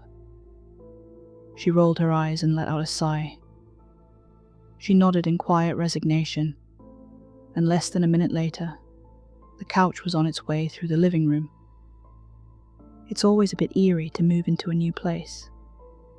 Everything looks so barren that you can hardly imagine it being a space where people lived and breathed and laughed. For the time being, this woman's life was all boxes and bare floors. Every step echoed off the walls. I helped her with a couple of boxes before she let her guard down. She had this short brown hair that sort of clung to her sweaty face, and these deep pockets under her eyes. I could tell she hadn't been sleeping a lot. There was a shake in her hands that showed she'd either been skipping meals or was deathly nervous. After carrying in some of her kitchenware, she stopped me at the door and forced a smile. "Sorry," she said. "I'm Julie." I introduced myself, shaking her hand. She was definitely trembling. "The movers screwed you, huh?" "Yeah, they were only paid to dump it all on my lawn, it seems." "Sorry to hear that. Looks like you're almost done, though." "Yeah, but the unpacking's gonna take a couple days, but it's nice to get settled." There was something about her voice that seemed familiar. An accent. It reminded me of my own. Then it just kinda clicked. I knew this woman. Julie and I had gone to the same school. I hadn't recognized her. She used to be the tallest girl in class. Then she'd just sort of stopped growing, while the others kept going, making her the shortest girl in class over the course of about 2 years. Now that I thought about it, it had to be her. It was obvious. I'd had enough of a crush on her not to forget that face anytime soon. The moment I recognized her, it was like she recognized me in turn. She let out a huff and looked me up and down. "I can't believe it," she laughed. "What are the odds?" "Julie, you wanted to be a teacher, right?" "Yup," she nodded. "And I am." "And you had these apple earrings," I said, gesturing. "They were the size of golf balls." She couldn't hold back a snort and stepped away, crossing her arms. "You went out with James," I added. "Man, haven't seen him in years." Her smile froze in place. She nodded, rubbing her shoulder in a self-hug. I noticed she had a wedding ring. "Yeah," she said. "Good times." She excused herself and thanked me for the help. She offered me a 20 for the trouble, but I waved it off. She insisted, but I'd made my mind up. She ushered me out the door. "I gotta check on Danny," she said. She'd been awfully quiet. "You got a kid in there?" "Yeah, my girl Danny." She smiled. 4 years old. She's in her room. She's had a rough day. "Well, tell her I said welcome to the neighborhood, and feel free to drop by sometime." "I'll do that." I wandered off, only to stop halfway across the lawn. I looked back, only to see her still leaning against the doorway. "You still got those apple earrings?" I asked. "No," she said, shaking her head. "Times change." It was a stupid question, but I couldn't help myself. I waved goodbye, and that was that. I caught myself glancing out the living room window a couple of times before I headed to bed that night. I could see Julie in her window, putting up decorations.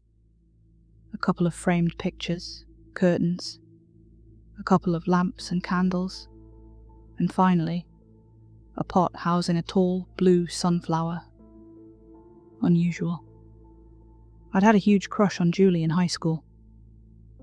I'd thought about asking her to prom, but James got there first. I ended up going with Margie H., who was more interested in using me as a dress-up doll rather than a boyfriend. There was a lot of "do this, it's cute," and "don't do that, it looks weird." She ended up spending most of the night with her friends across the room.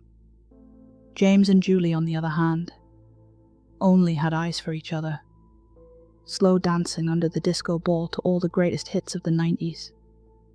But there seemed to be no James around anymore. Perhaps it was just like she'd said, times change. But looking back at that night, I couldn't imagine the two of them apart. Not for a moment. I tried not to bother Julie and her daughter for a couple of days. I thought about heading over to say hi someday, but I figured they needed some time to get settled. I was probably overthinking it, but I didn't want to give a bad impression right off the bat. It's one thing to be helpful. It's another thing entirely to be creepy about it. And you don't want to mess things up with someone you're going to see across the street for years, maybe decades to come. I wondered about her daughter, Danny. I was yet to actually see her. I had to leave for work so early that I'd never duly take her to daycare. And by the time I got off work, they'd already come back home. Julie wasn't letting her play in the front yard. Then again, maybe that was by design. You don't want your 4-year-old to run amok near a busy road. So I tried to keep my curious eyes to myself and focus on my own life. But after months of empty inboxes and being ghosted on apps, you start to cling to whatever light in the dark you can spot. And I couldn't help but to think that maybe a light had moved in just across the street. One day, as I came home and browsed my mail, I noticed a letter addressed to Julie. She had a different last name. It took me a while to connect the dots. She had James' last name. Given how she had a wedding ring, I couldn't help but consider that maybe they were still together. Either way, I had a misplaced letter to deliver. I made my way across the road and knocked. Julie opened, holding a phone to her ear, talking to someone. I handed her the letter in silence, and she rolled her eyes apologetically at me. She wasn't in a very enthusing conversation on her phone, apparently. She mouthed "thank you" back at me. As I turned to leave, she put her phone down for a second. "Hey, would you mind helping me with something?" I turned to her, raising an eyebrow. I need some help with Danny's room. I'm useless with electronics. I'll give it a go, sure. Thank you so much. Drop by tomorrow around 7 if you can, alright? Tomorrow, 7. Got it. She put her phone back to her ear and waved goodbye. I just stood there for a couple of seconds trying to catch a glimpse of her through the window, but the only thing I could see was that blue sunflower of hers. The thing was tall, and it always seemed to be turned your way, no matter where you looked. It was downright creepy. The next day I went over to see Julie. My heart was thumping away in my chest a little harder than usual. I was trying to keep it cool and not get my hopes up, but there's something about an old crush that just taps at your heartstrings. I knocked on the door, peeking at the window. The sunflower was still there, and I could have sworn it was still turned towards me, even as I stood by the front door. Julie opened the door with a tired smile. She had this pink blouse with white lilies and a pair of slightly too big jeans. She had some makeup on, I noticed. Just got back from work, she said. Come on in. She'd done a lot to the place. Pictures of her and James on the wall. All carpets were out. Birthday cards on the fridge. Guest towels in the downstairs bathroom. She'd put in some work. You've been busy, I said. Is Danny doing okay? Oh yeah, better than me, that's for sure. I looked over the wall of framed pictures. Julie and James at the Grand Canyon. Julie and James dressed up for Halloween. Julie and James at their wedding. James' light hair was a nice contrast to Julie's dark mahogany. I don't see any pictures of Danny. There used to be plenty, Julie said. These are the only ones we could keep. Sorry to hear that. I looked at Julie, who nodded her head matter-of-factly. I could tell I'd struck a nerve. She showed me upstairs and to the left. She was yet to put up any lights, so the corridor was a bit darker. There were these big yellow letters on the wall leading up to Danny's room. She must have painted them by hand. Little Lady Sunflower, I read out loud. I call her that all the time. The first time I said it, I had this cold, so it came out as little, not little, and it just kind of stuck. Now that's cute. Well, the little lady is with her aunt tonight, so she won't mind us stomping into her holy kingdom.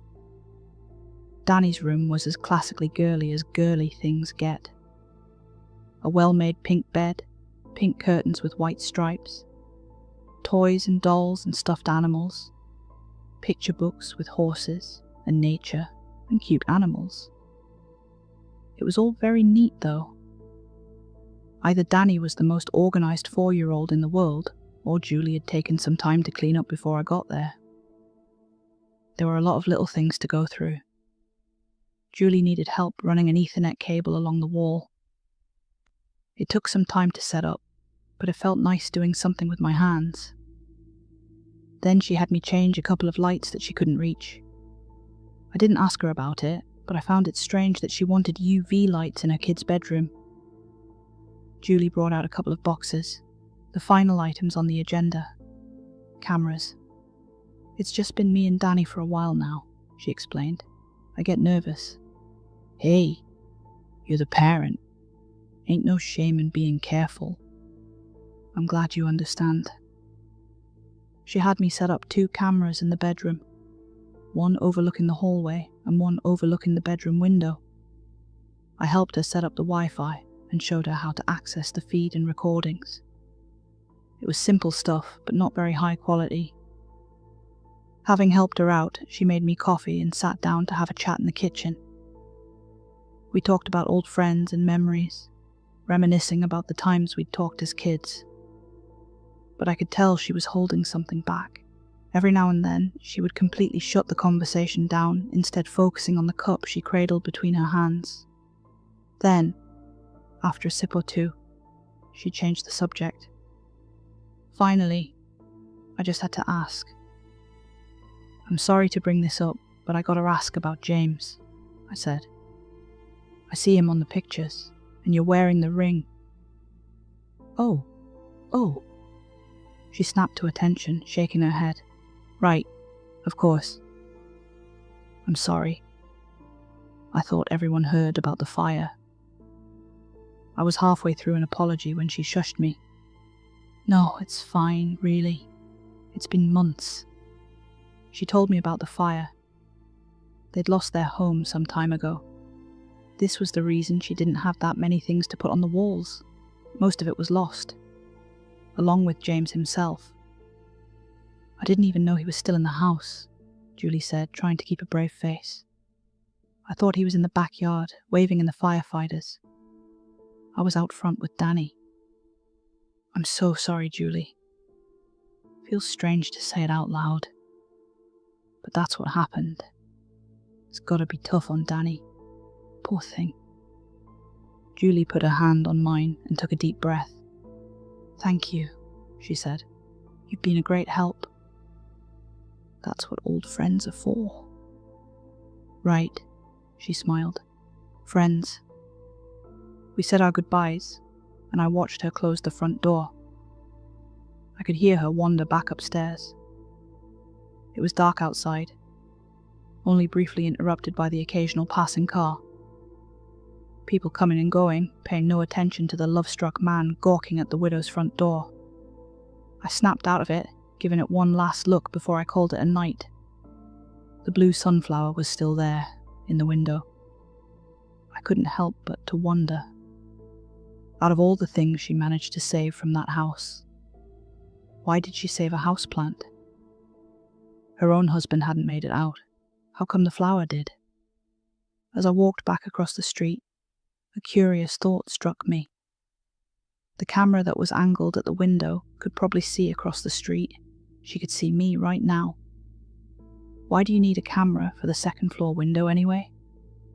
Especially for a window that can't be opened. Wouldn't it be better to have one by the front door? Over the next few days, I met Julie a couple of times.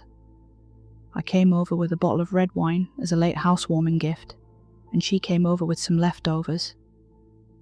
She made this mouth-watering sausage stroganoff that kept your stomach warm all day. She also made her own snacks, like peanuts and sunflower seeds, lightly salted and honey roasted to perfection. After a few weeks, it was rare for me to go a full day without seeing her. And yet, I hadn't met her daughter. Danny was always busy with something. Sleepover at a friend's house, staying with her aunt across town, going to bed early. There was always something, and I was yet to see a picture of her. I asked Julie if she could show me her phone once, and she promised she would. But she would change the subject and forget shortly after. But it was hard to be suspicious, and even harder to care. Julie was getting comfortable in that house, and it showed. There was a glow coming back to her. One day after work, there was a knock on the door, a longer one than usual, slower. Julie was standing there with one of my phone bills. The mailman had messed up again, and I reminded myself that I had to have a chat with them about it. Then again, I didn't mind the inconvenience of having Julie over every now and then. At first, I thought she was just coming over in a rush, but there was something to her demeanour that was different. She crossed her arms, but she wasn't reserved. It looked casual. "Did you enjoy the snacks I brought?" she asked. "Danny loves the roasted ones. I'm a sucker for salty stuff." "What about sweets?" I thought about it, nodding as I made a mental list. "Depends on the sweet." She grinned at me. "I'm kinda sweet." It didn't take much more than a wink and a giggle for us to end up kissing. We made out on the couch as I fumbled for the remote control. I couldn't get in the mood with a Judge Judy rerun going ooh and ah in the background. Finally, as we made ourselves comfortable, I could let my heart go. Julie had this wonderful lavender shampoo that filled my senses, but there was something strange about her kisses. They had an almost chemical taste to them, like a tinge of ammonia. Maybe she just had a weird toothpaste. Somewhere in the awkward fumble of eager hands and skin touching skin, a whisper reached the back of my ear. "I've missed you," she mumbled. "I've missed you so much." I didn't know what to make of it. I think I tried to rationalize it as her wanting to be with me for a while, or perhaps she really enjoyed our time back in high school. Then, another whisper. "I've missed you, James." There was an awkward pause. We tried to laugh it off. She shook her head, taking a deep breath. She tasted the words for a second and leaned in close. "Danny is with her grandma." I expected her to say something. Excuse herself, perhaps. But there was a trauma there, and we were both consenting adults. Mistakes were bound to happen. One thing would lead to another, and Julie didn't go home that night. I don't blame myself. I was lonely and stupid. Even before she moved in across the street, Julie had always been a bit of a girl next door in my mind. In one way, this was a dream coming true. But in another way, it just felt wrong. Nothing we did that night felt as true and honest as that one mistake she'd whispered into my ear. "I've missed you, James." The next morning, I woke up in a daze. It felt like I'd had too much to drink, but without the headache. The world felt draped in cellophane. I woke up in my room, alone. Julie was lucky she got out of the bedroom at all. I'd slammed that door pretty hard, and the lock was finicky. Maybe she had a knack for it. I could hear noises coming from downstairs, so I threw on some boxers and a bathrobe and wandered into the hall. I could hear Julie as she moved around some plates and glasses, and she was singing this tune, like something from a commercial. "You're my friend, I'll sing your tune. Setting sun to rising moon. I ask you, buddy, buddy blue, won't you be a sunflower too?" It was strange. I'd never heard that song before, and yet I knew the lyrics. I wandered down the stairs as Julie waved me to the table. She'd made grilled cheese sandwiches. I sat down by the table as she gave me a peck on the cheek. She handed me a plate and sat down next to me, cheerful as ever. "I made your favourite," she said. I didn't know this was my favourite. I smiled back. "Haven't tried it yet." I picked it up and held it. Then, something cold ran down my spine.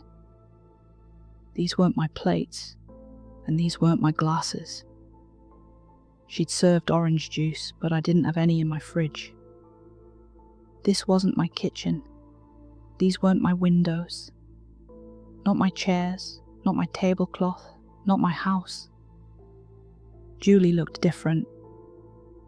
My hands looked different, and as I was about to take a bite, this escalating pulse deafened me in my right ear, as a radiating warmth burst through in waves. My heart was terrified, long before my mind was.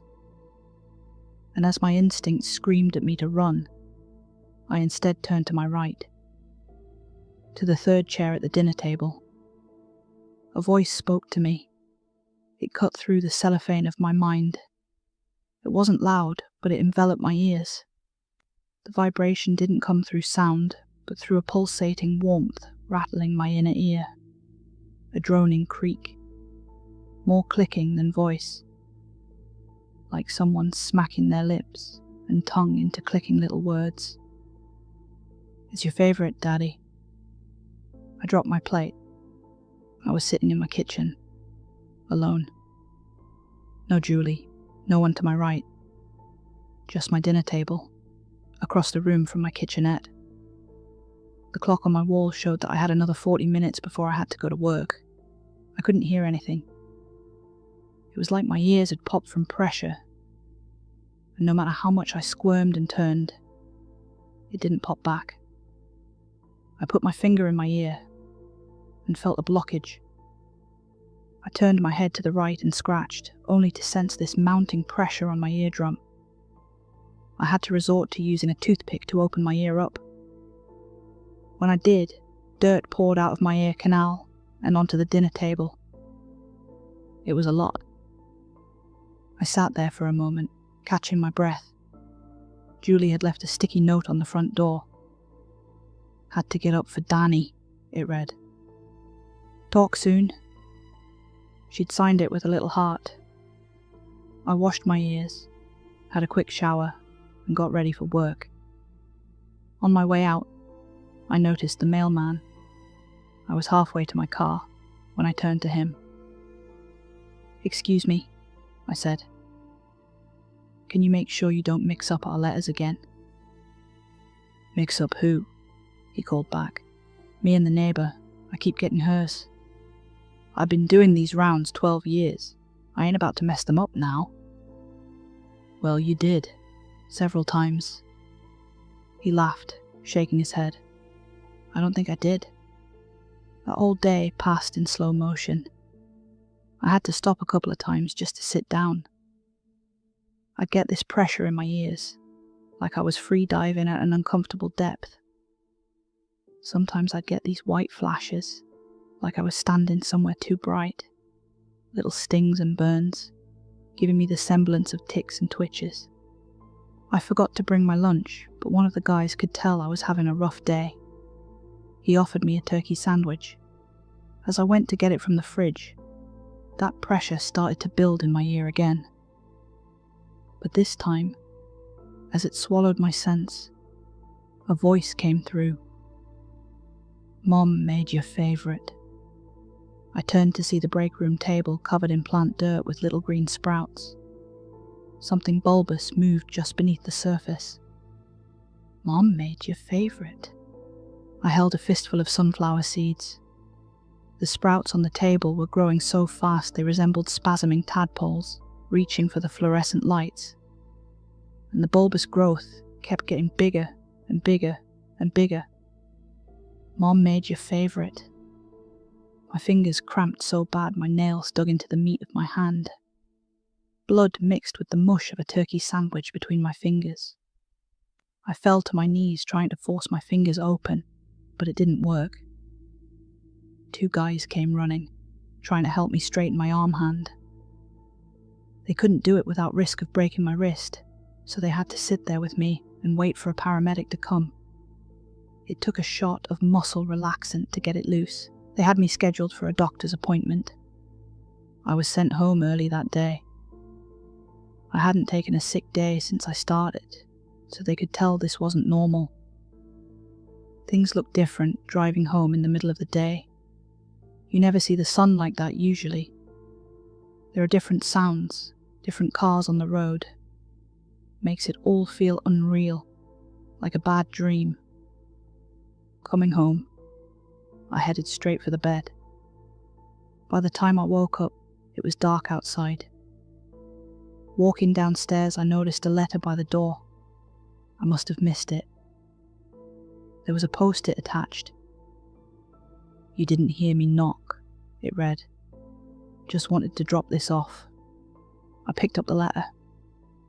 Just a phone bill. Strange though. Would the mailman really make that kind of mistake after I specifically reminded him? Did he do it out of spite? No, that didn't seem right. I had a curious thought. When I helped Julie set up the camera in her daughter's bedroom, she'd given me access to her Wi-Fi. I'd also set up the password. I had no intention of spying on her, but if one of the cameras caught the view of the mailman, I could see if he really messed up that bad, or if he'd done this to mess with me. The feed reset every 48 hours or so there'd be plenty of time to check. I sat down with my laptop. I had to find just the right spot at the edge of the living room, but I managed to get a weak signal of her Wi-Fi. I typed in the password, connected to the camera, and rolled back the footage. I felt a bit bad about doing it, but there was no way she'd know. Sometimes we do things behind closed doors that we're not proud of. I checked the feed from earlier that day. I saw Julie leaving my house in the morning. I saw myself walking out, heading off to work, having a quick conversation with the mailman. I then saw him watch my car roll out of the driveway and walk up to my house, dropping a letter through the door. That couldn't be right. I kept watching. Julie came back out of her house holding the pot with her blue sunflower. She put something into my front door, and it swung wide open. She grabbed the letter, looked inside, and then entered. According to the feed, she was inside my house for over an hour. She came back out, still holding the pot with the blue sunflower. She hurried across the road and back into her house. A few minutes later, I saw her inside her daughter's bedroom, still holding the plant. I could only see her in the corner of the feed, caring for the plant, watering it, tending to its leaves. Then she turned on the UV lights. I fast-forwarded. Slowly, I could see the sunflower turn, not towards the sun, but towards the camera. There was a knock on the door. I shut my laptop and got up off the floor. I peeked out through a window, only to see a strand of dark mahogany hair. Julie. The next second, I was opening the door. I hadn't planned on doing it, but I did. Everything looked brighter. Long day? I asked. I hadn't said that. Not with my voice. Julie walked through the door with a tired smile. She gave me a peck on the cheek. "I hate being a temp," she said. "Claire won't stop bugging me." "She'll come around," I said. "She seems like one of the good ones." I didn't know what I was saying. I didn't know any Claire. We sat down by the dinner table. I don't remember making pancakes, but they were on the stove. I plated and served them with a spoon of ice cream and some raspberry jam as Julie told me about her day. She talked about going to see people this weekend, about making plans with her parents, and after dinner, she kissed me. But not like she'd kissed me earlier. This was a real kiss. Like she'd held back the love. "I love you," she whispered as she pressed her forehead against my shoulder. I looked up, catching a glimpse of my reflection in the kitchen window. My hair looked brighter. "James!" I gasped for air as the front door swung open. I was wearing my bathrobe. It was dark. Julie looked at me, her eyes wide. "Took you long enough," she smiled. "Did you get your letter?" "Yeah," I said. "Thanks." "No worries. You okay?" "You look a little pale." "I don't know," I said. "I don't know what's going on." "You want me to come in? I can make you some." "No," I answered before my brain could register what I was saying. Julie gasped, like I'd struck her. I could feel something bubbling in my chest as my heart raced. "I want to see Danny," I said. "Can I see her?" "Sorry," Julie said. "She's at her friend's house." "I don't think she is." Julie's wounded expression melted into a mild amusement, like I was playing a joke on her. "I'm sorry. I don't think she's at her friend's house," I repeated. "And I don't think she's with her aunt or grandmother. And frankly, I don't think the mailman keeps messing up our letters." "What's with the tone?" she asked. "Did I do something wrong?" "Did you?" Our eyes stayed locked for a couple of seconds. Then, something changed. "You want to see her?" she asked. "Fine, I'll get her." She stormed off across the street. My heart sank as I watched her pick the blue sunflower from her window and head my way, cradling it in her arms. I slammed the door shut and backed away from the door. Seconds later, something metallic rattled into the lock, and the door swung open. She really was good with locks. "Here she is," Julie said, cradling the pot. Don't you recognize her? Don't you recognize your daughter, James? I'm not James. I can't believe it's taking you this long. She walked inside and slammed the door shut. She put the pot on the floor. I backed away. As I did, she started humming that tune again. That melody. You're my friend. I'll sing your tune. Setting sun to rising moon. I ask you, buddy. Buddy Blue, won't you be a sunflower too? Something ruptured in my head. My right eye went red and blind as a stream of blood poured out of my nose, burning my senses with a sting of copper. I closed my eyes, only for an unnatural vision to come out of the dark. How I backed away from Julie, in another place, in another house. Memory of a voice, but not my own, speaking from inside my mind. It's not a child, Julie. We can't keep living like this. She's yours, James. Everything that stands between you and this family is you. I want to be a father, not a fucking gardener. Flashes of pain. Memories of tears stinging behind my eyes. Late night talks. Checking the bathroom trash to see if she was still throwing up sunflower seeds. I was back home, making my way up the stairs. Julie was downstairs. The pot was still on the floor. Then, as I closed my eyes, I was somewhere else. I was a little bit taller, and my reflection had a lighter complexion, brighter hair. There were pictures on the walls, pictures of James and Julie, and a lot more. And in more than half of them, she's cradling her blue sunflower. What are you going to do, James?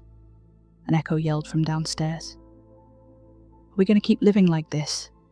I'm not doing this. I want more kids, she screeched back. She needs a sister, a brother, and right now she needs a father. It's not a child, Julie. It's a fucking weed. I birthed her. Blinding light, an operating room, holding Julie's sweaty hand as her nails dug into my skin. A terrified nurse falls to her knees. Her hands are covered in dirt and blood. A doctor holds what looks like a blue walnut. It fits in the palm of his hand. It has a pulse. I scream until my lungs ache. But Julie smiles. 100 nights of smashing pots and throwing that fucking plant in the garbage. Only for it to come back brighter, stronger, bigger in the morning. Every touch and kiss from Julie came with that one nagging thought that she was just using me to bring more of them into the world. Every whisper of venom, cutting through my heart, until one day when I stand alone in our bedroom with a lit match. It smells of gasoline. You'll come back, Julie says from across the hall. She'll bring you back. And I don't care. My eyes open. I'm crawling down the hall. I hear Julie walking around downstairs. Danny had me feed you a ton of this stuff, she called from the kitchen. I thought you'd be James by now. I looked down at an empty corridor. My legs hurt. I was warm, like an invisible fire choked the air. My hands looked different. Were they even mine? There was a sound coming from the stairs as something moved. The flower pot tipped up from the top step. The blue sunflower swayed a little. In little stretches, it came down the hall, moving on its own. And from the bottom of the pot, something stirred. She'd cut out the bottom of the pot, allowing something to reach out. The moonlight burned the image into my mind, as I saw the pallid arm of a 4-year-old child pulling its way towards me. It came closer. As I blinked, I saw the flames spread around me as a vision of Julie looked at me from across the hall, shushing the blue sunflower like an upset child. I blinked again. The pot was closer. The sunflower was just outside my bedroom door. The deep navy blue of its petals rattled with excitement as white, dirt-covered, grub-like fingers pressed into the floor, pulling itself forward. I was burning, and I was not. But I did exactly what James had done on that fateful day. Despite the fire, the pain, and the uncertainty, I kicked the door closed. It slammed shut with a bang. Something touched the knob, but it didn't budge. The lock had jammed. Something pounded on the door, louder and louder, but it wouldn't budge. I blinked. "Then go ahead and burn," Julie cried out. "Burn, James. She'll bring you back to me, and it all starts over again." I blinked. The memory sounded different in my mind. I know what she'd said, but I remembered it differently, like I'd heard two voices at once. "Then go ahead and hide," Julie cried out. "Hide! She'll bring him to me no matter what you do." I had to do something drastic, but I was stuck. The window didn't open. In that burning space in my mind, I heard the windows crack and break as the pressure from the fire burned my retinas shut. And in this place and time, I wrapped my hand in my bathrobe and smashed my bedroom window. 2 cracks in the glass echoed behind my ears. Without shoes or a shirt or a plan, I tumbled out the broken window, and in another world, a part of me still burned to the sound of Julie humming that one tune over and over and over. I landed hard. I cut my leg and foot on broken glass. I lay there watching blood pool around my ankles. The neighbour's dog was barking. They must have heard the screaming. There was something moving in my blood. Tadpoles, bean sprouts, seeds. Someone called out to see if I was okay. Someone that wasn't Julie. And before I passed out, I saw her around the corner, looking my way. She wouldn't have time to do anything. Her voice faded as my fingers ran cold and my vision dark. "She'll bring you back, James. If not now, then later." She turned and walked away. And as she did, her blue sunflower turned towards me for a final time. I think the blood loss saved me. It got out some of whatever poison she put in me. She set her house on fire and disappeared that night. She left most of her things behind to burn. I was stitched up and took some time off work. Weeks later, I would still get these occasional flashes whenever I sat down at the dinner table. I'd see Julie sometimes. She would laugh and smile. Other times, she would have her back turned to me, tending to her plant. I moved out not long after, somewhere closer to work.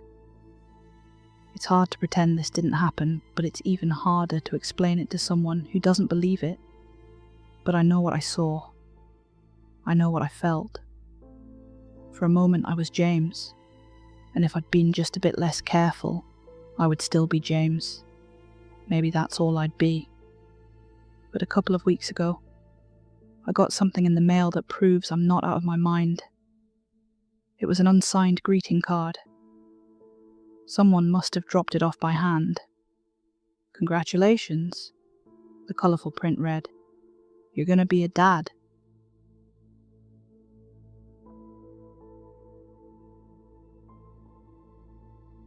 Hi everyone, thanks for listening. That was The Sad Sunflower, written by Saturday from Reddit. I'm in the middle of recording a full playlist dedicated to Saturday stories, so if you enjoyed this one, make sure to subscribe and stick around for more. And here's a creepy little fun fact. A single sunflower head can contain up to 2,000 seeds. That means one plant carries enough seeds to feed an entire murder of crows, or start an entire field on its own. Imagine a field full of little lady sunflowers. Good night.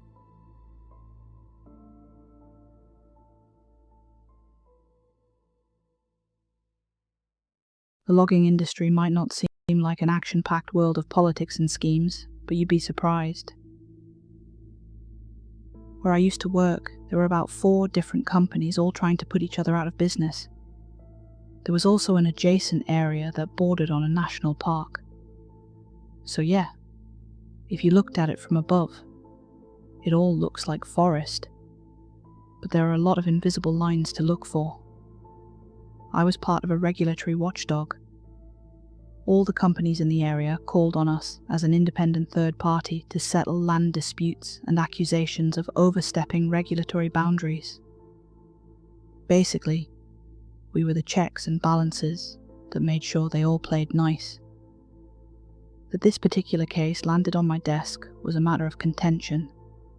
The last 2 cases that had been dropped in my lap ended up being lengthy and unnecessary legal battles, so my supervisor had been putting off giving me fieldwork for about 2 months. There was some pressure to vacate my seat entirely, and I wasn't eager to make a fool of myself for a 3rd time. So whatever this was, it had to go off without a hitch. I was given a couple of files: satellite images, statements, interviews, and witness testimony.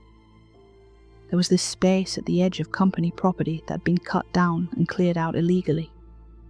Insurance companies had demanded a complete third-party review before they agreed to a payout. There was also an issue with the nearby park services, as damage had been done to protected land, making the rangers suspect that this was either self-inflicted or the work of an organised third party. Now, making arrests or proceeding with a formal criminal investigation is the work of the police. But my job was to give them a neutral and objective perspective, something they could point to as evidence of suspicion, of foul play. An acre or 2 might sound like a lot of land to cover, but when you're dealing with multiple sites of about 15 to 25 acres separately, it quickly falls under the radar. Given how close this land was to the edge of the property, I suspect they hadn't intended to clear it anytime soon, so they must have stumbled upon this by accident. I drove out early Monday morning. I had a meeting with one of the foremen working in the area to corroborate the statements I'd been given, and it all checked out. They hadn't been operating in the area. There were no witnesses who could say what had happened, and no one had investigated it close enough to cause any obstruction. We were good to go. I was put in contact with an assistant foreman named Michael, a very driven man in his early 30s, whose head seemed to have been fused with the mandatory white helmet they made us wear. He had this handlebar mustache that made me think of cartoonish uncle. I met him by a signal orange Jeep with the company logo printed in all black. "I'm just here to get you where you need to go," he explained. "I'm not here to intrude." "I'm sure that won't be a problem," I smiled. "You know where we're headed?" "Of course, yeah. It's been the talk of the crew for a week now." "How so?" I asked. "You hear things, He explained. like how no lumber was stolen." "What?" "Yeah, He reiterated. no lumber's been stolen. Most of it just kinda lay there." That part had been conveniently left out of my prep work. Driving through untrained lands in a Jeep isn't as comfortable as it sounds. Sudden dips and rocks and fallen trees make for a bumpy ride, and if you're not used to it, it's going to cost you your lunch. I was prepared enough, but I noticed Michael looking over a couple of times. He probably wasn't used to outside passengers having spent a lot of time in the wild. And to be fair, I didn't really look the part, "I'm not sure what exactly you do. Michael admitted. Some sort of insurance thing." "That's part of it, yeah. But I'm mostly here to make sure everyone plays along," "They do. he said. I mean, it's all the same guys.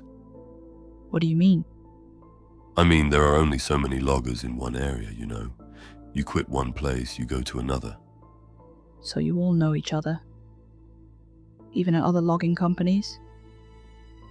"Yeah, he said, clutching the wheel as we barreled through a bent sapling, leaves brushing against the windows.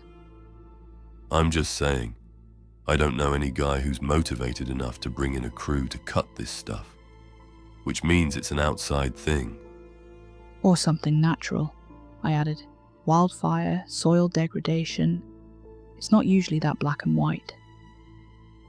No offense, but in my experience it is. Michael rolled onto a half-finished road. It lined the space between the government-owned park space and the edge of the logging area. It was only meant for industry use, but it was surreal to see. This one line of asphalt in the middle of the towering woods, stretching on for as far as the eye could see. If you were to accidentally get turned around, it'd be impossible to tell which way you were going. The forest opened into a clearing on both sides of the road. It looked like a bomb had gone off. The trees were either bent, broken, or cut down. There were definite signs of human intervention with clean-cut stumps. Stepping out of the jeep, something just felt wrong. Like we'd entered some kind of dead zone. You could taste the exposed, sugary sap in the air. Normally, this space would be ripe with wildlife, but I couldn't hear a thing. No birds, no buzzing, nothing. Michael took me a bit to the side and waved at a man by the tree line. The man was clearly a park ranger, somewhere in his late 60s. He was short and had a sort of lanky build, but with the sinewy look of someone too tough to quit. Michael introduced me, and the man shook my hand. "Ranger Wilson," he said. "Thought I'd give you a hand given our circumstance." You got an idea what's happening here? I asked. "Area's always been quirky. He explained. Most of the damage has been done on the park side." How much damage are we looking at? Ranger Wilson scratched his chin with his scrawny fingers. About 1.5 acre on the company side, about 2 on the park side. Most people never come out this way. We were informed by our gracious neighbors. Michael excused himself from the conversation, leaving me with a walkie-talkie to call in when I needed a ride back. With Michael out of the picture, Wilson relaxed his shoulders as he took lead. Place used to be teeming with folks back in the 70s. He explained as we walked. Called it Slumberjack Woods. Strange name. Well, they mostly went out here to get high and skinny dip in the river. There was this glade nearby that had an amazing view, perfect for hippy-dippies and drum circles. You don't sound too happy about it. Just sad to see the good times pass us by. He gave me a knowing grin with a silent explanation. I could sense who we might have been in the equation of unruly 70s teenagers. The damage done to the area was significant, but not as clear-cut as first believed. There were some trees that had been cut down with a chainsaw, others with an axe. Not all of them, though. Some were brought down by wildlife. Ranger Wilson pointed out a couple of fallen trees with fresh marks from bears. There were also signs of beavers. Ain't a lot of beavers this far west of the river. He explained. For them to go out of their way like this, it's strange. You know what's happened to all the bushes and branches? I asked. What do you mean? I bent down, adjusting my shoes. I pointed at one of the fallen trees, showing the damage done to the lower edges of the trunk. Branches had been broken off and removed. You can see this on a couple of trees, I said. And some of the saplings are missing entirely. I'll be damned. Good eye. According to satellite imagery, most of the damage had been done in a sort of oval shape, with the majority being on the park side. I showed it to Wilson and asked if we could check out the center. There had to be a specific point where whoever did this started, and maybe that could give us an idea of how long it had been going on. Traversing this kind of environment takes a toll, though. Fallen trees, and branches, and rocks. You gotta make sure you don't slip, or you'll dislocate an ankle quicker than a flash flood. Not to mention, you might be dangling your toes into a viper's nest. Tough boots or not, you don't want to tempt fate more than necessary. So why Slumberjack Woods? I asked. I don't get the name. Well, when you've had a bit to smoke, you usually doze off. It's not that complicated, son. That's all, Well, a couple of folks claimed it was the best sleep of their lives. he continued. Some would come here before a big test or a job interview just to relax for a bit. Used to camp out for a day or so, listening to music and sitting by the river. I guess some places just kind of stick with you. I guess they do. We ended up by the river, following it northwest.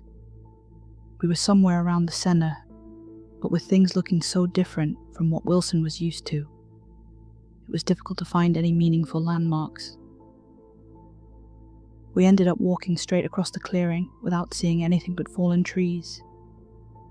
Sometime after lunch, Wilson found a comfortable spot in the shade and had a sandwich. As he finished it, he leaned back and covered his face with his hat. Give me 10 minutes. He said, Don't stray too far. "I'll check that hill for a bit," I said. "Southwest." All right. He sighed, 10 minutes, then I'll join you. and with that, he was out like a light. What a gift. I took a short walk. There was a hill not too far from the river which gave me a great overview. It was strange seeing so much empty space in the middle of such a lively area of the woods. I didn't know what to make of this. It felt like an industrial level operation, but the signs showed a variety of tools and causes. There was no immediate answer, and that was unusual for my line of work. I remember spotting a couple of chickadees among the fallen trees, picking branches and leaves for their nest, the first signs of life I'd seen out there. As they noticed me watching, they took off westward. There was something there, in the distance. I couldn't make out the details, but it was in a sort of dip between two hills. You couldn't see it from a low position, making it practically invisible unless you were at the right angle. Peculiar. I went to investigate. I could still see the hill where I'd been standing, so I could call for Wilson if necessary. But I made my way down, noticing a path. It was the first sign of movement or organised effort I'd seen. A clear path with drag marks. I rounded the edge of one of the hills and wiped some sweat off my forehead. Minnesota summers are no joke, and I had the sunscreen to prove it. I stopped dead in my tracks. The path kept dipping into a sort of crater. It was about 30 feet across and 20 or so feet deep. The entire thing was covered in fallen trees, branches, bushes, leaves, twigs, saplings and roots. Pretty much whatever you could break off and carry, all pushed into a single massive pile. It was deceptively large. Even at this depth, the pile was tall enough to rival the surrounding hills. It would only take a couple more feet for it to be visible from all directions. I just kind of marveled at it. The effort it would take to bring this together was enormous. I looked up, only to see Wilson standing on the top of the westward hill. He was holding a small hand axe and dragging along a couple of branches. With little fanfare, he dropped it onto the gargantuan pile, causing a ripple of movement among the branches. A couple of chickadees took flight, and looking a bit closer, I saw a falcon. A raptor nesting alongside prey animal. "Wilson," I called out, "what are you doing?" Huh? He looked down at me, clutching his hand axe. What do you mean? He asked. "What's with the branches? What's with this?" I gestured towards the pile. Wilson turned to it, scratching his head. Jesus. He muttered. What the hell happened here? We took some pictures and investigated it. At first it just looked like a disorganized pile, but there was some sense to it. Most of the trees that had been dragged there lined the bottom and the edge, while most of the larger branches were on the inside. It was structurally sound. The outside was mostly covered in leaves and bird nests. I confirmed that, yes, I could see falcons alongside chickadees and cardinals. There were also signs of raccoons, and I spotted a couple of curious eyes peering out at me, possibly foxes. Ranger Wilson pointed out deer droppings nearby. All in all, this didn't make sense to me. Animals didn't congregate into piles, especially not a man-made one, which put a couple of things into consideration. One, that this wasn't a natural process. Two, that this wasn't man-made. All the while, I couldn't get a straight answer from Wilson about his contribution to the pile. He shrugged it off and was noticeably quieter from that point forward. That was one of the most curious things about the pile, just how quiet it was. This was a massive collection of trees and bushes, teeming with life, but it was silent as a grave. No chirps or songs, no buzzing insects. I could see ants and bees crawling next to one another, carrying the occasional leaf or pine needle. I could see mice scurrying around, carrying twigs with their teeth. I walked up to the pile to look a little closer. There were holes for larger mammals to crawl through, giving it the appearance of a nest, or a mound, rather than just a pile of debris. There were things living in there, no doubt. There were other stories about this place back in the day. Wilson called out from atop the hill. There was this bonfire. What about it? I asked as I peered into the nest. A lot of folks came by to build a bonfire. It was supposed to be this amazing thing to burn at the end of summer.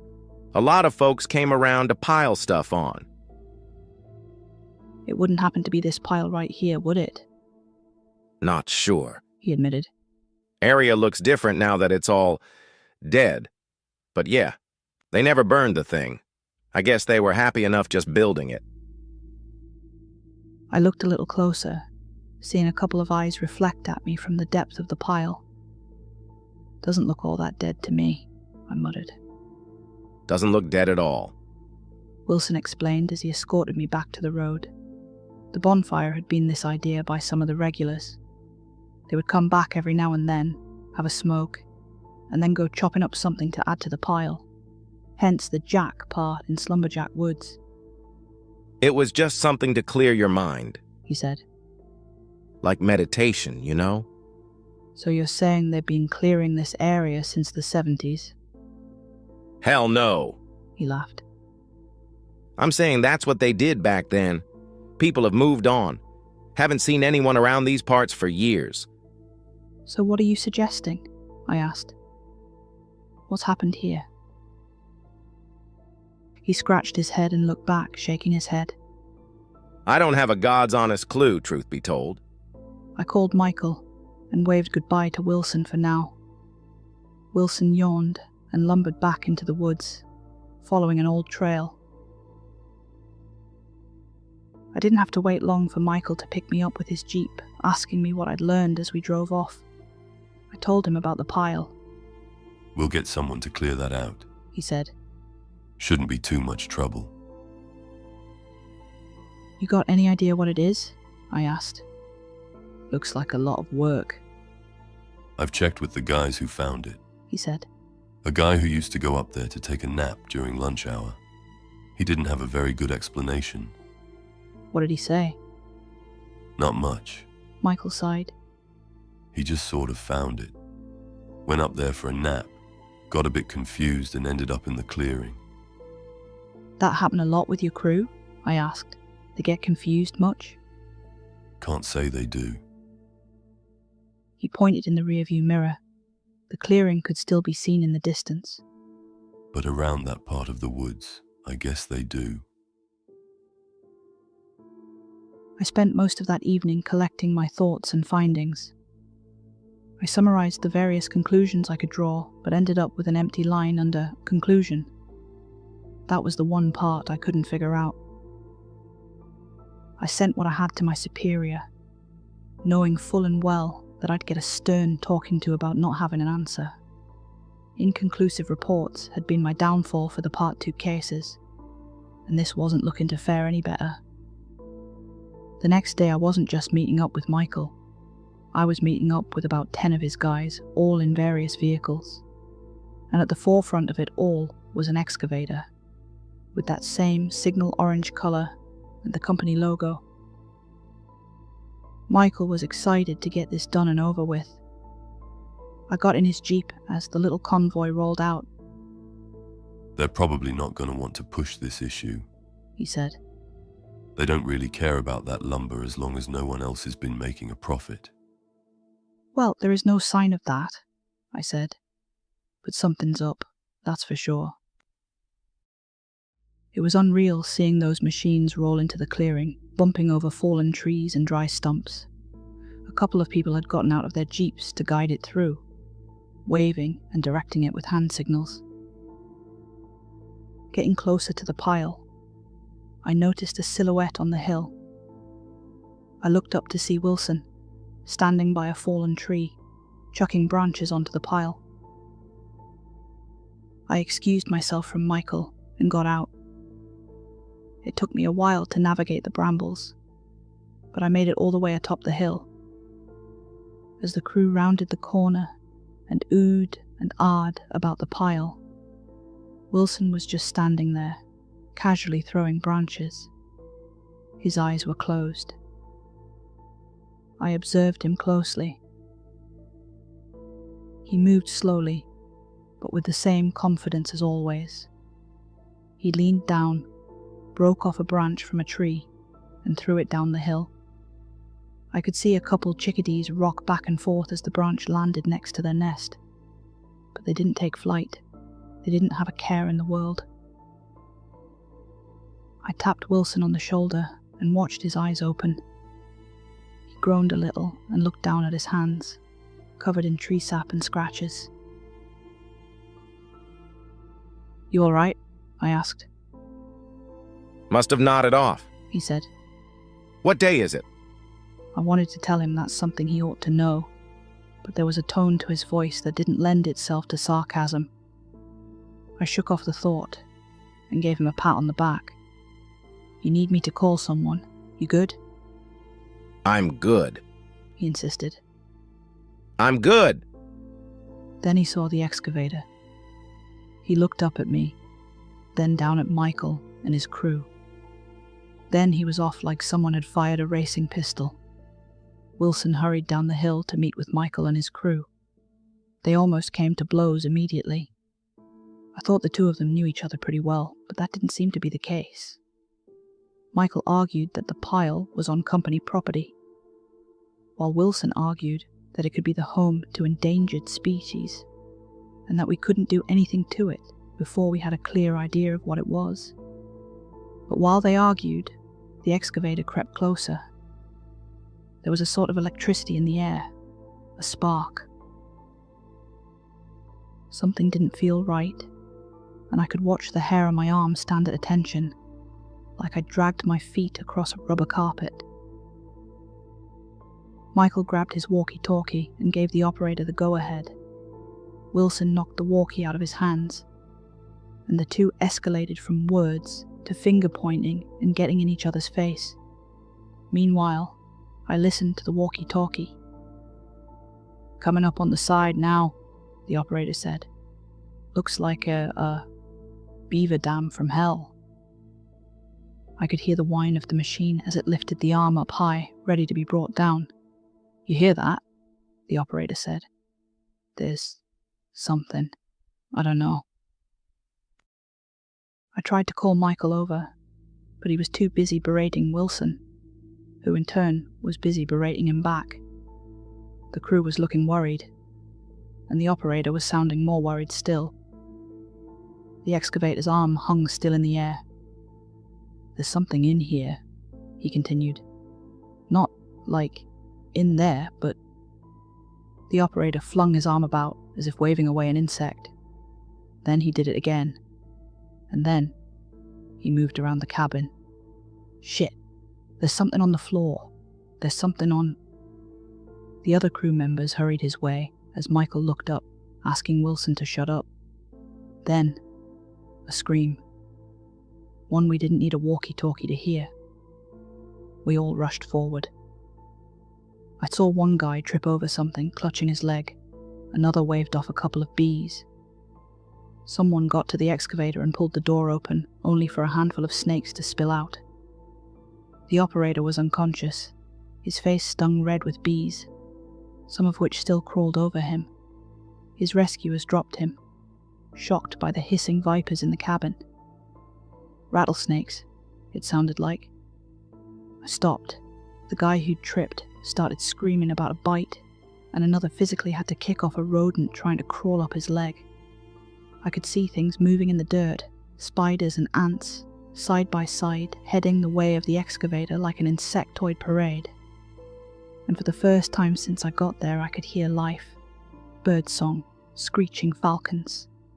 And looking up, I could see them, circling the nest together, like a cohesive flock, like a perfect circling halo of wings and beaks. All of them just waiting for someone to step out of line, to get a little too close. I helped in whatever way I could, and Wilson did too. 3 guys had rattlesnake bites, and the excavator operator got at least 30 or so bee stings on top of that. We had to call for an airlift to a hospital. For the rest of the afternoon, that was all we'd do, cleaning up the aftermath of what had turned into a royal clusterfuck. Michael was stuck talking to his boss, and a couple of people came out to see the pile with their own eyes. They discussed how to best get rid of it, but it wasn't going to happen anytime soon. They were too afraid to even get close enough to move the excavator. By late afternoon, I ended up sitting next to Michael on a stump. The crew had cleared out, but I wanted a statement for my report. I got one, but after the bureaucratic minutiae passed, I was left with a man that was worried for the safety of his people. Never had a snake bite before, He said. The occasional bee sting, sure, but this is fucked. Logging is dangerous business, I agreed. But yeah, this is new, I'll be honest, he continued. we've had some trouble. Some guys wandering off their position. Someone twisting their ankle while on a walk to God knows where. Didn't say anything about that in my file, 'Cause it makes us liable. he explained. So we shut up about it. But that thing over there, that's the core of it. All of it. You had any sleepwalkers? I asked. Like, more than usual? Apparently it wasn't as unusual as I would have been led to believe. Michael explained, off the record, that it had happened a couple times a week over the past few months. Some equipment would go missing too. Mostly hand axes, meant to clear out branches so you can reach with your chainsaw. Some folks had been found wandering the outskirts of the clearing. It wasn't until the foreman heard about it that we decided to deal with it. He continued. And here we are, dealing with it. Now I could have gone back with Michael and the others, but this was turning into something I couldn't ignore. I was under enormous pressure to see this through and come to a satisfying conclusion, and I couldn't do that from behind a desk. I had to see this thing.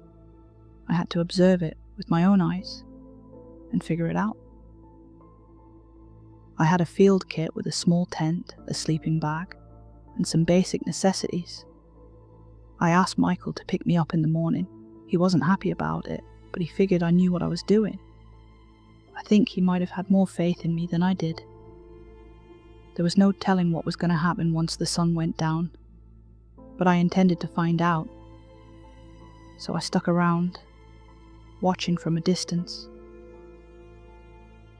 The excavator just stood there, its signal orange arm still hanging in the air. A couple of birds had covered its joints in twigs and leaves, slowly transforming it into a makeshift metal tree. At some point, I must have nodded off. I think it was on top of that hill, just like Wilson. There isn't much to say about what happened at that time. I remember my eyes feeling heavy and my mouth being wide open. There was this weight to me, like I was sleeping under 2 feet of snow. At some point I forced my eyes open, as if trying to escape a nightmare. The sun was just about to set. Long golden shadows stretched out over the clearing, giving it the look of a quiet fire. I could see deer carefully dragging branches through the dirt, slowly moving past the excavator. Families of squirrels and rabbits rushed past my feet, pulling whatever they could along, and I was just standing there, in front of the pile, holding a hand axe. My arms ached. Then I dipped into the dark again. Despite my eyes being closed, it was easier to move. It's like something shared its vision with me, giving me a sensation of where to move and how. I remember something stinging my hand. Perhaps I cut myself on something sharp. And yet, my eyes stayed close, and my body limber. It wasn't so much a dream as it was an out-of-body experience. When I got too sore to continue, I crawled. I thought about the comfort of my tent, the warm sleeping bag nestled under my neck, the breathing fabric swaying in the wind, colouring my world a mild tint of cyan. But when I opened my eyes, that's not where I was. I was in the middle of the nest, resting on a pile of moss. The inside was lined with grass, leaves, and wildflowers. I specifically remember my half-open eyes looking into the dark centre of a blue sunflower. My head leaned against something warm and leathery. I ran a tired hand over it. It felt like caressing a warm tire, segmented into armour-like plates. There was this sickly sweet smell coming from it, like burnt sugar. Looking down, I thought I saw fingers sticking out of the mud. They had a similar shape, but they were arranged in a liner, like the legs of a centipede. I dreamt of wandering the woods, feeling the ground shift underneath my feet, desperately looking for a safe haven, somewhere I could call home. I found this one spot, surrounded by a circle of wildflowers, and I was so relieved. Someone had built me a home. In that dream, I remember promising myself to never leave, no matter how old or how large I got. That was my home, my safe harbour, away from the storm. And I would ask all my friends to make my house bigger and stronger and safer. By the time I opened my eyes for real, I was curled up inside the middle of the nest. The moss was soft under my face. The early morning summer rays tried their best to creep through the labyrinth of brambles, managing to touch me across the cheek. I looked down at my hand, where there were 2 small bite marks. It didn't hurt. It didn't even itch. It was just there. I could barely make sense of it. There was no clear point where I could have crawled inside, and I had no memory of doing so. It's like I'd closed me eyes, and now I was there. Moving out in 20 minutes. The sound startled me. Turns out I still had Michael's walkie-talkie. I kept hearing updates on the walkie-talkie, and a handful of people responding to one another. Something was happening, and they were on the move. It didn't take long before I could hear them, and not longer still before I saw them. No excavators or bulldozers this time, just jeeps and people. I picked up the walkie-talkie and pressed it. There was no response. My voice wasn't coming through. There were at least 5 jeeps, maybe 6, all full of men with white helmets. They were coming back to finish what they'd started. I had to try and get them to turn back until we figured this out, but for that, I had to make my way out of the nest. And there was no way. I was completely closed off. Michael's voice came through in the distance. He didn't need a walkie-talkie for this, We all have our reservations, he said. But this thing is a safety hazard. This is a measure to deal with that hazard. That's all there's to it. They had signal orange jerry cans with the company logo. But more so, they carried bottles and metal cans, homemade fire bombs. And from their holsters, I could tell a couple of them were armed. An icy panic shot through my chest. Didn't they see I was in here? How could they miss me? I tried calling out to them, but there was no response. I twisted and turned, kicking at the side of the nest, but I couldn't find my way out. The branches and twigs were packed so tight they could keep me warm through the winter if need be. I saw the first flame light up, and my voice went from a passionate plea to an animalistic screeching. There was a struggle among the crew as two of them stepped back, while the others lit up their fire bombs. One by one, flames took hold. The homemade explosives weren't as much fire bombs as they were fire starters, but the dry leaves and branches offered little resistance. I remember watching this one wildflower catch fire, mere inches from my feet. A curious blue turned a charcoal black, and as I felt the heat across my skin, I knew this was no longer a dream. I twisted and turned.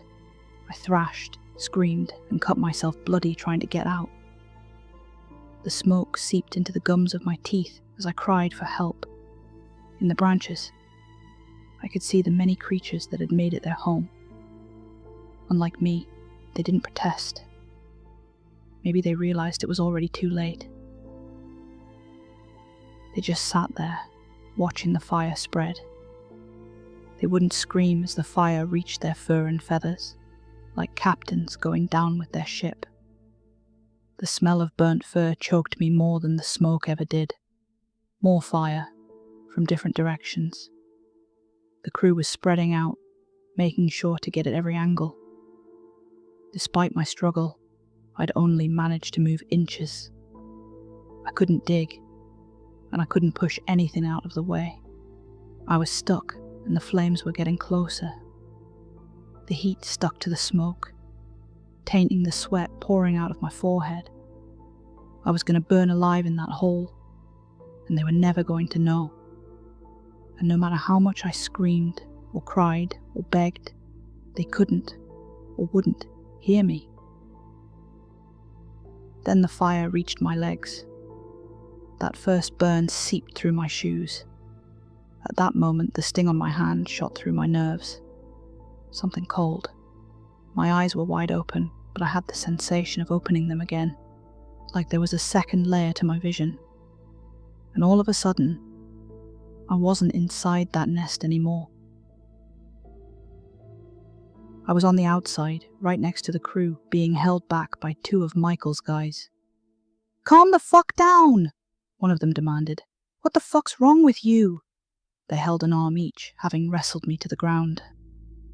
"The fire," I gasped. You were killing me. You're killing me." "We're almost done," the other man said. "You need to calm down." One of them looked up. He slowly let go of my arm. Seconds later, the other did too. I looked up, seeing the crew spread out across the hills surrounding the pile, their silhouettes outlined by the fire starters in their hands. Something was coming out of the nest. The closest thing I can describe it as is a centipede. But you must understand, this thing was the size of a tiger. A massive white thing, segmented, with arm-long antennae at the front and rear. It moved slowly, each twitch of a leg calculated and deliberate. It had black patches on its chitin where the fire had licked it, and even now, it could move at breakneck speed if need be. The crew murmured. A couple took pictures. Michael moved up to it with a pump-action shotgun as the others yelled at him to be careful. Part of me wanted to rush at him and tackle him to the ground. If I blinked hard enough, I could feel myself in the place of that creature. I could feel myself crawling in its place, in the dirt. Things got quiet as Michael raised his shotgun at it. My body rumbled as I felt the creature's trachea tremble. It wanted to be left alone. It was furious and terrified.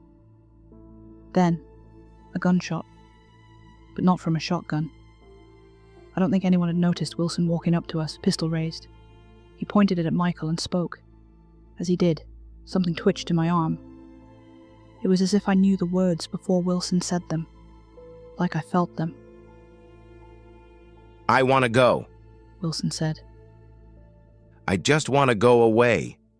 I mouthed the words along with him and noticed again how Wilson's eyes were closed, just like when he'd thrown branches onto the pile. Wilson, Michael called back. what the fuck do you think you're doing? Let me go. Wilson and I muttered. Let me go away. Then fucking go. Michael yelled back, turning his attention back to the creature. The centipede moved as Michael raised his shotgun. Wilson raised his pistol. And as Michael took his shot, all hell broke loose. The shotgun went wild as a bullet grazed Michael's arm. Someone returned fire.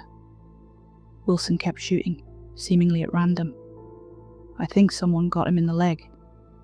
Michael took another shot at the centipede, but it slithered away, rushing for the woods. A couple more shots rang out. Maybe a couple of them hit, but nothing decisive. The thing just kept going, and in the dark of the woods, even a startling white colour can disappear. I stayed on the ground, writhing. I was scared, uncomfortable, cold, and at the same time sweating. Let me go, I muttered. I'll go somewhere else. I knew Wilson said it too. I know the remaining birds said it. It was sung and whispered and chittered in every living thing, in 1,000 different ways. And it would be said over and over and over, as they all waited patiently to burn. By morning, the nest was a smouldering heap. Michael had only been grazed by the bullet, but one of his crewmen drove him to the hospital. Wilson had taken a shot to his left leg, but couldn't recall why or by whom. In the end, they all decided to just keep things quiet. An illegal burning and an illegal gunfight sort of cancelled each other out. My job was made very simple, as the claim was cancelled. Nothing more to investigate. My superiors weren't exactly pleased, but at least it was cleanly resolved, and I hadn't made things worse. They didn't involve the insurance companies, and there were no accusations levelled against surrounding logging companies. No suspicion of foul play. On paper, there was nothing out there but unfortunate, natural circumstances. A couple of years have passed since. While the strange wound on my hand has healed, I still feel a little twitch every now and then, especially when I'm out in the woods.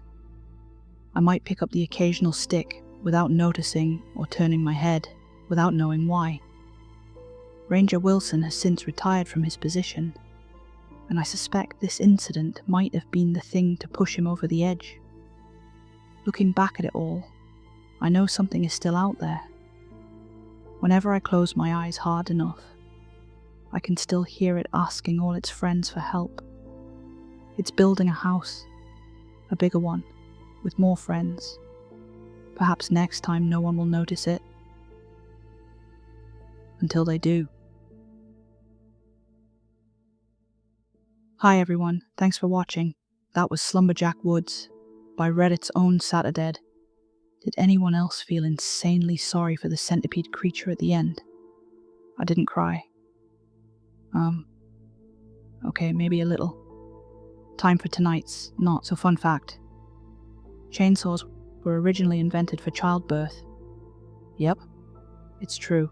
Google it. Not cool doctors of 1785. Not cool. Let that sink in next time you hear one buzzing in the woods. While you're here, can you do me a favor and hit subscribe? Only about 10% of the people who watch actually do, and it makes a huge difference. This channel is dedicated to horror in all its forms. Original stories by me, the very best from Reddit, true stories that keep you awake, and tragically terrifying true crime. And yep, I'm a one-woman band here. Writing, editing, narrating, all on my own, mainly because I don't have friends. Cue tiny violin. If you'd like to be extra awesome, my PayPal link is in the comments. Your donation, no matter how small, will go towards, hopefully, making this a full-time thing. Until then, I have to do the whole work thing as well, and that's like not cool. Actually, it is pretty cool. I make hyper-realistic fantasy and horror dolls, see? Interacting in any way with any of my videos really helps, even if it's just liking or counting the mistakes I make and putting them in the comments. Don't be mean though. I'm sensitive. Good night.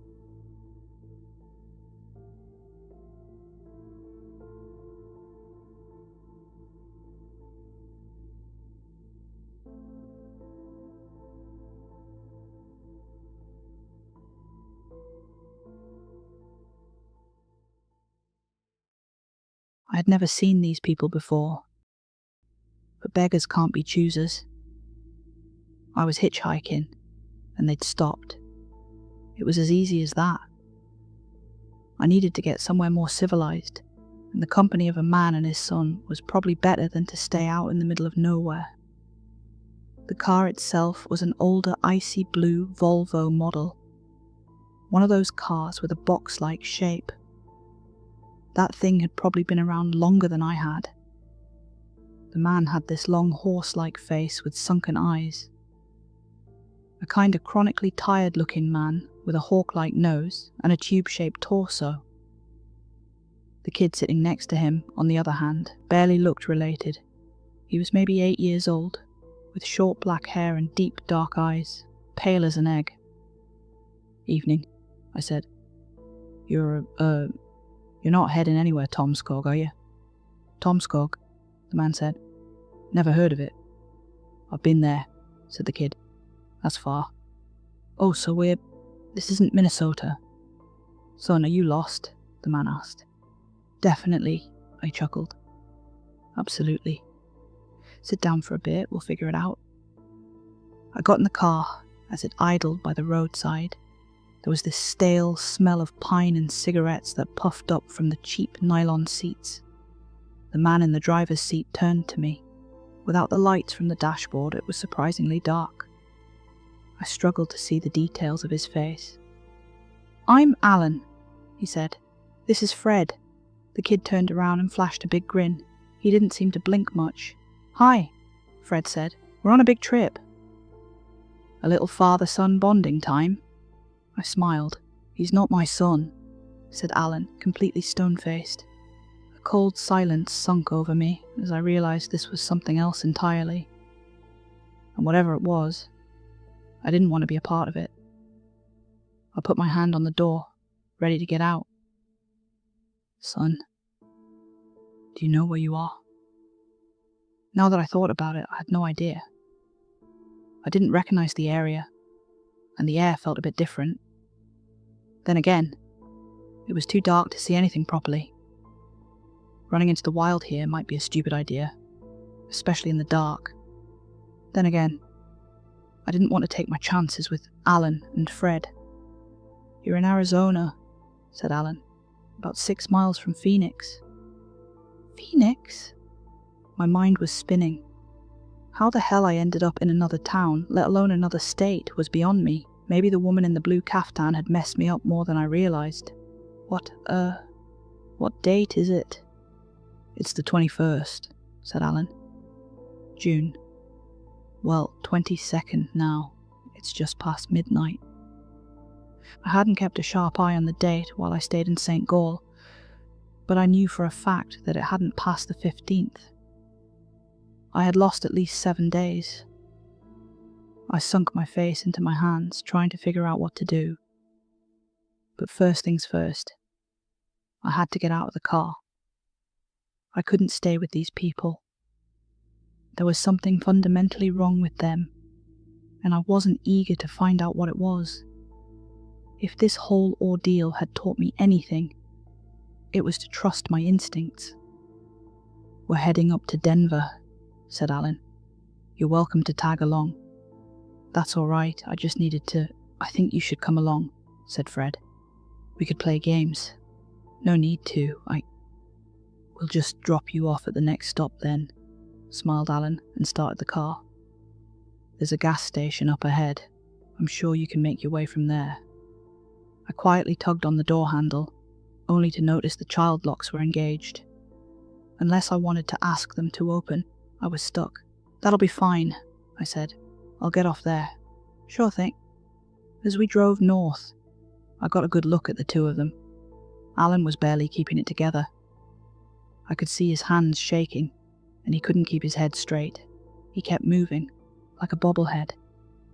His short brown hair was in disarray, and I could see sweat stains on his shirt. He was in a rough shape. Fred, on the other hand, was completely fine. He sat up straight and seemed attentive. If anything, he seemed unusually energetic for a kid. Excited, even. It took us about 20 minutes before we got to the gas station. This single building lit up the night, drawing us in like a lighthouse. I could see a young man playing something on his phone inside. As we pulled in and parked next to the gas pumps, Fred turned to me. "Thanks for the ride, I appreciate it," I said. "Good luck on your trip." "You're not coming with us?" asked Fred. "I don't think so. I'm going straight back to Minnesota. We might go there next," said Fred. "You could come with us." "That's all right, I'm good," I said. "Take care." Alan disengaged the child locks, and I hurried out of the car. I could see them looking at me from afar as I went inside the gas station. The light felt soothing after being in the dark for so long. The attendant perked up and put away his phone. He waved at me, and I waved back. I was coming to the realization that I was probably running on adrenaline and needed something to eat. I asked for 2 hot dogs and a Coke. Paying for it quickly turned into a problem, though, as all my credit cards were declined. Seems my family had pulled the last plug on our relationship. I stood there fumbling around my pockets for a while when I heard the door ring. It was Fred. Alone. He walked up next to me, looking at me with those dark, unblinking eyes. He couldn't stop smiling. Strangely enough, this was the first time I noticed he wasn't wearing shoes.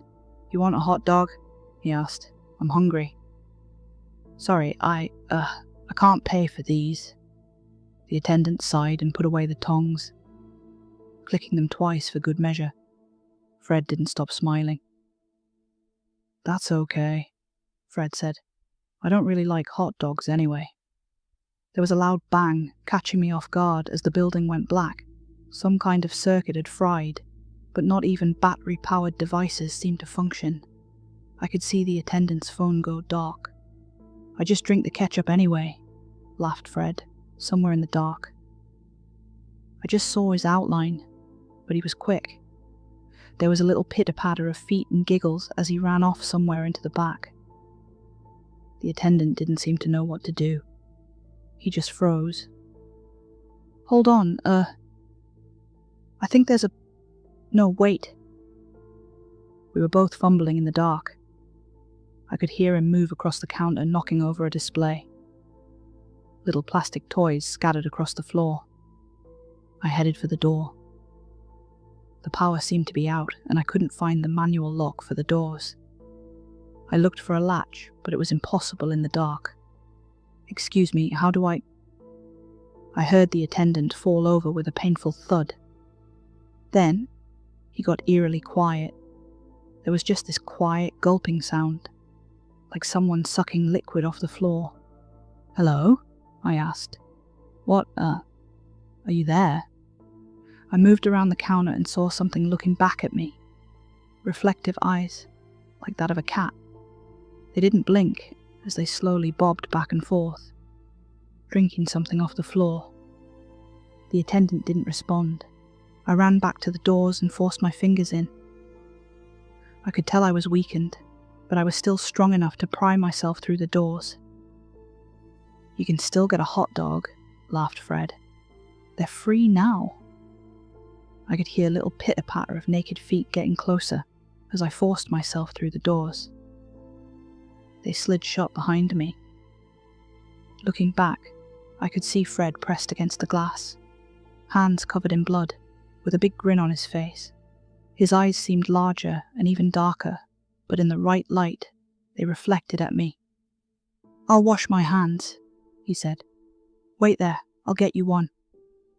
No way. I turned to run, only to hear the clicking sound of a loaded gun. Alan was standing 10 feet away with a handgun aimed at me.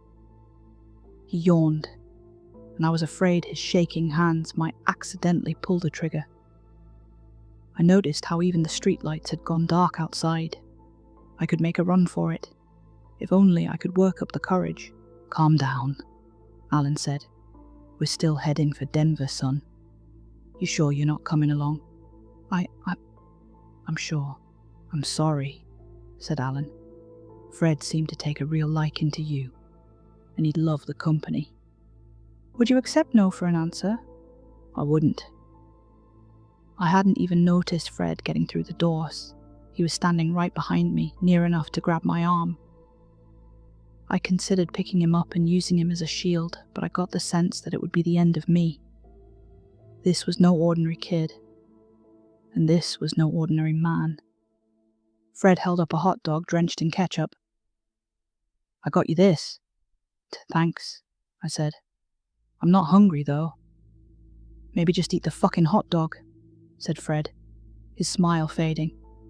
So I did. They lead me back to the car, this time putting me in the driver's seat. I noticed they'd made a few modifications. They'd removed the seat belt from the driver's side, and the lock was disengaged by the passenger, not the driver. Fred had been the one in control all along. Alan curled up in the back seat, falling asleep instantly. Fred dumped a bag of snacks and drinks in the back seat, then got back up and sat down next to me. For a moment, I thought about just beating the kid up and getting out. I thought about it. Alan was already out cold, and this kid didn't have a gun aimed at me. So what was stopping me? Well, those eyes for one, those cat-like eyes, and that big playful grin. This kid was waiting for me to do something, to slip up, to try. "We're going to Denver," said Fred, "and you're driving. You're kidnapping me. I'm taking you home. What do you—" Fred slammed his little hands on the dashboard, causing Alan to explode into action. Shaking hands grabbed me and pulled me back in my seat. Fred's eyes lost their reflective sheen as his posture changed. Something about his voice shifted. "You are wasting my time," Fred said. "I have no interest in killing you. I'm taking you home." Despite what he was saying, I couldn't help but feel that this was going to be a living hell. There was something in the way he looked at me that just made my blood freeze, like I was expecting a sudden punch to the gut that never came. "We're not here for a joyride. We're taking you home." "How?" I asked. "How did you know where to find me?" Fred leaned back in his seat as Alan relaxed. No more than 5 seconds later, he was out like a light. Fred just stared straight ahead and lowered his voice. "Our dads went to school together," said Fred. "And I was asked to take you home. So I'm taking you home. I can just take a bus," I said. "You don't have to trouble yourselves." "It's no trouble," grinned Fred. "In fact, you'll be very helpful." We got back on the road, following the I-70 north. The plan was to go through Utah, then east to Denver. Fred knew the way by heart without relying on GPS or anything electronic. That the car worked at all seemed like nothing short of a miracle. Everything electric seemed to die when Fred got upset. Or maybe it was some sort of targeted effort on his behalf. I asked him to explain what he meant by our dads going to school together. Apparently our dads had been in the class of 2000, along with a cast of other strange students. The one thing I couldn't wrap my head around was the timeline. It sounded like Fred was born around the same time as I was. Maybe earlier. It didn't make any sense. I drove all through the night, stopping at random intervals for Fred to get out and check something. He'd step out of the car and just smell the air like he was looking for a scent. I thought about just taking off, but Alan would probably shoot me long before I got the car running. Fred would fall in and out of this sort of boyish character. In one moment he'd play sweet and innocent, and the next he'd talk like a fully grown adult. He'd relax his demeanor and put his feet up on the dashboard. We got off the highway after about an hour, instead taking back roads through smaller communities going north. Sometimes Fred would catch a scent, and we'd switch course. About an hour before the break of dawn, Alan woke up. He had this blaring alarm going off, and he shot up like a bat out of hell. We pulled over, and I was asked to step out of the car. For a moment, the three of us just stood there on a back road in rural Utah. "Look," said Fred, "we'll get you home. But until we do, you're mine." Considerate payment for what? Alan smacked me in the back of the head just hard enough to knock the wind out of me. "Show some damn respect," he snarled. "We could have left you to be torn apart." Now, dear Alan, no need to get nasty," smiled Fred. "I'm sure we can make all of this mutually beneficent." Alan opened the trunk, and Fred crawled in. The trunk was lined with felt and plastic, and it had this soft smell, similar to a mild lilac perfume. Alan shut it, leaving the two of us alone. "All you have to do is drive," said Alan. "To drive, and not to drive. I'll tell you when to do what." I was allowed to rest in the back seat for a while when necessary, but only while wearing handcuffs. It seemed that Alan wasn't the trusting kind. We kept going north. Around 9 a.m, I asked if I could take a rest. Alan was fine with it, as long as I wore the handcuffs. I crawled into the back seat, put the cuffs on, and did my best to make myself comfortable. After a few hours of silence, drifting in and out of a restless sleep, I tried to make a bit of small talk. "So why are you doing this?" I asked. "Is it because of my dad?" "In a way," nodded Alan, waiting to take a left turn. "And because of John." "John? John Digman? That's the one." Alan was trying to navigate a series of small roads, passing by dozens of identical warehouses. He was having trouble finding the right exit. "Frederick has worked with John in the past," Alan added. "I thought that was obvious." "Obvious how?" "Well," chuckled Alan, "lights don't just turn themselves off, do they?" As I slept through the day, I kept having these weird dreams. They'd be normal at first, but at some point I started noticing that Fred was in them, and not like someone I was actively dreaming of. It was as if he was standing beside me, looking at my dreams and judging me from afar.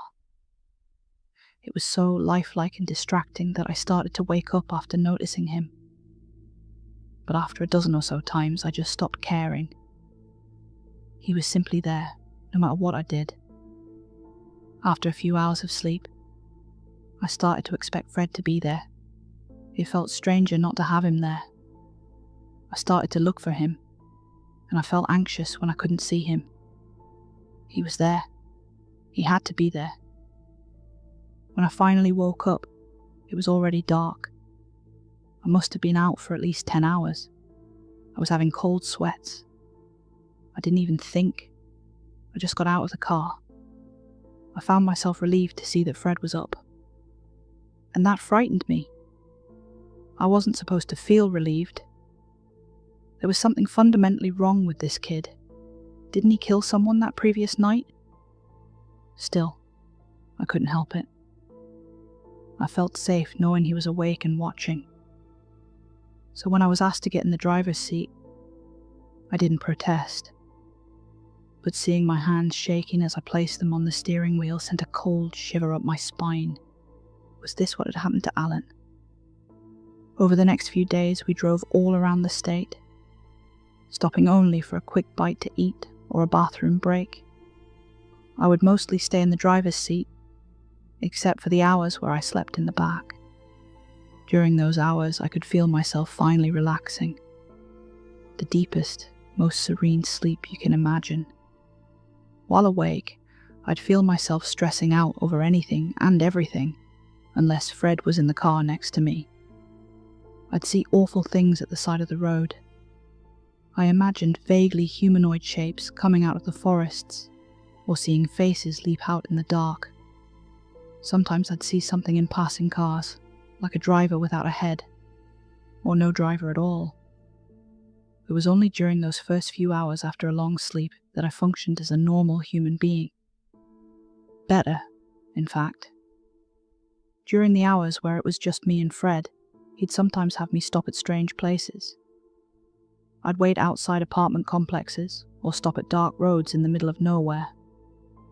Those few moments when I was left alone were absolutely terrifying. I'd hear strange noises in the wind, or hear whispers coming from the trees. I'd imagine something trying to sneak up on me, or see shadows grow longer.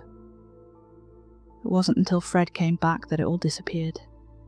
Now, I'm not stupid. I know I was being manipulated. But when I was stuck in the middle of it, I didn't care. I just felt like this was the way things were supposed to be. And I did what I had to do. After all, Fred was taking me back to Minnesota. Right? We continued through Denver down to Albuquerque. From there, it was a straight shot to Dallas, and then eastwards to Jackson. All the while taking side roads and avoiding heavy day traffic. Alan and I would take turns driving and watching Fred while he slept in the trunk. Days turned into weeks. We drove from Jackson to Indianapolis, stopping only to sleep, eat, and have the occasional sponge bath in a restroom. I didn't even question it, but I noticed I was growing more and more tired. I required more sleep, and it was getting harder to wake up. I could easily get up to 12 hours of sleep every day, and I wouldn't wake up until someone literally shook me. I remember one night, as Alan was resting in the back seat, Fred had stepped out for some nefarious purpose, leaving me alone in the car, with nothing but the horrors outside to keep me in check. I imagined something coming down the road looking for me, something staring at me from behind the trees. Then, I heard a thud. I looked back only to see that Alan had dropped his gun. It was just lying there. Carefully I picked it up and examined it, hoping he wouldn't spring to life anytime soon. The gun was loaded. My mind was racing. I could take off running and no one would stop me. I could get out. I could go to a police station and call for help. Even the horrors outside seemed a little less threatening now that I had a weapon. I could do something, anything. You mind giving me that? I hadn't even noticed Fred coming back. His mouth was covered in blood, and those reflective eyes held me hostage. I could feel this intense threat emanating from him, like a feral cat waiting for an excuse to tear my throat out. "No," I said. "Stay right where you are." "Maybe you should rest for a while," said Fred. "I'm sure you'll feel better in the morning." What? What the fuck are you doing to me? "I'm taking you home. Isn't that what you want?" We're nowhere near home," I said. "And I don't trust you." "You don't trust me?" Fred pouted. "Fine. Hand me the gun." And I did. It wasn't even a conscious choice. It just happened. No more gun. Suddenly someone was dragging me out of the driver's seat. Alan had woken up, and he was pissed. He tripped me and started kicking me over and over while Fred watched. I couldn't help but to curse myself for being such a blatant idiot. I'd had the chance, but I didn't take it. I'd handed over the key to my lock. Alan just kept screaming and kicking me while Fred giggled. I just coughed and groaned, trying to protect my face. Once the beating stopped, Alan dragged me to the back of the car and locked me in the trunk. You don't do that," Alan cried. "You don't point that thing at him." As I lay there, trying to catch my breath, I heard Fred's voice come through. "You're right, you know," he chuckled. "I'm not taking you home anymore." From that point on, I wasn't allowed to drive. The nightmares got more intense, the visions as well. It was as if Fred had gone from subconsciously messing with me to outright torment. I'd spend every moment of my dream looking for him. Waking or sleeping, I'd have no peace unless he was near. There was nothing that could protect me but him, and he was trying to fixate my mind on that singular fact. I tried to fight it. I tried. I really did. But I just kept falling back into surrender. It was probably mid-July. I was sitting in the back seat, handcuffed. Alan was driving down a long country road. I didn't have the slightest idea where we were, and what we were even doing there. "Pull over," said Fred. "I'm hungry." Alan stopped. We both watched Fred get out of the car and walk into the night. For a moment we just sat there in silence as Fred walked off. Then Alan turned to me, his eyes wild. "Keys," he said. They're under the mat." "What?" Alan stepped on the gas. Tires screeched and spun as we swayed back and forth. The tires found their footing, and we sped down the dark country road, going full speed ahead into nothingness. I fumbled around and found the handcuff keys hidden away. I had to turn the key with my mouth, but the handcuffs finally slipped off. The road was horrible. The further we went, the more terrifying it got. It was like falling into a hellhole, countless images of gore and death following us and appearing out of nowhere. And for a moment, I realized that this was what Alan was seeing as well. Without Fred around, we were both hopelessly terrified beyond an ability to function. And still, he stepped on the gas. "It's not real," he kept screaming. "It's not real." Over and over and over. He barely managed to keep the car on the road. This was it. We were making a break for it. Maybe he was just as much a victim as I was. "I'm taking you home," said Alan. "I don't care what he says. You're going home. It's the right thing. It's right." A sign passed us by as we screamed down the road. "Welcome to Minnesota." Turns out Alan had planned this for a while. Fred rarely paid attention to road signs, so Alan had just kept slowly taking back roads further and further north. We just crossed into Minnesota, which was what he'd waited for.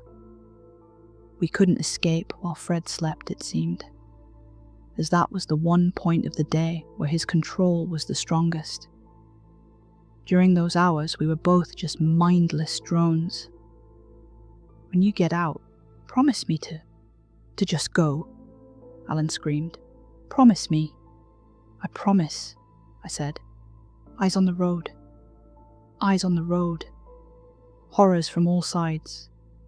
Whispers telling me about the delicious juiciness of my innards. Clouds shaped like behemoths, ready to come down and crush me to pieces. And yet, Alan just stepped on the gas. Horrors aside, we had to trust that none of it was real. We just had to go. I don't know how long we'd driven before Alan started to slow down. He'd look over at me every now and then just to make sure I was still me, and not turned into something unimaginable.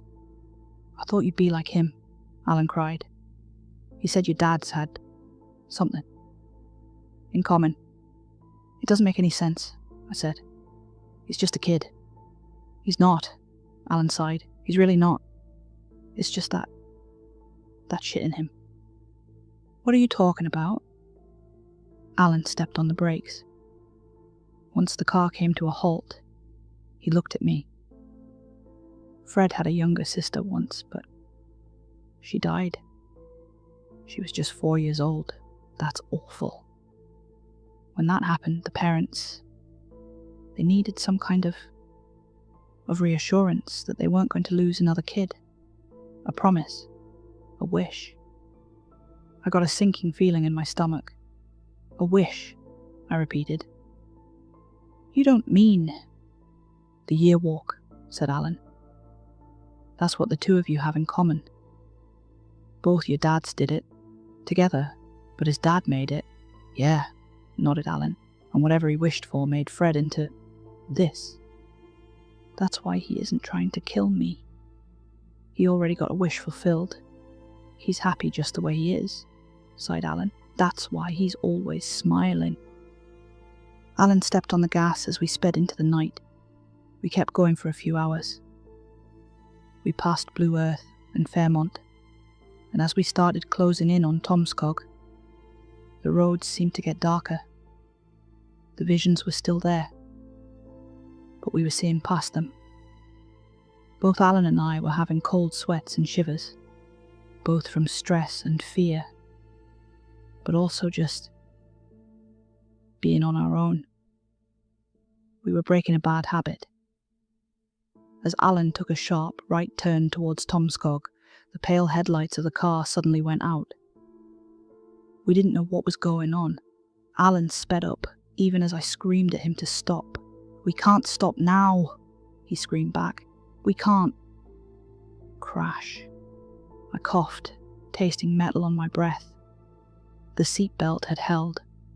Not so much for Alan, who was nowhere to be seen. The windshield was ripped apart, and a noxious fume was spewing into the air. I was probably concussed, maybe worse. I couldn't get my hand to move straight. There was this mechanical thunking noise as the engine died. I finally got the seatbelt off as I fell out of my seat and into a ditch. A snapping twig caught my attention as my head swiveled around. Fred. He grabbed my shirt and threw me down with the same ease as folding a paper napkin. His smile faded into a vicious grin, showing row after row of shark-like teeth. There was no ceremony, no pomp or frill. He was just going to fucking eat me. I shielded myself as a bang went off. Alan's gun. A moment, Fred laughed. The moment he let go of me, I ran. I'd promised Alan I would. Fred seemed frustrated, but he was more annoyed at the various bullet holes that started to riddle his body. Shot after shot, muzzle flashes lighting up the night. As the final shot rang out, there was an awful shriek, ending with a rubber-like snap. I looked back one final time. Told you I'd get you home, Fred laughed. You're welcome. A hysterical laughter echoed as I watched Fred drink the blood from Alan's disembodied head.